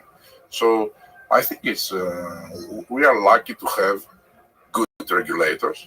I think I agree with what you said before. As with all governmental agencies, there is bureaucracy, and the bureaucracy needs to be addressed. And by saying bureaucracy is not relaxing the bar needs to remain high, but focusing on what matters rather than on the detail. So you don't, I've been reading quite a bit about history. You don't worry about human nature and corruption that can seep in. You're saying institutionally there's protections against this. I think there is always the fear of corruption, particularly when you speak about public servants. But clearly the risk is very different country by country. And speaking about agencies by agencies, I think the regulatory agencies have a very good track record and history of the US, of Europe, of England, of very, very good track record of integrity. It's something I think about. So I grew up in the Soviet Union, and I need to perhaps introspect this a little bit, but when I was growing up, ethically, there was a sense that bribery is the only way you can get stuff done. That was the system of the time. Like you get pulled over by a police officer, like obviously you need to bribe them. I mean, it was like the way of life. And then so coming to this country, it was beautiful to see that the rule of law has so much power, and ultimately, the rule of law, when enacted, when it holds up, it gives people freedom to do the best work of their lives.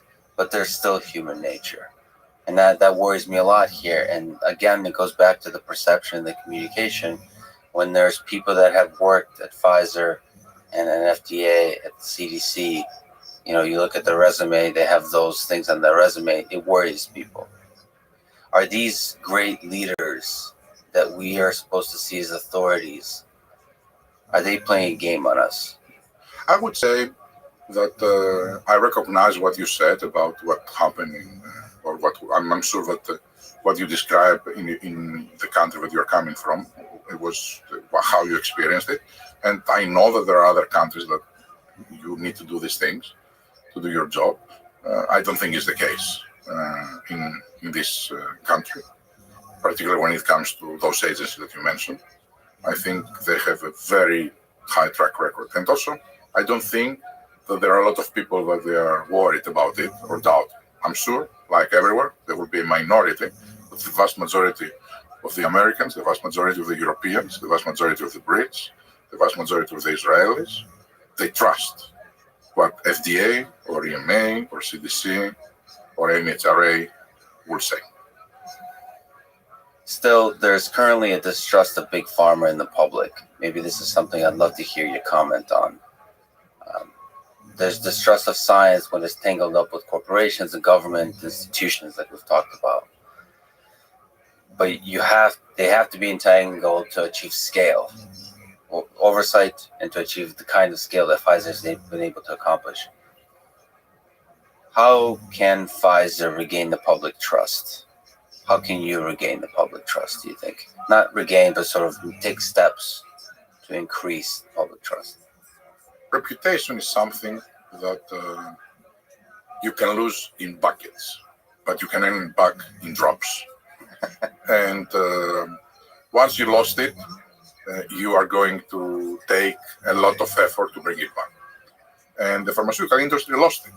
It's clear that the reputation of the industry in the last decade was on the lowest that we have seen ever. And there are many reasons for that, but clearly there are reasons that are related also with the behavior of the industry.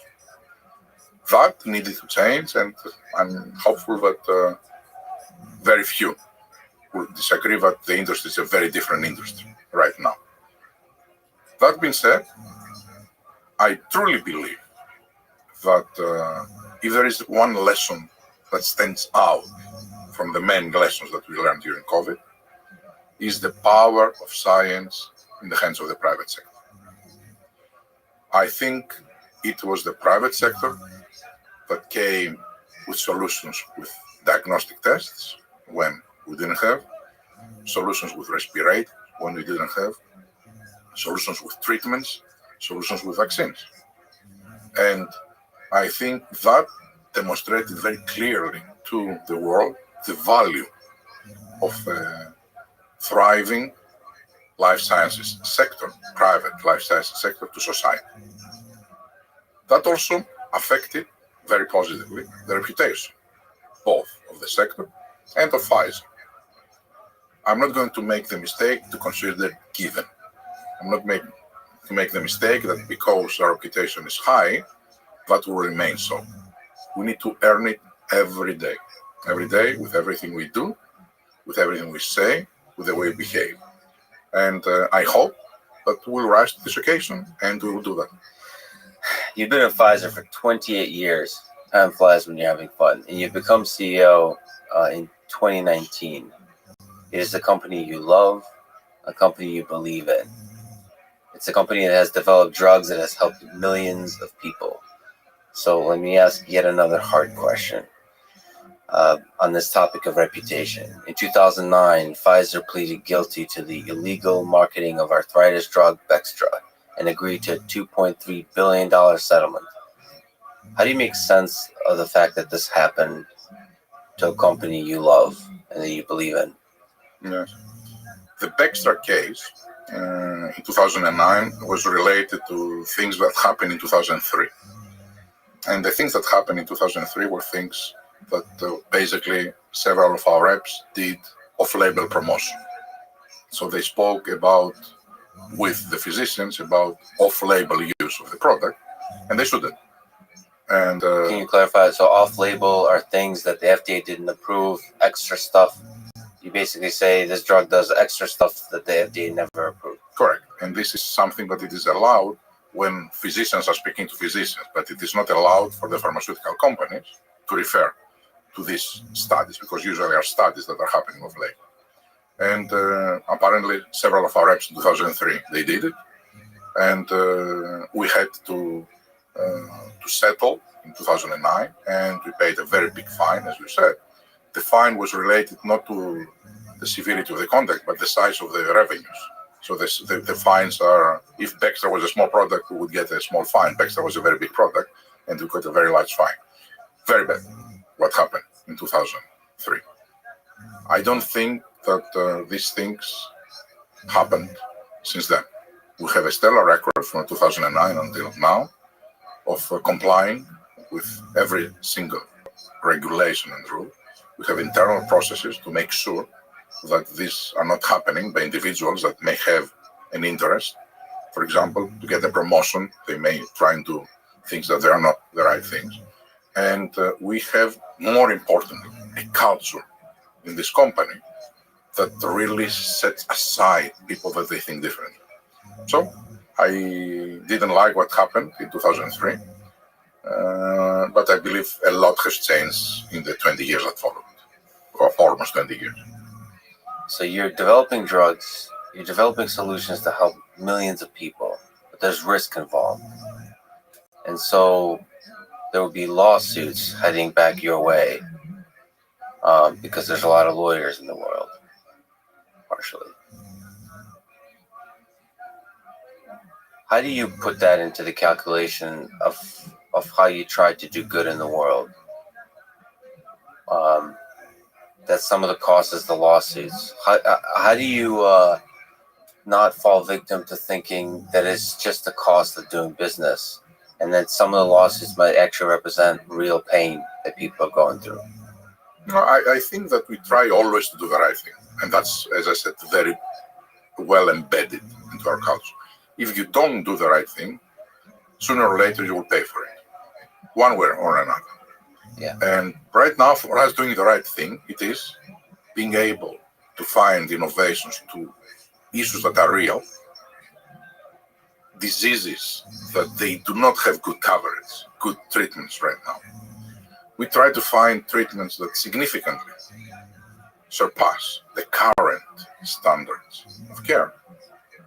And we try not only to comply with what regulators are asking us to do, this is what you need to do to prove the safety or the efficacy, but exceed them. No matter what we do on that, I'm sure that people will find opportunity, because, as you said, there are a lot of lawyers to sue us. But we believe in the justice system, and we believe that eventually, if you are doing the right thing, you will be on the right side of the history. I'm really glad you say that, because focusing on doing the right thing, no matter the money, I believe is the best way to make money. It's exactly what I said. And also, in another way, in other realms, creating a product that people love is the best way to make money. Yep. So focusing on the core of the thing that makes people feel good, that brings value to people's lives. So I'm now in Austin, Texas. My good friend Joe Rogan, he's been highlighting to me this aggressive marketing on mainstream media channels by Pfizer. So let me ask a general marketing question. Do you see this as a conflict of interest? Is it might bias the reporting of news? That a lot of us, a lot of people, me included, look to these mainstream channels of news what kind of authority of like what the heck's going on in the world. And if Pfizer is sponsoring many of these shows, there's a worry. It may be a perception thing, but there's also a natural worry that it would influence what they're talking about because they're afraid of losing the sponsorship. It's subtle, but at scale, it might have a serious impact. Do you worry about this? I think people could go one way or another because of multiple reasons. From our perspective, I don't think we have aggressive marketing. What we do, we go on TV and we are having ads about our product, and they are highly regulated. I think it is the right of people to know, to learn that if there is a product like that. It's very clearly that we cannot say things that they are off-label, that have not been approved. We need to have, every time we go on TV, as you know, FDA is forcing us to say also the bad things that can happen for a medicine. Sometimes that takes more time than the good things. And I don't think that we are doing aggressive marketing. Now, people could be influenced and can be biased in the podcasts or in the other type of media activities that they have for multiple different reasons. Yeah, I know, but it's pressure. It's human nature. I mean, it's one of it is perception, but I worry about too. I think I have a ton of sponsors for this podcast, for example, and none of them ever asked me to anything. They're just, I think likely that kind of pressure is not happening for Pfizer, but there's implied pressure sometimes, and I worry about that a lot because I look at academia. Like I look for the good in people. I tend to believe most people are good or have the capacity to be good and the desire to be good. When I came to MIT, I was a little bit disappointed, maybe heartbroken. How much pressure? I think unjustified pressure people felt from financial constraints. Especially at MIT when there's, I think, a lot of money, people still felt constraints. And it wasn't bringing out the best in them. They weren't supporting each other. They weren't loving each other, like celebrating each other's successes. I don't want to blame money on everything, money constraints, but when you have sponsors, it just, I personally worry that it doesn't bring the best out of people.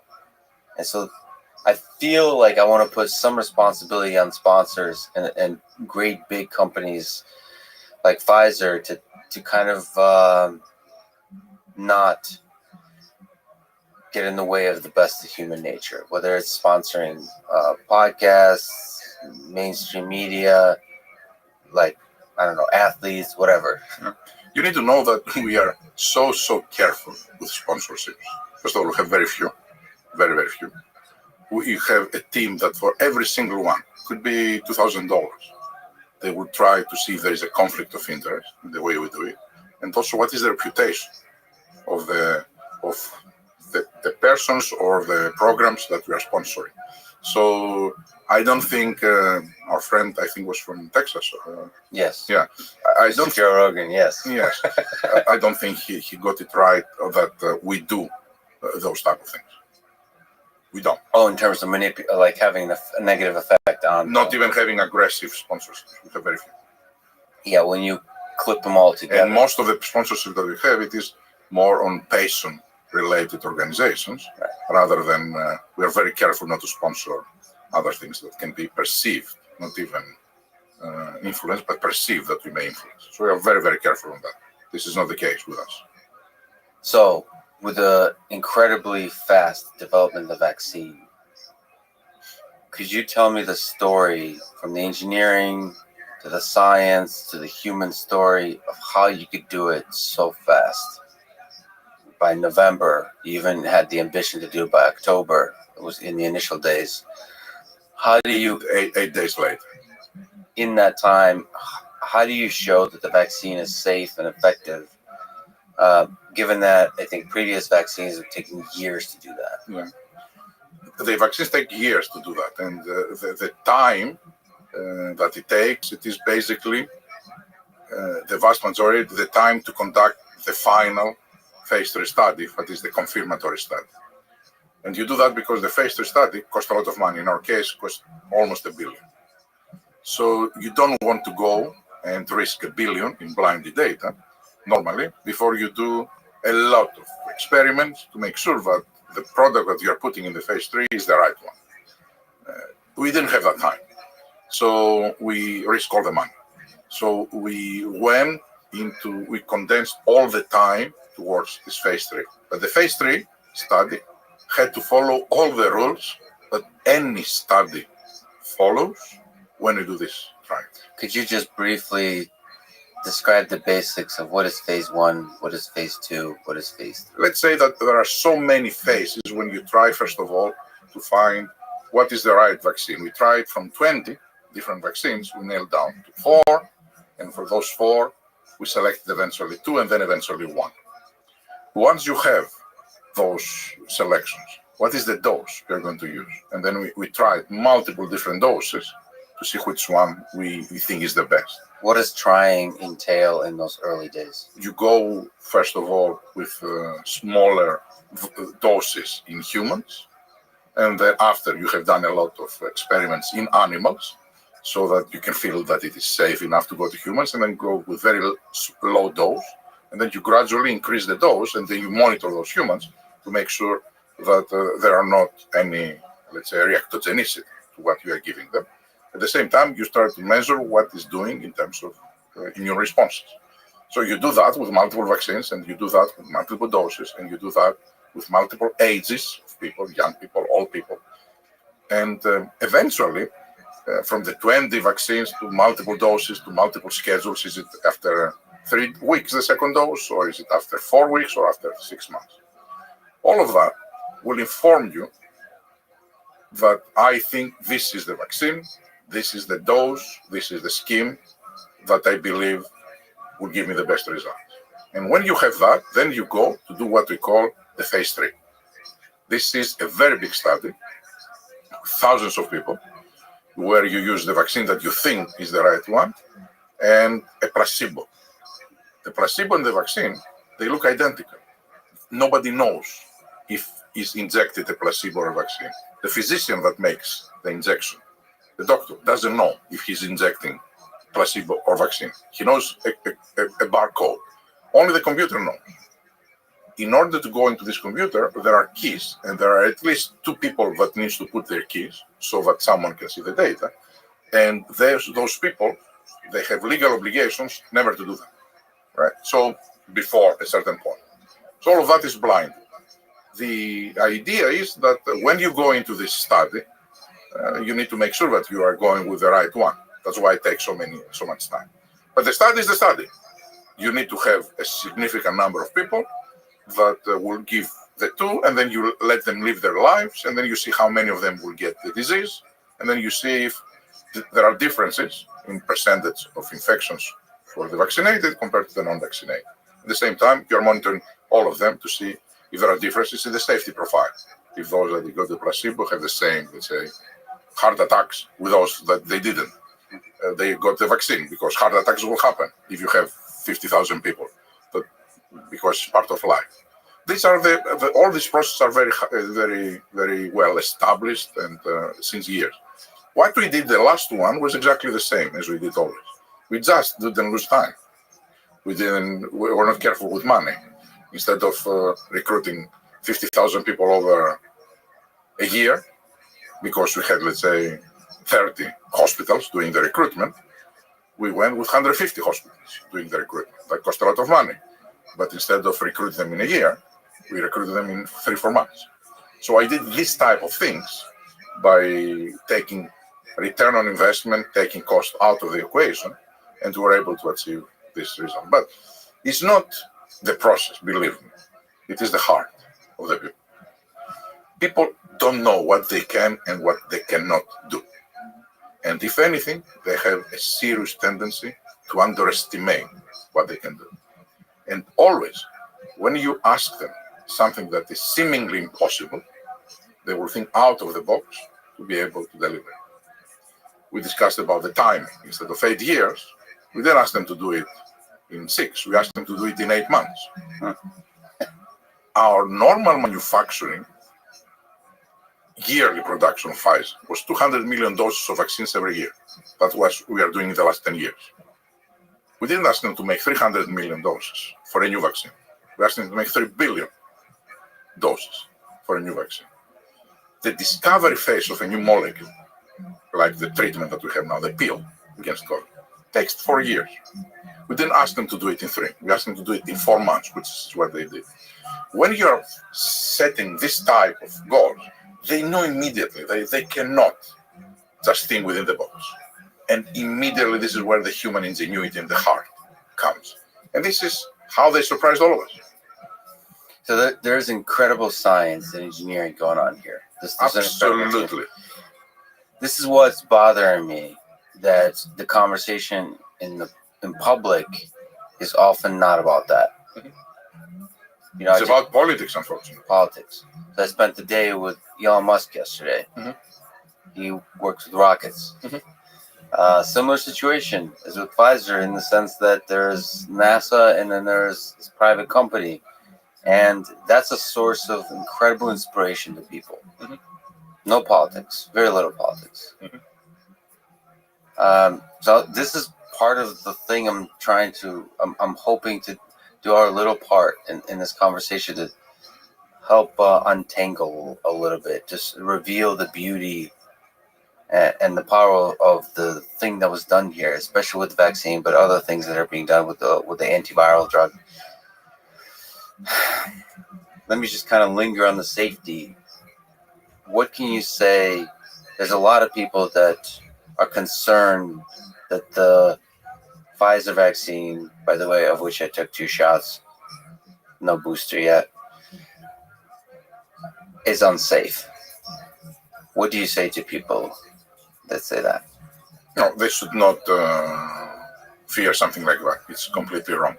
There is no medical product in the history of humanity that have been tested as much as this vaccine. It has been administered to hundreds of millions of people. And because of the importance of COVID, they have been scrutinized, those people, constantly. Right now, healthcare authorities are looking for every single signal around the world of people that they got the vaccine and try to see if it is vaccine related or not. There are electronic medical records that will tell us when and what happened to the person when he did got the vaccine. And we know now more, we have so high certainty that it is so safe, exactly as the data sheet says about this vaccine, more than any other product. They should not be afraid of something like that, and they should not listen to information, but it is misinformation, that it is spread on purpose. Well, I don't like the word misinformation because, you know, again, back to the Soviet Union, anyone who opposes the state is spreading misinformation. You can basically call anything misinformation. That's the unfortunate times we live in. Is you can call anyone, you can basically call anybody a liar and say I'm the sole possessor of the truth. And just no offense to me, just because you wear a tie doesn't mean you're any more likely to be in the possession of the truth than anyone else. So I wouldn't disagree with that at all. I don't think that. As somebody who's not wearing a tie, and as you can, people can see that I'm not wearing a tie and you are. But it's not about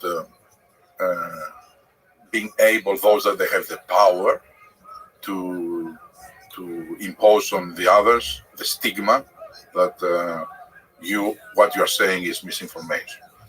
But there are a few things that as society we have accomplished, and science is one of them. And data is, and analytics of data is another one. And to say that something which is highly scientific by people that they are not scientists, I think that it is not what you're describing, what used to happen in the Soviet Union or in any other autocratic regime in the world right now. But I definitely do think that the scientists the public science communicators that I've listened to over COVID have really disappointed me because they have not spoken with empathy. They haven't sufficiently, in my view, have put their ego aside and really listened to people. Yes, people that don't have a PhD, people who have not really, maybe you've not even taken like a biology course in college or something like that. But still, they have children. They worry. They fear. They don't know who to trust. They don't know if they should listen to the CEO of Pfizer, who might have other incentives in mind, who might just care about money and nothing else.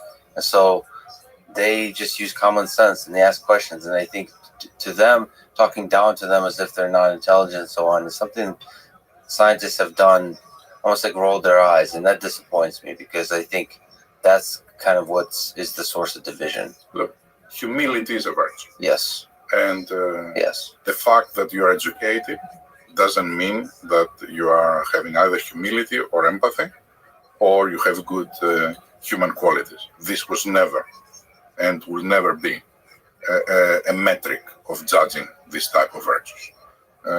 Those that they do this, they're wrong. And actually, they are not doing good service to the public health because they're undermining. People are not stupid. They see if you are not be respecting them, and if you are not respecting their need to learn, because that affects their health, the health of the mother, of the kids. So I fully agree with you that we should be very patient to explain again and again and again what is happening. And the vast majority of the people that they don't get vaccinations right now is because they're afraid. It's not for any other reason. It's not that they have an agenda. What I'm saying is there is a small number of people that they have made business for them to profit from this anxiety. I'll give you an example. I have been arrested by FBI. This is what someone wrote. I read it. I laughed. I mean, okay, this is where they take it. There was a reason why they wrote it down. The Pfizer CEO was arrested by FBI because they want to create doubt in the minds of the people that they're afraid and say, look, if FDA arrested him, likely I will not do the vaccine. But I laughed. A week later, the wife of the Pfizer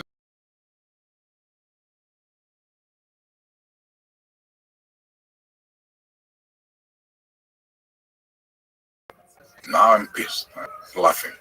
I try to find my kids to tell them, if you read something, mom is fine, don't worry. Then I remember that she has very old parents back in Greece. We start calling them to making sure, because we know that will be picked up by Greek newspapers and they will publish it, okay? They are those people that wrote these things. They know very well that my wife didn't die and died because she was vaccinated, right? So this is the narratives that they are on purpose forming to profit from the stress and the anxiety of good people. And that's something I have to kind of, people that listen to this, that kind of doubt institutions. I do also want to say that there's quite a few folks who realize they can make money from saying the man is lying to you. The government is lying to you. It's all corrupt. It's all a scam. Big Pharma is lying to you. They're manipulating you. I'm surprised at how much money can be made with that. Yeah. And it's sad. So you have to, just as people use their common sense to be skeptical when listening to politicians and powerful figures, they should be skeptical to also when listening to sort of the conspiracy theorists, or not even the conspiracy theorists, but people who raise questions about institutions. Think on your own. Think critically with an open mind that everyone can be manipulating you, but also everybody has the capacity to do good. And I think science in its pure form, not when entangled with institutions, is a beautiful thing. And in the hands of many companies, it is a beautiful thing at scale. Still, you have a lot of incentive as having created the vaccine at Pfizer, this incredible technology, to sing it praises. So there's a kind of, people are skeptical, like how much do we trust, how excited Albert is about this vaccine. So, for example, let me not to do a Shakespearean analysis of your Twitter, but I think you tweeted something about a study with 100% efficacy of the vaccine, or in stopping the transmission, or something like that. Do you regret sort of being like over-representing the effectiveness of the vaccine, technically saying correct things, but just kind of like highlighting the super positive things that may be misinterpreted, saying 100%? No, I never said something 100%. And every time I speak, if a number is 100%, I rush to say that in biology there is nothing 100%, because always there will be when you go to the millions. Okay, there were in the study things that were 100%, for example, deaths, or in South Africa, when we tried, there was 100% efficacy. Clearly, small numbers. When the numbers will become much bigger, the 100% will not hold, but will be 95, 96. So still, directionally, this is the point. So I'm very, very careful what I tweet. And in addition to how careful I am, I have people that they are looking at it and they are having second or third opinion. Make sure that we don't put. Why? Because I know that people are listening to me right now, everything I say. And I want to make sure that they continue not only being clear as to what I want to say, so there are no misunderstandings, but also I maintain the trust of the people. I don't think that someone who only cherry picks information and only emphasizes positive things, it's someone that it is the one to be trusted. And I want me and Pfizer to be trusted. So many felt the vaccine was presented as a cure that wouldn't require regular booster shots. Was that something you believed early on, or did you always believe that many regular shots would be required? And maybe in a bigger picture, how many do you think this will, for the Pfizer vaccine, is it something you see that's taking a booster shot regularly, like annually? Yes. In the beginning, when we had the first months of the vaccine, people would ask me, do we need another one? And I said, we don't know. I was very clear about it. Then around April, May, I started seeing the first data, and I made statements that I think we will need a booster around 8 to 12 months after the second dose. And then after that, annual revaccinations. This is what I said, believe is one of the most likely scenarios. And it was based on the data that I had. But then Delta came. And because I always making the caveat that with absent a new variant, with everything we know. With Delta, it was proven that we need the booster to move to the 6 months. And this is what happened. And I still said, I think the booster is 6 months, and then I think it will be an annual revaccination. Likely. We have to monitor to see the data, but this is the likely scenario. Now, we have Omicron. And Omicron says that 2 doses might be challenging. We don't know exactly yet, but 3 doses work. So clearly a lot of countries already started moving now the 3rd dose, not from 6 months to 3, so that they will reduce the period that people will not be protected with the 3rd dose. I don't know with Omicron how long this will last, and frankly I don't know if we will need a new vaccine tailor-made to Omicron based on everything we know so far. We are monitoring, and we will know way more in the weeks to come. If there is a need for a new vaccine, we will have it. And if there is a need for mass production of this new vaccine, I can also feel very comfortable that we will not lose any of our capacity that we have developed. Right now we are running at 1 billion, almost, approximately, doses per quarter, 4 per year. And if we have to switch and have half of that in the new, half of that in the old, we will do still 4 billion doses. So I think the world should feel very, very comfortable that if there is a need, we will be ahead of the virus. Yeah, you did. You delivered or produced 3 billion this year vaccines, and you're on track to do 4 billion next year. Yeah. I mean, if we had a lot more time, we would talk about how the heck you achieved that kind of scale. It's truly incredible.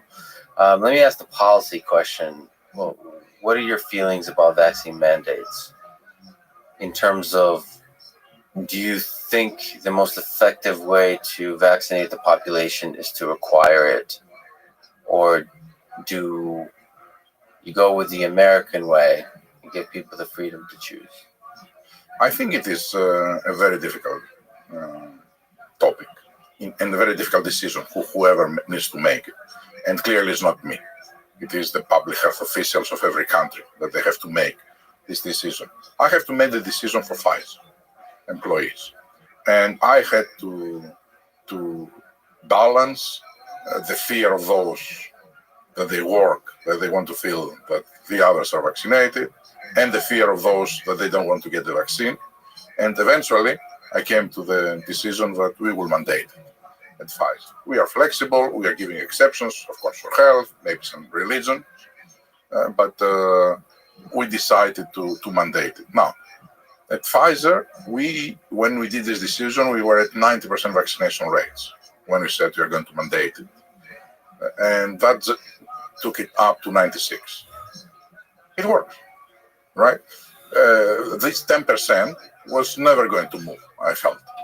Because no matter what, you have a small number of people that really are scared and they don't feel comfortable to do it. Okay.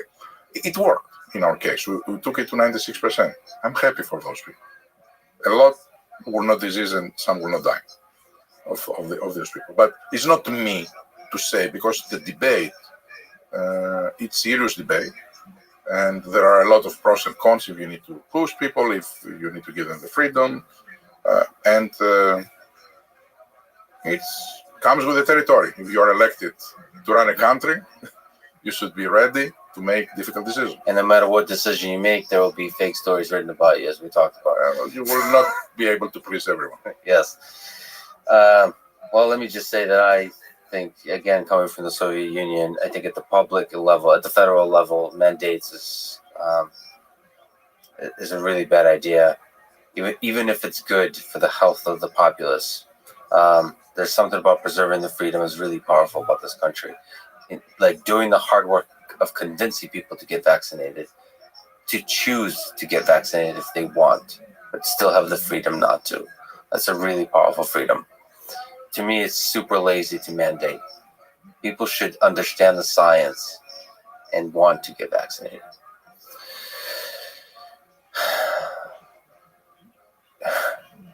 Do you think children need to get vaccinated? I do.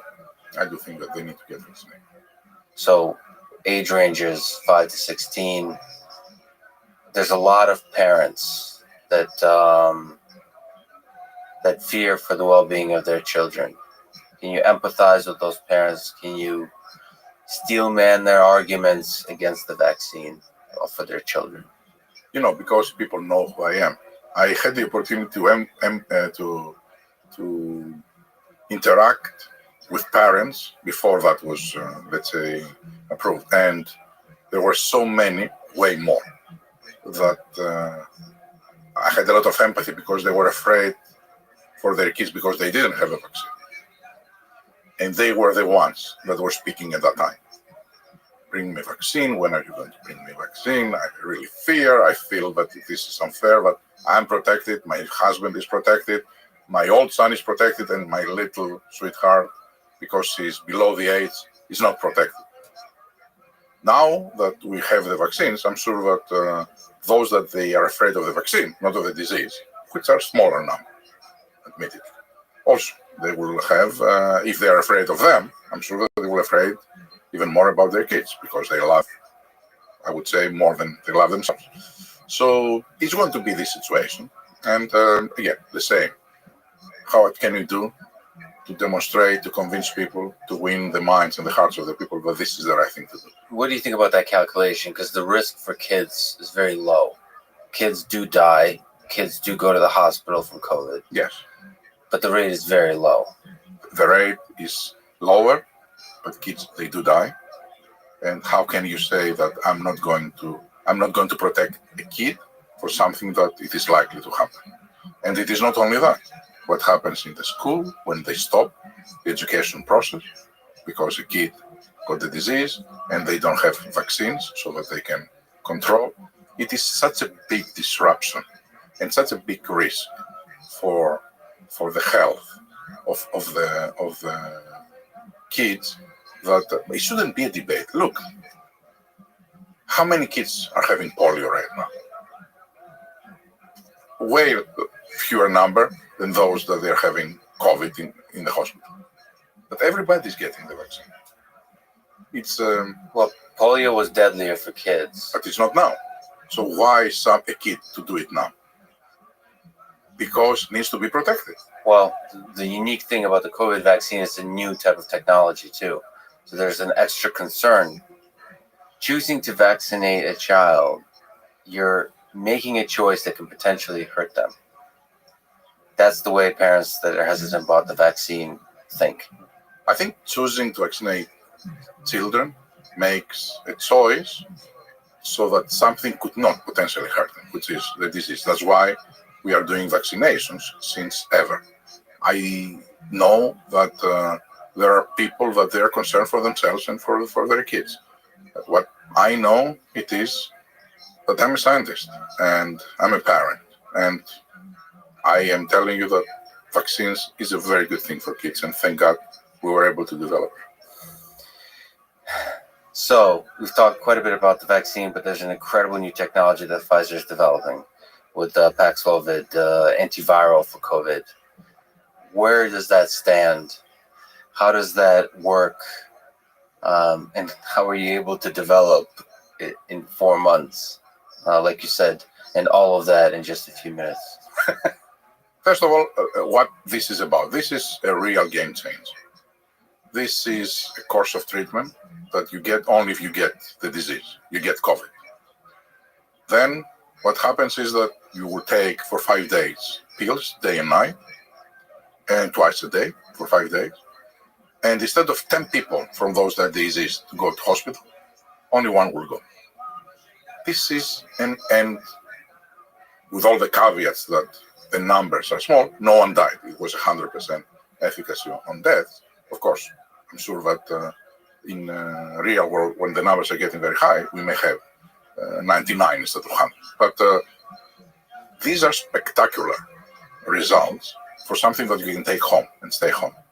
The biggest problem right now in Europe, in the US, when we have surges, every time that we have a surge of COVID, it is that the ICUs are full, the hospitals are paralyzed, they have to postpone elective surgeries, they have to postpone other operations because they don't have the capacity because of that. Keeping people out of the hospitals, home, keeping people without dying, it is something that we didn't have before. And this is a significant game change. I have to ask a controversial, difficult question. What are your thoughts about ivermectin? Has it sufficiently been studied? Has Pfizer considered it in its, like I said, incredible development of the antiviral as a comparator, that kind of thing? Just investigated in general. The reason I bring it up is I've read quite a few criticisms of people. There's been some comparisons of Paxlovid to ivermectin, and I think people should look up. There is Dr. John Campbell that describes that comparison and makes that claim, and there's quite a lot of people that debunk or argue against that. You can do your own research, but there is a lot of people that kind of see this free drug without patents on it and say this could be the savior. So can you just speak to that comparison? And it's not the first time. If you remember, there were other compounds that were claimed that they are the solution to COVID, and clearly they were proven that they're not. There are compounds that are solutions and compounds that they're not. I, as a scientist, and I discussed with our scientists, they don't see any reason why a medicine like ivermectin, which is parasiticide, to be able to act on COVID, and so they don't see that there's any connection, and they haven't seen any paper that describes someone that used it that it had any results. I'm sure that there will be some people that will claim, because people are claiming anything, But I don't think that there was any paper in any peer review magazine, I mean, a reliable scientific magazine, to support this claim. So we are focusing on saving people's lives. We are not focusing on craziness. Well, to push back, there is quite a lot of papers, but the studies are small, so there's no conclusive evidence. And I haven't seen any that it is reliable. Right. I don't know where are these small or big. Reliable. I haven't seen any. Well, some of the big ones have been retracted, which means they weren't legitimate. Yes. Yeah. So. So this is definitely something that people need to look into. The people that kind of question the effectiveness of ivermectin, definitely something to think about. And I think is the reason that Paxlovid. It was fluoroquinolone before. Yes. For God's sake. And that's why Paxlovid. How many people died because of that? Yeah, this is the dangerous thing. This is the sad thing. Paxlovid has been studied in thousands of people and will be under the scrutiny not only of regulators, but as we will go into the implementation, as it happened in many countries, they will monitor to see what's happened. Let's say that whatever we do, once it is out there, within a few weeks, they will know all hospitals if it works or not, because they will see the statistics. We've gone through one of the more difficult periods in recent human history over the past 2 years, like as a society. What gives you hope about the future for our human civilization? You look into the next few years. I think the human ingenuity. I think although there is the world always is progressing, although there are a lot of things that need to be fixed in the society of 2020. Society of 2020 is better at large than things 50 years back, 100 years back, in all different aspects, from poverty, for human rights, from science, from quality of life, from any aspect. I am positive that humans can create and always create a better future, and will continue doing so. You have helped save the lives of millions of people, help improve the quality of their lives, but you yourself are just one biological organism with an expiration date. Do you ponder your mortality? Do you think about your death? Are you afraid of death? That's a very interesting question. I was discussing with a lot of people that I was fearless of death. I couldn't care less when I was young. The first time that I start feeling that I want to be around was when I had kids. And then I started feeling that, oh gosh, I hope I will be around to see their wedding. I hope they will be around to see their children. So if there is something that scares me, is the possibility that I will not be part of their lives anymore and I will not be watching. I hope there is life upstairs, so I will be able to watch them from there. From upstairs, get a nice overview. Let me ask the big ridiculous question. And you only have 2 minutes or less to answer it. What is the meaning of life? What's the meaning of this whole thing? You said ingenuity is the thing that gives you hope. We seem to be all busy trying to help each other, trying to build a better world. Why are we doing that? I would repeat something that Steve Jobs has said. Death is life's biggest invention. It eliminates the old and gives place to the new. Life is all about moving forward. Life is all about creating new things. Maybe everyone is a contributor, but no one is the owner. And always creating something new. Always. Adding something beautiful into the world, maybe a little bit of love. Hopefully. Albert, thank you so much. It's a huge honor that you'll go through some of these difficult questions with me today, and that you'll give your extremely valuable time for this conversation. Thank you so much for talking today. Thank you for your interest, and I'm happy, as I was telling you before, that I can brag with my kids that I was in your podcast because you are their hero. You made it. I made it. Thank you. Thank you. Thanks for listening to this conversation with Albert Burla. To support this podcast, please check out our sponsors in the description. And now, let me leave you with some words from Oscar Wilde. The truth is rarely pure and never simple. Thank you for listening. Hope to see you next time.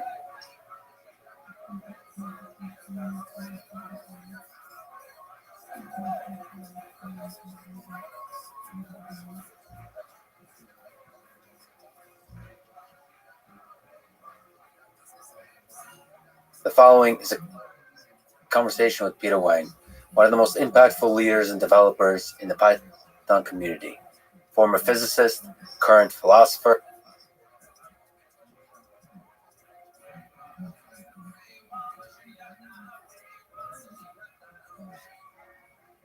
It's someone who many people told me about and praised as a truly special mind that I absolutely should talk to. Recommendations ranging from Travis Oliphant to Eric Weinstein. So, here we are. This is the Lex Friedman Podcast. To support it, please check out our sponsors in the description. And now, here's my conversation with Peter Wang. You're one of the most impactful humans in the Python ecosystem. So you're an engineer, leader of engineers, but you're also a philosopher. So let's talk both in this conversation about programming and philosophy. First, programming. What to you is the best or maybe the most beautiful feature of Python? Or maybe the thing that made you fall in love or stay in love with Python? Well, those are three different things. What I think is most beautiful, what made me fall in love, what made me stay in love. When I first started using it was when I was a C++ computer graphics performance nerd. In the 90s? In the late 90s. And that was my first job out of college. And we kept trying to do more and more like abstract and higher order programming in C++, which at the time was quite difficult. With templates, the compiler support wasn't great, etc. So when I started playing around with Python, that was my first time encountering really first-class support for types, for functions, and things like that. And it felt so incredibly expressive.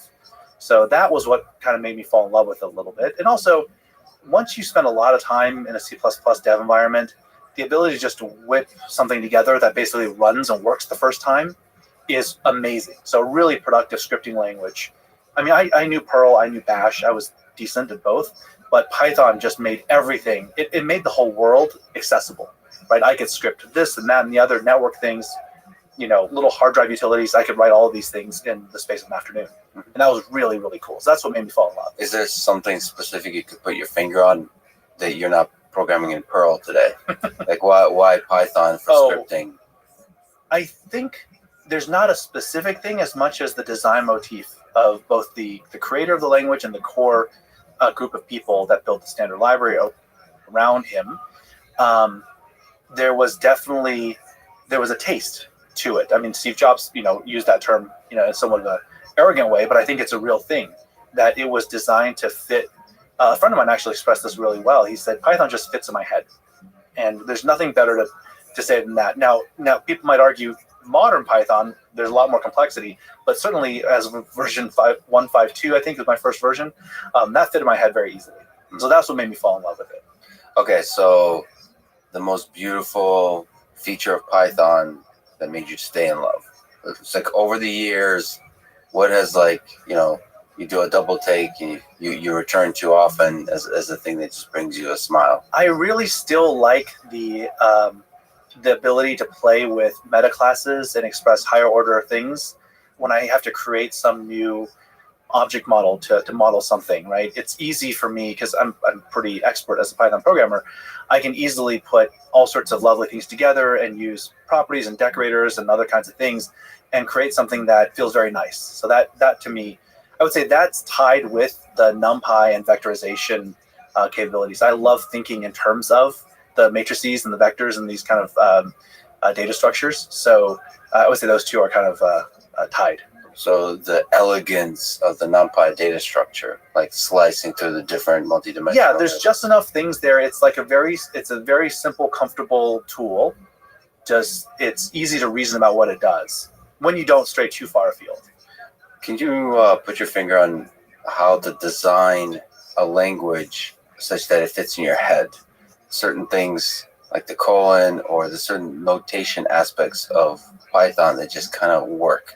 Is it something you have to kind of write out on paper, look, and say it's just right? Is it a taste thing, or is there a systematic process? What's your sense? I think it's more of a taste thing. But one thing that should be said is that you have to pick your audience, right? So the better defined the user audience is, or the users are, the easier it is to build something that fits in their minds, because their needs will be more compact and coherent. It is possible to find a projection, right? A compact projection for their needs. The more diverse the user base, the harder that is. Yeah. And so as Python has grown in popularity, that's also naturally created more complexity as people try to design any given thing. There will be multiple valid opinions about a particular design approach. And so I do think that's the downside of popularity. It's almost an intrinsic aspect of the complexity of the problem. Well, at the very beginning, aren't you an audience of one? Aren't all the greatest projects in history were just solving a problem that you yourself had? Well, so Clay Shirky, in his book on crowdsourcing, or in his kind of thoughts on crowdsourcing, he identifies the first step of crowdsourcing is me first collaboration. You first have to make something that works well for yourself. Yeah. It's very telling that when you look at all of the impactful big projects, well, they're fundamental projects now in the SciPy and PyData ecosystem, they all started with the people in the domain trying to scratch their own itch. And the whole idea of scratching your own itch is something that the open source or the free software world has known for a long time. But in the scientific computing areas, these are assistant professors or electrical engineering grad students. They didn't have really a lot of programming skill necessarily, but Python was just good enough for them to put something together that fit in their domain, right? So it's almost like it's a necessity is the mother of invention aspect. And also it was a really harsh filter for utility and compactness and expressiveness. Like, it was too hard to use, then they wouldn't have built it because there was just too much trouble, right? It was a side project for them. And also necessity creates a kind of deadline. It seems like a lot of these projects are quickly thrown together in the first step. And that, even though it's flawed, that just seems to work well for software projects. Well, it does work well for software projects in general. And in this particular space, one of my colleagues, Stan Sieber, identified this, that all the projects in the SciPy ecosystem, if we just rattle them off, there's NumPy, there's SciPy, built by different collaborations of people, although Travis is the heart of both of them. But NumPy coming from Numeric and NumRay, these are different people. And then you've got Pandas, you've got Jupyter or IPython, there's Matplotlib, there's just so many others that I'm not going to do justice if I try to name them all. But all of them are actually different people. And as they rolled out their projects, the fact that they had limited resources meant that they were humble about scope. A great famous hacker, Jamie Zawiski, once said that every geek's dream is to build the ultimate middleware, right? And the thing is, with these scientists turned programmers, they had no such thing. They were just trying to write something that was a little bit better for what they needed in MATLAB, and they were going to leverage what everyone else had built. So naturally, almost in kind of this annealing process or whatever, we built a very modular cover of the basic needs of a scientific computing library. If you look at the whole human story, how much of a leap is it? We've developed all kinds of languages, all kinds of methodologies for communication. It just kind of like grew this collective intelligence. Civilization grew, it expanded. We wrote a bunch of books, and now we tweet. How big of a leap is programming, if programming is yet another language? Is it just a nice little trick that's temporary in our human history, or is it like a big leap in the almost us becoming another organism at a higher level of abstraction, something else? I think the act of programming or using grammatical constructions of some underlying primitives, that is something that humans do learn, but every human learns this. Anyone who can speak learns how to do this. What makes programming different has been that up to this point, when we try to give instructions to computing systems, all of our computers, well, actually, this is not quite true, but I'll first say it, and then I'll tell you why it's not true. But for the most part, we can think of computers as being these iterated systems. So when we program, we're giving very precise instructions to iterated systems that then run at incomprehensible speed and run those instructions. In my experience, some people are just better equipped to model systematic iterated systems. Well, whatever, iterated systems in their head. Some people are really good at that, and other people are not. And so when you have, like, for instance, sometimes people have tried to build systems that make programming easier by making it visual, drag and drop. And the issue is you can have a drag and drop thing, but once you start having to iterate the system with conditional logic, handling case statements and branch statements and all these other things, the visual drag and drop part doesn't save you anything. You still have to reason about this giant iterated system with all these different conditions around it. That's the hard part, right? So handling iterated logic, that's the hard part. The languages we use then emerge to give us ability and capability over these things. Now, the one exception to this rule, of course, is the most popular programming system in the world, which is Excel, which is a data flow and a data-driven, immediate mode, data transformation-oriented programming system. And it's actually not an accident that that system is the most popular programming system, because it's so accessible to a much broader group of people. I do think as we build future computing systems, you're actually already seeing this a little bit. It's much more about composition of modular blocks. They themselves actually maintain all their internal state, and the interfaces between them are well-defined data schemas. And so to stitch these things together using like IFTTT or Zapier or any of these kind of, I would say compositional scripting kinds of things, HyperCard was also a little bit in this vein. That's much more accessible to most people. It's really that implicit state that's so hard for people to track. Yeah, okay, so that's modular stuff, but there's also an aspect where you're standing on the shoulders of giants. So you're building like higher and higher levels of abstraction. You do that a little bit with language. So with language, you develop sort of ideas, philosophies from Plato and so on, and then you kind of leverage those philosophies as you try to have deeper and deeper conversation. But with programming, it seems like you can build much more complicated systems. Like without knowing how everything works, you can build on top of the work of others. And it seems like you're developing more and more sophisticated expressions, ability to express ideas in a computational space. I think it's worth pondering the difference here between complexity and complication.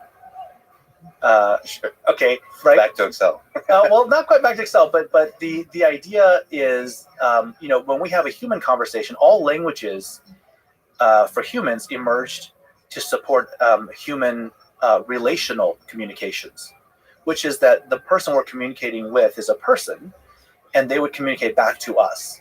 And so we sort of hit a resonance point, right, when we actually agree on some concepts. So there's a messiness to it, and there's a fluidity to it. With computing systems, when we express something to the computer and it's wrong, we just try again. So we can basically live many virtual worlds of having failed at expressing ourselves to the computer until the one time we expressed ourselves right. Then we kind of put it in production and then discover that it's still wrong, a few days down the road. So I think the sophistication of the things that we build with computing, one has to really pay attention to the difference between when an end user is expressing something onto a system that exists versus when they're extending the system to increase the system's capability for someone else to then interface with. And we happen to use the same language for both of those things in most cases, but it doesn't have to be that. And Excel is actually a great example of this, of kind of a counterpoint to that. Okay, so what about the idea of, you said messiness? Mm-hmm. Wouldn't you put the software 2.0 idea, this idea of machine learning, into the further and further steps into the world of messiness? The same kind of beautiful messiness of human communication. Isn't that what machine learning is? Is building on levels of abstraction that don't have messiness in them, that at the operating system level, then there's Python, the programming languages that have more and more power, but then finally there's neural networks that ultimately work with data, and so the programming is almost in the space of data, and the data is allowed to be messy. Isn't that a kind of program? So the idea of software 2.0 is a lot of the programming happens in the space of data. Mm-hmm. So back to Excel. All roads lead back to Excel. In the space of data, and also the hyperparameters of the neural networks, and all of those allow the same kind of messiness that human communication allows. It does, but my background is in physics. I took like 2 CS courses in college, so I don't have. Now I did cram a bunch of CS in prep when I applied for grad school, but still, I don't have a formal background in computer science. But what I have observed in studying programming languages and programming systems and things like that is that there seems to be this triangle. It's one of these beautiful little iron triangles that you find in life sometimes, and it's the connection between the code correctness and kind of expressiveness of code, the semantics of the data, and then the kind of correctness or parameters of the underlying hardware compute system. So there's the algorithms that you want to apply. There's what the bits that are stored on whatever media actually represent, so the semantics of the data, within the representation, and then there's what the computer can actually do. And every programming system, every information system, ultimately finds some spot in the middle of this little triangle. Sometimes some systems collapse them into just one edge. Are we including humans as a system in this? No, I'm just thinking about computing systems here. Okay, and the reason I bring this up is because I believe there's no free lunch around this stuff. So if we build machine learning systems to sort of write the correct code that is at a certain level of performance, so it'll sort of select, right, with the hyperparameters, we can tune kind of how we want the performance boundary in SLA to look like for transforming some set of inputs into certain kinds of outputs. That training process itself is intrinsically sensitive to the kinds of inputs we put into it. It's quite sensitive to the boundary conditions we put around the performance. So I think even as we move to using automated systems to build this transformation, as opposed to humans explicitly from a top-down perspective, figuring out, well, this schema and this database and these columns get selected for this algorithm, and here we put a Fibonacci heap for some other thing. Human design or computer design, ultimately the boundaries that we hit with these information systems is when the representation of the data hits the real world is where there's a lot of slop and a lot of interpretation. And that's where actually I think a lot of the work will go in the future, is actually understanding kind of how to better, in the view of these live data systems, how to better encode the semantics of the world for those things. There'll be less of the details of how we write a particular SQL query. Okay, but given the semantics of the real world and the messiness of that, what does the word correctness mean when you're talking about code? Mm-hmm. There's a lot of dimensions to correctness. Historically, and this is one of the reasons I say that we're coming to the end of the era of software, because for the last 40 years or so, software correctness was really defined about functional correctness. I write a function, it's got some inputs, does it produce the right outputs? If so, then I can turn it on, hook it up to the live database, and it goes. And more now we have, in fact, I think the bright line in the sand between machine learning systems or modern data-driven systems versus classical software systems is that the values of the input actually have to be considered with the function together to say this whole thing is correct or not. And usually there's a performance SLA as well. Like, did it actually finish making What's SLA? Sorry, service level agreement. So it has to return within some time. You have a 10 millisecond time budget to return a prediction of this level of accuracy, right? So these are things that were not traditionally in most business computing systems for the last 20 years at all. People didn't think about it. But now we have value dependence on functional correctness. So that question of correctness is becoming a bigger and bigger question. What does that map to the end of software? We've thought about software as just this thing that you can do in isolation with some test trial inputs and in a very, very sort of sandboxed environment. And we can quantify how does it scale, how does it perform, how many nodes do we need to allocate if we want to scale this many inputs. When we start turning this stuff into prediction systems, real cybernetic systems, you're going to find scenarios where you get inputs that you're going to want to spend a little more time thinking about. You're going to find inputs that it's not clear what you should do, right? So then the software has a varying amount of runtime and correctness with regard to input. And that is a different kind of system altogether. Now it's a full-on cybernetic system. It's a next generation information system that is not like traditional software systems. Can you maybe describe what is a cybernetic system? Do you include humans in that picture? So is a human in the loop kind of complex mess of the whole kind of interactivity of software with the real world, or is this something more concrete? Well, when I say cybernetic, I really do mean that the software itself is closing the observe, orient, decide, act loop by itself. So humans being out of the loop is in fact what, for me, makes it a cybernetic system. And So humans are out of that loop. when humans are out of the loop, when the machine is actually sort of deciding on its own what it should do next to get more information, that makes it a cybernetic system. So we're just at the dawn of this, right? I think everyone talking about MLAI, it's great, but really the thing we should be talking about is when we really enter the cybernetic era, and all of the questions of ethics and governance and all correctness and all these things, they really are the most important questions. Okay, can we just linger on this? What Sure. does it mean for the human to be out of the loop in a cybernetic system? Because isn't the cybernetic system that's ultimately accomplishing some kind of purpose that at the bottom, the turtles all the way down, at the bottom turtle is a human. Well, the human may have set some criteria, but the human wasn't precise. So, for instance, I just read the other day that earlier this year, or maybe it was last year at some point, the Libyan army, I think, sent out some automated killer drones with explosives. And there was no human in the loop at that point. They basically put them in a geofenced area, said find any moving target, like a truck or vehicle that looks like this, and boom. That's not a human in the loop, right? So increasingly, the less human there is in the loop, the more concerned you are about these kinds of systems, because there's unintended consequences. Like less, the original designer and engineer of the system is able to predict. Even one with good intent is able to predict the consequences of your system. That's right. There are some software systems, right, that run without humans in the loop that are quite complex, and that's like the electronic markets. And we get flash crashes all the time. We get, in the heyday of high frequency trading, there's a lot of market microstructure, people doing all sorts of weird stuff that the market designers had never really thought about, contemplated, or intended.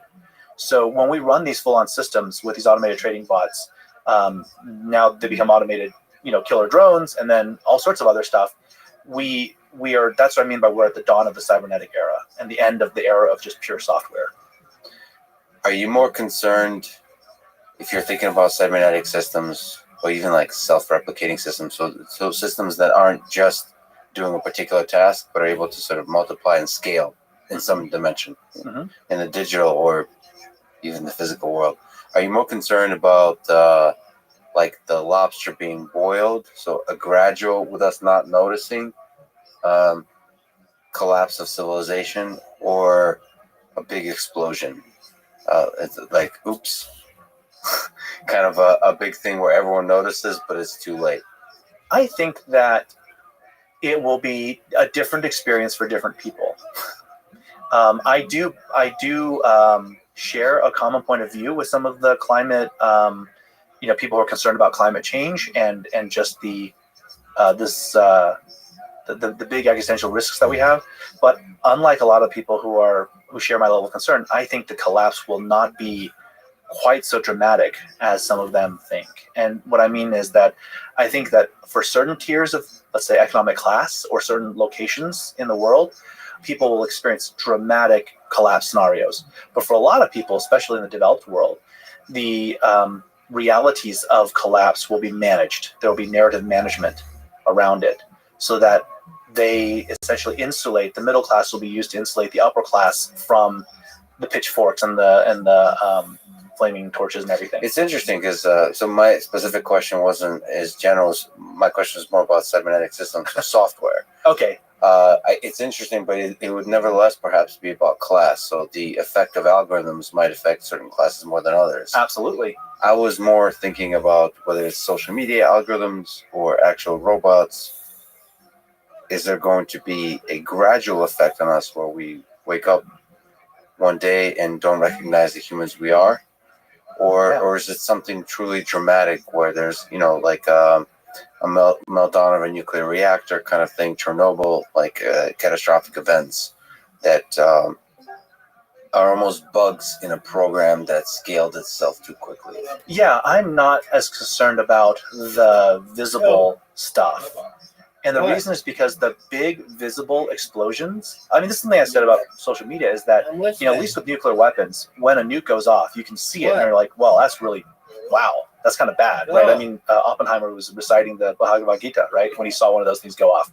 So we can see nukes are really bad. How about you? He's But not social- reciting anything about Yeah. Twitter.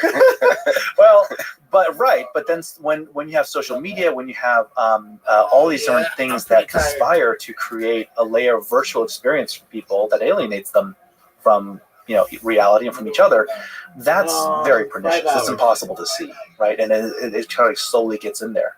So You've written about this idea of virtuality on this topic, which you define as the subjective phenomenon of knowingly engaging with virtual sensation and perception and suspending or forgetting the context that it's simulacrum. So let me ask, what is real? Is there a hard line between reality and virtuality? Like perception drifts from some kind of physical reality. Mhm. We have to kind of have a sense of what is the line as to we've gone too far. Right.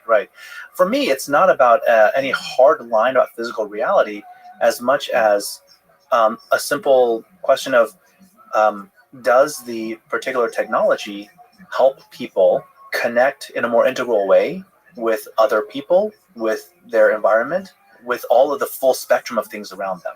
So it's less about, oh, this is a virtual thing and this is a hard real thing, more about when we create virtual representations of the real things, always some things are lost in translation.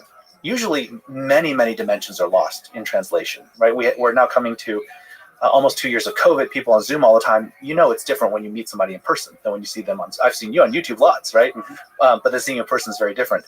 And so I think when we engage in virtual experiences all the time, and we only do that, there is absolutely a level of embodiment. There's the level of embodied experience and participatory interaction that is lost.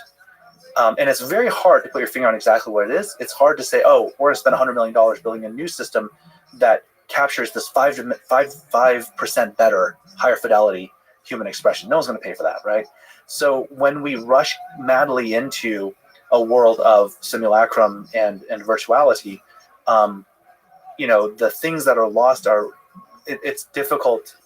Once everyone moves there, it can be hard to look back and see what we've lost. So is it irrecoverably lost? Or rather, when you put it all on the table, is it possible for more to be gained than is lost? If you look at video games, they create virtual experiences that are surreal and can bring joy to a lot of people, can connect a lot of people, and can get people to talk a lot of trash.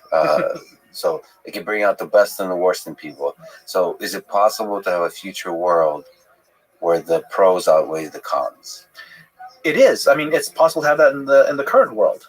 But when literally trillions of dollars of capital are tied to using those things to groom the worst of our inclinations and to attack our weaknesses in the limbic system to create these things into id machines versus connection machines, then those good things don't stand a chance.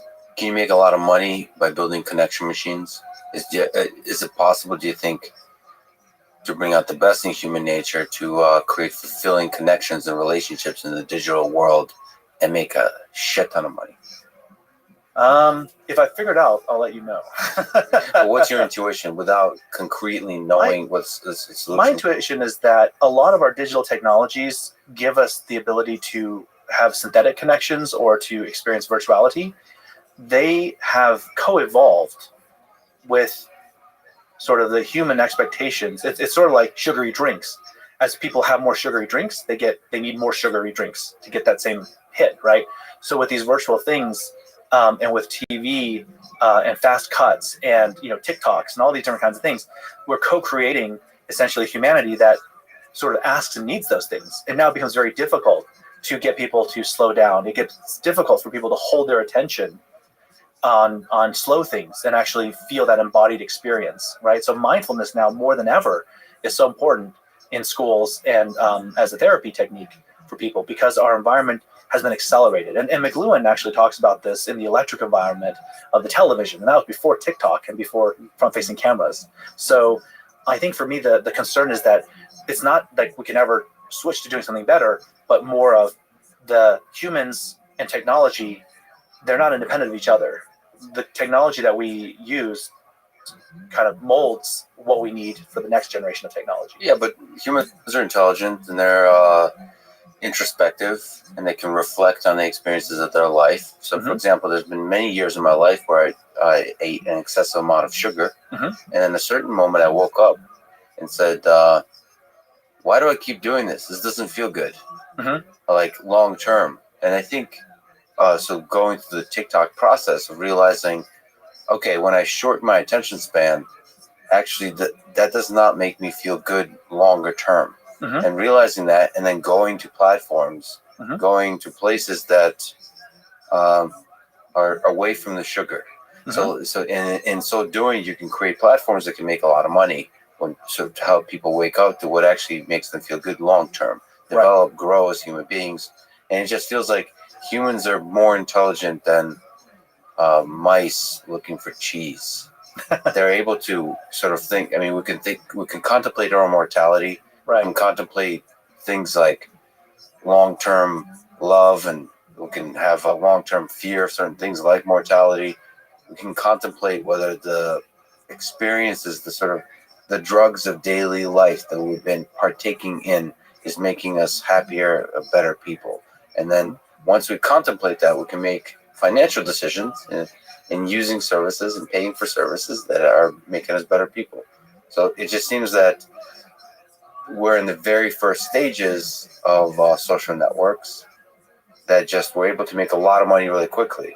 But in bringing out sometimes the bad parts of human nature, they didn't destroy humans. They just fed everybody a lot of sugar.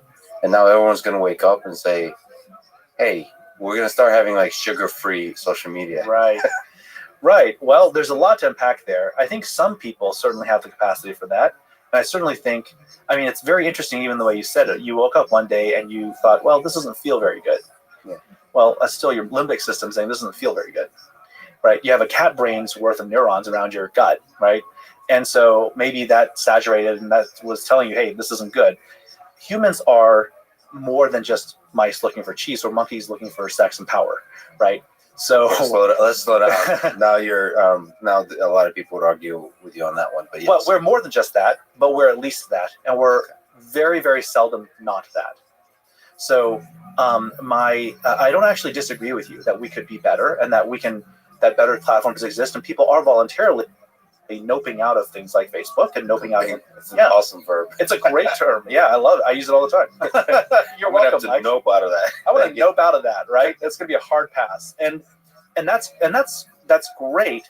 But that's, again, to your point, that's the first generation of front-facing cameras, of social pressures, and you as a self-starter, self-aware adult have the capacity to say, yeah, I'm not going to do that. I'm going to go and spend time on long-form reads. I'm going to spend time managing my attention. I'm going to do some yoga. If you're a 15-year-old in high school and your entire social environment is everyone doing these things, guess what you're going to do? You're going to kind of have to do that because your limbic system says, hey, I need to get the guy or the girl or the whatever, and that's what I'm going to do. And so one of the things that we have to reason about here is the social media systems, or social media, I think, is our first encounter with a technological system that runs a bit of a loop around our own cognition and attention. It's not the last. It's far from the last. And it gets to the heart of some of the philosophical Achilles heel of the Western philosophical system, which is each person gets to make their own determination. Each person is an individual that's sacrosanct in their agency and their sovereignty and all these things. The problem with these systems is they come down and they are able to manage everyone en masse. And so every person's making their own decision, but together the bigger system is causing them to act with a group dynamic that's very profitable for people. So this is the issue that we have, is that our philosophies are actually not geared to understand what is it for a person to have a high trust connection as part of a collective, and for that collective to have its right to coherency and agency. That's something like when a social media app causes a family to break apart, it's done harm to more than just individuals. right? So that concept is not something we really talk about or think about very much, but that's actually the problem, is that we're vaporizing molecules into atomic units, and then we're hitting all the atoms with certain things that's like, yeah, well, that person chose to look at my app. So our understanding of human nature is at the individual level. It emphasizes the individual too much because ultimately society operates at the collective level. And these apps do as well. And the apps do as well. So for us to understand the progression and the development of this organism we call human civilization, we have to think at the collective level too. I would say multi-tiered. Multi-tiered. So individual as well. Individuals, family units, social collectives, and on the way up. Okay. To So you've said that individual humans are multi-layered, susceptible to signals and waves and multiple strata. The physical, the biological, social, cultural, intellectual. So sort of going along these lines, can you describe the layers of the cake that is a human being, and maybe the human collective, human society? So I'm just stealing wholesale here from Robert Pirsig, who is the author of Zen and the Art of Motorcycle Maintenance. And in his follow-on book, has a sequel to it called Lila. He goes into this in a little bit more detail, but it's a crude approach to thinking about people, but I think it's still an advancement over traditional subject-object metaphysics, where we look at people as a dualist would say, well, is your mind, your consciousness, is that just merely the matter that's in your brain, or is there something kind of more beyond that? And they would say, yes, there's a soul, sort of ineffable soul beyond just merely the physical body, right? And then, and I'm not one of those people, right? I think that we don't have to draw a line between are things only this or only that. Collectives of things can emerge structures and patterns that are just as real as the underlying pieces, but they're transcendent, but they're still of the underlying pieces. So your body is this way. I mean, we just know physically you consist of atoms and whatnot, and then the atoms are arranged into molecules, which then arrange into certain kinds of structures that seem to have a homeostasis to them. We call them cells, and those cells form, sort of biological structures. Those biological structures give your body its physical ability and biological ability to consume energy and to maintain homeostasis. But humans are social animals. I mean, a human by themselves is not very long for the world. So we also, part of our biology is wired to connect to other people, from the mirror neurons to our language centers and all these other things. So we are intrinsically, there's a part of us that wants to be part of a thing. If we're around other people, not saying a word, but they're just up and down, jumping and dancing, laughing, we're going to feel better, right? And there was no exchange of physical anything. They didn't give us like 5 atoms of happiness, right? But there's an induction in our own sense of self that is at that social level. And then beyond that, Pirsig puts the intellectual level kind of one level higher than social. I think they're actually more intertwined than that. But the intellectual level is the level of pure ideas, that you are a vessel for memes, you're a vessel for philosophies, you will conduct yourself in a particular way. I mean, I think part of this is, if we think about it from a physics perspective, you're not, there's the joke that physicists like to approximate things. And we'll say, well, approximate a spherical cow, right? You're not a spherical cow, you're not a spherical human, you're a messy human, and we can't even say what the dynamics of your emotion will be unless we analyze all 4 of these layers, right? If you're Muslim at a certain time of day, guess what? You're going to be on the ground kneeling and praying, right? And that has nothing to do with your biological need to get on the ground or physics of gravity. It is an intellectual drive that you have. It's a cultural phenomenon and an intellectual belief that you carry. So that's what the 4-layered stack is all about. It's that a person is not only one of these things. They're all of these things at the same time. It's a superposition of dynamics that run through us that make us who we are. So no layers is special. Not so much no layer is special. Each layer is just different. But we are. Each layer gets a participation trophy. Each layer is a part of what you are. You are a layer cake, right, of all these things. And if we try to deny, right, so many philosophies do try to deny the reality of some of these things, right? Some people will say, well, we're only atoms. Well, we're not only atoms, because there's a lot of other things that are only atoms. I can reduce a human being to a bunch of soup, and they're not the same thing, even though it's the same atoms. So I think the order and the patterns that emerge within humans to understand to really think about what a next generation philosophy would look like that would allow us to reason about extending humans into the digital realm or to interact with autonomous intelligences that are not biological in nature. We really need to appreciate what human beings actually are is the superposition of these different layers. You mentioned consciousness. Are each of these layers of cake conscious? Is consciousness a particular quality of one of the layers? Is there like a spike if you have a consciousness detector at these layers? Or is something that just permeates all of these layers and just takes different form? I believe what humans experience as consciousness is something that sits on a gradient scale of a general principle in the universe that seems to look for order and reach for order when there's an excess of energy. It would be odd to say a proton is alive, right? It'd be odd to say like this particular atom or molecule of hydrogen gas is alive. But there's certainly something we can make assemblages of these things that have autopoietic aspects to them, that will create structures, that will, crystalline solids will form very interesting and beautiful structures. This gets kind of into weird mathematical territories. You start thinking about Penrose and Game of Life stuff, about the generativity in math itself, like the hyperreal numbers, things like that. But without going down that rabbit hole, I would say that there seems to be a tendency in the world that when there is excess energy, things will structure and pattern themselves. And they will then actually furthermore try to create an environment that furthers their continued stability. It's the concept of externalized extended phenotype or niche construction. So this is ultimately what leads to certain kinds of amino acids forming certain kinds of structures and so on and so forth until you get the ladder of life. So what we experience as consciousness, no, I don't think cells are conscious at that level. But is there something beyond mere equilibrium state biology and chemistry and biochemistry that drives what makes things work? I think there is.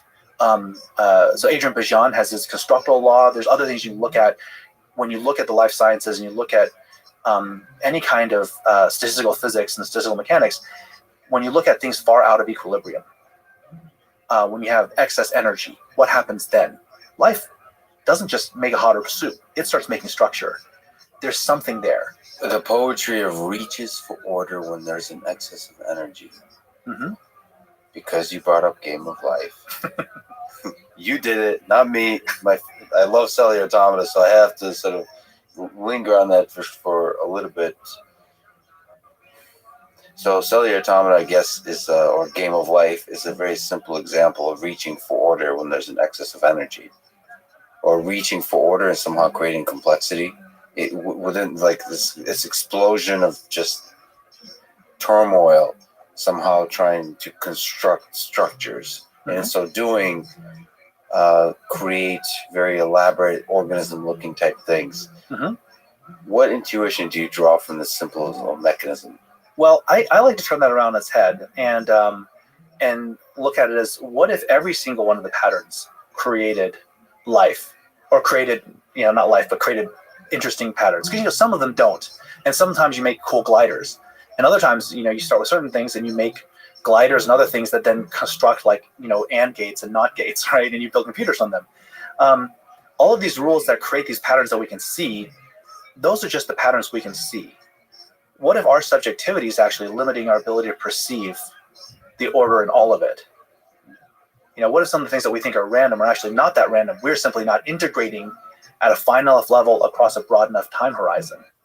And this, again, when I said we go down the rabbit holes and the Penrose stuff, or like Wolfram's explorations on these things, there is something deep and beautiful in the mathematics of all this. That is, hopefully one day I'll have enough money to work and retire and just ponder those questions. But there's something there. But you're saying there's a ceiling to, when you have enough money and you retire and you ponder it, there's a ceiling to how much you can truly ponder, because there's cognitive limitations in what you're able to perceive as a pattern.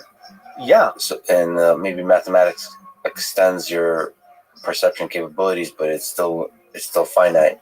It's just like, yeah, the mathematics we use is the mathematics that can fit in our head. Yeah. Did God really create the integers, or did God create all of it, and we just happen at this point in time to be able to perceive integers? Well, he just did the positive in it. She, I should think, did she create all of it?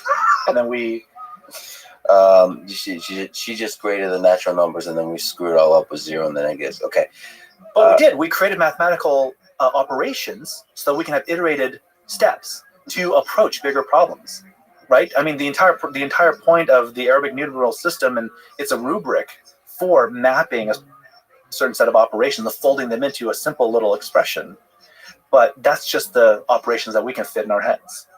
There are many other operations besides, right? The thing that worries me the most about aliens and humans is that the aliens are all around us, and we're too dumb Yeah. to see them. Oh, certainly. Yeah. Or life, let's say just life of all kinds of forms, or organisms. You know what? Just even the intelligence of organisms is imperceptible to us because we're too dumb and self-centered. That worries Well, we're me. looking for a particular kind of thing. Yeah. When I was at Cornell, I had a lovely professor of Asian religions, Jane Marie Law, and she would tell this story about a musician, a Western musician who went to Japan, and he taught classical music and could play all sorts of instruments. He went to Japan, and he would ask people. He would basically be looking for things in the style of Western, chromatic scale and these kinds of things, and then finding none of it, he would say, well, there's really no music in Japan, but they're using a different scale. They're playing different kinds of instruments, right? The same thing she was using as sort of a metaphor for religion as well. And in the West, we center a lot of religion, certainly the religions of Abraham, we center them around belief. And in the East, it's more about practice, right? Spirituality and practice rather than belief. So anyway, the point is here, to your point, life, I think so many people are so fixated on certain aspects of self-replication or homeostasis or whatever. But if we kind of broaden and generalize this thing of things reaching for order, under which conditions can they then create an environment that sustains that order, that allows them, the invention of death is an interesting thing. There are some organisms on Earth that are thousands of years old, and it's not like they're incredibly complex. They're actually simpler than the cells that comprise us, but they never die. So at some point, death was invented, somewhere along the eukaryotic scale. I mean, even the protists, right? There's death. And why is that? Along with the sexual reproduction, right? There is something about the renewal process, something about the ability to respond to a changing environment, where it just becomes, just killing off the old generation and letting new generations try seems to be the best way to fit into the niche. Human historian seems to write about wheels and fire as the greatest inventions, but it seems like death and sex are pretty good, and they're kind of essential inventions at the very beginning. At the very beginning, yeah. Well, we didn't invent them, right? You didn't invent them. I see us as one. You, particular Homo sapien, did not invent them, but we together. It's a team project, just like you're saying. I think the greatest Homo sapien invention is collaboration. So when you say collaboration, Peter, where do ideas come from, and how do they take hold in society? Is that the nature of collaboration? Is that the basic atom of collaboration? Is ideas? It's not ideas, but it's not only ideas. There's a book I just started reading called Death from a Distance. Have you heard of this? No. It's a really fascinating thesis, which is that humans are the only conspecific, the only species that can kill other members of the species from range. And maybe there's a few exceptions, but if you look in the animal world, you see like pronghorns butting heads, right? You see the alpha lion and the beta lion, and they take each other down. Humans, we develop the ability to chuck rocks at each other, and at prey, but also at each other. And that means the beta male can chunk a rock at the alpha male and take them down. And and he can throw a lot of rocks, actually, miss a bunch of times, but just hit once and be good. So this ability to actually kill members of our own species from range without a threat of harm to ourselves created essentially mutually assured destruction, where we had to evolve cooperation. If we didn't, then if we just continue to try to do like, I'm the biggest monkey in the tribe and I'm going to, own this tribe and you have to go. If we do it that way, then those tribes basically failed. And the tribes that persisted and that have now given rise to modern Homo sapiens are the ones where respecting the fact that we can kill each other from range without harm, like there's an asymmetric ability to snipe the leader from range. That meant that we sort of had to learn how to cooperate with each other. Right? Come back here. Don't throw that rock at me. Let's talk our differences out. So violence is also part of collaboration. the threat of violence, let's say. Well, the recognition, maybe the better way to put it, is the recognition that we have more to gain by working together than the prisoner's dilemma of both of us defecting. So mutually assured destruction in all its forms is part of this idea of collaboration. Well, and Eric Weinstein talks about our nuclear peace, right? I mean, it kind of sucks with thousands of warheads aimed at each other, Russia and the US, but it's like, on the other hand, we only fought proxy wars, right? We did not have another World War III of like hundreds of millions of people dying to like machine gun fire and giant, guided missiles. So the original nuclear weapon is a rock that we learned how to throw, essentially. The original scope of the world for any human being was their little tribe. I would say it still is for the most part. Eric Weinstein speaks very highly of you, which was very surprising to me at first because I didn't know there's this depth to you, because I knew you as an amazing leader of engineers and an engineer yourself and so on. So it's fascinating. Maybe just as a comment, a side tangent that we can take. What's your nature of your friendship with Eric Weinstein? How did such two interesting paths cross? Is it your origins in physics? Is it your interest in philosophy and the ideas of how the world works? What is it? It's very random. It's Eric found me. He actually found Travis and I. Travis Oliphant. Yeah, we were both working at a company called Enthought back in the mid 2000s, and we were doing a lot of consulting around scientific Python. And we'd made some tools, and Eric was trying to use some of these Python tools to visualize. He had a fiber bundle approach to modeling certain aspects of economics. He was doing this, and that's how he kind of got in touch with us. And so this was in the early. This was in the mid 2000s, 07 timeframe, 06, 07. Eric Weinstein trying to use Python, right, to visualize fiber bundles, using some of the tools that we built in the open source. That's somehow entertaining to me. It's the thought of that. It's pretty funny. But then, we met with him a couple of times. A really interesting guy. And then, in the wake of the 07-08 kind of financial collapse, he helped organize with Lee Smolin a symposium at the Perimeter Institute about clearly, big finance can't be trusted. Government's in its pockets with regulatory capture. What the F do we do?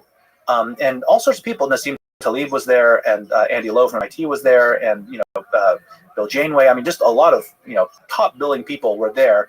And he invited me and Travis and another one of our coworkers, Robert Kern, who is anyone in the SciPy, NumPy community knows Robert. Really great guy. So the three of us also got invited to go to this thing. And that's where I met Brett Weinstein for the first time as well. Yeah, I knew him before he got all famous for unfortunate reasons, I guess. But anyway, we met then and kind of had a friendship, throughout since then. You have a depth of thinking that kind of runs with Eric in terms of just thinking about the world deeply and thinking philosophically. And then there's Eric's interest in programming. I actually have never, he'll bring up programming to me quite a bit as a metaphor for stuff. Right. But I never kind of pushed the point of like, what's the nature of your interest in programming? I think he saw it probably as a tool. Yeah, absolutely. To visualize, to explore mathematics and explore physics. But and I was wondering, like, what's his depth of interest and also his vision for what programming would look like in the future. Have you had interaction with him, like discussion in the space of Python programming? Well, in the sense of sometimes he asks me, why is this stuff still so hard? Everybody's a critic, but actually, no, Eric. Programming, you mean, like in general? Yes. Well, not programming in general, but certain things in the Python ecosystem. But he actually, I think what I find in listening to some of his stuff is that he does use programming metaphors a lot, right? He'll talk about APIs or object-oriented and things like that. So I think that's a useful set of frames for him to draw upon for discourse. I haven't pair programmed with him in a very long time. You've previously pair coded with try to help like put together some of the visualizations around these things, but it's been a very not really pair program, but like even looked at his code, right? I mean, how legendary would be is that like Git repo with Peter Wang and Eric Weinstein. Well, honestly, Robert Kern did all the heavy lifting, so I have to give credit where credit is due. Robert is the silent but incredibly deep, quiet, not silent, but quiet but incredibly deep individual at the heart of a lot of those things that Eric was trying to do. But we did have, as Travis and I were starting our company in 2012 timeframe, we went to New York. Eric was still in New York at the time. He hadn't moved to. This was before he joined Teal Capital. We just had like a steak dinner somewhere. I think it was Keen's. I don't know, somewhere in New York. So it was me, Travis, Eric, and then Wes McKinney, the creative pandas, and then Wes's then business partner Adam. The five of us sat around having this just a hilarious time, amazing dinner. I forget what all we talked about, but it was one of those conversations which I wish as soon as COVID is over, maybe Eric and I can sit down, recreate it somewhere in LA, or maybe he comes here because a lot of cool people are here in Austin, right? Exactly. Yeah, we're all here. He should come here. Come here. Yeah. So he uses the metaphor source code sometimes to talk about physics. We figure out our own source code. So you with a physics background and somebody who's quite a bit of an expert in source code, do you think we'll ever figure out our own source code in the way that Eric means? Do you think we'll figure out the nature of it? We're constantly working on that problem. I mean, I think we'll make more and more progress. For me, there's some things I don't really doubt too much. Like, I don't really doubt that one day we will create a synthetic, maybe not fully in silicon, but a synthetic approach to cognition that rivals the biological 20-watt computers in our heads. What's cognition here? Cognition, which aspect? Perception, attention, memory, recall, asking better questions. That for me is a measure of intelligence. Doesn't Roomba vacuum cleaner already do that? Or do you mean, it doesn't ask questions? I mean, no. So, I mean, I have a Roomba, but it's not even as smart as my cat, right? So yeah, but it asks questions about what is this wall. It now, new feature asks, is this poop or not, apparently. Yes, a lot of our current cybernetic system, it's a cybernetic system. It will go and it will happily vacuum up some poop, right? The older generations would. New one, just released. It's not vacuum up the poop. Okay, this is a commercial. I wonder if it still gets stuck under my first rung on my stair. In any case, these cybernetic systems we have, they're designed to be sent off into a relatively static environment. And whatever dynamic things happen in the environment, they have a very limited capacity to respond to. A human baby, a human toddler of 18 months of age has more capacity to manage its own attention and its own capacity to make better sense of the world than the most advanced robots today. So again, my cat, I think, can do a better job of my two, and they're both pretty clever. So I do think, though, back to my kind of original point, I think that it's not question at all that we will be able to create synthetic systems that are able to do this better than the human, at an equal level or better than the human mind. It's also, for me, not a question that we will be able to put them alongside humans so that they capture the full broad spectrum of what we are seeing as well, and also looking at our responses, listening to our responses, even maybe measuring certain vital signs about us. So in this kind of sidecar mode, a greater intelligence could use us and our 80 years of life to train itself up, and then be a very good simulacrum of us moving forward. Right? So who is in the sidecar in that picture of the future exactly? Is the baby version of our immortal selves. Okay, so once the baby grows up, is there any use for humans? I think so. I think that out of epistemic humility, we need to keep humans around for a long time. And I would hope that anyone making those systems would believe that to be true. Out of epistemic humility. Well, what's the nature of the humility that we don't know what we don't know? So we don't right? So we don't first, know. First we have to build systems that help us do the things that we do know about, that can then probe the unknowns that we know about. But the unknown unknowns, we don't know. We could always know. Nature is the one thing that is infinitely able to surprise us. So we should keep biological humans around for a very, very, very long time, even after our immortal selves have transcended and have gone off to explore other worlds, gone to go communicate with the life forms living in the sun or whatever else. So, I think that's for me. These seem like things that are going to happen. Like I don't really question that they're going to happen. assuming we don't completely, destroy ourselves. Is it possible to create an AI system that you fall in love with and it falls in love with you and you have a romantic relationship with it or a deep friendship, let's say? I would hope that is the design criteria for any of these systems. If we cannot have a meaningful relationship with it, then it's still just a chunk of silicon. So then what is meaningful? Because back to sugar. Well, sugar doesn't love you back, right? So the computer has to love you back. And what does love mean?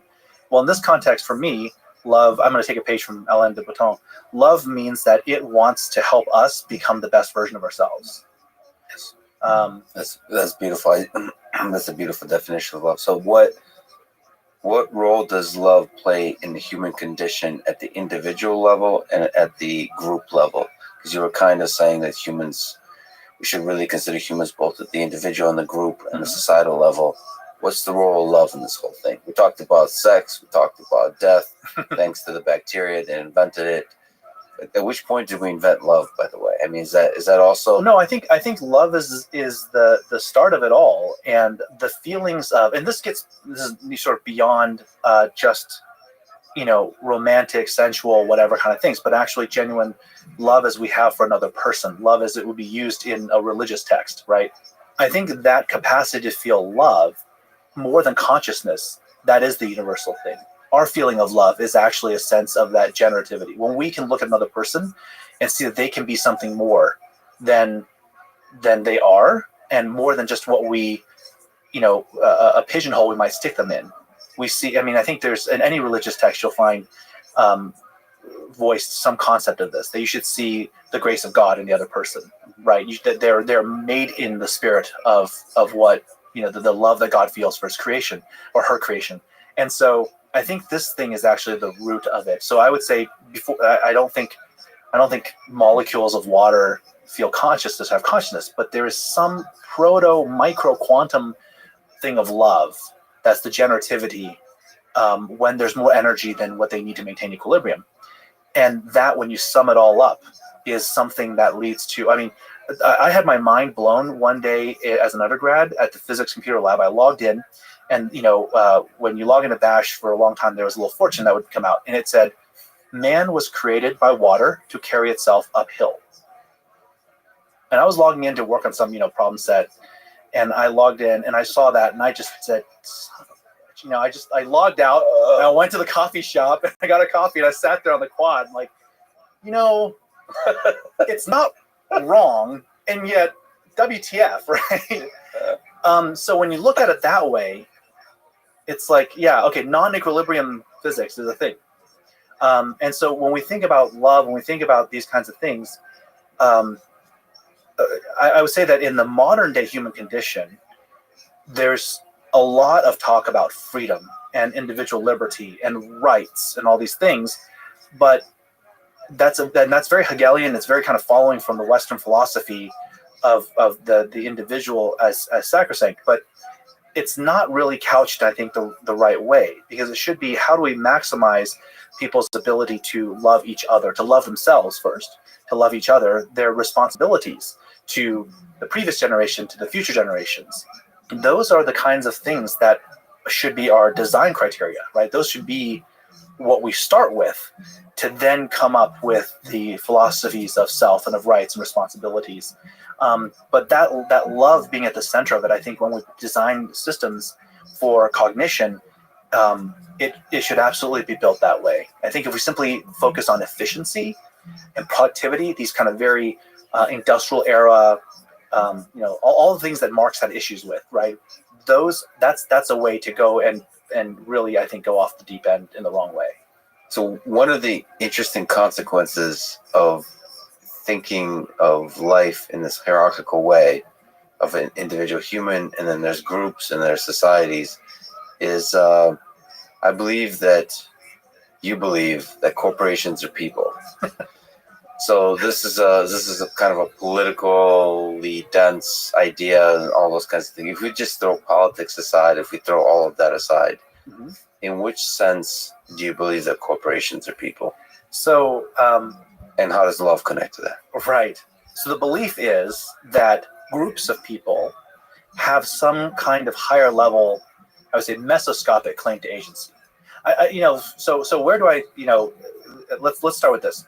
Most people would say, okay, individuals have claims to agency and sovereignty. Nations, we certainly act as if nations, so at a very large scale, nations have rights to sovereignty and agency. Like everyone plays the game of modernity as if that's true, right? We believe France is a thing. We believe the United States is a thing. But to say that groups of people at a smaller level than that, like a family unit is the thing. Well, in our laws, we actually do encode this concept. I believe that in a relationship, in a marriage, right, one partner can sue for loss of consortium, right, if someone breaks up the marriage or whatever. So these are concepts that even in law, we do respect that there is something about the union and about the family. So for me, I don't think it's so weird to think that groups of people have a right to a claim to rights and sovereignty of some degree. I mean, we look at our clubs, we look at churches. We talk about these collectives of people as if they have a real agency to them, and then they do. But I think if we take that one step further and say, okay, they can accrue resources. Well, yes, check. And by law they can. They can own land. They can engage in contracts. They can do all these different kinds of things. So we, in legal terms, support this idea that groups of people have rights.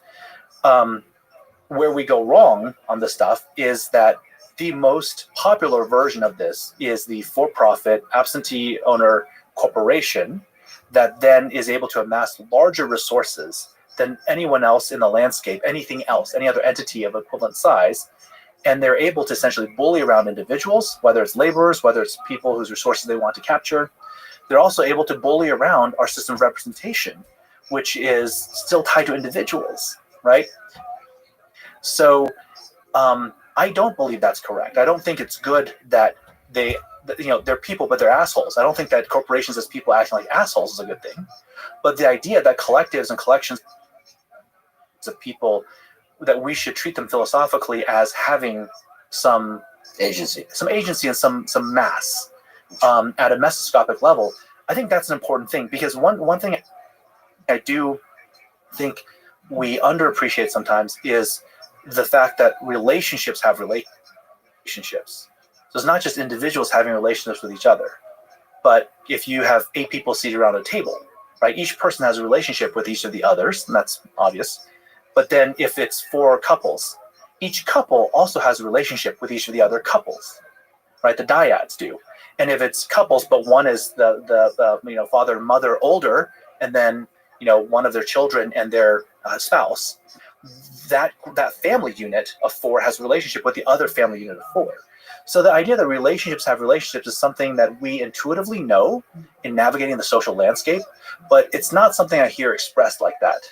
It's certainly not something that is, I think, taken into account very well when we design these kinds of things. So I think the reason why I care a lot about this is because I think the future of humanity requires us to form better collective sense-making units at something, around Dunbar number, half to 5x Dunbar. And that's very different than right now, where we defer sense-making to massive aging zombie institutions. Or we just do it ourselves. We go it alone, go into the dark forest of the internet by ourselves. So that's really interesting. So you've talked about agency, I think maybe calling it a convenient fiction at all these different levels. So even at the human individual level, it's kind of a fiction. We all believe, because we are, like you said, made of cells, and cells are made of atoms. So that's a useful fiction. And then there's nations. That seems to be a useful fiction.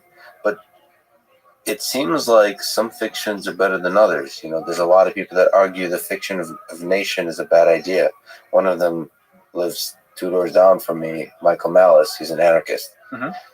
I'm sure there's a lot of people who are into meditation that believe the idea, this useful fiction of agency of an individual, is troublesome as well. Mm-hmm. We need to let go of that in order to truly, to transcend, I don't know what words you want to use, but suffering, or to elevate the experience of life. So you're kind of arguing that, okay, so we have some of these useful fictions of agency. We should add a stronger fiction that we tell ourselves about the agency of groups in the hundreds of the half a Dunbar's number or 5x Dunbar's number. Yeah, something on that order. And we call them fictions, but really they're rules of the game, right? Rules that we feel are fair, or rules that we consent to. Yeah, I always question the rules when I lose, like at Monopoly. That's when I usually question them. When I'm winning, I don't question the rules. We should play a game of Monopoly someday. There's a trippy version of it that we could do. What kind of? Contract Monopoly is introduced by a friend of mine to me, where you can write contracts on future earnings or landing on various things, and you can hand out like, you can land the first 3 times you land on Park Place is free or whatever. And then you can start trading those contracts for money. And then you create human civilization. And somehow Bitcoin comes into it. Okay. But some of these... Actually, I bet if me and you and Eric sat down to play a game of Monopoly and we were to make NFTs out of the contracts we wrote, we could make a lot of money. Now, it's a terrible idea. Yes. I would never do it. Yeah. But I bet we could actually sell the NFTs around. I have other ideas to make money that I could tell you, and they're all terrible ideas, including cat videos on the internet. Okay, but some of these rules of the game, some of these fictions it seems like they're better than others. They've worked this far to cohere to organize human collective action. But you're saying something about, especially this technological age, requires modified fictions, stories of agency. Why the Dunbar number? And also, how do you select a group of people? Dunbar numbers, I think, I have the sense that it's overused as a kind of law that somehow we can have deep human connection at this scale. Like, some of it feels like an interface problem too. Mm-hmm. It feels like if I have the right tools, I can deeply connect with a larger number of people. Mm-hmm. It just feels like there's a huge value to interacting just in person, getting to share traumatic experiences together, or beautiful experiences together. There's other experiences like that in the digital space that you can share. It just feels like Dunbar's number could be expanded significantly, perhaps not to the level of millions and billions, but it feels like it could be expended. So how do we find the right interface, you think, for having a little bit of a collective here that has agency? You're right that there's many different ways that we can build trust with each other. Yeah. My friend Joe Edelman talks about a few different ways that, mutual appreciation, trustful conflict, just experiencing something like, there's a variety of different things that we can do, but all those things take time, and you have to be present.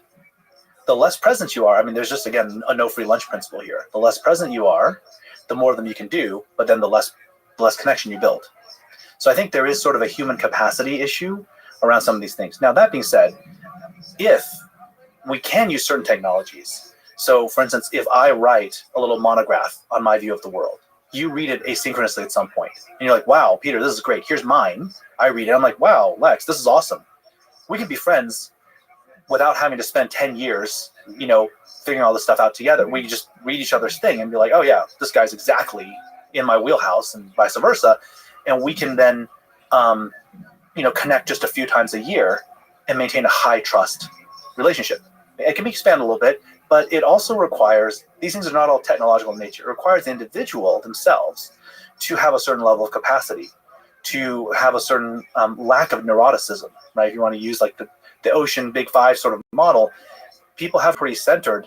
The less centered you are, the fewer authentic connections you can really build for a particular unit of time. It just takes more time. Other people have to put up with your crap. Like, there's just a lot of the stuff that you have to deal with if you are not so well balanced, right? So yes, we can help people get better to where they can develop more relationships faster. And then you can maybe expand Dunbar number by quite a bit. But you're not going to do it. I think it's going to be hard to get it beyond 10x, kind of the rough swag of what it is, Well, don't you think that AI systems could be an addition to Dunbar's number?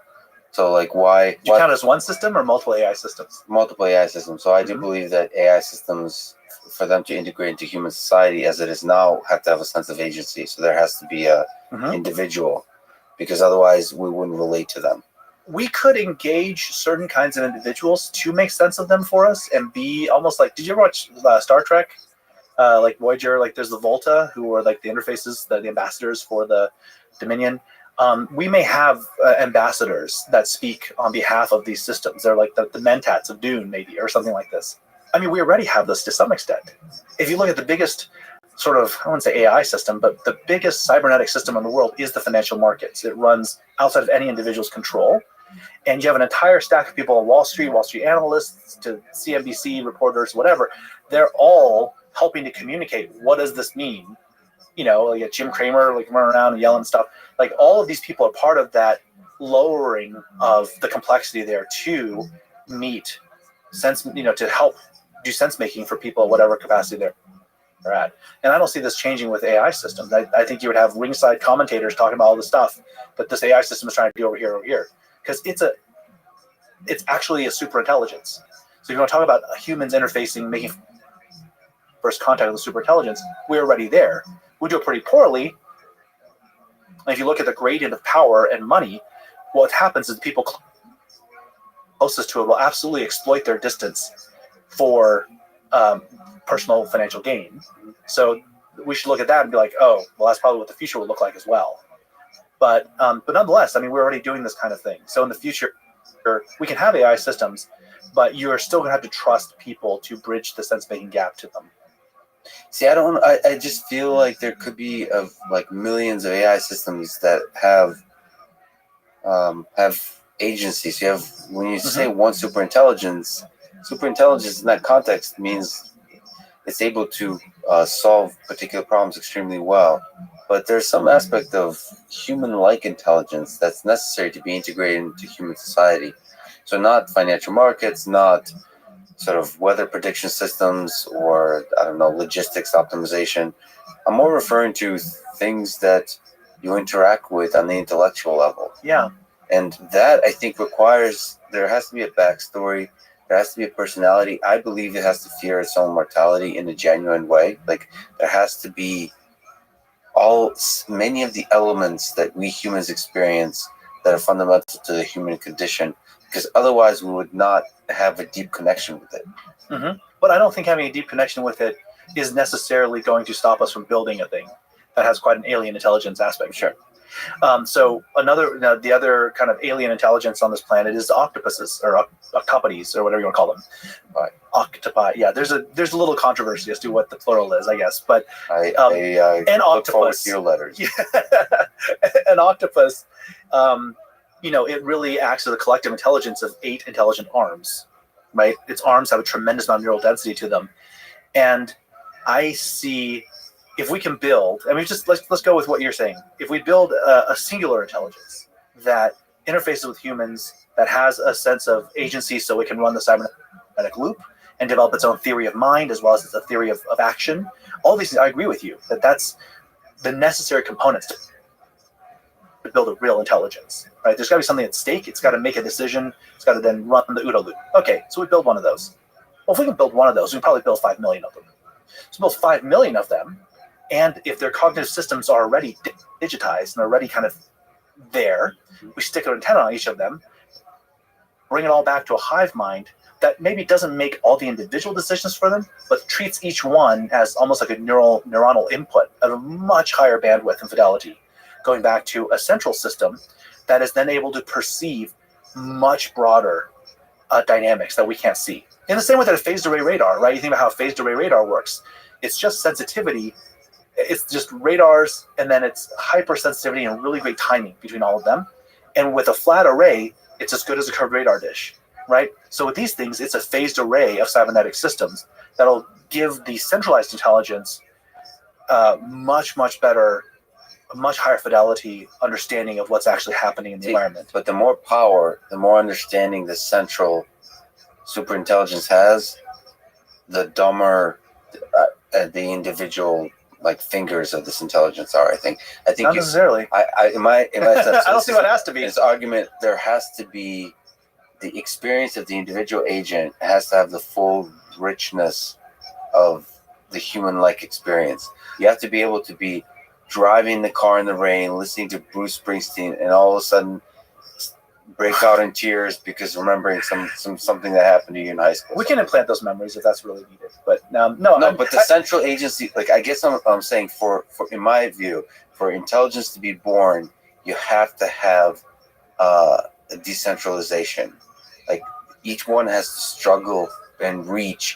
So each one in excess of energy has to reach for order, as opposed to a central place doing so. Have you ever read like some sci-fi where there's like hive minds? Like the Werner Vinge, I think, has one of these, and then some of the stuff from some of the Commonwealth Saga.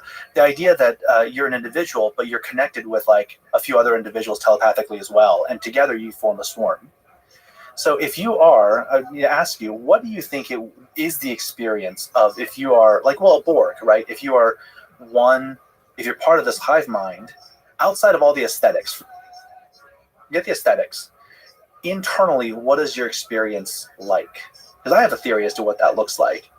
The one question I have for you about that experience is, how much is there a feeling of freedom, of free will? Because I obviously, as a human, very unbiased, but also somebody who values freedom and biased, it feels like the experience of freedom is essential for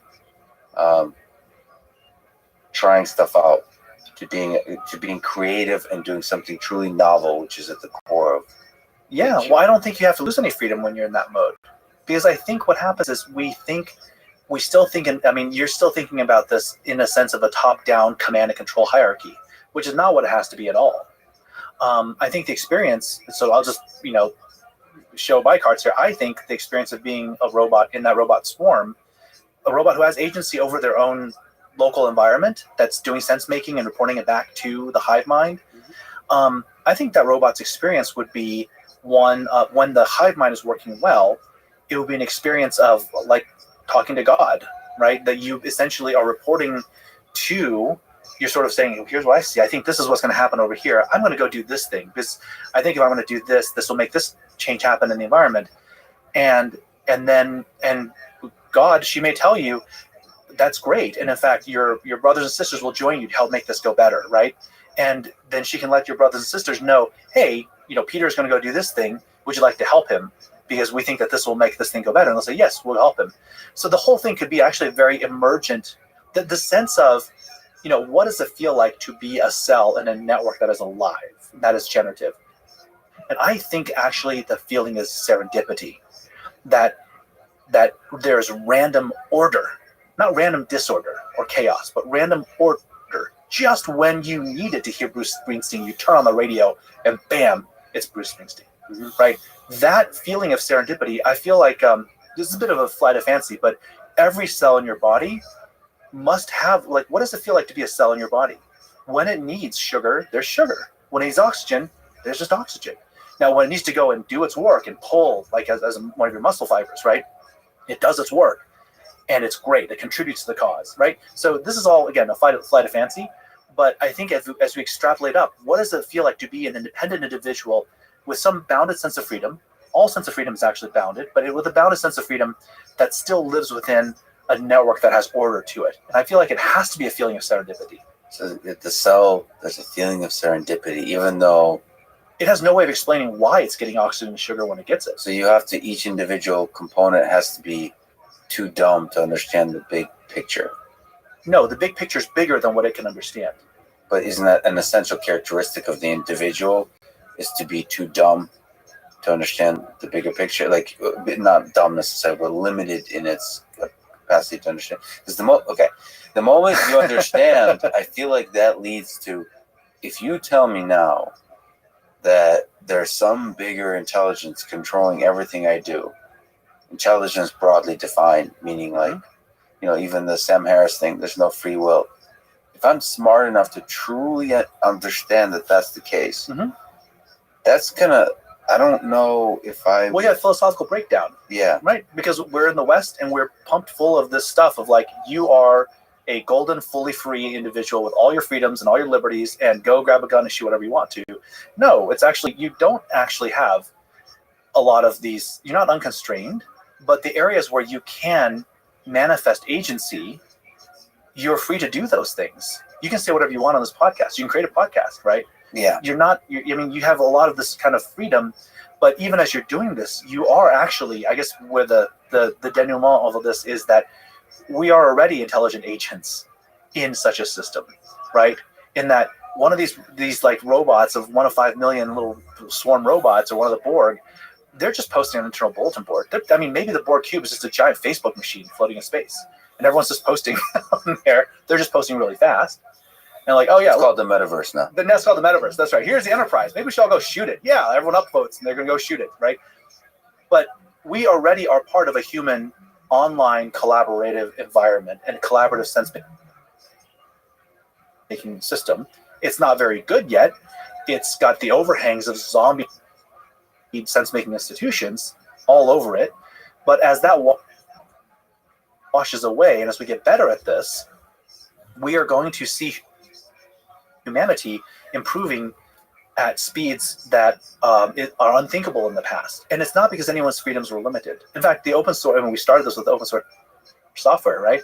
The collaboration, what the internet surfaced was the ability for people all over the world to collaborate and produce some of the most foundational software that's in use today, right? That entire ecosystem was created by collaborators all over the place. So these online kind of swarm kind of things are not novel. It's just, I'm just suggesting that future AI systems, if you can build one smart system, you have no reason not to build multiple. If you build multiple, there's no reason not to integrate them all into a collective sense-making substrate. And that thing will certainly have emergent intelligence that none of the individuals, and probably not any of the human designers, will be able to really, put a bow around and explain. But in some sense, would that AI system still be able to go like rural Texas, buy a ranch, go off the grid, go full survivalist? Like, can you disconnect from the hive mind? You may not want to. So to be to be intelligent. You have access to way more intelligence capability if you're plugged into 5 million other really, really smart cyborgs. Why would you leave? So like there's the word control that comes to mind. Mm-hmm. So it doesn't feel like control, like overbearing control. It's just, I think systems, well, this is to your point. I mean, look at how uncomfortable you are with this concept, right? I think systems that feel like overbearing control will not evolutionarily win out.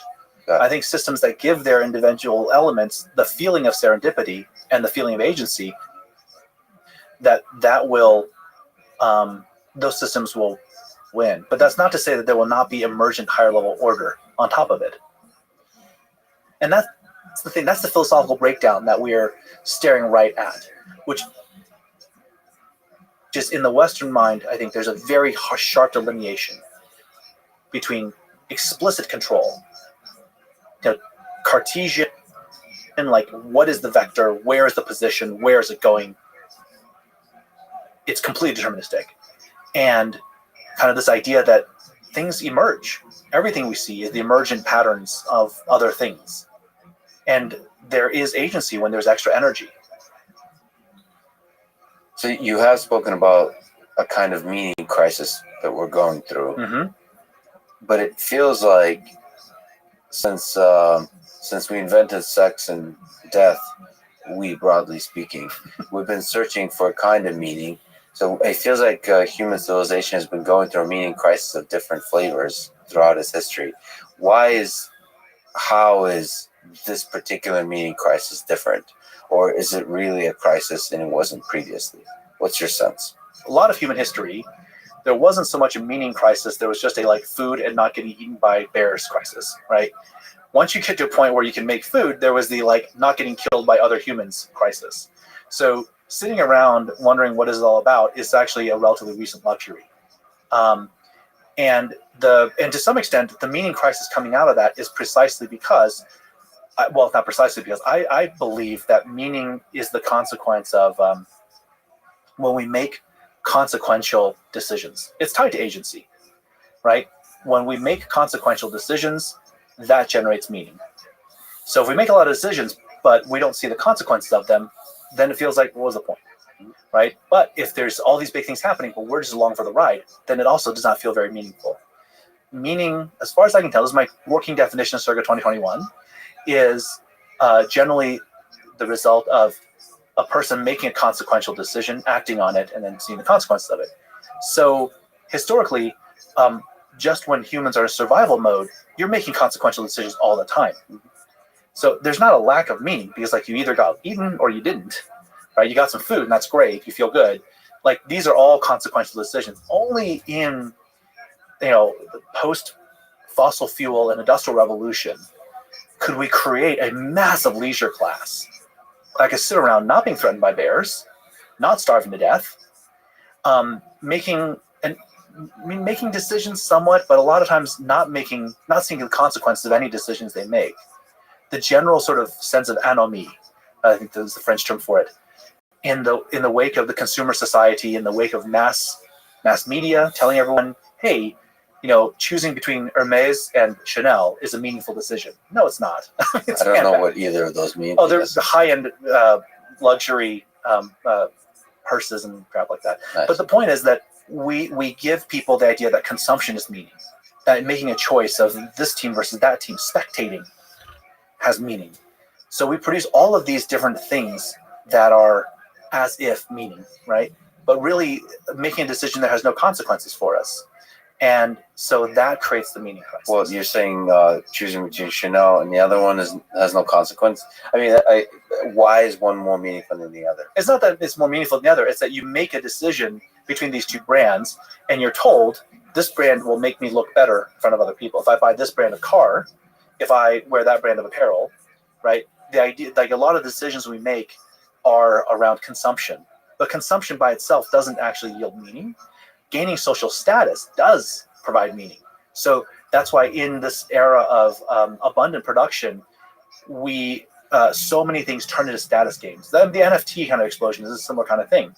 Everywhere there are status games because, we just have so much excess production. But aren't those status games a source of meaning? Like why do the games we play have to be grounded in physical reality like they are when you're trying to run away from lions? Why can't we, in this virtuality world, on social media, why can't we play the games on social media, even the dark ones? Right, we can. But you're saying that's creating a meaning crisis. Well, there's a meaning crisis in that there's two aspects of it. Number one, playing those kinds of status games oftentimes requires destroying the planet because it ties to consumption, consuming the latest and greatest version of a thing, buying the latest limited edition sneaker and throwing out all the old ones. Maybe keep some of the old ones, but the amount of sneakers we have to cut up and destroy every year to create artificial scarcity for the next generation, right? This is kind of stuff that's not great. It's not great at all. So conspicuous consumption fueling status games is really bad for the planet, not sustainable. The second thing is you can play these kinds of status games, but then what it does is it renders you captured to the virtual environment. The status games that the really wealthy people are playing are all around the hard resources where they're going to build the factories. They're going to have the fuel and the rare earths to make the next generation of robots. They're then going to run circles around you and your children. So that's another reason not to play those virtual status games. So you're saying ultimately the big picture game is won by people who have access or control over actual hard resources. So you don't see a society where most of the games are played in the virtual space. They'll be captured in the physical space. It all builds. It's just like the stack of human being, right? If you only play the game at the cultural and the intellectual level, and the people with the hard resources and access to layer 0 physical are going to own you. But isn't money not connected to, or less and less connected to hard resources, and money still seems to work? It's a virtual technology. There's different kinds of money. Part of the reason that some of the stuff is able to go a little unhinged is because the big sovereignties where one spends money and uses money and plays money games and inflates money, their ability to adjudicate the physical resources and hard resources on land and things like that, those have not been challenged in a very long time. So, we went off the gold standard. Most money is not connected to physical resources. It's an idea. And that idea is very closely connected to status. So why? But it's also tied to like it's actually tied to law. It is tied to some physical hard things. So you have to pay your taxes. Yes. So it's always at the end going to be connected to the blockchain of physical reality. So in the case of law and taxes, it's connected to government, and government is what violence is the. I'm playing with The monopoly of stacks violence. of devil's advocates here. I'm popping one devil off the stack at a time. Isn't ultimately, of course, it'll be connected to physical reality, but just because people control the physical reality doesn't mean the status. LeBron James, in theory, could make more money than the owners of the teams, in theory. And to me, that's a virtual idea. So somebody else constructed a game, and now you're playing in the space of virtual, in the virtual space of the game. So it just feels like there could be games where status, we build realities that give us meaning in the virtual space. Like I can imagine such things being possible. Oh yeah, okay. So I see I think I see what you're saying there. With the idea there, I mean, we'll take the LeBron James side and put in like some YouTube influencer. Yes, sure. Right. So the YouTube influencer, it is status games, but at a certain level, it precipitates into real dollars and into like, well, you look at Mr. Beast, right? Yeah. He's like setting off $500,000 worth of fireworks or something, right? On a YouTube video. And also like saving trees and so on. Sure, right. They're all trying to that plant a million trees with Mark Rober or whatever it was. Yeah, like it's not that those kinds of games can't lead to real consequences. It's that for the vast majority of people in consumer culture, they are incented by I would say mostly I'm thinking about middle class consumers. They're incented by advertisements, they're incented by their mimetic environment to treat the purchasing of certain things, the need to buy the latest model, whatever, the need to appear however, the need to pursue status games as a driver of meaning. And my point would be that it's a very hollow driver of meaning. And that is what creates a meaning crisis. Because at the end of the day, it's like eating a lot of empty calories, right? Yeah, it tasted good going down, a lot of sugar, but man, it was not enough protein to help build your muscles. And you kind of feel that in your gut. Mm-hmm. And I think that's, to all the stuff aside, and setting aside our discussion on currency, which I hope we get back to, that's what I mean about the meaning crisis, part of it being created by the fact that we don't, we're not encouraged to have more and more direct relationships. We're actually alienated from relating to even our family members sometimes, right? We're encouraged to relate to brands. We're encouraged to relate to these kinds of things that then tell us to do things that are really of low consequence. And that's where the meaning crisis comes from. So the role of technology in this, so there's somebody you mentioned who's Jacques Ellul. His view of technology, he warns about the towering powers of technique, which I guess is a broad idea of technology. Yes. So I think, correct me if I'm wrong, for him, technology is bad. It's moving away from human nature, and it's ultimately is destructive.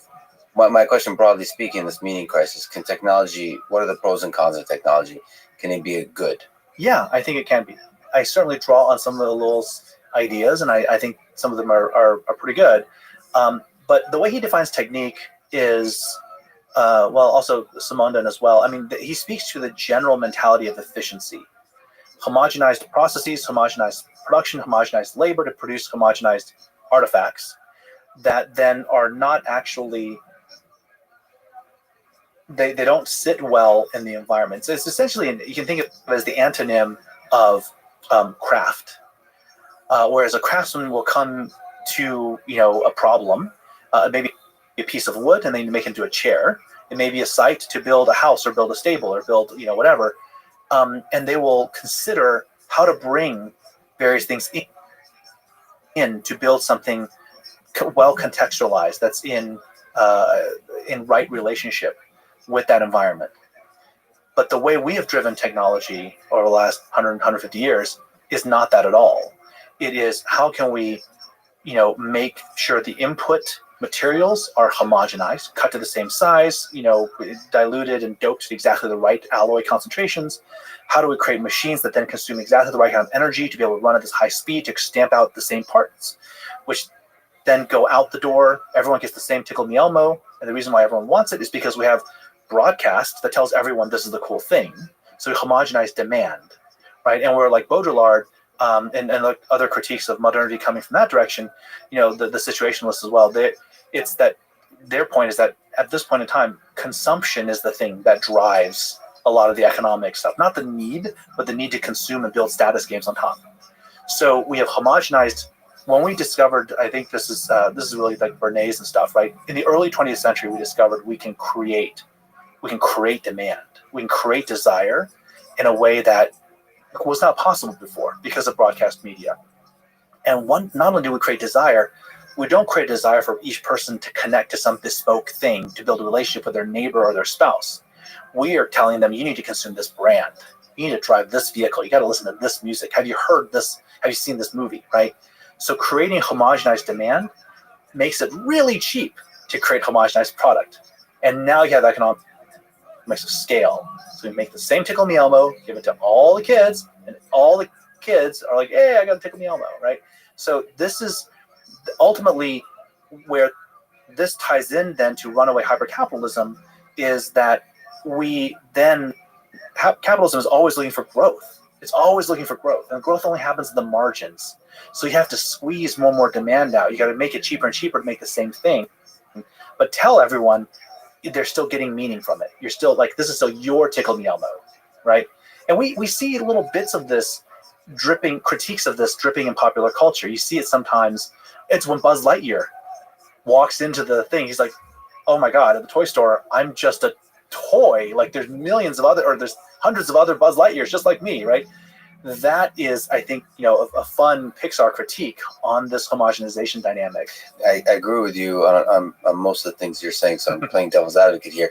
But, this homogenized machine of capitalism is also the thing that is able to fund, if channeled correctly, innovation, invention, and development of totally new things that, in the best possible world, create all kinds of new experiences that can enrich lives, the quality of lives for all kinds of people. So isn't this the machine that actually enables the experiences and more experiences that will then give meaning? It has done that to some extent. I mean, it's not all good or bad in my perspective. We can always look backwards and offer a critique of the path we've taken to get to this point in time. But that's somewhat different and informs the discussion.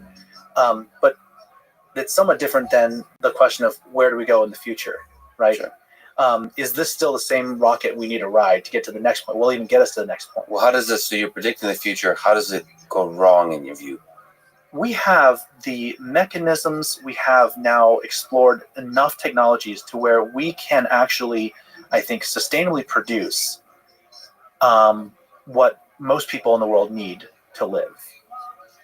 We have also created the infrastructures to allow continued research and development of additional science and medicine and various other kinds of things. The organizing principles that we use to govern all these things today a lot of them have been just inherited from, honestly, medieval times. Some of them have refactored a little bit in the industrial era, but a lot of these modes of organizing people are deeply problematic. And furthermore, they're rooted in, I think, a very industrial mode perspective on human labor. And this is one of those things. I'm going to go back to the open source thing. There was a point in time when, let me ask you this. If you look at the core SciPy sort of collection of libraries, so SciPy, NumPy, Matplotlib, right? There's IPython Notebook. Let's throw pandas in there, scikit-learn, a few of these things. How much value do you think, economic value, would you say they drive in the world today? That's one of the fascinating things about talking to you and Travis. It's like it's immeasurable. It's like at least $1 billion a day, maybe. $1 billion, sure. I mean, it's like it's a similar question of like how much value does Wikipedia create? Right. It's like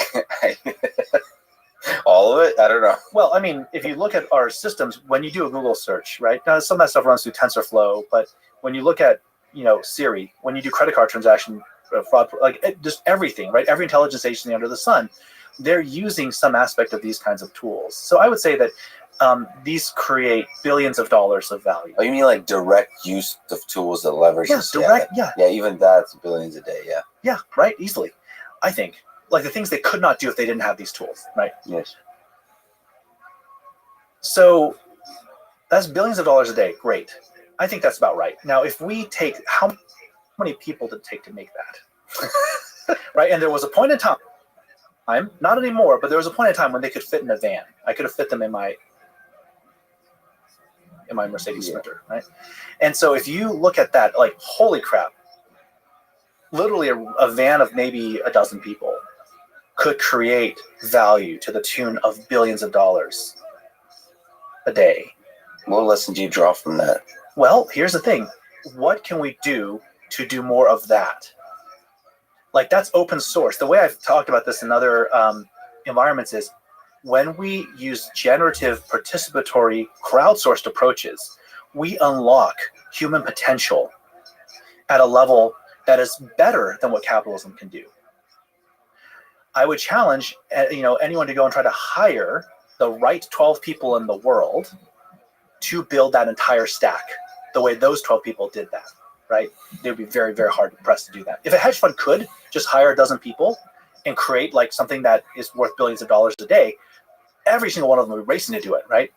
But finding the right people, fostering the right collaborations, getting it adopted by the right other people to then refine it, that is a thing that was organic in nature. That took crowdsourcing. That took a lot of the open source ethos, and it took the right kinds of people, right? None of those people who started that said, I need to have a part of a multi-billion-dollar a day sort of enterprise.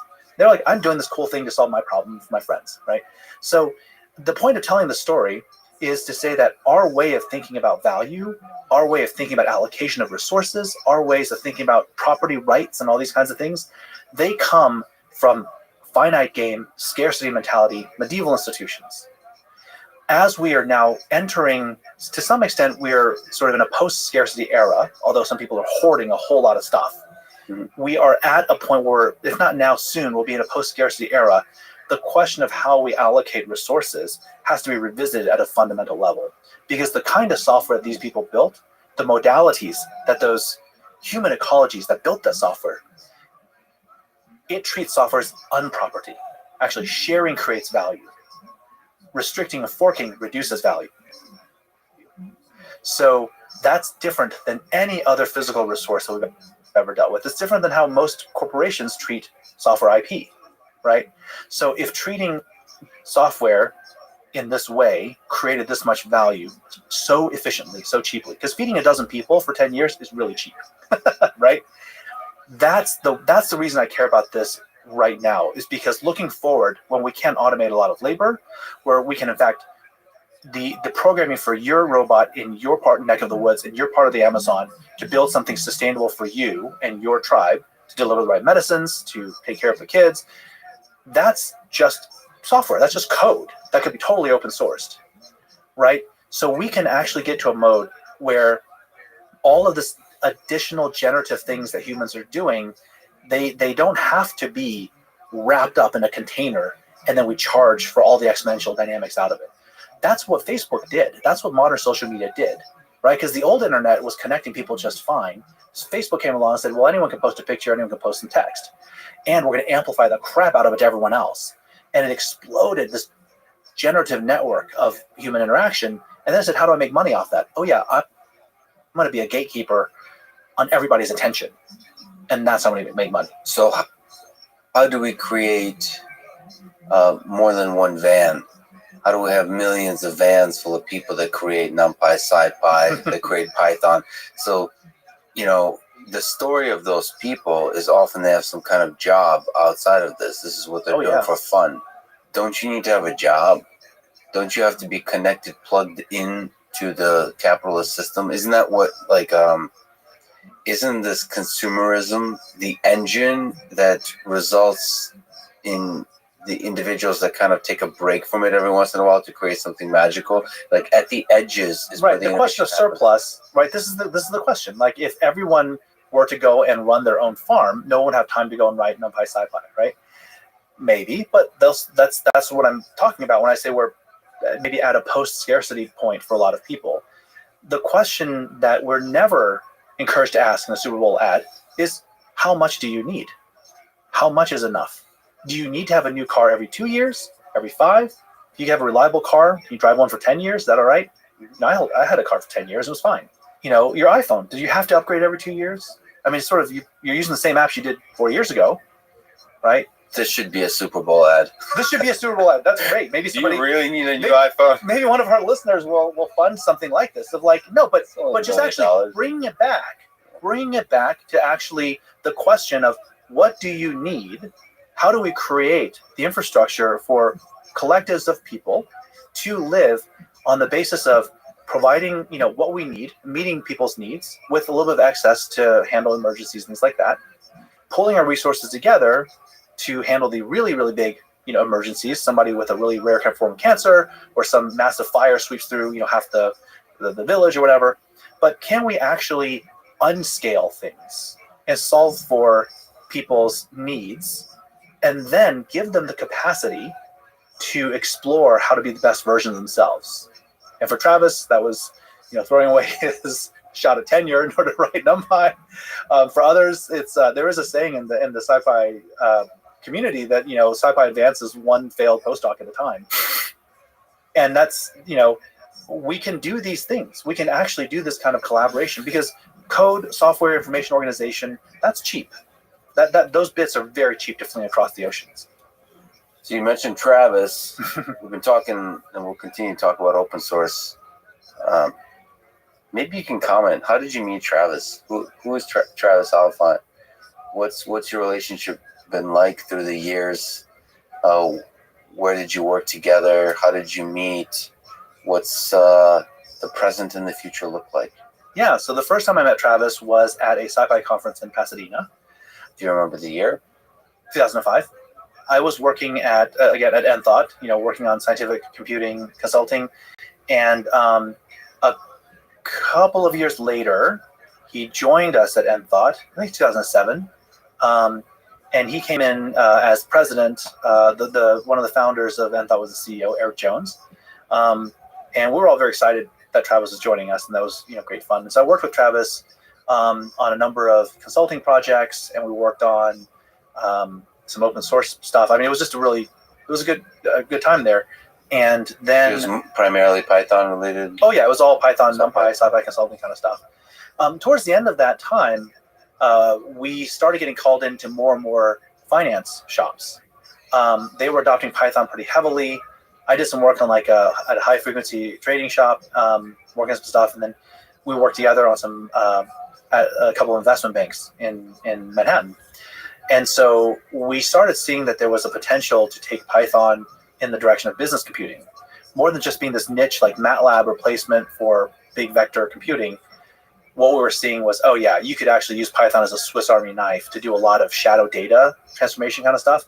So that's when we realized the potential is much greater. And so we started Anaconda. I mean, it was called Continuum Analytics at the time. We started in January of 2012 with the vision of shoring up the parts of Python that needed to get expanded to handle data at scale, to do web visualization, application development, etc. And that was that, yeah. So he was CEO and I was president for the first 5 years. And then we raised some money, and then the board sort of put in a new CEO. They hired a kind of professional CEO. And then Travis, you laugh at that. I took over the CTO role. Travis then left after a year to do his own thing, to do QuantSight, which was more oriented around some of the bootstrap years that we did at Continuum, where it was open source, some consulting.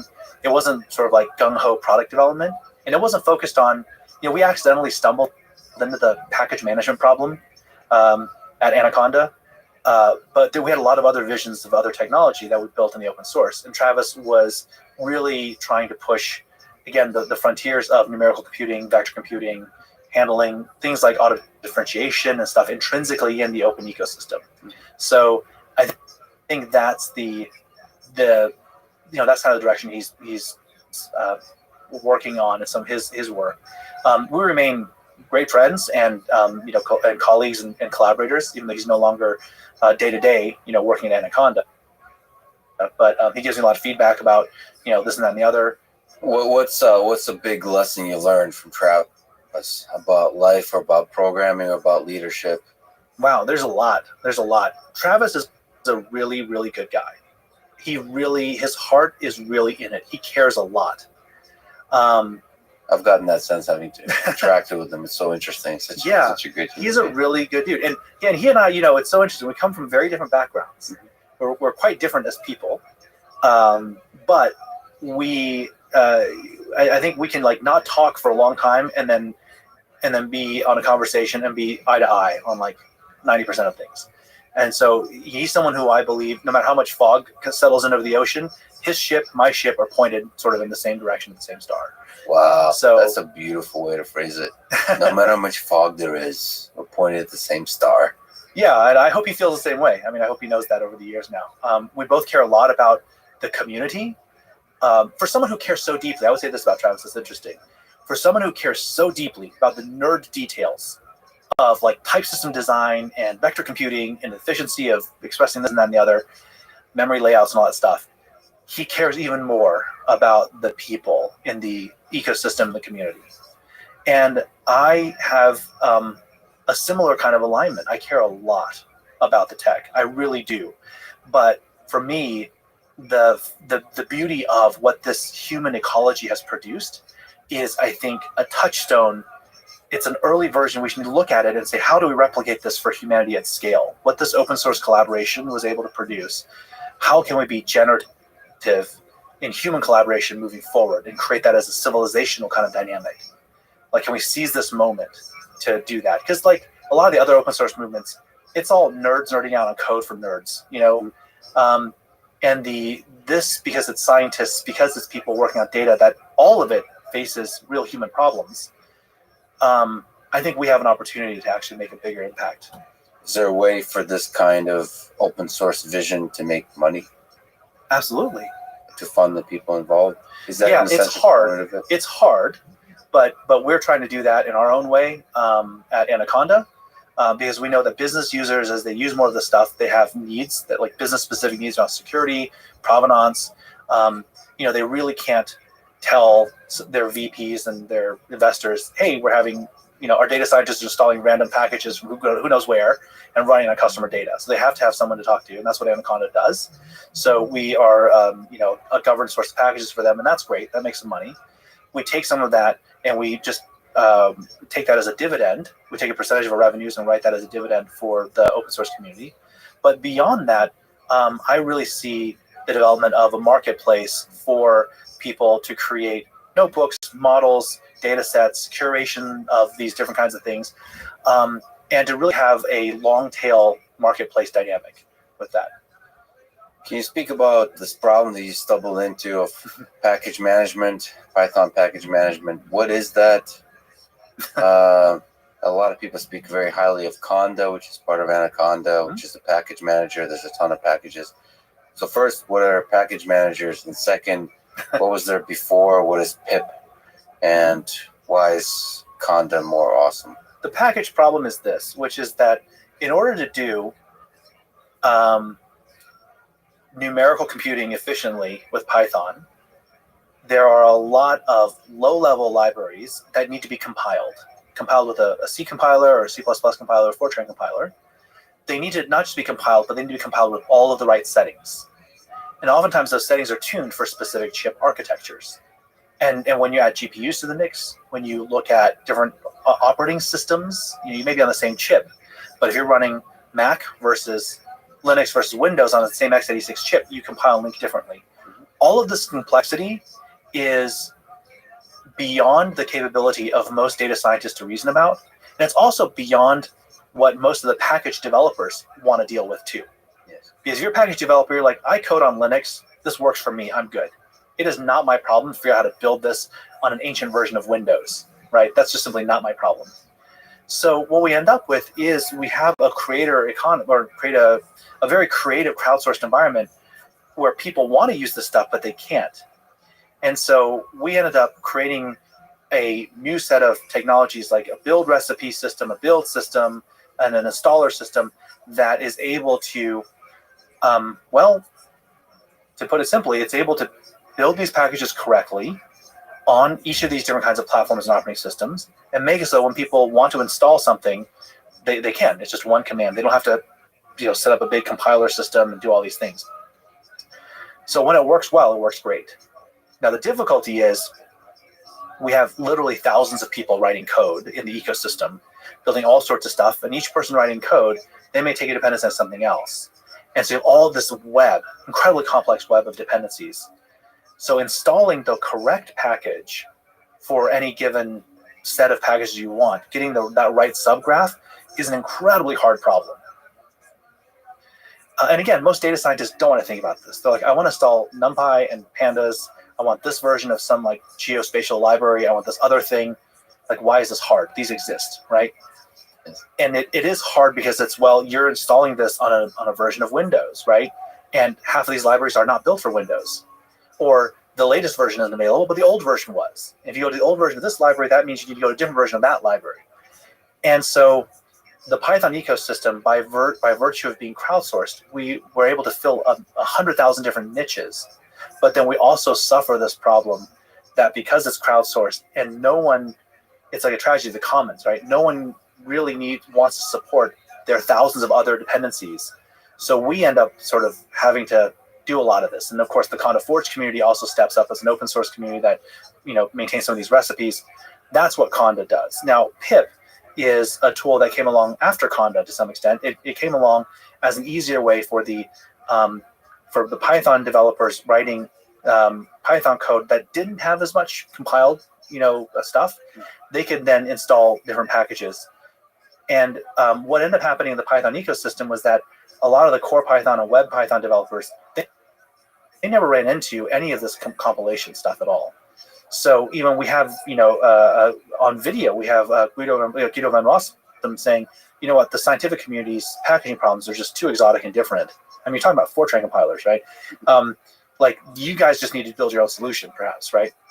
So the core Python community went and built its own sort of packaging technologies, not really contemplating the complexity of the stuff over here.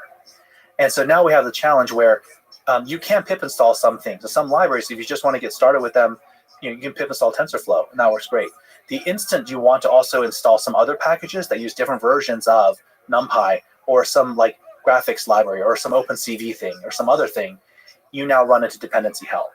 Because you cannot, OpenCV can have a different version of libjpeg over here than PyTorch over here. Like they all have to use if you want to use GPU acceleration, they have to all use the same underlying drivers, the same GPU CUDA things. So it gets to be very gnarly, and it's a level of technology that both the makers and the users don't really want to think too much about. And that's where you step in and try to solve the try to solve it. subgraph problem. So how much is that? And you said that you don't want to think, they don't want to think about it, but how much is it a little bit on the developer and providing them tools to be a little bit more clear of that subgraph of dependency that's necessary? It is getting to a point where we do have to think about, look, can we pull some of the most popular packages together and get them to work on a coordinated release timeline, get them to build against the same test matrix, et cetera, right? And there is a little bit of dynamic around this, but again, it is a volunteer community. Yeah. People working on these different projects have their own timelines and their own things they're trying to meet.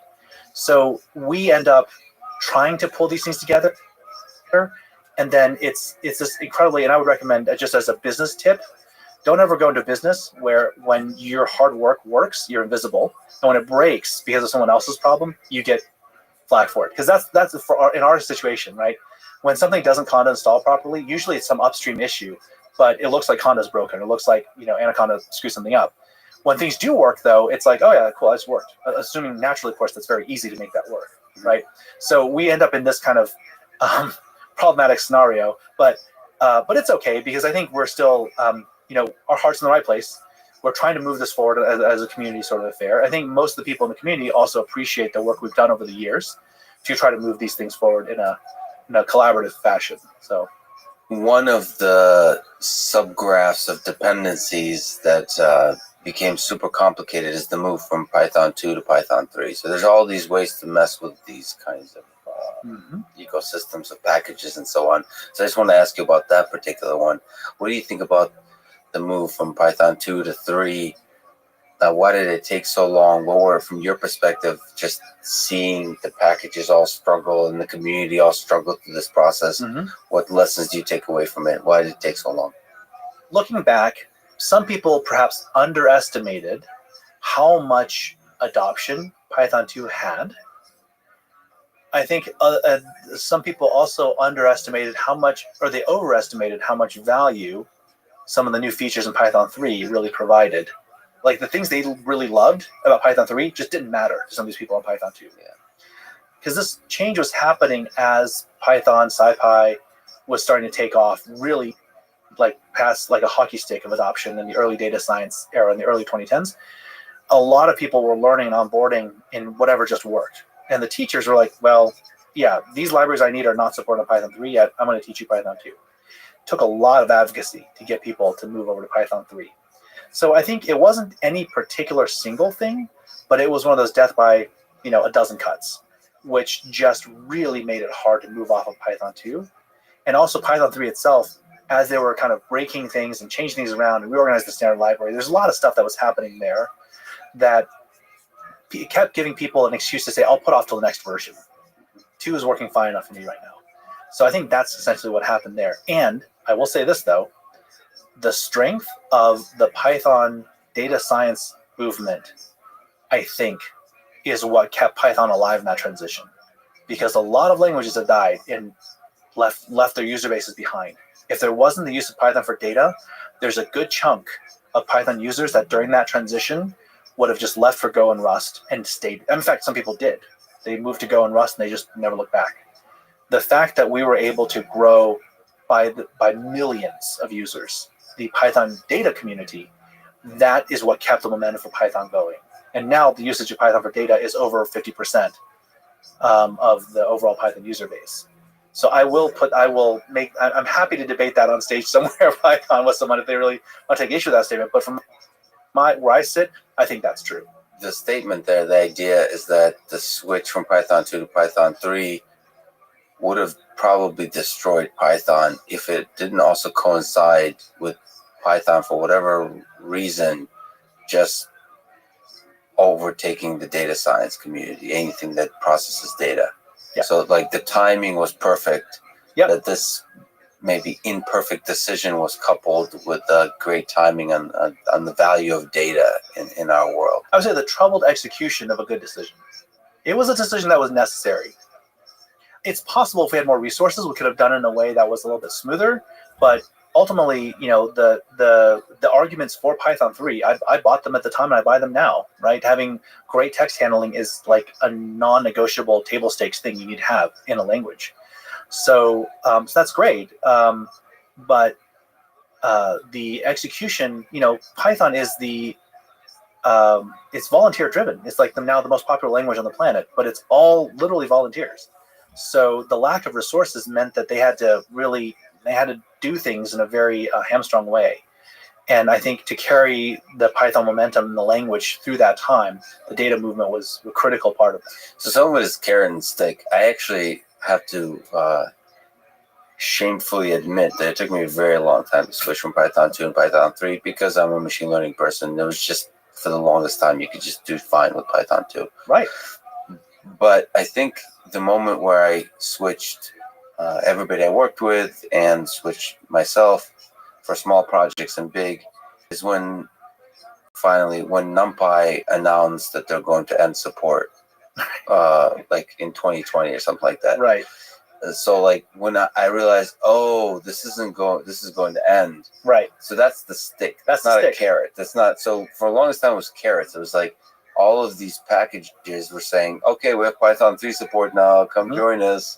We have Python 2 and Python 3. But when NumPy, one of the packages I sort of love and depend on, said like, nope, it's over.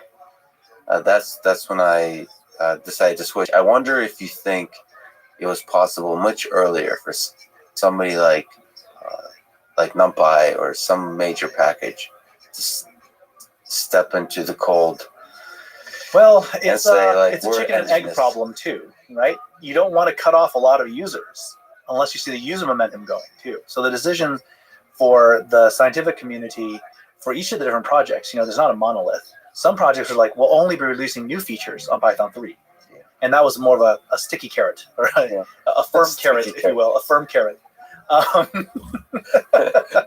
stick-shaped carrot. Yeah. But then for others, NumPy in particular, because it's at the base of the dependency stack for so many things, that was the final stick. That was a stick-shaped stick. People were saying, look, if I have to keep maintaining my releases for Python 2, that's that much less energy that I can put into making things better for the Python 3 folks, or in my new version, which is, of course, going to be Python 3. So people were also getting kind of pulled by this tension. So the overall community sort of had a lot of input into when the NumPy core folks decided that they would end of life on Python 2. So as these numbers are a little bit loose, but there are about 10 million Python programmers in the world. You could argue that number, but let's say 10 million. This actually, where I was looking, said 27 million total programmers, developers in the world. You mentioned in a talk that changes need to be made for there to be 100 million Python programmers. So first of all, do you see a future where there's 100 million Python programmers? And second, what kind of changes need to be made? So Anaconda, Miniconda get downloaded about 1 million times a week. So I think the idea that there's only 10 million Python programmers in the world is a little bit undercounting. There are a lot of people who escape traditional counting that are using Python and data in their jobs. I do believe that the future world for it the world I would like to see is one where people are data literate. So they are able to use tools that let them express their questions and ideas fluidly. And the data variety and data complexity will not go down. It will only keep increasing. So I think some level of code or code-like things will continue to be relevant. And so my hope is that we can build systems that allow people to more seamlessly integrate Python kinds of expressivity with data systems and operationalization methods that are much more seamless. And what I mean by that is, right now you can't punch Python code into an Excel cell. I mean, there's some tools you can do to kind of do this. We didn't build a thing for doing this back in the day, but I feel like the total addressable market for Python users, if we do the things right, is on the order of the Excel users, which is, a few hundred million. So I think Python has to get better at being embedded, being a smaller thing that pulls in just the right parts of the ecosystem to run numerics and do data exploration, meeting people where they're already at with their data and their data tools. And then I think also it has to be easier to take some of those things they've written and flow those back into deployed systems or little apps or visualizations. I think if we don't do those things, then we will always be kept in a silo as sort of an expert user's tool and not a tool for the masses. I work with a bunch of folks in the Adobe Creative Suite, and I'm kind of forcing them or inspiring them to learn Python to do a bunch of stuff that helps them. And it's interesting because they probably wouldn't call themselves Python programmers, but they're all using Python. I would love it if the tools like Photoshop and Premiere and all those kinds of tools that are targeted towards creative people, I guess that's where Excel is targeted towards a certain kind of audience that works with data, financial people, all that kind of stuff. If there would be easy ways to use Python for quick scripting tasks. Yeah. And there's an exciting application of artificial intelligence in this space that I'm hopeful about, looking at OpenAI Codex with generating programs. Yeah. So almost helping people bridge the gap from kind of visual interface to generating programs to something formal, and then they can modify it and so on, but kind of without having to read the manual, without having to do a Google search on Stack Overflow, which is essentially what a neural network does when it's doing code generation, is actually generating code and allowing a human to communicate with multiple programs, and then maybe even programs to communicate with each other via Python. Right. So that to me is a really exciting possibility, because I think there's a friction to kind of like, how do I learn how to use Python in my life? There's a oftentimes you kind of start a class, you start learning about types. Yes, I don't know, functions. Like this is, Python is the first language with which you start to learn to program. But I feel like that's going to take a long time for you to understand why it's useful. You almost want to start with a script. Well, you do. In fact, I think starting with the theory behind programming languages and types and all that. I mean, types are there to make the compiler writer's jobs easier. Types are not. I mean, heck, do you have an ontology of types for just the objects in this table? No. So types are there because compiler writers are human and they're limited in what they can do. But I think that the beauty of scripting, like there's a Python book that's called Automate the Boring Stuff, which is exactly the right mentality. I grew up with computers in a time when I could, when Steve Jobs was still pitching these things as bicycles for the mind. They were supposed to not be just media consumption devices, but they were actually, you could write some code. You could write BASIC, you could write some stuff to do some things. And that feeling of a computer as a thing that we can use to extend ourselves has all but evaporated for a lot of people. So you see a little bit in parts in the generation of youth around Minecraft or Roblox, right?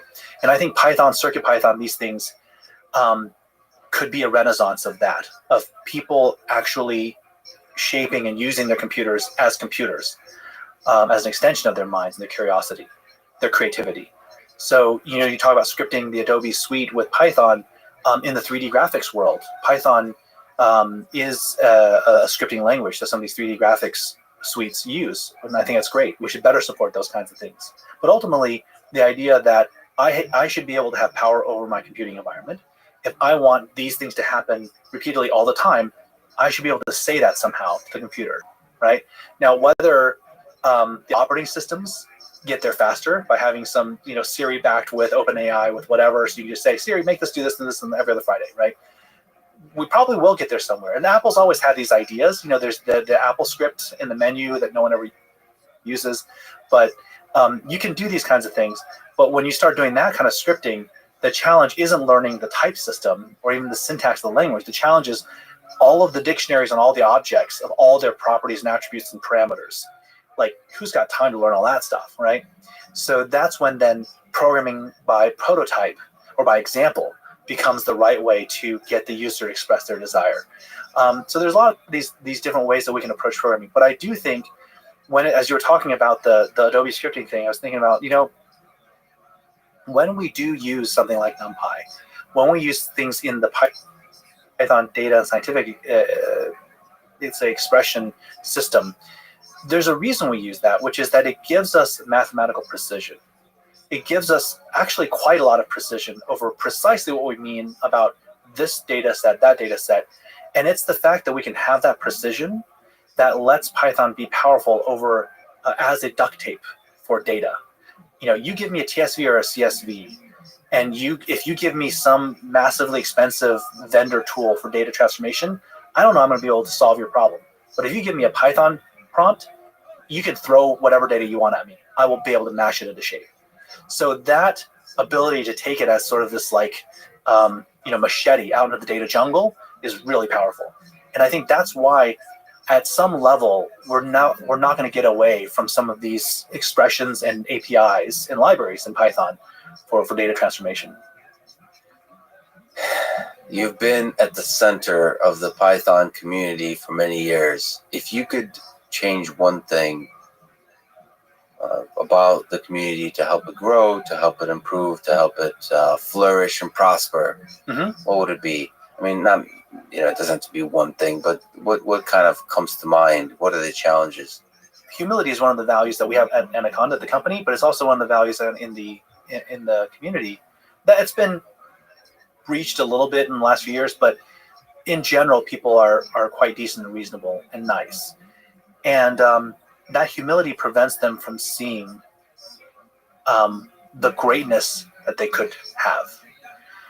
I don't know how many people in the core Python community really understand that they stand perched at the edge of an opportunity to transform how people use computers.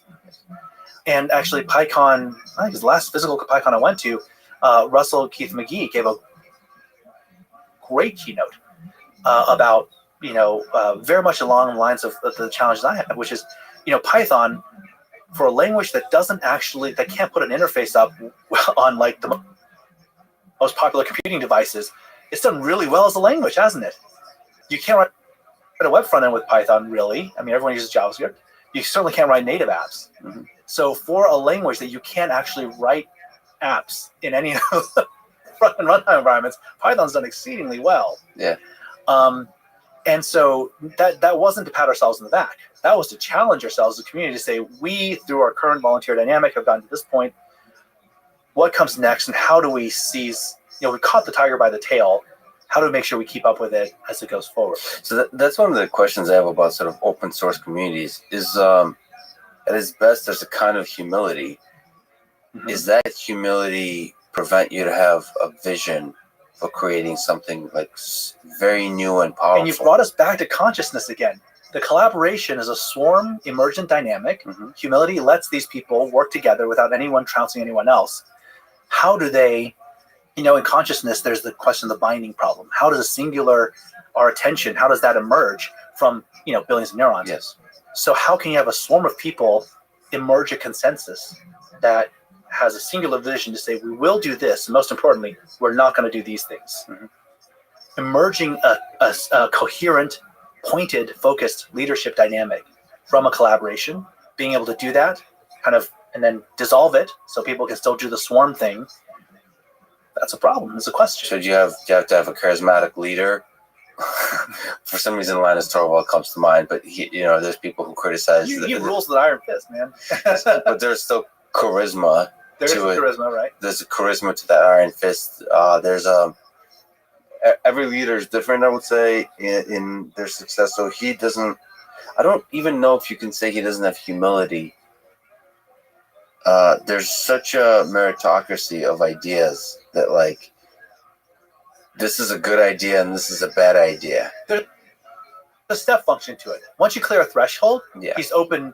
Once you clear the bozo threshold, he's open to your ideas, I think. Yes. Right? But see, the interesting thing is obviously that will not stand in an open source community if that threshold that is defined by that one particular person is not actually that good. Mm-hmm. So you actually have to be really excellent at what you do. Mm-hmm. So he's very good at what he does. And so there's some aspect of leadership where you can get thrown out, people can just leave. That's how it works with open source. Yeah. They'll fork. But at the same time, you want to sometimes be a leader, like with a strong opinion. Because people, there's some kind of balance here for this like hive mind to get behind. Leadership is a big topic. And I didn't, I'm not one of these guys that went to MBA school and said, I'm going to be an entrepreneur and I'm going to be a leader and I'm going to read all these Harvard Business Review articles on leadership and all this other stuff. Like I was a physicist turned into a software nerd who then really nerded out on Python. And now I am entrepreneurial, right? I saw a business opportunity around the use of Python for data. But for me, what has been interesting over this journey with the last 10 years is how much I started really enjoying the understanding, thinking deeper about organizational dynamics and leadership. And leadership does come down to a few core things. Number one, a leader has to create belief, or at least has to dispel disbelief. Leadership also, you have to have vision, loyalty, and experience. So can you say belief in a singular vision? Like what is belief? Yeah, belief means a few things. Belief means here's what we need to do, and this is a valid thing to do, and we can do it. That you have to be able to drive that belief. And every step of leadership along the way has to help you amplify that belief to more people. I think at a fundamental level, that's what it is. You have to have a vision. You have to be able to show people that, or you have to convince people to believe in the vision and to get behind you. And that's where the loyalty part comes in and the experience part comes in. There's all different flavors of leadership. So if we talk about Linus, we could talk about Elon Musk and Steve Jobs. Mm-hmm. There's Sundar Pichai. There's people that kind of put themselves at the center and are strongly opinionated. Mm-hmm. And some people are more like consensus builders. Right. what works well for open source, what works well in the space of programmers. So you've been a programmer, you've led many programmers, and are now sort of at the center of this ecosystem. What works well in the programming world, would you say? It really depends on the people, what style leadership is best. And it depends on the programming community. I think for the Python community, servant leadership is one of the values. Like at the end of the day, the leader has to also be the high priest of values, right? So any collection of people has values that they're living. And if you want to maintain certain values, and those values help you as an organization become more powerful, then the leader has to live those values unequivocally and has to hold the values. So in our case, in this collaborative community around Python, I think that the humility is one of those values. Servant leadership, you actually have to kind of do the stuff. You have to walk the walk, not just talk the talk. I don't feel like the Python community really demands that much from a vision standpoint. And they should. And I think they should.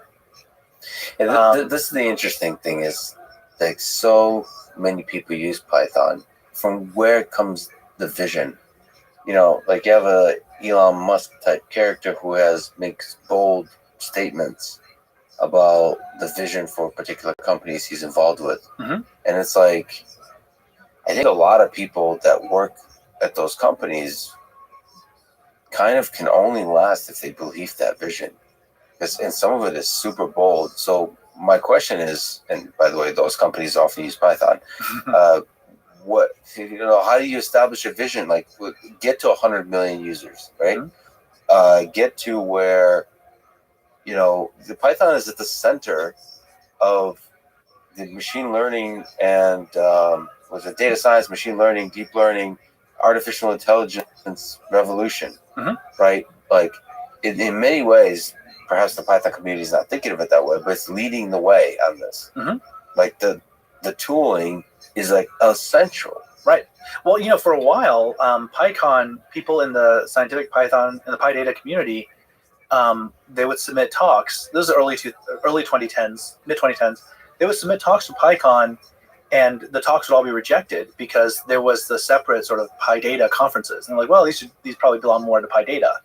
And instead there'd be yet another talk about, threads and, whatever, some web framework. And it's like, that was an interesting dynamic to see that there was, at the time it was a little annoying because we wanted to try to get more users and get more people talking about these things. And PyCon is a huge venue, right? It's thousands of Python programmers.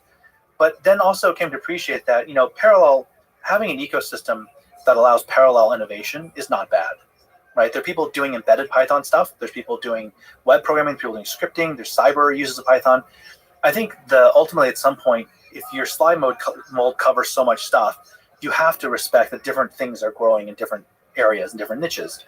Now, at some point that has to come together, and the central body has to provide resources. The principle here is subsidiarity. Give resources to the various groups to then allocate as they see fit in their niches. That would be a really helpful dynamic. But again, it's a volunteer community. It's not like that many resources to start with. What was or is your favorite programming setup? What operating system, what keyboard, how many screens are you listening to? What time of day? Are you drinking coffee, tea? Tea, sometimes coffee, depending on how well I slept. I used to have... Sleep do you get? Are you a night owl? I remember somebody asked you somewhere a question about work-life balance. Or like not just work-life balance, but like a family, you lead a company, and your answer was basically like, I still haven't figured it out. Yeah, okay. I think I've gotten to a little bit better balance. I have a really great leadership team now supporting me, and so that takes a lot of the day-to-day stuff off my plate. And my kids are getting a little older, so that helps. Mm-hmm. So, and of course, I have a wonderful wife who takes care of a lot of the things that I'm not able to take care of, and she's great. I try to get to sleep earlier now because I have to get up every morning at 6 to take my kid down to the bus stop. Oh, wow. So there's a hard thing. Yeah. For a while, I was doing polyphasic sleep, which is really interesting. Like I go to bed at 9, wake up at like 2 a.m., work till 5, sleep 3 hours, wake up at 8. Like that was actually, it was interesting. It wasn't too bad. How did it feel? It was good. I didn't keep it up for years, but once I have travel, then it just, everything goes out the window, right? Because then you're like time zones and all these things. Socially, was it were you able to live outside of how you felt? Were you Yes. able to live normal society? Oh yeah, because like on the nights that I wasn't out hanging out with people or whatever, going to bed at 9, no one cares. Yeah. I wake up at 2. I'm still responding to their Slacks, emails, whatever, and shit posting on Twitter or whatever at 2 in the morning is great, Exactly. right? And then you go to bed for a few hours, and you wake up. It's like you had an extra day in the middle. Yes. And I'd read somewhere that humans naturally have biphasic sleep or something. I don't know, but I read basically everything somewhere. So right, every option of everything. Every option of everything. I will say that worked out for me for a while, although I don't do it anymore. In terms of programming setup, I had a 27-inch high DPI setup that I really liked, but then I moved to a curved monitor just because when I moved to the new house, I want to have a bit more screen for Zoom plus communications plus like various kinds of things. It's like one large monitor. One large curved monitor. What operating system? Mac. Okay. Yeah. Is that what happens when you become important? Is you stop using Linux and Windows? No, I actually have a Windows box as well on the next table over, but I have I have 3 desks, right? Yes. So the main one is the standing desk, so that I can whatever when I'm like I have a teleprompter set up and everything else, and then I've got my iMac and then eGPU and then Windows PC. The reason I moved to Mac was it's got a Linux prompt, or no, sorry, it's got a Unix prompt. It's got a Unix prompt, so I can do all my stuff. But then I don't have to worry, like when I'm presenting for clients or investors or whatever. I don't have to worry about any like ACPI related FSIC things in the middle of a presentation. Like none of that. It will always wake from sleep. And it won't kernel panic on me. And this is not a dig against Linux, except that I just I feel really bad. I feel like a traitor to my community saying this, right? But in 2012, I was just like, okay, start my own company. What do I get? And Linux laptops were just not quite there. Yes. And so I've just stuck with Macs. Can I just defend something that nobody respectable seems to do, which is so I do a boot on Linux Windows, but in Windows I have Windows subsystems for Linux or whatever, WSL. And I find myself being able to handle everything I need, almost everything I need in Linux for basic sort of tasks, scripting tasks within WSL, and it creates a really nice environment. So but like whenever I hang out with like especially important people, like they're all on an iPhone and a Mac, and it's like, like what there is a messiness to Windows and a messiness to Linux that makes me feel like you're still in it. Well, the Linux stuff, Windows subsystem for Linux is very tempting, but there's still the Windows on the outside where I don't know where. And I've used DOS since version 1.11 or 1.21 or something. So I've been a long time Microsoft user, and I will say that like it's really hard for me to know where anything is, how to get to the details behind something when something screws up, as it invariably does. And just things like changing group permissions on some shared folders and stuff, just everything seems a little bit more awkward, more clicks than it needs to be. Not to say that there aren't weird things like hidden attributes and all this other happy stuff on Mac, but for the most part, and well, actually, especially now with the new hardware coming out on Mac, it'll be very interesting. With the new M1, there were some dark years the last few years when I was like, I think maybe I have to move off of Mac as a platform. But this, I mean, like my keyboard was just not working. Like literally, my keyboard just wasn't working. Right? Yeah. I had this touch bar, didn't have a physical escape button like I needed to because I used Vim. And now I think we're back. So So you use Vim, and you have what kind of keyboard? So I use a RealForce 87U. It's a mechanical, as a Topra key switch. There's a weird shape. There's a normal shape. Well, no, because I say that because I use a Kinesis, and I had you said some dark. You said you had dark moments. I recently had a dark moment. It's like, what am I doing in my life? So I remember sort of flying in a very kind of tight space, and as I'm working, this is what I do on an airplane. I pull out a laptop, and on top of the laptop, I'll put a Kinesis keyboard. Ooh, that's hardcore, man. I was thinking, is this who I am? Is this what I'm becoming? Will I be this person? Because I'm on Emacs with this Kinesis keyboard, sitting like with everybody around. Emacs on Windows. On WSL, yeah, Emacs on Linux on Windows. Yeah, on Windows. Yeah. And like everybody around me is using their iPhone to look at TikTok. So I'm like in this land, and I thought, you know what? Maybe I need to become an adult and put the '90s behind me and use like a normal keyboard. And then I did some soul searching, and I decided like this is who I am. This is me like coming out of the closet saying I'm Kinesis keyboard all the way. I'm going to use Emacs. You know who else is a Kinesis fan?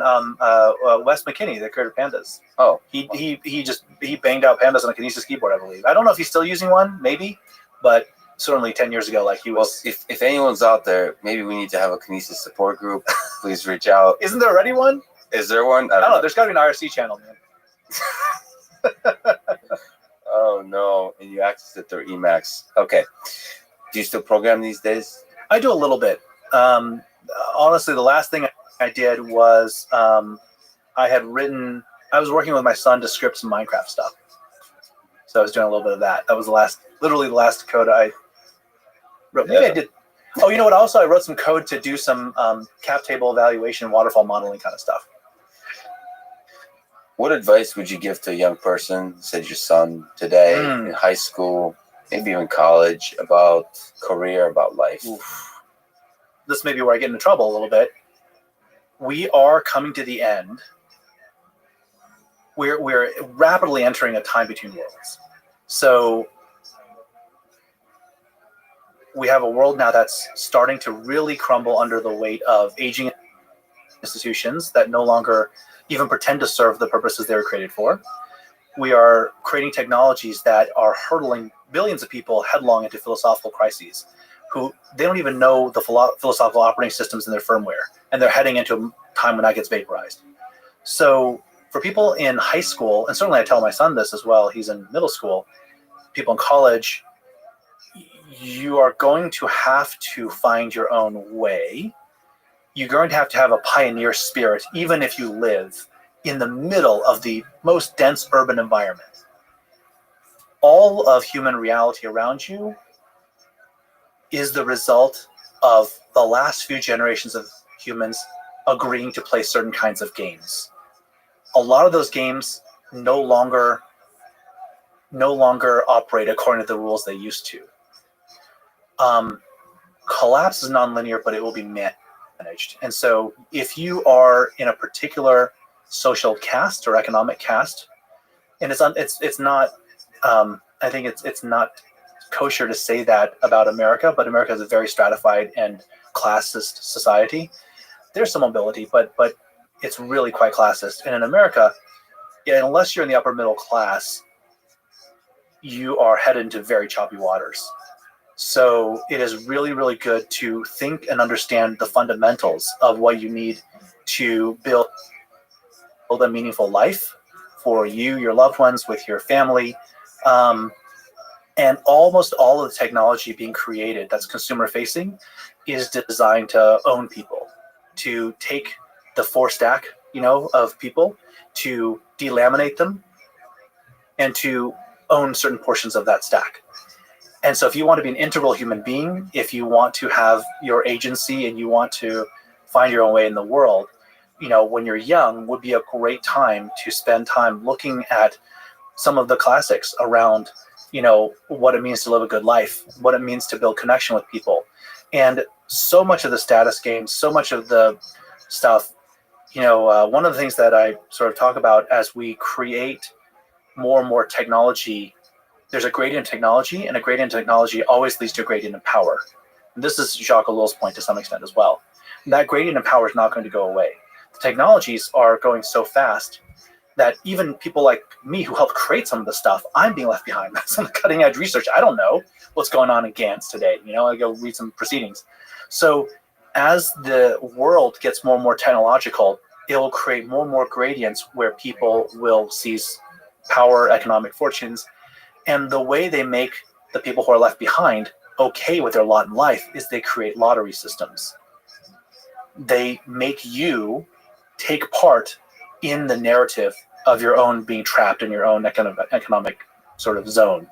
So avoiding those kinds of things is really important, knowing when someone is running game on you, basically. So these are the things I would tell young people. It's a dark message, but it's realism. I mean, it's what I see. So after you gave some realism, you sit back with your son, you're looking out at the sunset. What to him can you give as words of hope? And to you, from where do you derive hope for the future of our world?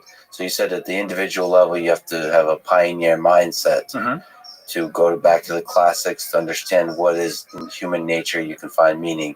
But at the societal level, what trajectory, when you look at possible trajectories, what gives you hope? What gives me hope is that we have little tremors now shaking people out of the reverie of the fiction of modernity that they've been living in, kind of a late 20th century style modernity. That's good, I think, because and also to your point earlier, people are burning out on some of the social media stuff. They're sort of seeing the ugly side, especially the latest news with Facebook and the whistleblower. Right, it's quite clear these things are not all they're cracked up to be. So, do you believe? Like I believe better social media can be built because they are burning out. They'll incentivize other competitors to be built. Do you think that's possible? Well, the thing about it is that when you have extractive return on returns, capital coming in and saying, look, you own a network, give me some exponential dynamics out of this network. What are you going to do? You're going to just basically put a toll keeper at every single node and every single graph edge, every node, every vertex, every edge. But if you don't have that need for it, if no one's sitting there saying, hey, Wikipedia, monetize every character, every byte, every phrase, then generative human dynamics will naturally sort of arise, assuming we respect a few principles around online communications. So the greatest and biggest social network in the world is still like email, SMS, right? Yes. So we're fine there. The issue with the social media, as we call it now, is they're actually just new amplification systems. Right now, it's benefited certain people like yourself who have interesting content to be amplified. So it's created a creator economy, and that's cool. There's a lot of great content out there, but giving everyone a shot at the fame lottery, saying, hey, you could also have if you wiggle your butt the right way on TikTok, you can have your 15 seconds of microfame. That's not healthy for society at large. So I think if we can create tools that help people be conscientious about their attention, spend time looking at the past and really retrieving memory and but processing and thinking about that, I think that's certainly possible, and hopefully that's what we get. But the bigger picture, the bigger question about that you're asking about what gives me hope is that these early shocks of COVID lockdowns and remote work and all these different kinds of things, I think it's getting people to a point where they are they're sort of no longer in the reverie, right? As my friend Jim Rutt says, there's more people with ears to hear now, right? With pandemic and education, everyone's like, wait, what have you guys been doing with my kids? Like, how are you teaching them? What is this crap you're giving them as homework, right? So I think these are the kinds of things that are getting, and the supply chain disruptions, getting more people to think about how do we actually just make stuff? This is all good. But the concern is that it's still going to take a while for these things, for people to learn how to be agentic again, and to be in right relationship with each other and with the world. So the message of hope is still people are resilient, and we are building some really amazing technology. And I also, to me, I derive a lot of hope from individuals in that van. The power of a single individual to transform the world, to do positive things to the world is quite incredible.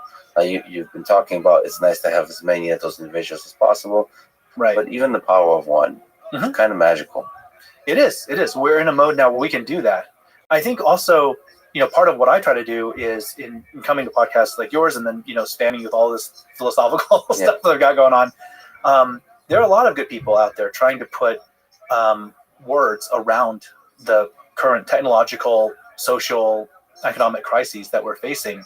And in the space of a few short years, I think there has been a lot of great content produced around this stuff for people who want to find out more or think more about this. We're popularizing certain kinds of philosophical ideas that move people beyond just the, oh, you're a communist, oh, you're a capitalist kind of stuff. Like it's sort of, we're way past that now. So that also gives me hope that I feel like I myself am getting a handle on how to think about these things. It makes me feel like I can, hopefully affect change for the better. We've been sneaking up on this question all over the place. Let me ask the big, ridiculous question. What is the meaning of life? Wow.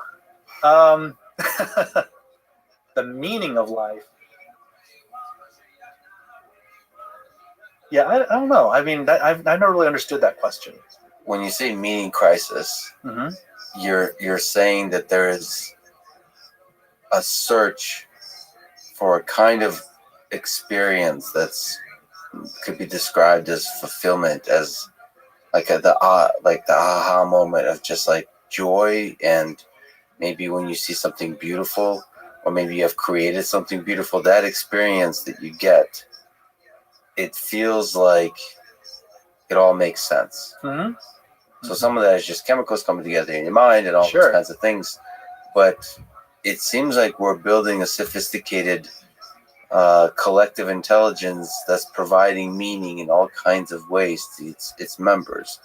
And there's a theme to that meaning. So for a lot of history, I think faith played an important role. Mhm. Faith in God as a religion. I think technology in the modern era is kind of serving a little bit of a source of meaning for people, like innovation of different kinds. Mhm. I think the old school things of love and the basics of just being good at stuff. Mhm. But you were a physicist, so there's a desire to say, okay, yeah, but these seem to be like symptoms of something deeper. Right. Like why? Yeah, little why? meaning. What's capital M meaning? Yeah, what's capital M meaning? Why are we reaching for order when there's excess of energy? I don't know if I can answer the why. Any why that I come up with, I think, is going to be. I'd have to think about that a little more. Maybe get back to you on that. But I will say this: we do look at the world through a traditional. I think most people look at the world through what I would say is a subject-object or metaphysical lens. That we have our own subjectivity, and then there's all of these object things that are not us. So I'm me, and these things are not me, right? And I'm interacting with them. I'm doing things to them. But a different view of the world that looks at it as much more connected, that realizes, oh, I'm really quite embedded in a soup of other things, and I'm simply almost like a standing wave pattern of different things, right? So when you look at the world in that kind of connected sense, I've recently taken a shine to this particular thought experiment, which is, what if it was the case that everything that we touch with our hands, that we pay attention to, that we actually give intimacy to, what if there's actually, all the mumbo jumbo, like, people with the magnetic healing crystals and all this other kind of stuff and quantum energy stuff, what if that was a thing? What if when your hand touches an object, when you really look at something and you concentrate and you focus on it and you really give it attention, you actually give it, there is some physical residue of something, a part of you, a bit of your life force that goes into it. Okay. Now, this is, of course, completely mumbo jumbo stuff. This is not like, I don't actually think this is real, but let's do the thought experiment. What if it was? What if there actually was some quantum magnetic crystal and, energy field thing that just by touching this can has changed a little bit somehow. And it's not much unless you put a lot into it and you touch it all the time, like your phone, right?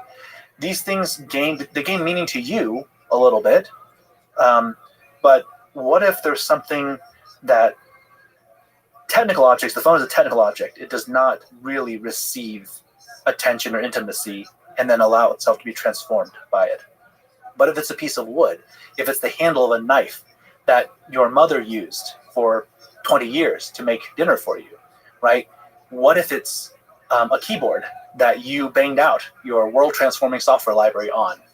These are technical objects and these are physical objects, but somehow there's something to them. We feel an attraction to these objects as if we have imbued them with life energy. Right? So if you walk that thought experiment through, what happens when we touch another person, when we hug them, when we hold them? And the reason this ties into my answer for your question is that if there is such a thing, if we were to hypothesize such a thing, it could be that the purpose of our lives is to imbue as many things with that love as possible. That's a beautiful answer and a beautiful way to end it, Peter. You're an incredible person. Thank you. Spanning so much in the space of engineering and in the space of philosophy. I'm really proud to be living in the same city as you. and I'm really Too grateful that you would spend your valuable time with me today. Thank you. I appreciate the opportunity to speak with you. Thanks for listening to this conversation with Peter Wang. To support this podcast, please check out our sponsors in the description. And now, let me leave you with some words from Peter Wang himself. We tend to think of people as either malicious or incompetent. But in a world filled with corruptible and unchecked institutions, there exists a third thing: malicious incompetence. It's a social cancer, and it only appears once human organizations scale beyond personal accountability. Thank you for listening, and hope to see you next time.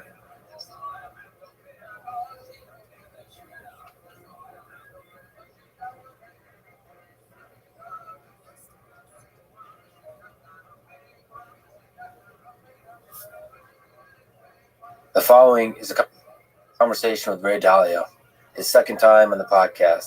He is a legendary investor,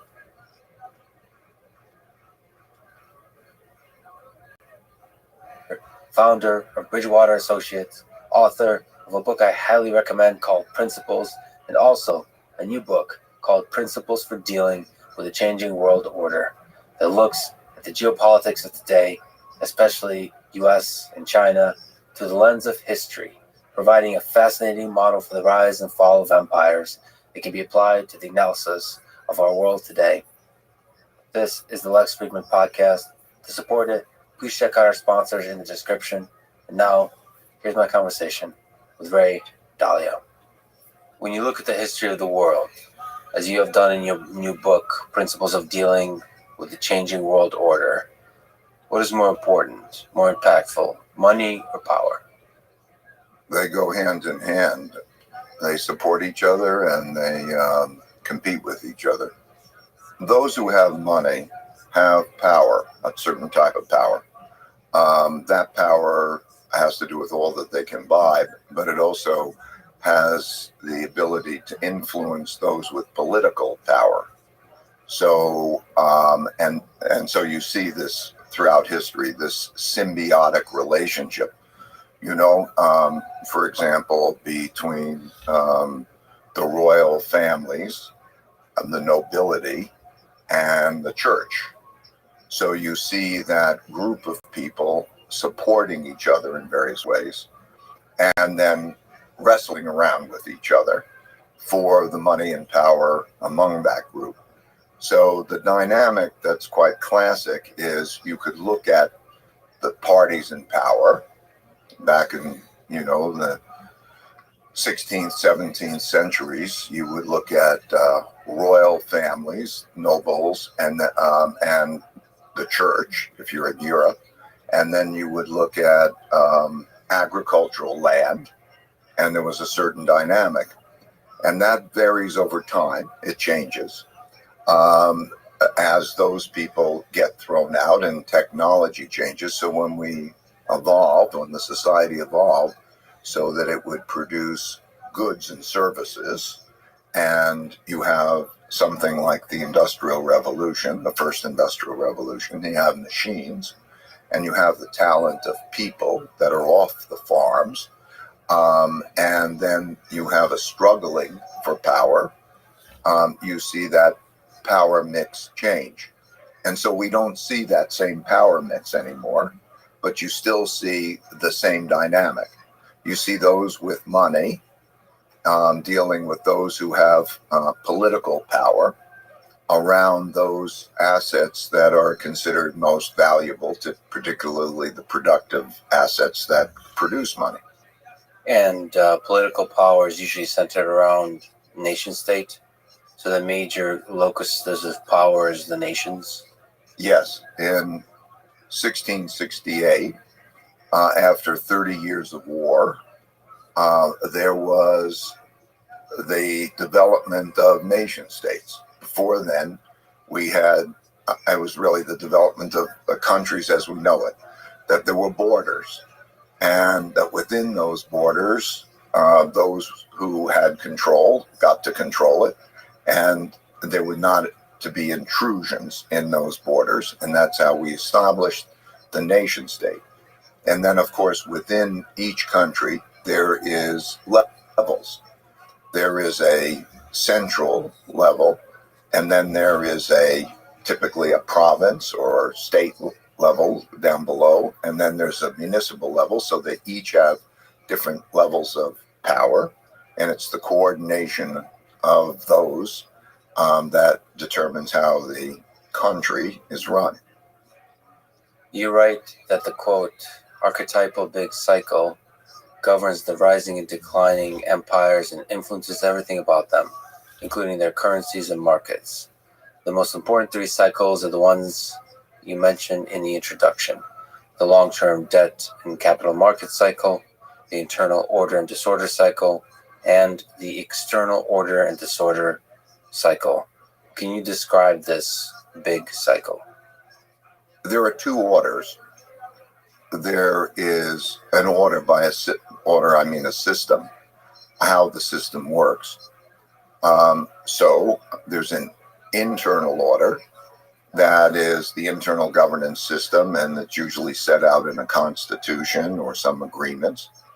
And then there's the world order, how the world system. So, for example, in 1945, at the end of a war, which is basically a fight for determining the world order, the winners of the fight got together and created the world system as we now know it. 44, they created the Bretton Woods monetary system that determined the money, pretty much. And because the United States won and had 80% of the world's money, gold was money then, and it has 80% of the world's gold, and it was half the world's economy, and it was the great military power. The order was built around an American world order, so that the United Nations was in New York, the World Bank and the IMF were in Washington, and they built that new order. So classically, you have a war to determine whose rules we're following, and then you have the new order being constructed. After that, there is usually a period of extended peace and prosperity. Peace suits prosperity. And so there's not, and the reason you have the peace is because no one wants to fight with the dominant power. You know you're going to lose. You've surrendered. There's been the surrendering. They carve up the world. They say what it's going to look like, who's going to control what. And then you come into that period of peace and then prosperity, where then there's a working together. Usually at that point, you've wiped out a lot of the debt. You've wiped out a lot of the issues, the class warfare and so on. And then there's good working together. So those great periods, such as the Industrial Revolution in the late 1800s, or what we've experienced in the post-World War II period, are peaceful and prosperous periods led largely by the dominant world power. Over a period of time, since really 1500, and maybe before, but really 1500, when the Dutch invented capitalism. And what I mean by that, they invented the first capital markets, the first stocks and the first stock market. That since then, capitalism has been an effective tool for building wealth because it got resources into the hands of inventive people. That's when we moved from agriculture to the importance of inventiveness of people. They got resources, and then they built that prosperity. In that process of doing that, they create wealth gaps naturally. Those who make a lot of money make a lot more and than those that don't. And it also produces opportunity gaps because, for example, those who earn a lot of money have that wealth. They have the power to educate their children in a way that others don't. And the gaps grow. And also the debts grow at that time. When they go around the world with their competitiveness, they earn a lot of money. So, for example, the Dutch Empire, learned how to build ships, and that would go around the world. A key ingredient of this improvement in this cycle is the improvement of education. And by education, I mean the skills that come from education, but also civility, the ability to deal well together.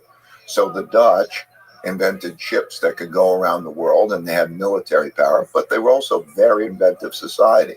25% of the world's new inventions came from the Dutch. And so as they went around the world, they also brought their currency, and they brought their military. They needed the currency. They paid for things, and that currency. And then the more that happens, the more that becomes a reserve currency. And then they have their military, so they need their military strength. And so you see it evolve in all of those ways. But over a period of time, as they become more successful and more expensive, they become more expensive. And newer countries come along, like the UK, then learn to build ships from a lot the Dutch, and could do that less expensively. And also when they become more expensive, so less competitive, and also the work ethic begins to change. They believe that since they're richer, they can enjoy life more. They don't have to work quite as hard. And so you start to see the tilt. You start to see the development of the top.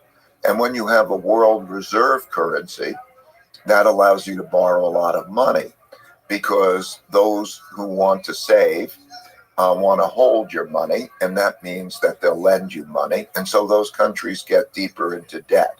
So you see that they gradually lose their competitiveness, and they get themselves into financial circumstances which are not good, and they have large wealth gaps, which set the stage for downturns.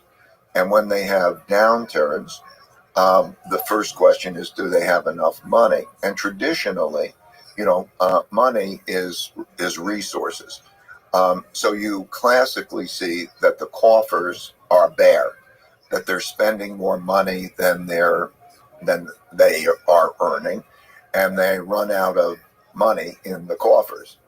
And their granaries are empty rather than stocked, so that they give them the buffer. And as that deteriorates, that worsens conditions. And if they have a rival power that's also challenging them, they see greater internal conflict over wealth. And then they have the problems internally and the problems externally, which usually results in an internal war or an external war that leads to the change to the New World Order. And to you, the Dutch Empire is a good example. That the British, what are some of the key examples that you think about in the book of this process that followed the big cycle? Well, the leading reserve currency empires, but it applies to all the empires, were the Dutch, the British, the American, and the Chinese. But you could follow the same pattern. In the book, it was very important for me to not just use words and concepts, because that's subjective. It was very important for me to use actual measurements. So as you see in the book, you can see every level of this. You can see where's the education level, what is the military power, each one of those, and you can see them back going over the 500 years. And so you could see the arcs and the composition of those arcs. And what you see is really, in most countries and most dynasties, you could see that. But you also can see through those numbers the health of those countries. Today, there are statistics that you could that are in the book that show what is the level of education? What is the level of economic output? What is the level of military strength? What is the level of a number of different measures of strength, so that you can then compare that? And I think that because they're objective measures of strength that you could see change, that shows the picture of where we are today. And I think one of the most important things about the book is that it allows people to monitor how those things are transpiring. I think for policymakers, are your policymakers doing a good job? And there's so much subjectivity in that. But I think it's very simple. If those lines on the chart are improving, if your health index is improving, then you're moving toward a better life. So that's what the book works like. Also, it was used to create a model for the future. In other words, there are cause-effect relationships. Everything that happens has reasons, causes that preceded it, that made it happen. And so by having all those in numbers, one can see the probabilities of certain things happening. So that's what you see in the book. It's not just Ray's interpretation. I didn't want to make it Ray's interpretation because I don't know if I'm right. Yeah, so one of the fascinating things in the book is you have list these 18 measures, and there's like a little scorecard for the countries of the world today. So let's say US, China, and Europe, and what it was 20 years ago, and looking at the change from 20 years ago, and that's another indicator, the change itself, to see where things are headed. Maybe can you comment on, from a score perspective, how is US and China doing? And in the 18 measures, what are some measures that stand out to you as particularly important to think about today for the United States, for China? Well, there are a number. Financially, what you see in the United States is that we're borrowing a lot more money, creating a lot of debt, and we're printing a lot of money. And our capacity to do that is limited, first of all, because when there's a sale of a bond, when the government borrows more than it borrows money because it spends more than it takes in, you have to sell a bond. And the world right now has a lot of US dollar denominated bonds because as the world's reserve currency, they sold in them. And they have very bad returns, negative real returns significantly, and so on. So that means that more bonds has to be sold than are bought. And that means that the Federal Reserve is faced with the choice of having to raise the interest rate to curtail borrowing, which slows the economy and hurts the markets, or by filling that difference and producing money, the debt monetization, which produces an inflation in goods, services, and financial assets. So in that regard, that's the United States' position. In China's case, its balance of payments is better. China has displaced the United States as the world's largest trading country. In other words, more exports to other countries. And as a result, it's economically competitive, but it doesn't have the world's reserve currency. It's a real blessing. So the United States, it has the world's reserve currency, but it is risking it because of this imbalance. So if you look at history, you see that those go slowly, but when they go, eventually they go quickly. So there's a risk of that financially. Then there's the issue of internal order. So I'm just giving you the major ones, but I'll get into some of the other ones too. Right now, there's a lot of internal conflict in the United States, which affects how well it works. In China, there's less internal conflict because it's a more autocratic state, but also they've created this bifurcation of what is political and what is economic in terms of producing that prosperity. So if you stay out of the politics, pretty much, and then you're seeing entrepreneurship, you're seeing the finances of new businesses and so on. And so that internal working, that's subject to different people's interpretations, whether they like it or not. But the internal conflict in terms of those kinds of measures is less. Sorry to pause on that for a second. So these measures, I guess you don't want to sort of romanticize any one measure or something like that, overinterpret any one measure.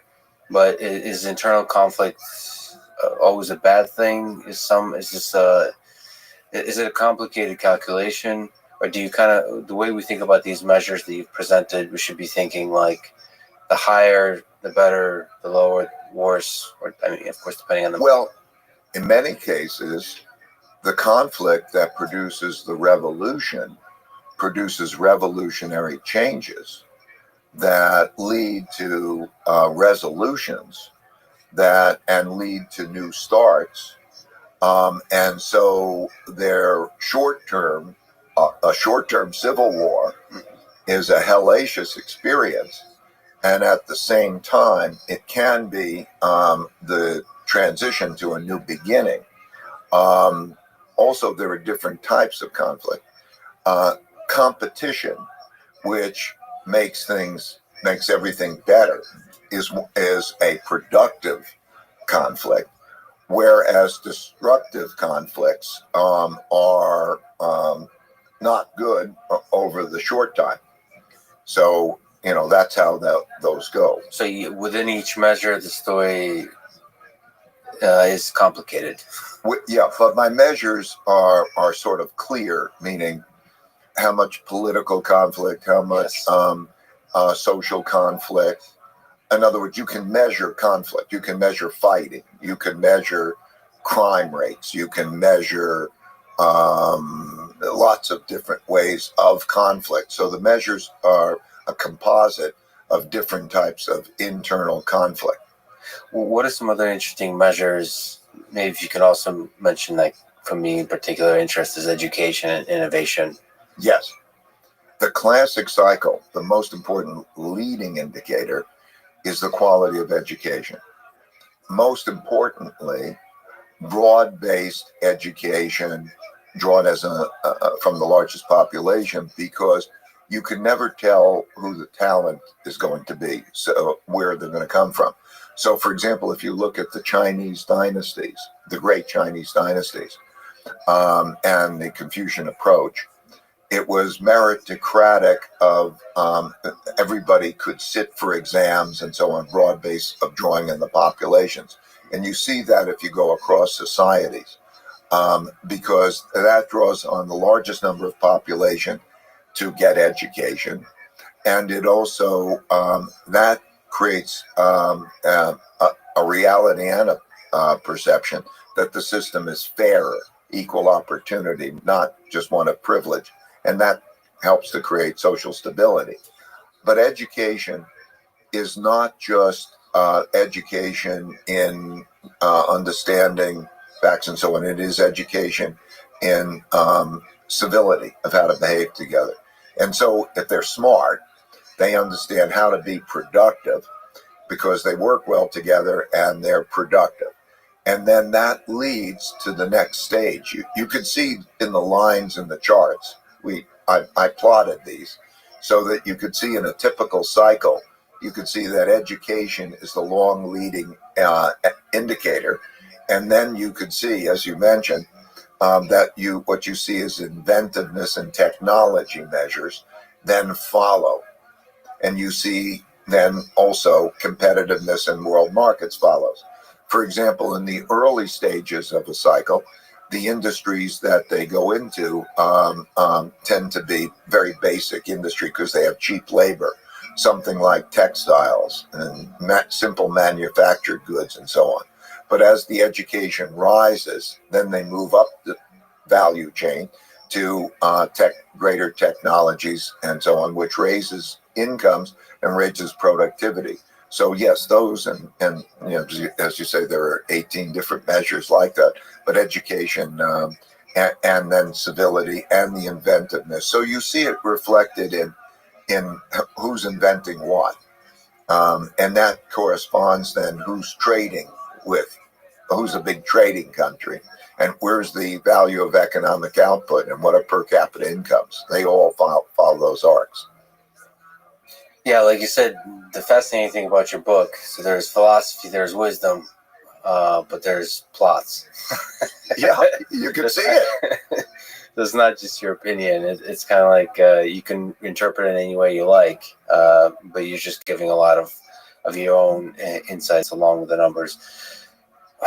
If you were to look at the American nation, the American empire, and the trajectories looking into the future, given these measures, what is the trajectory that leads to the collapse of the American empire based on these measures? What are the concerning indicators? And if those break down further, what does that look like? Well, all of those indicators are concerning, maybe except for one, which is technology, the technology niche. Although even in that area, the United States is improving at a slower rate than is China for various advantages that they have there. They put out about 8 times as many computer engineers. They have free data and so on. But if you look at them, so the financial is a concern.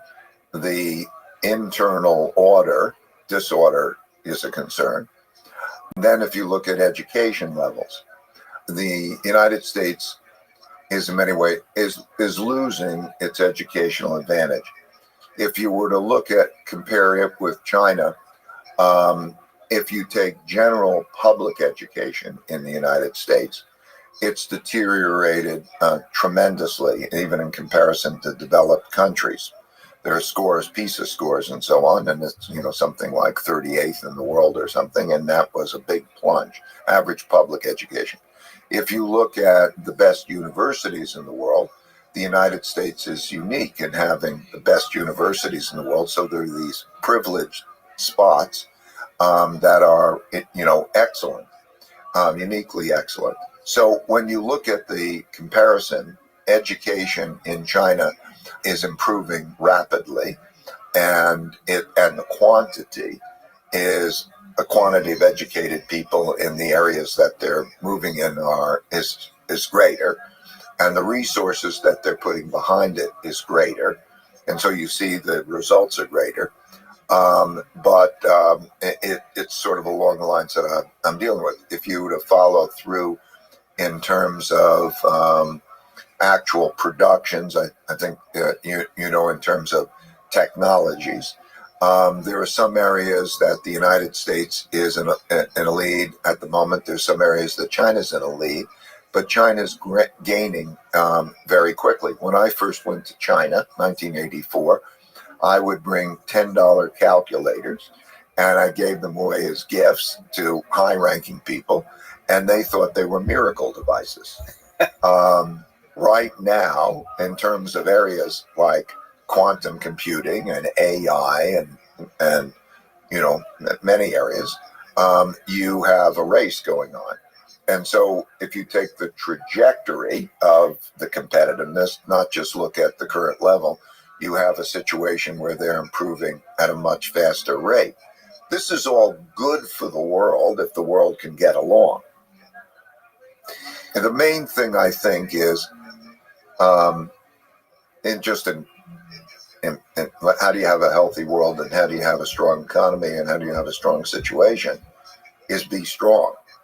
The United States' war is with itself. That's the main war. It's very simple in history. Be financially sound, earn more than you spend, and be strong in these ways, and pretty much everything will take care of itself. But you make it sound simple, of course, because there's a momentum when things degrade. when the education system degrades, when you start borrowing, when all of these indicators, once they start going down, it's there's a momentum to it, right? So it's hard to reverse it. Right, and there are circumstances that you're then in. For example, indebtedness. It's politically desirable for those to borrow money and spend because their constituencies only look at what they get.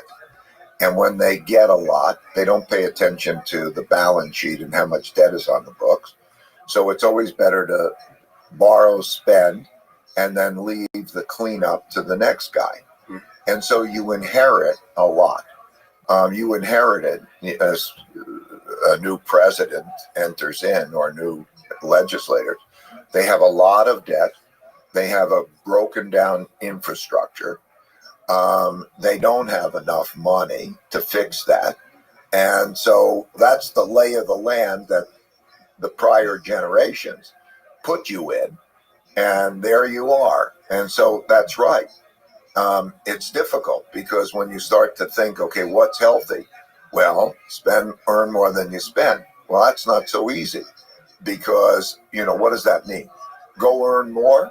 I mean, okay, that's not so easy. Spend less? That isn't going to work. So now what do? Okay, you have this debt that you then monetize, and that's why it's classic. So yes, that's why these cycles occur, because what happened before created the lay of the land that is then increasingly difficult to deal with. So what can great leaders do in this moment? I mean, maybe my sense is leadership is crucial here. So, for example, to do very large projects that invest in the education system, that sort of try to fix the fundamentals, or maybe invest more and more into the innovation and the development of new technologies and so on. It feels like that just doesn't happen organically. So you have to have strong leaders that convince the populace of the importance of these ideas. Well, I completely agree with your list. What we have is a situation where everybody has their opinions and they have to sort of get them exactly right, and they all fight with each other about whether their opinions. So the most important thing is that we become bipartisan so that we get over our differences. I would have a bipartisan cabinet. I would draw upon both members of both parties, the moderates, who are going to be able to work together. So as then we have one country, and then we deal with those in a means that works for the majority of the people in the middle rather than the polarity. I think our greatest risk is in not being able to do that. So I would say that's of paramount importance, because we have the resources,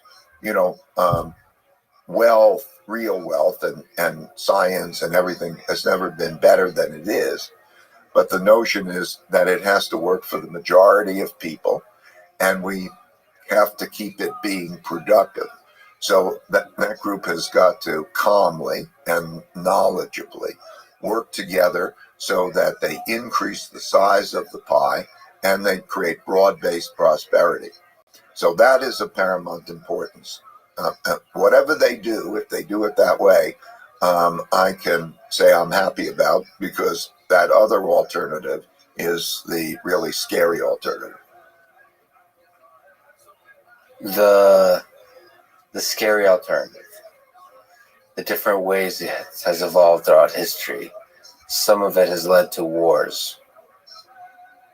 What are the future trajectories that lead to a potential war with China? Cold War or hot war? Is this something you think about? Is this something you're worried about? Yeah, I'd like to talk about both wars. So the war with China, as I say, there are 5 kinds of wars. There's a trade war, technology war, geopolitical influence war, capital war, and military war. As far as military war goes, I think it's only a Taiwan issue, but that's a big issue. and we could talk about that for a minute.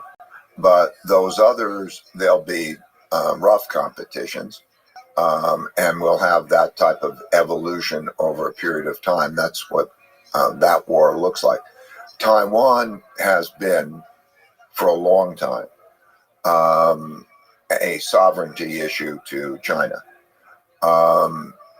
And it has its roots in what's called the 100 Years of Humiliation. From the 1840s to 1949, foreign powers came in, took advantage of China. They had the Opium Wars and such times. And that represented the 100 years of humiliation. And Taiwan is their sovereignty and their important thing. And for 50 years ago, starting 50 years ago, there was an agreement that there is one China and Taiwan is part of China, and that there would be peaceful reunification. The peaceful reunification hasn't happened, and in their view, that's a very big issue, and so it's a big contentious issue, and that could produce a military war, could produce a military accident, it's a very tense situation. And if we had a military war, God help us, because of the capacity in all different new ways to inflict harm on each other. But anyway, that's that. If you don't have that military war, you'll have the competition between those other kinds of wars, and whoever is strongest in those areas will win. Where do you put cyber war within the five? Well, cyber war is a military war. I'm assuming the type of cyber war that you're referring to is that which it's used to inflict pain on the other party through cyber. So cyber wars, you'll see cyber war, you could see space war, you can see drone warfare, new types of warfare, not just the traditional and nuclear type of warfare, but you could see any of the above. What are the defining characteristics? What are the interesting things about Xi Jinping, the president of China, as a leader on the world stage? His father was a early leader. He was himself in the Cultural Revolution at times treated brutally, and during that period of time it was very, very difficult. And he came up, through the ranks, and he's a very intelligent man. When he first came to power, as you know, they have 2 5-year terms, and we're now coming to the end of the second of those 5-year terms. When he first came to power, he felt that there should be a lot of reform, and reform meant moving to much more of a market and open economy. When that happened, in him coming in, I had some contact with economic policymakers, and the circumstances then were that 5 major banks lent to state-owned enterprises and local governments with implied government guarantees. And so there was not control of that, and the movement to a more of a market economy, and the development of markets was a primary, and also the dealing with the corruption issue. There was a lot of corruption prior to that, and that was viewed as an existential threat to the system. So that became the primary objective. And then as time progressed over those 10 years, there was a lot of changing in the world, their financial circumstances, opening many, many other markets. They particularly getting money to small and medium-sized enterprises and developing a lending system and then establishing controls on it. So right now, there's a vibrant capital markets. You can raise capital, you can be an entrepreneur, you can become a billionaire in the capital markets. And they developed the markets to be the second largest capital markets. at the same time, they had to deal with their rising debt issue, which they began to deal with really about 4 years ago when the second term began, and then Liu He became the vice premier responsible for that and to deal with those issues. So you see right now that what's happening is the dealing with the real estate bubble. There was a development in real estate, a bubble, which produced a lot of unproductive lending. And Xi Jinping said, houses are meant to live in, not to speculate on. And so that was wasteful. So they established what they call 3 red lines, which are financial ratios that the property developers had to live within. And that is then causing the adjustments that are going on now, which in my view are very healthy, because whenever there's bankruptcies and so on, most in the public think, okay, that's a problem. It's in many cases really a cleaning up of bad debts and bad practices. And so that's what's going on. So that's, let's say, economically.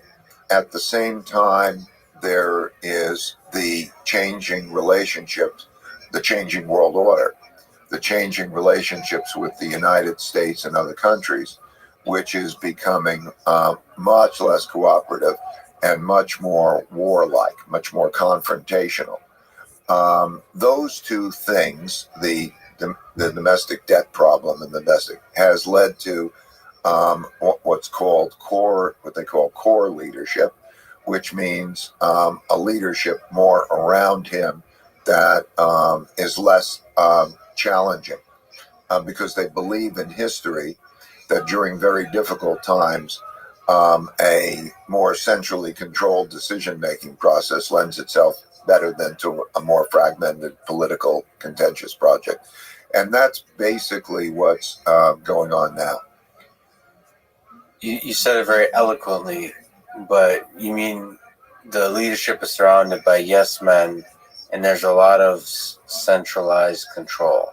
That characterization is much more black and white than it really is. But it leans towards that direction. There, like, for example, of the standing members of the Politburo, 4 are more aligned him, 3 are less so. You have to understand that it's kind of a collective leadership at the top. And then, of course, there's just jockeying for power, in a highly political sense, at the top. But no one leader can be successful against all those powers at the top.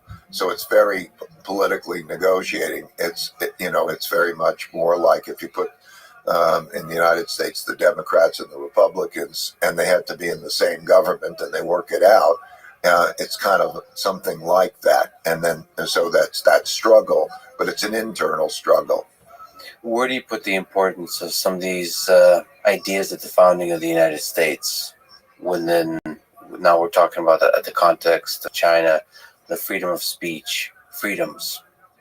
What China is doing with the central management of a lot of things, it's enabling a lot of growth, but it's also limiting people on the very basic level in terms of freedom, the kind of freedom that I think can lead to entrepreneurship, to starting new businesses, to having big dreams and chasing those dreams and then creating totally new things in whatever the space, maybe technology, in business and whatever.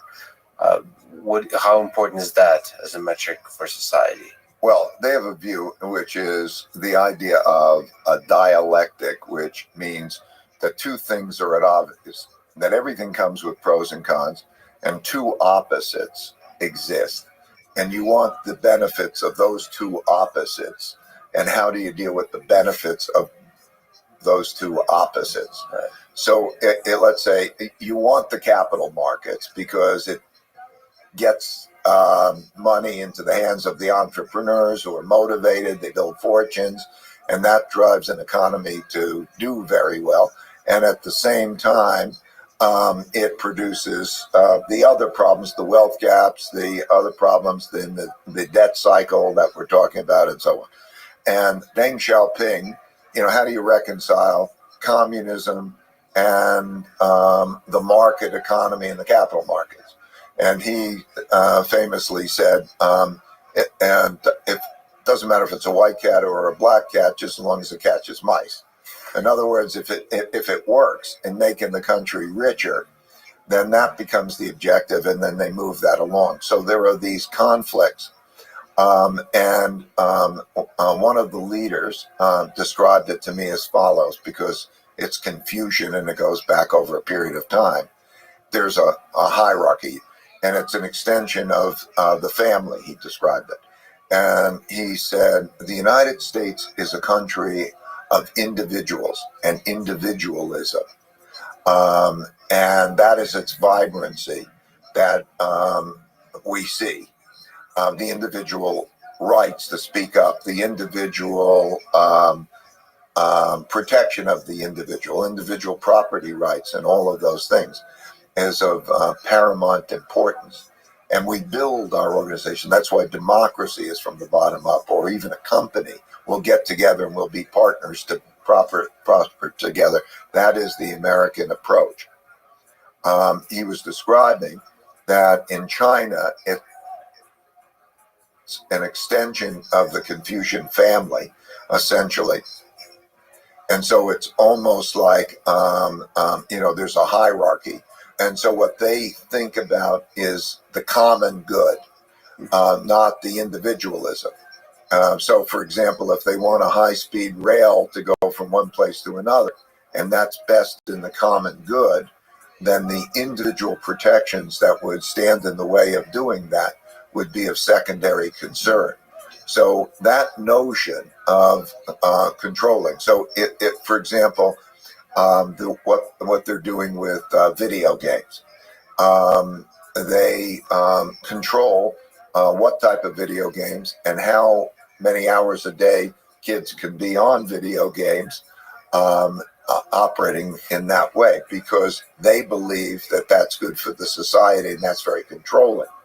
In the United States, I think probably most parents would say, leave it to me, and it's a matter between me and my kids. The same thing has to do with data. In other words, in the United States, who controls the data?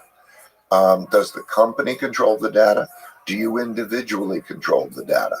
And so the inclination would be to figure that out, but nobody would say that the government is going to control the data, because of our inclination of really anti-government control.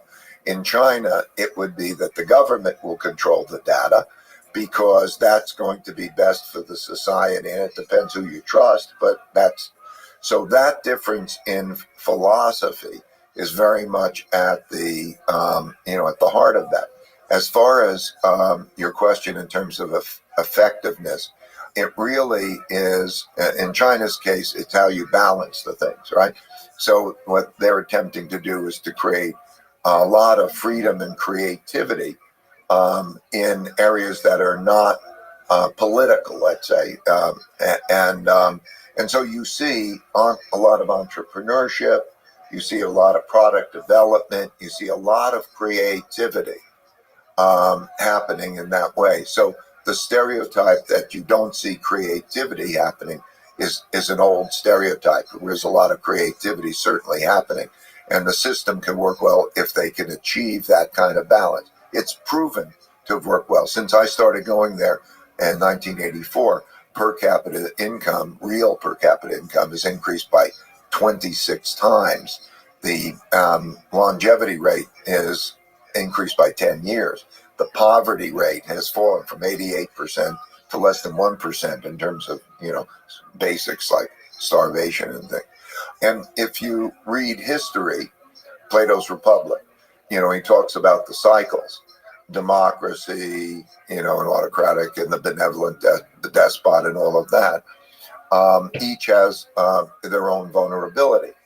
The vulnerability of democracy, which has been a remarkable system, and I don't have to extol the benefits of it, but the vulnerability of it has always been the internal conflict that produces itself as anarchy. In World War II, 4 democracies chose to be autocracies because there was internal disorder, and there was the belief, will somebody bring about order and get control of the situation? That was in Germany, Italy, Japan, and Spain. They were parliamentary systems that turned themselves over to that. So both systems have vulnerabilities. I think the main thing that we need to think about is those vulnerabilities. Democracy is an amazing system because the adherence to the rules and the system and the checks and balances is quite amazing, and it gives it a flexibility to change without civil wars. But there has to be the respect of the rules. And when you see something like they will not accept elections, or they will not accept rules, and history has shown when the causes that people are behind are more important to them than the system is in jeopardy. So we have a situation that's very much like that in terms of, let's say, the 2024 elections. I believe that there's a very high chance that neither side will accept losing, for example. And so we have that kind of a situation. So one would hope that one could rise above the disagreements and rely on the system for resolving disagreements. Because if that doesn't happen, then we have our own chaos. So the kind of the trend that started in 2020, I suppose it's been there, has been growing. One representation of this internal disorder has been the growing trend of being skeptical about the results of the election. Well, it started before that. There was the emergence of populism before President Trump was elected. He was basically elected as a populist because there was a large percentage of the population that felt that the system didn't work for them. And he tapped into that. And he was largely elected as a populist leader, first populist leader in a developed country. And so populism began then.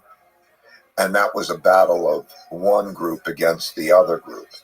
And so since then, it's been like that, and it continued to grow. You've mentioned the vulnerability of democracy, the internal disorder is the vulnerability of democracy.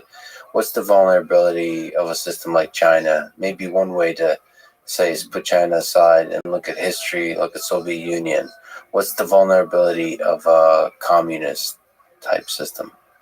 Well, I'll call it both communist and autocratic. Sure. Depending on how much autocracy, is that it lacks flexibility. It lacks the ability. But I should deal with them differently. In other words, there's the economic system. The economic system threatens motivation and productivity. So a communism or socialism has to be done in a way where you can threaten productivity. Capitalism has, and what I mean by that, I mean free markets and capital markets have been an effective way of allocating resources and also creating the incentives and the resources, providing the resources for the inventiveness of new ideas. And so if I compare that, what the Chinese have done to a large extent is to recognize that and have made a move. That's why the seeming dialectic or the conflict between those two things exists. But anyway, that's it. As far as an autocratic system, rather than one man, one vote from the population up, The risks of the autocratic system is that there's enough discontent that arises, that the system doesn't have the flexibility, and that rather than bending, it breaks. That's the big risk. The notion of trying to control a population, if there's that, rather than giving it the flexibility. So that's that would be the big risk of the autocratic system. What's the human? Because you mentioned like the top gets bigger with empires, and you start taking things for granted. Is some of this just human nature? So the concern with China, with autocratic nations, the concern with the Third Reich, the Soviet Union, was that fundamentally at the individual level, the humans involved at the top, they're starting to lose touch with reality in a way that no longer makes them. I guess that's the representation, the flexibility that you're referring to. Well, I mean, in a democracy, you could change. You can go as far left or as far right. You can change the leaders easily, and so the people don't become. They pretty much only have themselves to blame. Yeah. And one of the problems of that is they may not choose the best leaders, but they have that flexibility. So vote, and you get what you wanted.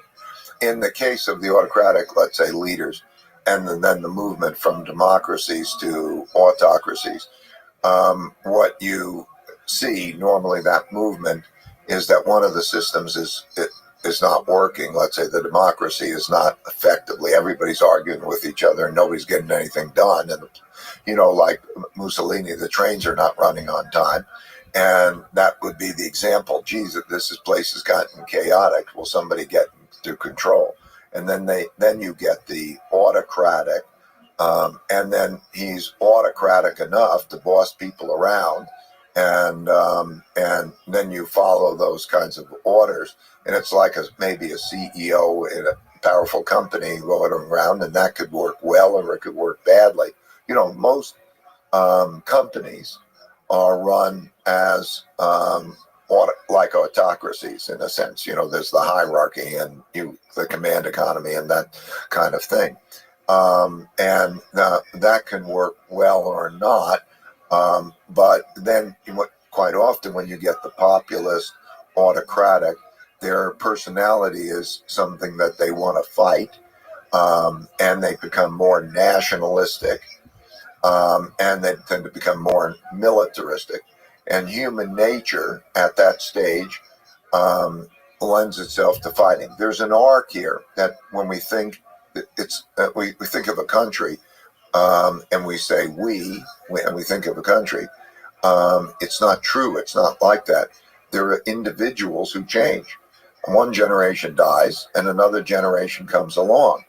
And one of those arcs is that the ones who have been through war don't want to go to war and are more happily, willing to abide by whatever the rules are.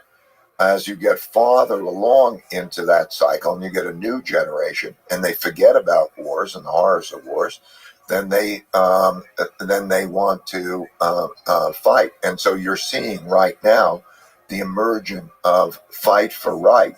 And what that means is you see it internally, fight, where are you, and fight for that thing. And they mean fight. And then externally, fight. Are you going to be the strong one who will fight and win? And that develops on both sides, this fight and win. And each side is cheering each other on into a war. But that comes by those who really have not experienced war, because it comes in their part of their lifetime. Humans are fascinating. Humans are fascinating. And by the way, human nature has not changed over the thousands of years. So it's so interesting, because like in doing this study, and it comes across in the study, it's like watching the same movie over and over again. You see the arc, and you see it happen over and over again. The only things that seem to change are the clothes people wear and the technologies they use. Oh, yeah, and then somebody probably would disagree with you about the clothes. Maybe there's also cycles within fashions. Maybe we're not even creative there. What do you make of Russia and Vladimir Putin? What do you think about Putin as a leader, as a human being on this world stage, within the context of the cycles of empires that you think about? Well, Putin came to power at the failure of Russia's last order. So there was the end of communism, and there was the development of the market economy, the collapse of the Soviet Union. And at that time, he was appointed by Yeltsin, who was an alcoholic and had problems managing, and was put into power. And the conditions in the Russia were there was anarchy. There was no money. It had the classic end of cycle ingredients. It was broke.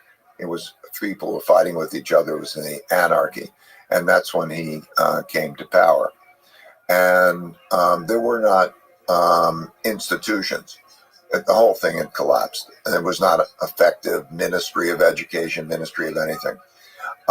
And so the idea was that they needed 25 years of stability, and they needed a democracy, and they needed the improvement of capital markets. So he's been in that position as I guess I would call him a semi-autocratic leader, in that from all indications, he would respect the democracy, and he's very popular. He's won democratic elections because he's been a strong leader, and he's brought peace and stability to the to Russia after the breakup of the Soviet Union. And he's a strong leader in pursuit of the country's interests, in a way where Russia is not a significant economic power, but it is a significant military power.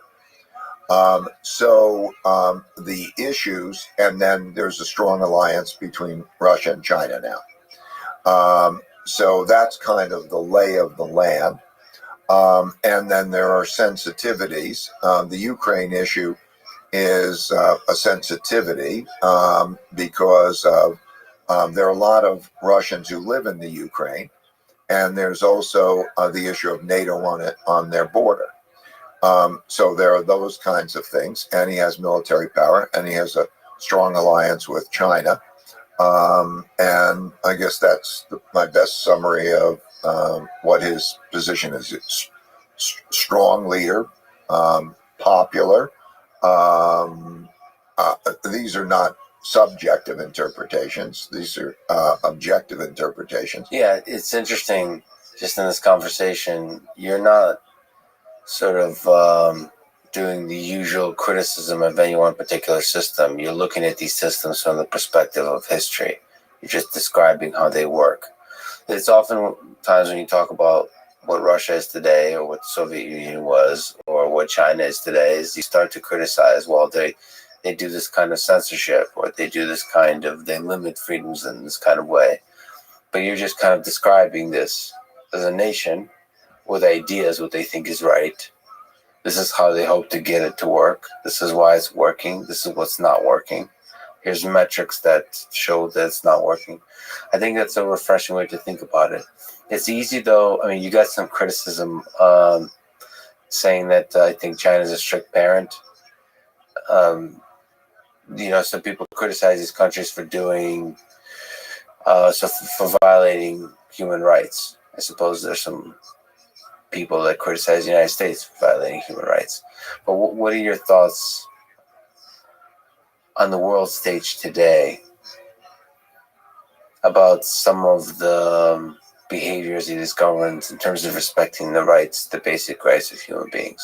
You described accurately how I just try to look at things in a non.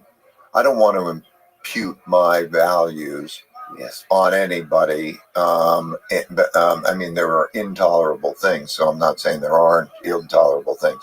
But one of the great things of being an American here is that I grew up with all different nationalities, having all different points of view and all different religions and all different ways of operating.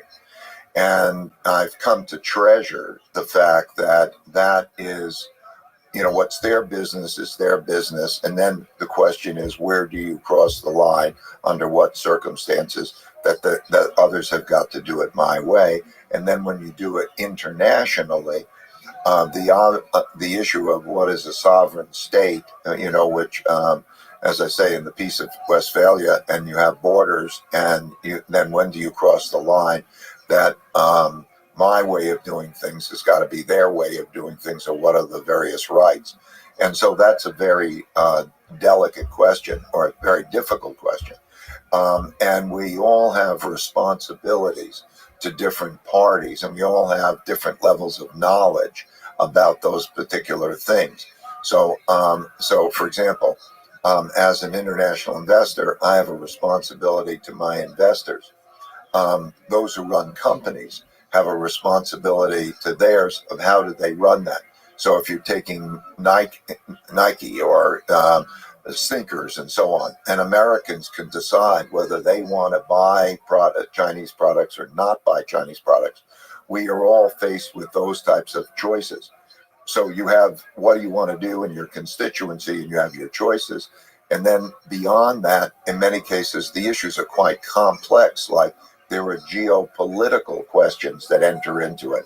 So, and then I believe that if you disconnected, if all those entities like myself, the businesses doing business with China, disconnected, I think that would be disastrous, economically disastrous, and it would also be reduce the understanding that comes from working together that helps to reduce wars. And so these are all complicated. So what we do is, and who makes it my opinion matters the most? Why should it be my opinion that matters the most in making that decision? So I largely look at the government guidance that I get not only from my own government, but from the other governments, and I follow the rules. We invest in 40 countries, and we want to do that in the best way to provide the diversified portfolio, and we sort of need that. Every one of those countries has similar complexities. There are always one issue or another, and there's only so much that we really understand about all of those issues, so we rely largely on the guidance that we get. Yeah, you have to empathize and show respect to the culture of the place, the way things are done. You don't necessarily... the way you heal relationships between nations is, like you said, you work together, and that requires kind of to listen maybe more than you talk. And I think people in the public sphere talk a lot about China without really listening, without understanding much about China. One of the things that makes me really sad, because I know how to speak Russian, and I know how much is lost in translation. It makes me sad that I'll never really get to know the Chinese culture, because I'll never really get to know the language, the literature, just talk to regular people. It's not just the government or officials or scientists, just regular folks, and get the culture. I think if you don't understand the culture, just the basics of the human nature, what people love about their country, about their family, what the kind of hopes they have, what kind of values they have. Without that, you're not going to be able to fully connect with them. And you have to do that first to have a chance of building a good world. I couldn't agree with you more. I was very lucky because, as I say, since 1984, so for more than half of my life, I've been going there, and the common people and all sorts of people, and I've got to meet them. I don't speak the language, but combination of through translators or them speaking English and being in situations. I had my son go to school, a local school, and we developed those kinds of understandings. I think that, but the not wanting to know the other perspective is the thing that's most scary. Yeah. Like I'm right now in the middle, and all I want to try to do is to help mutual understanding. You're right. If there were questions probing me, asking me, what is it? I'm not on one side or another. I don't want to be on one side or another. I believe that each has their right within there to approach their different culture in their own way. So many ways. You gave an example. If they're not doing harm to others. I mean, but that issue of trying to understand is so much better. That doesn't mean agree with.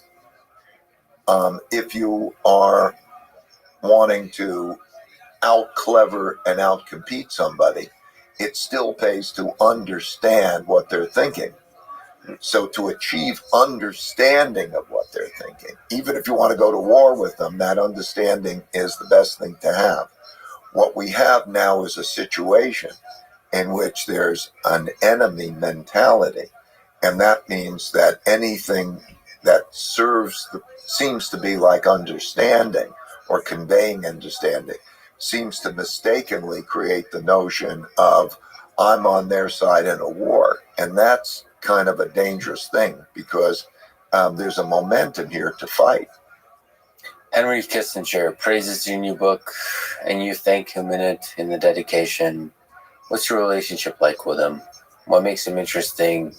Maybe what makes him controversial? What makes him such a central figure in history? First, most importantly, he's unique about seeing things through all the others' eyes.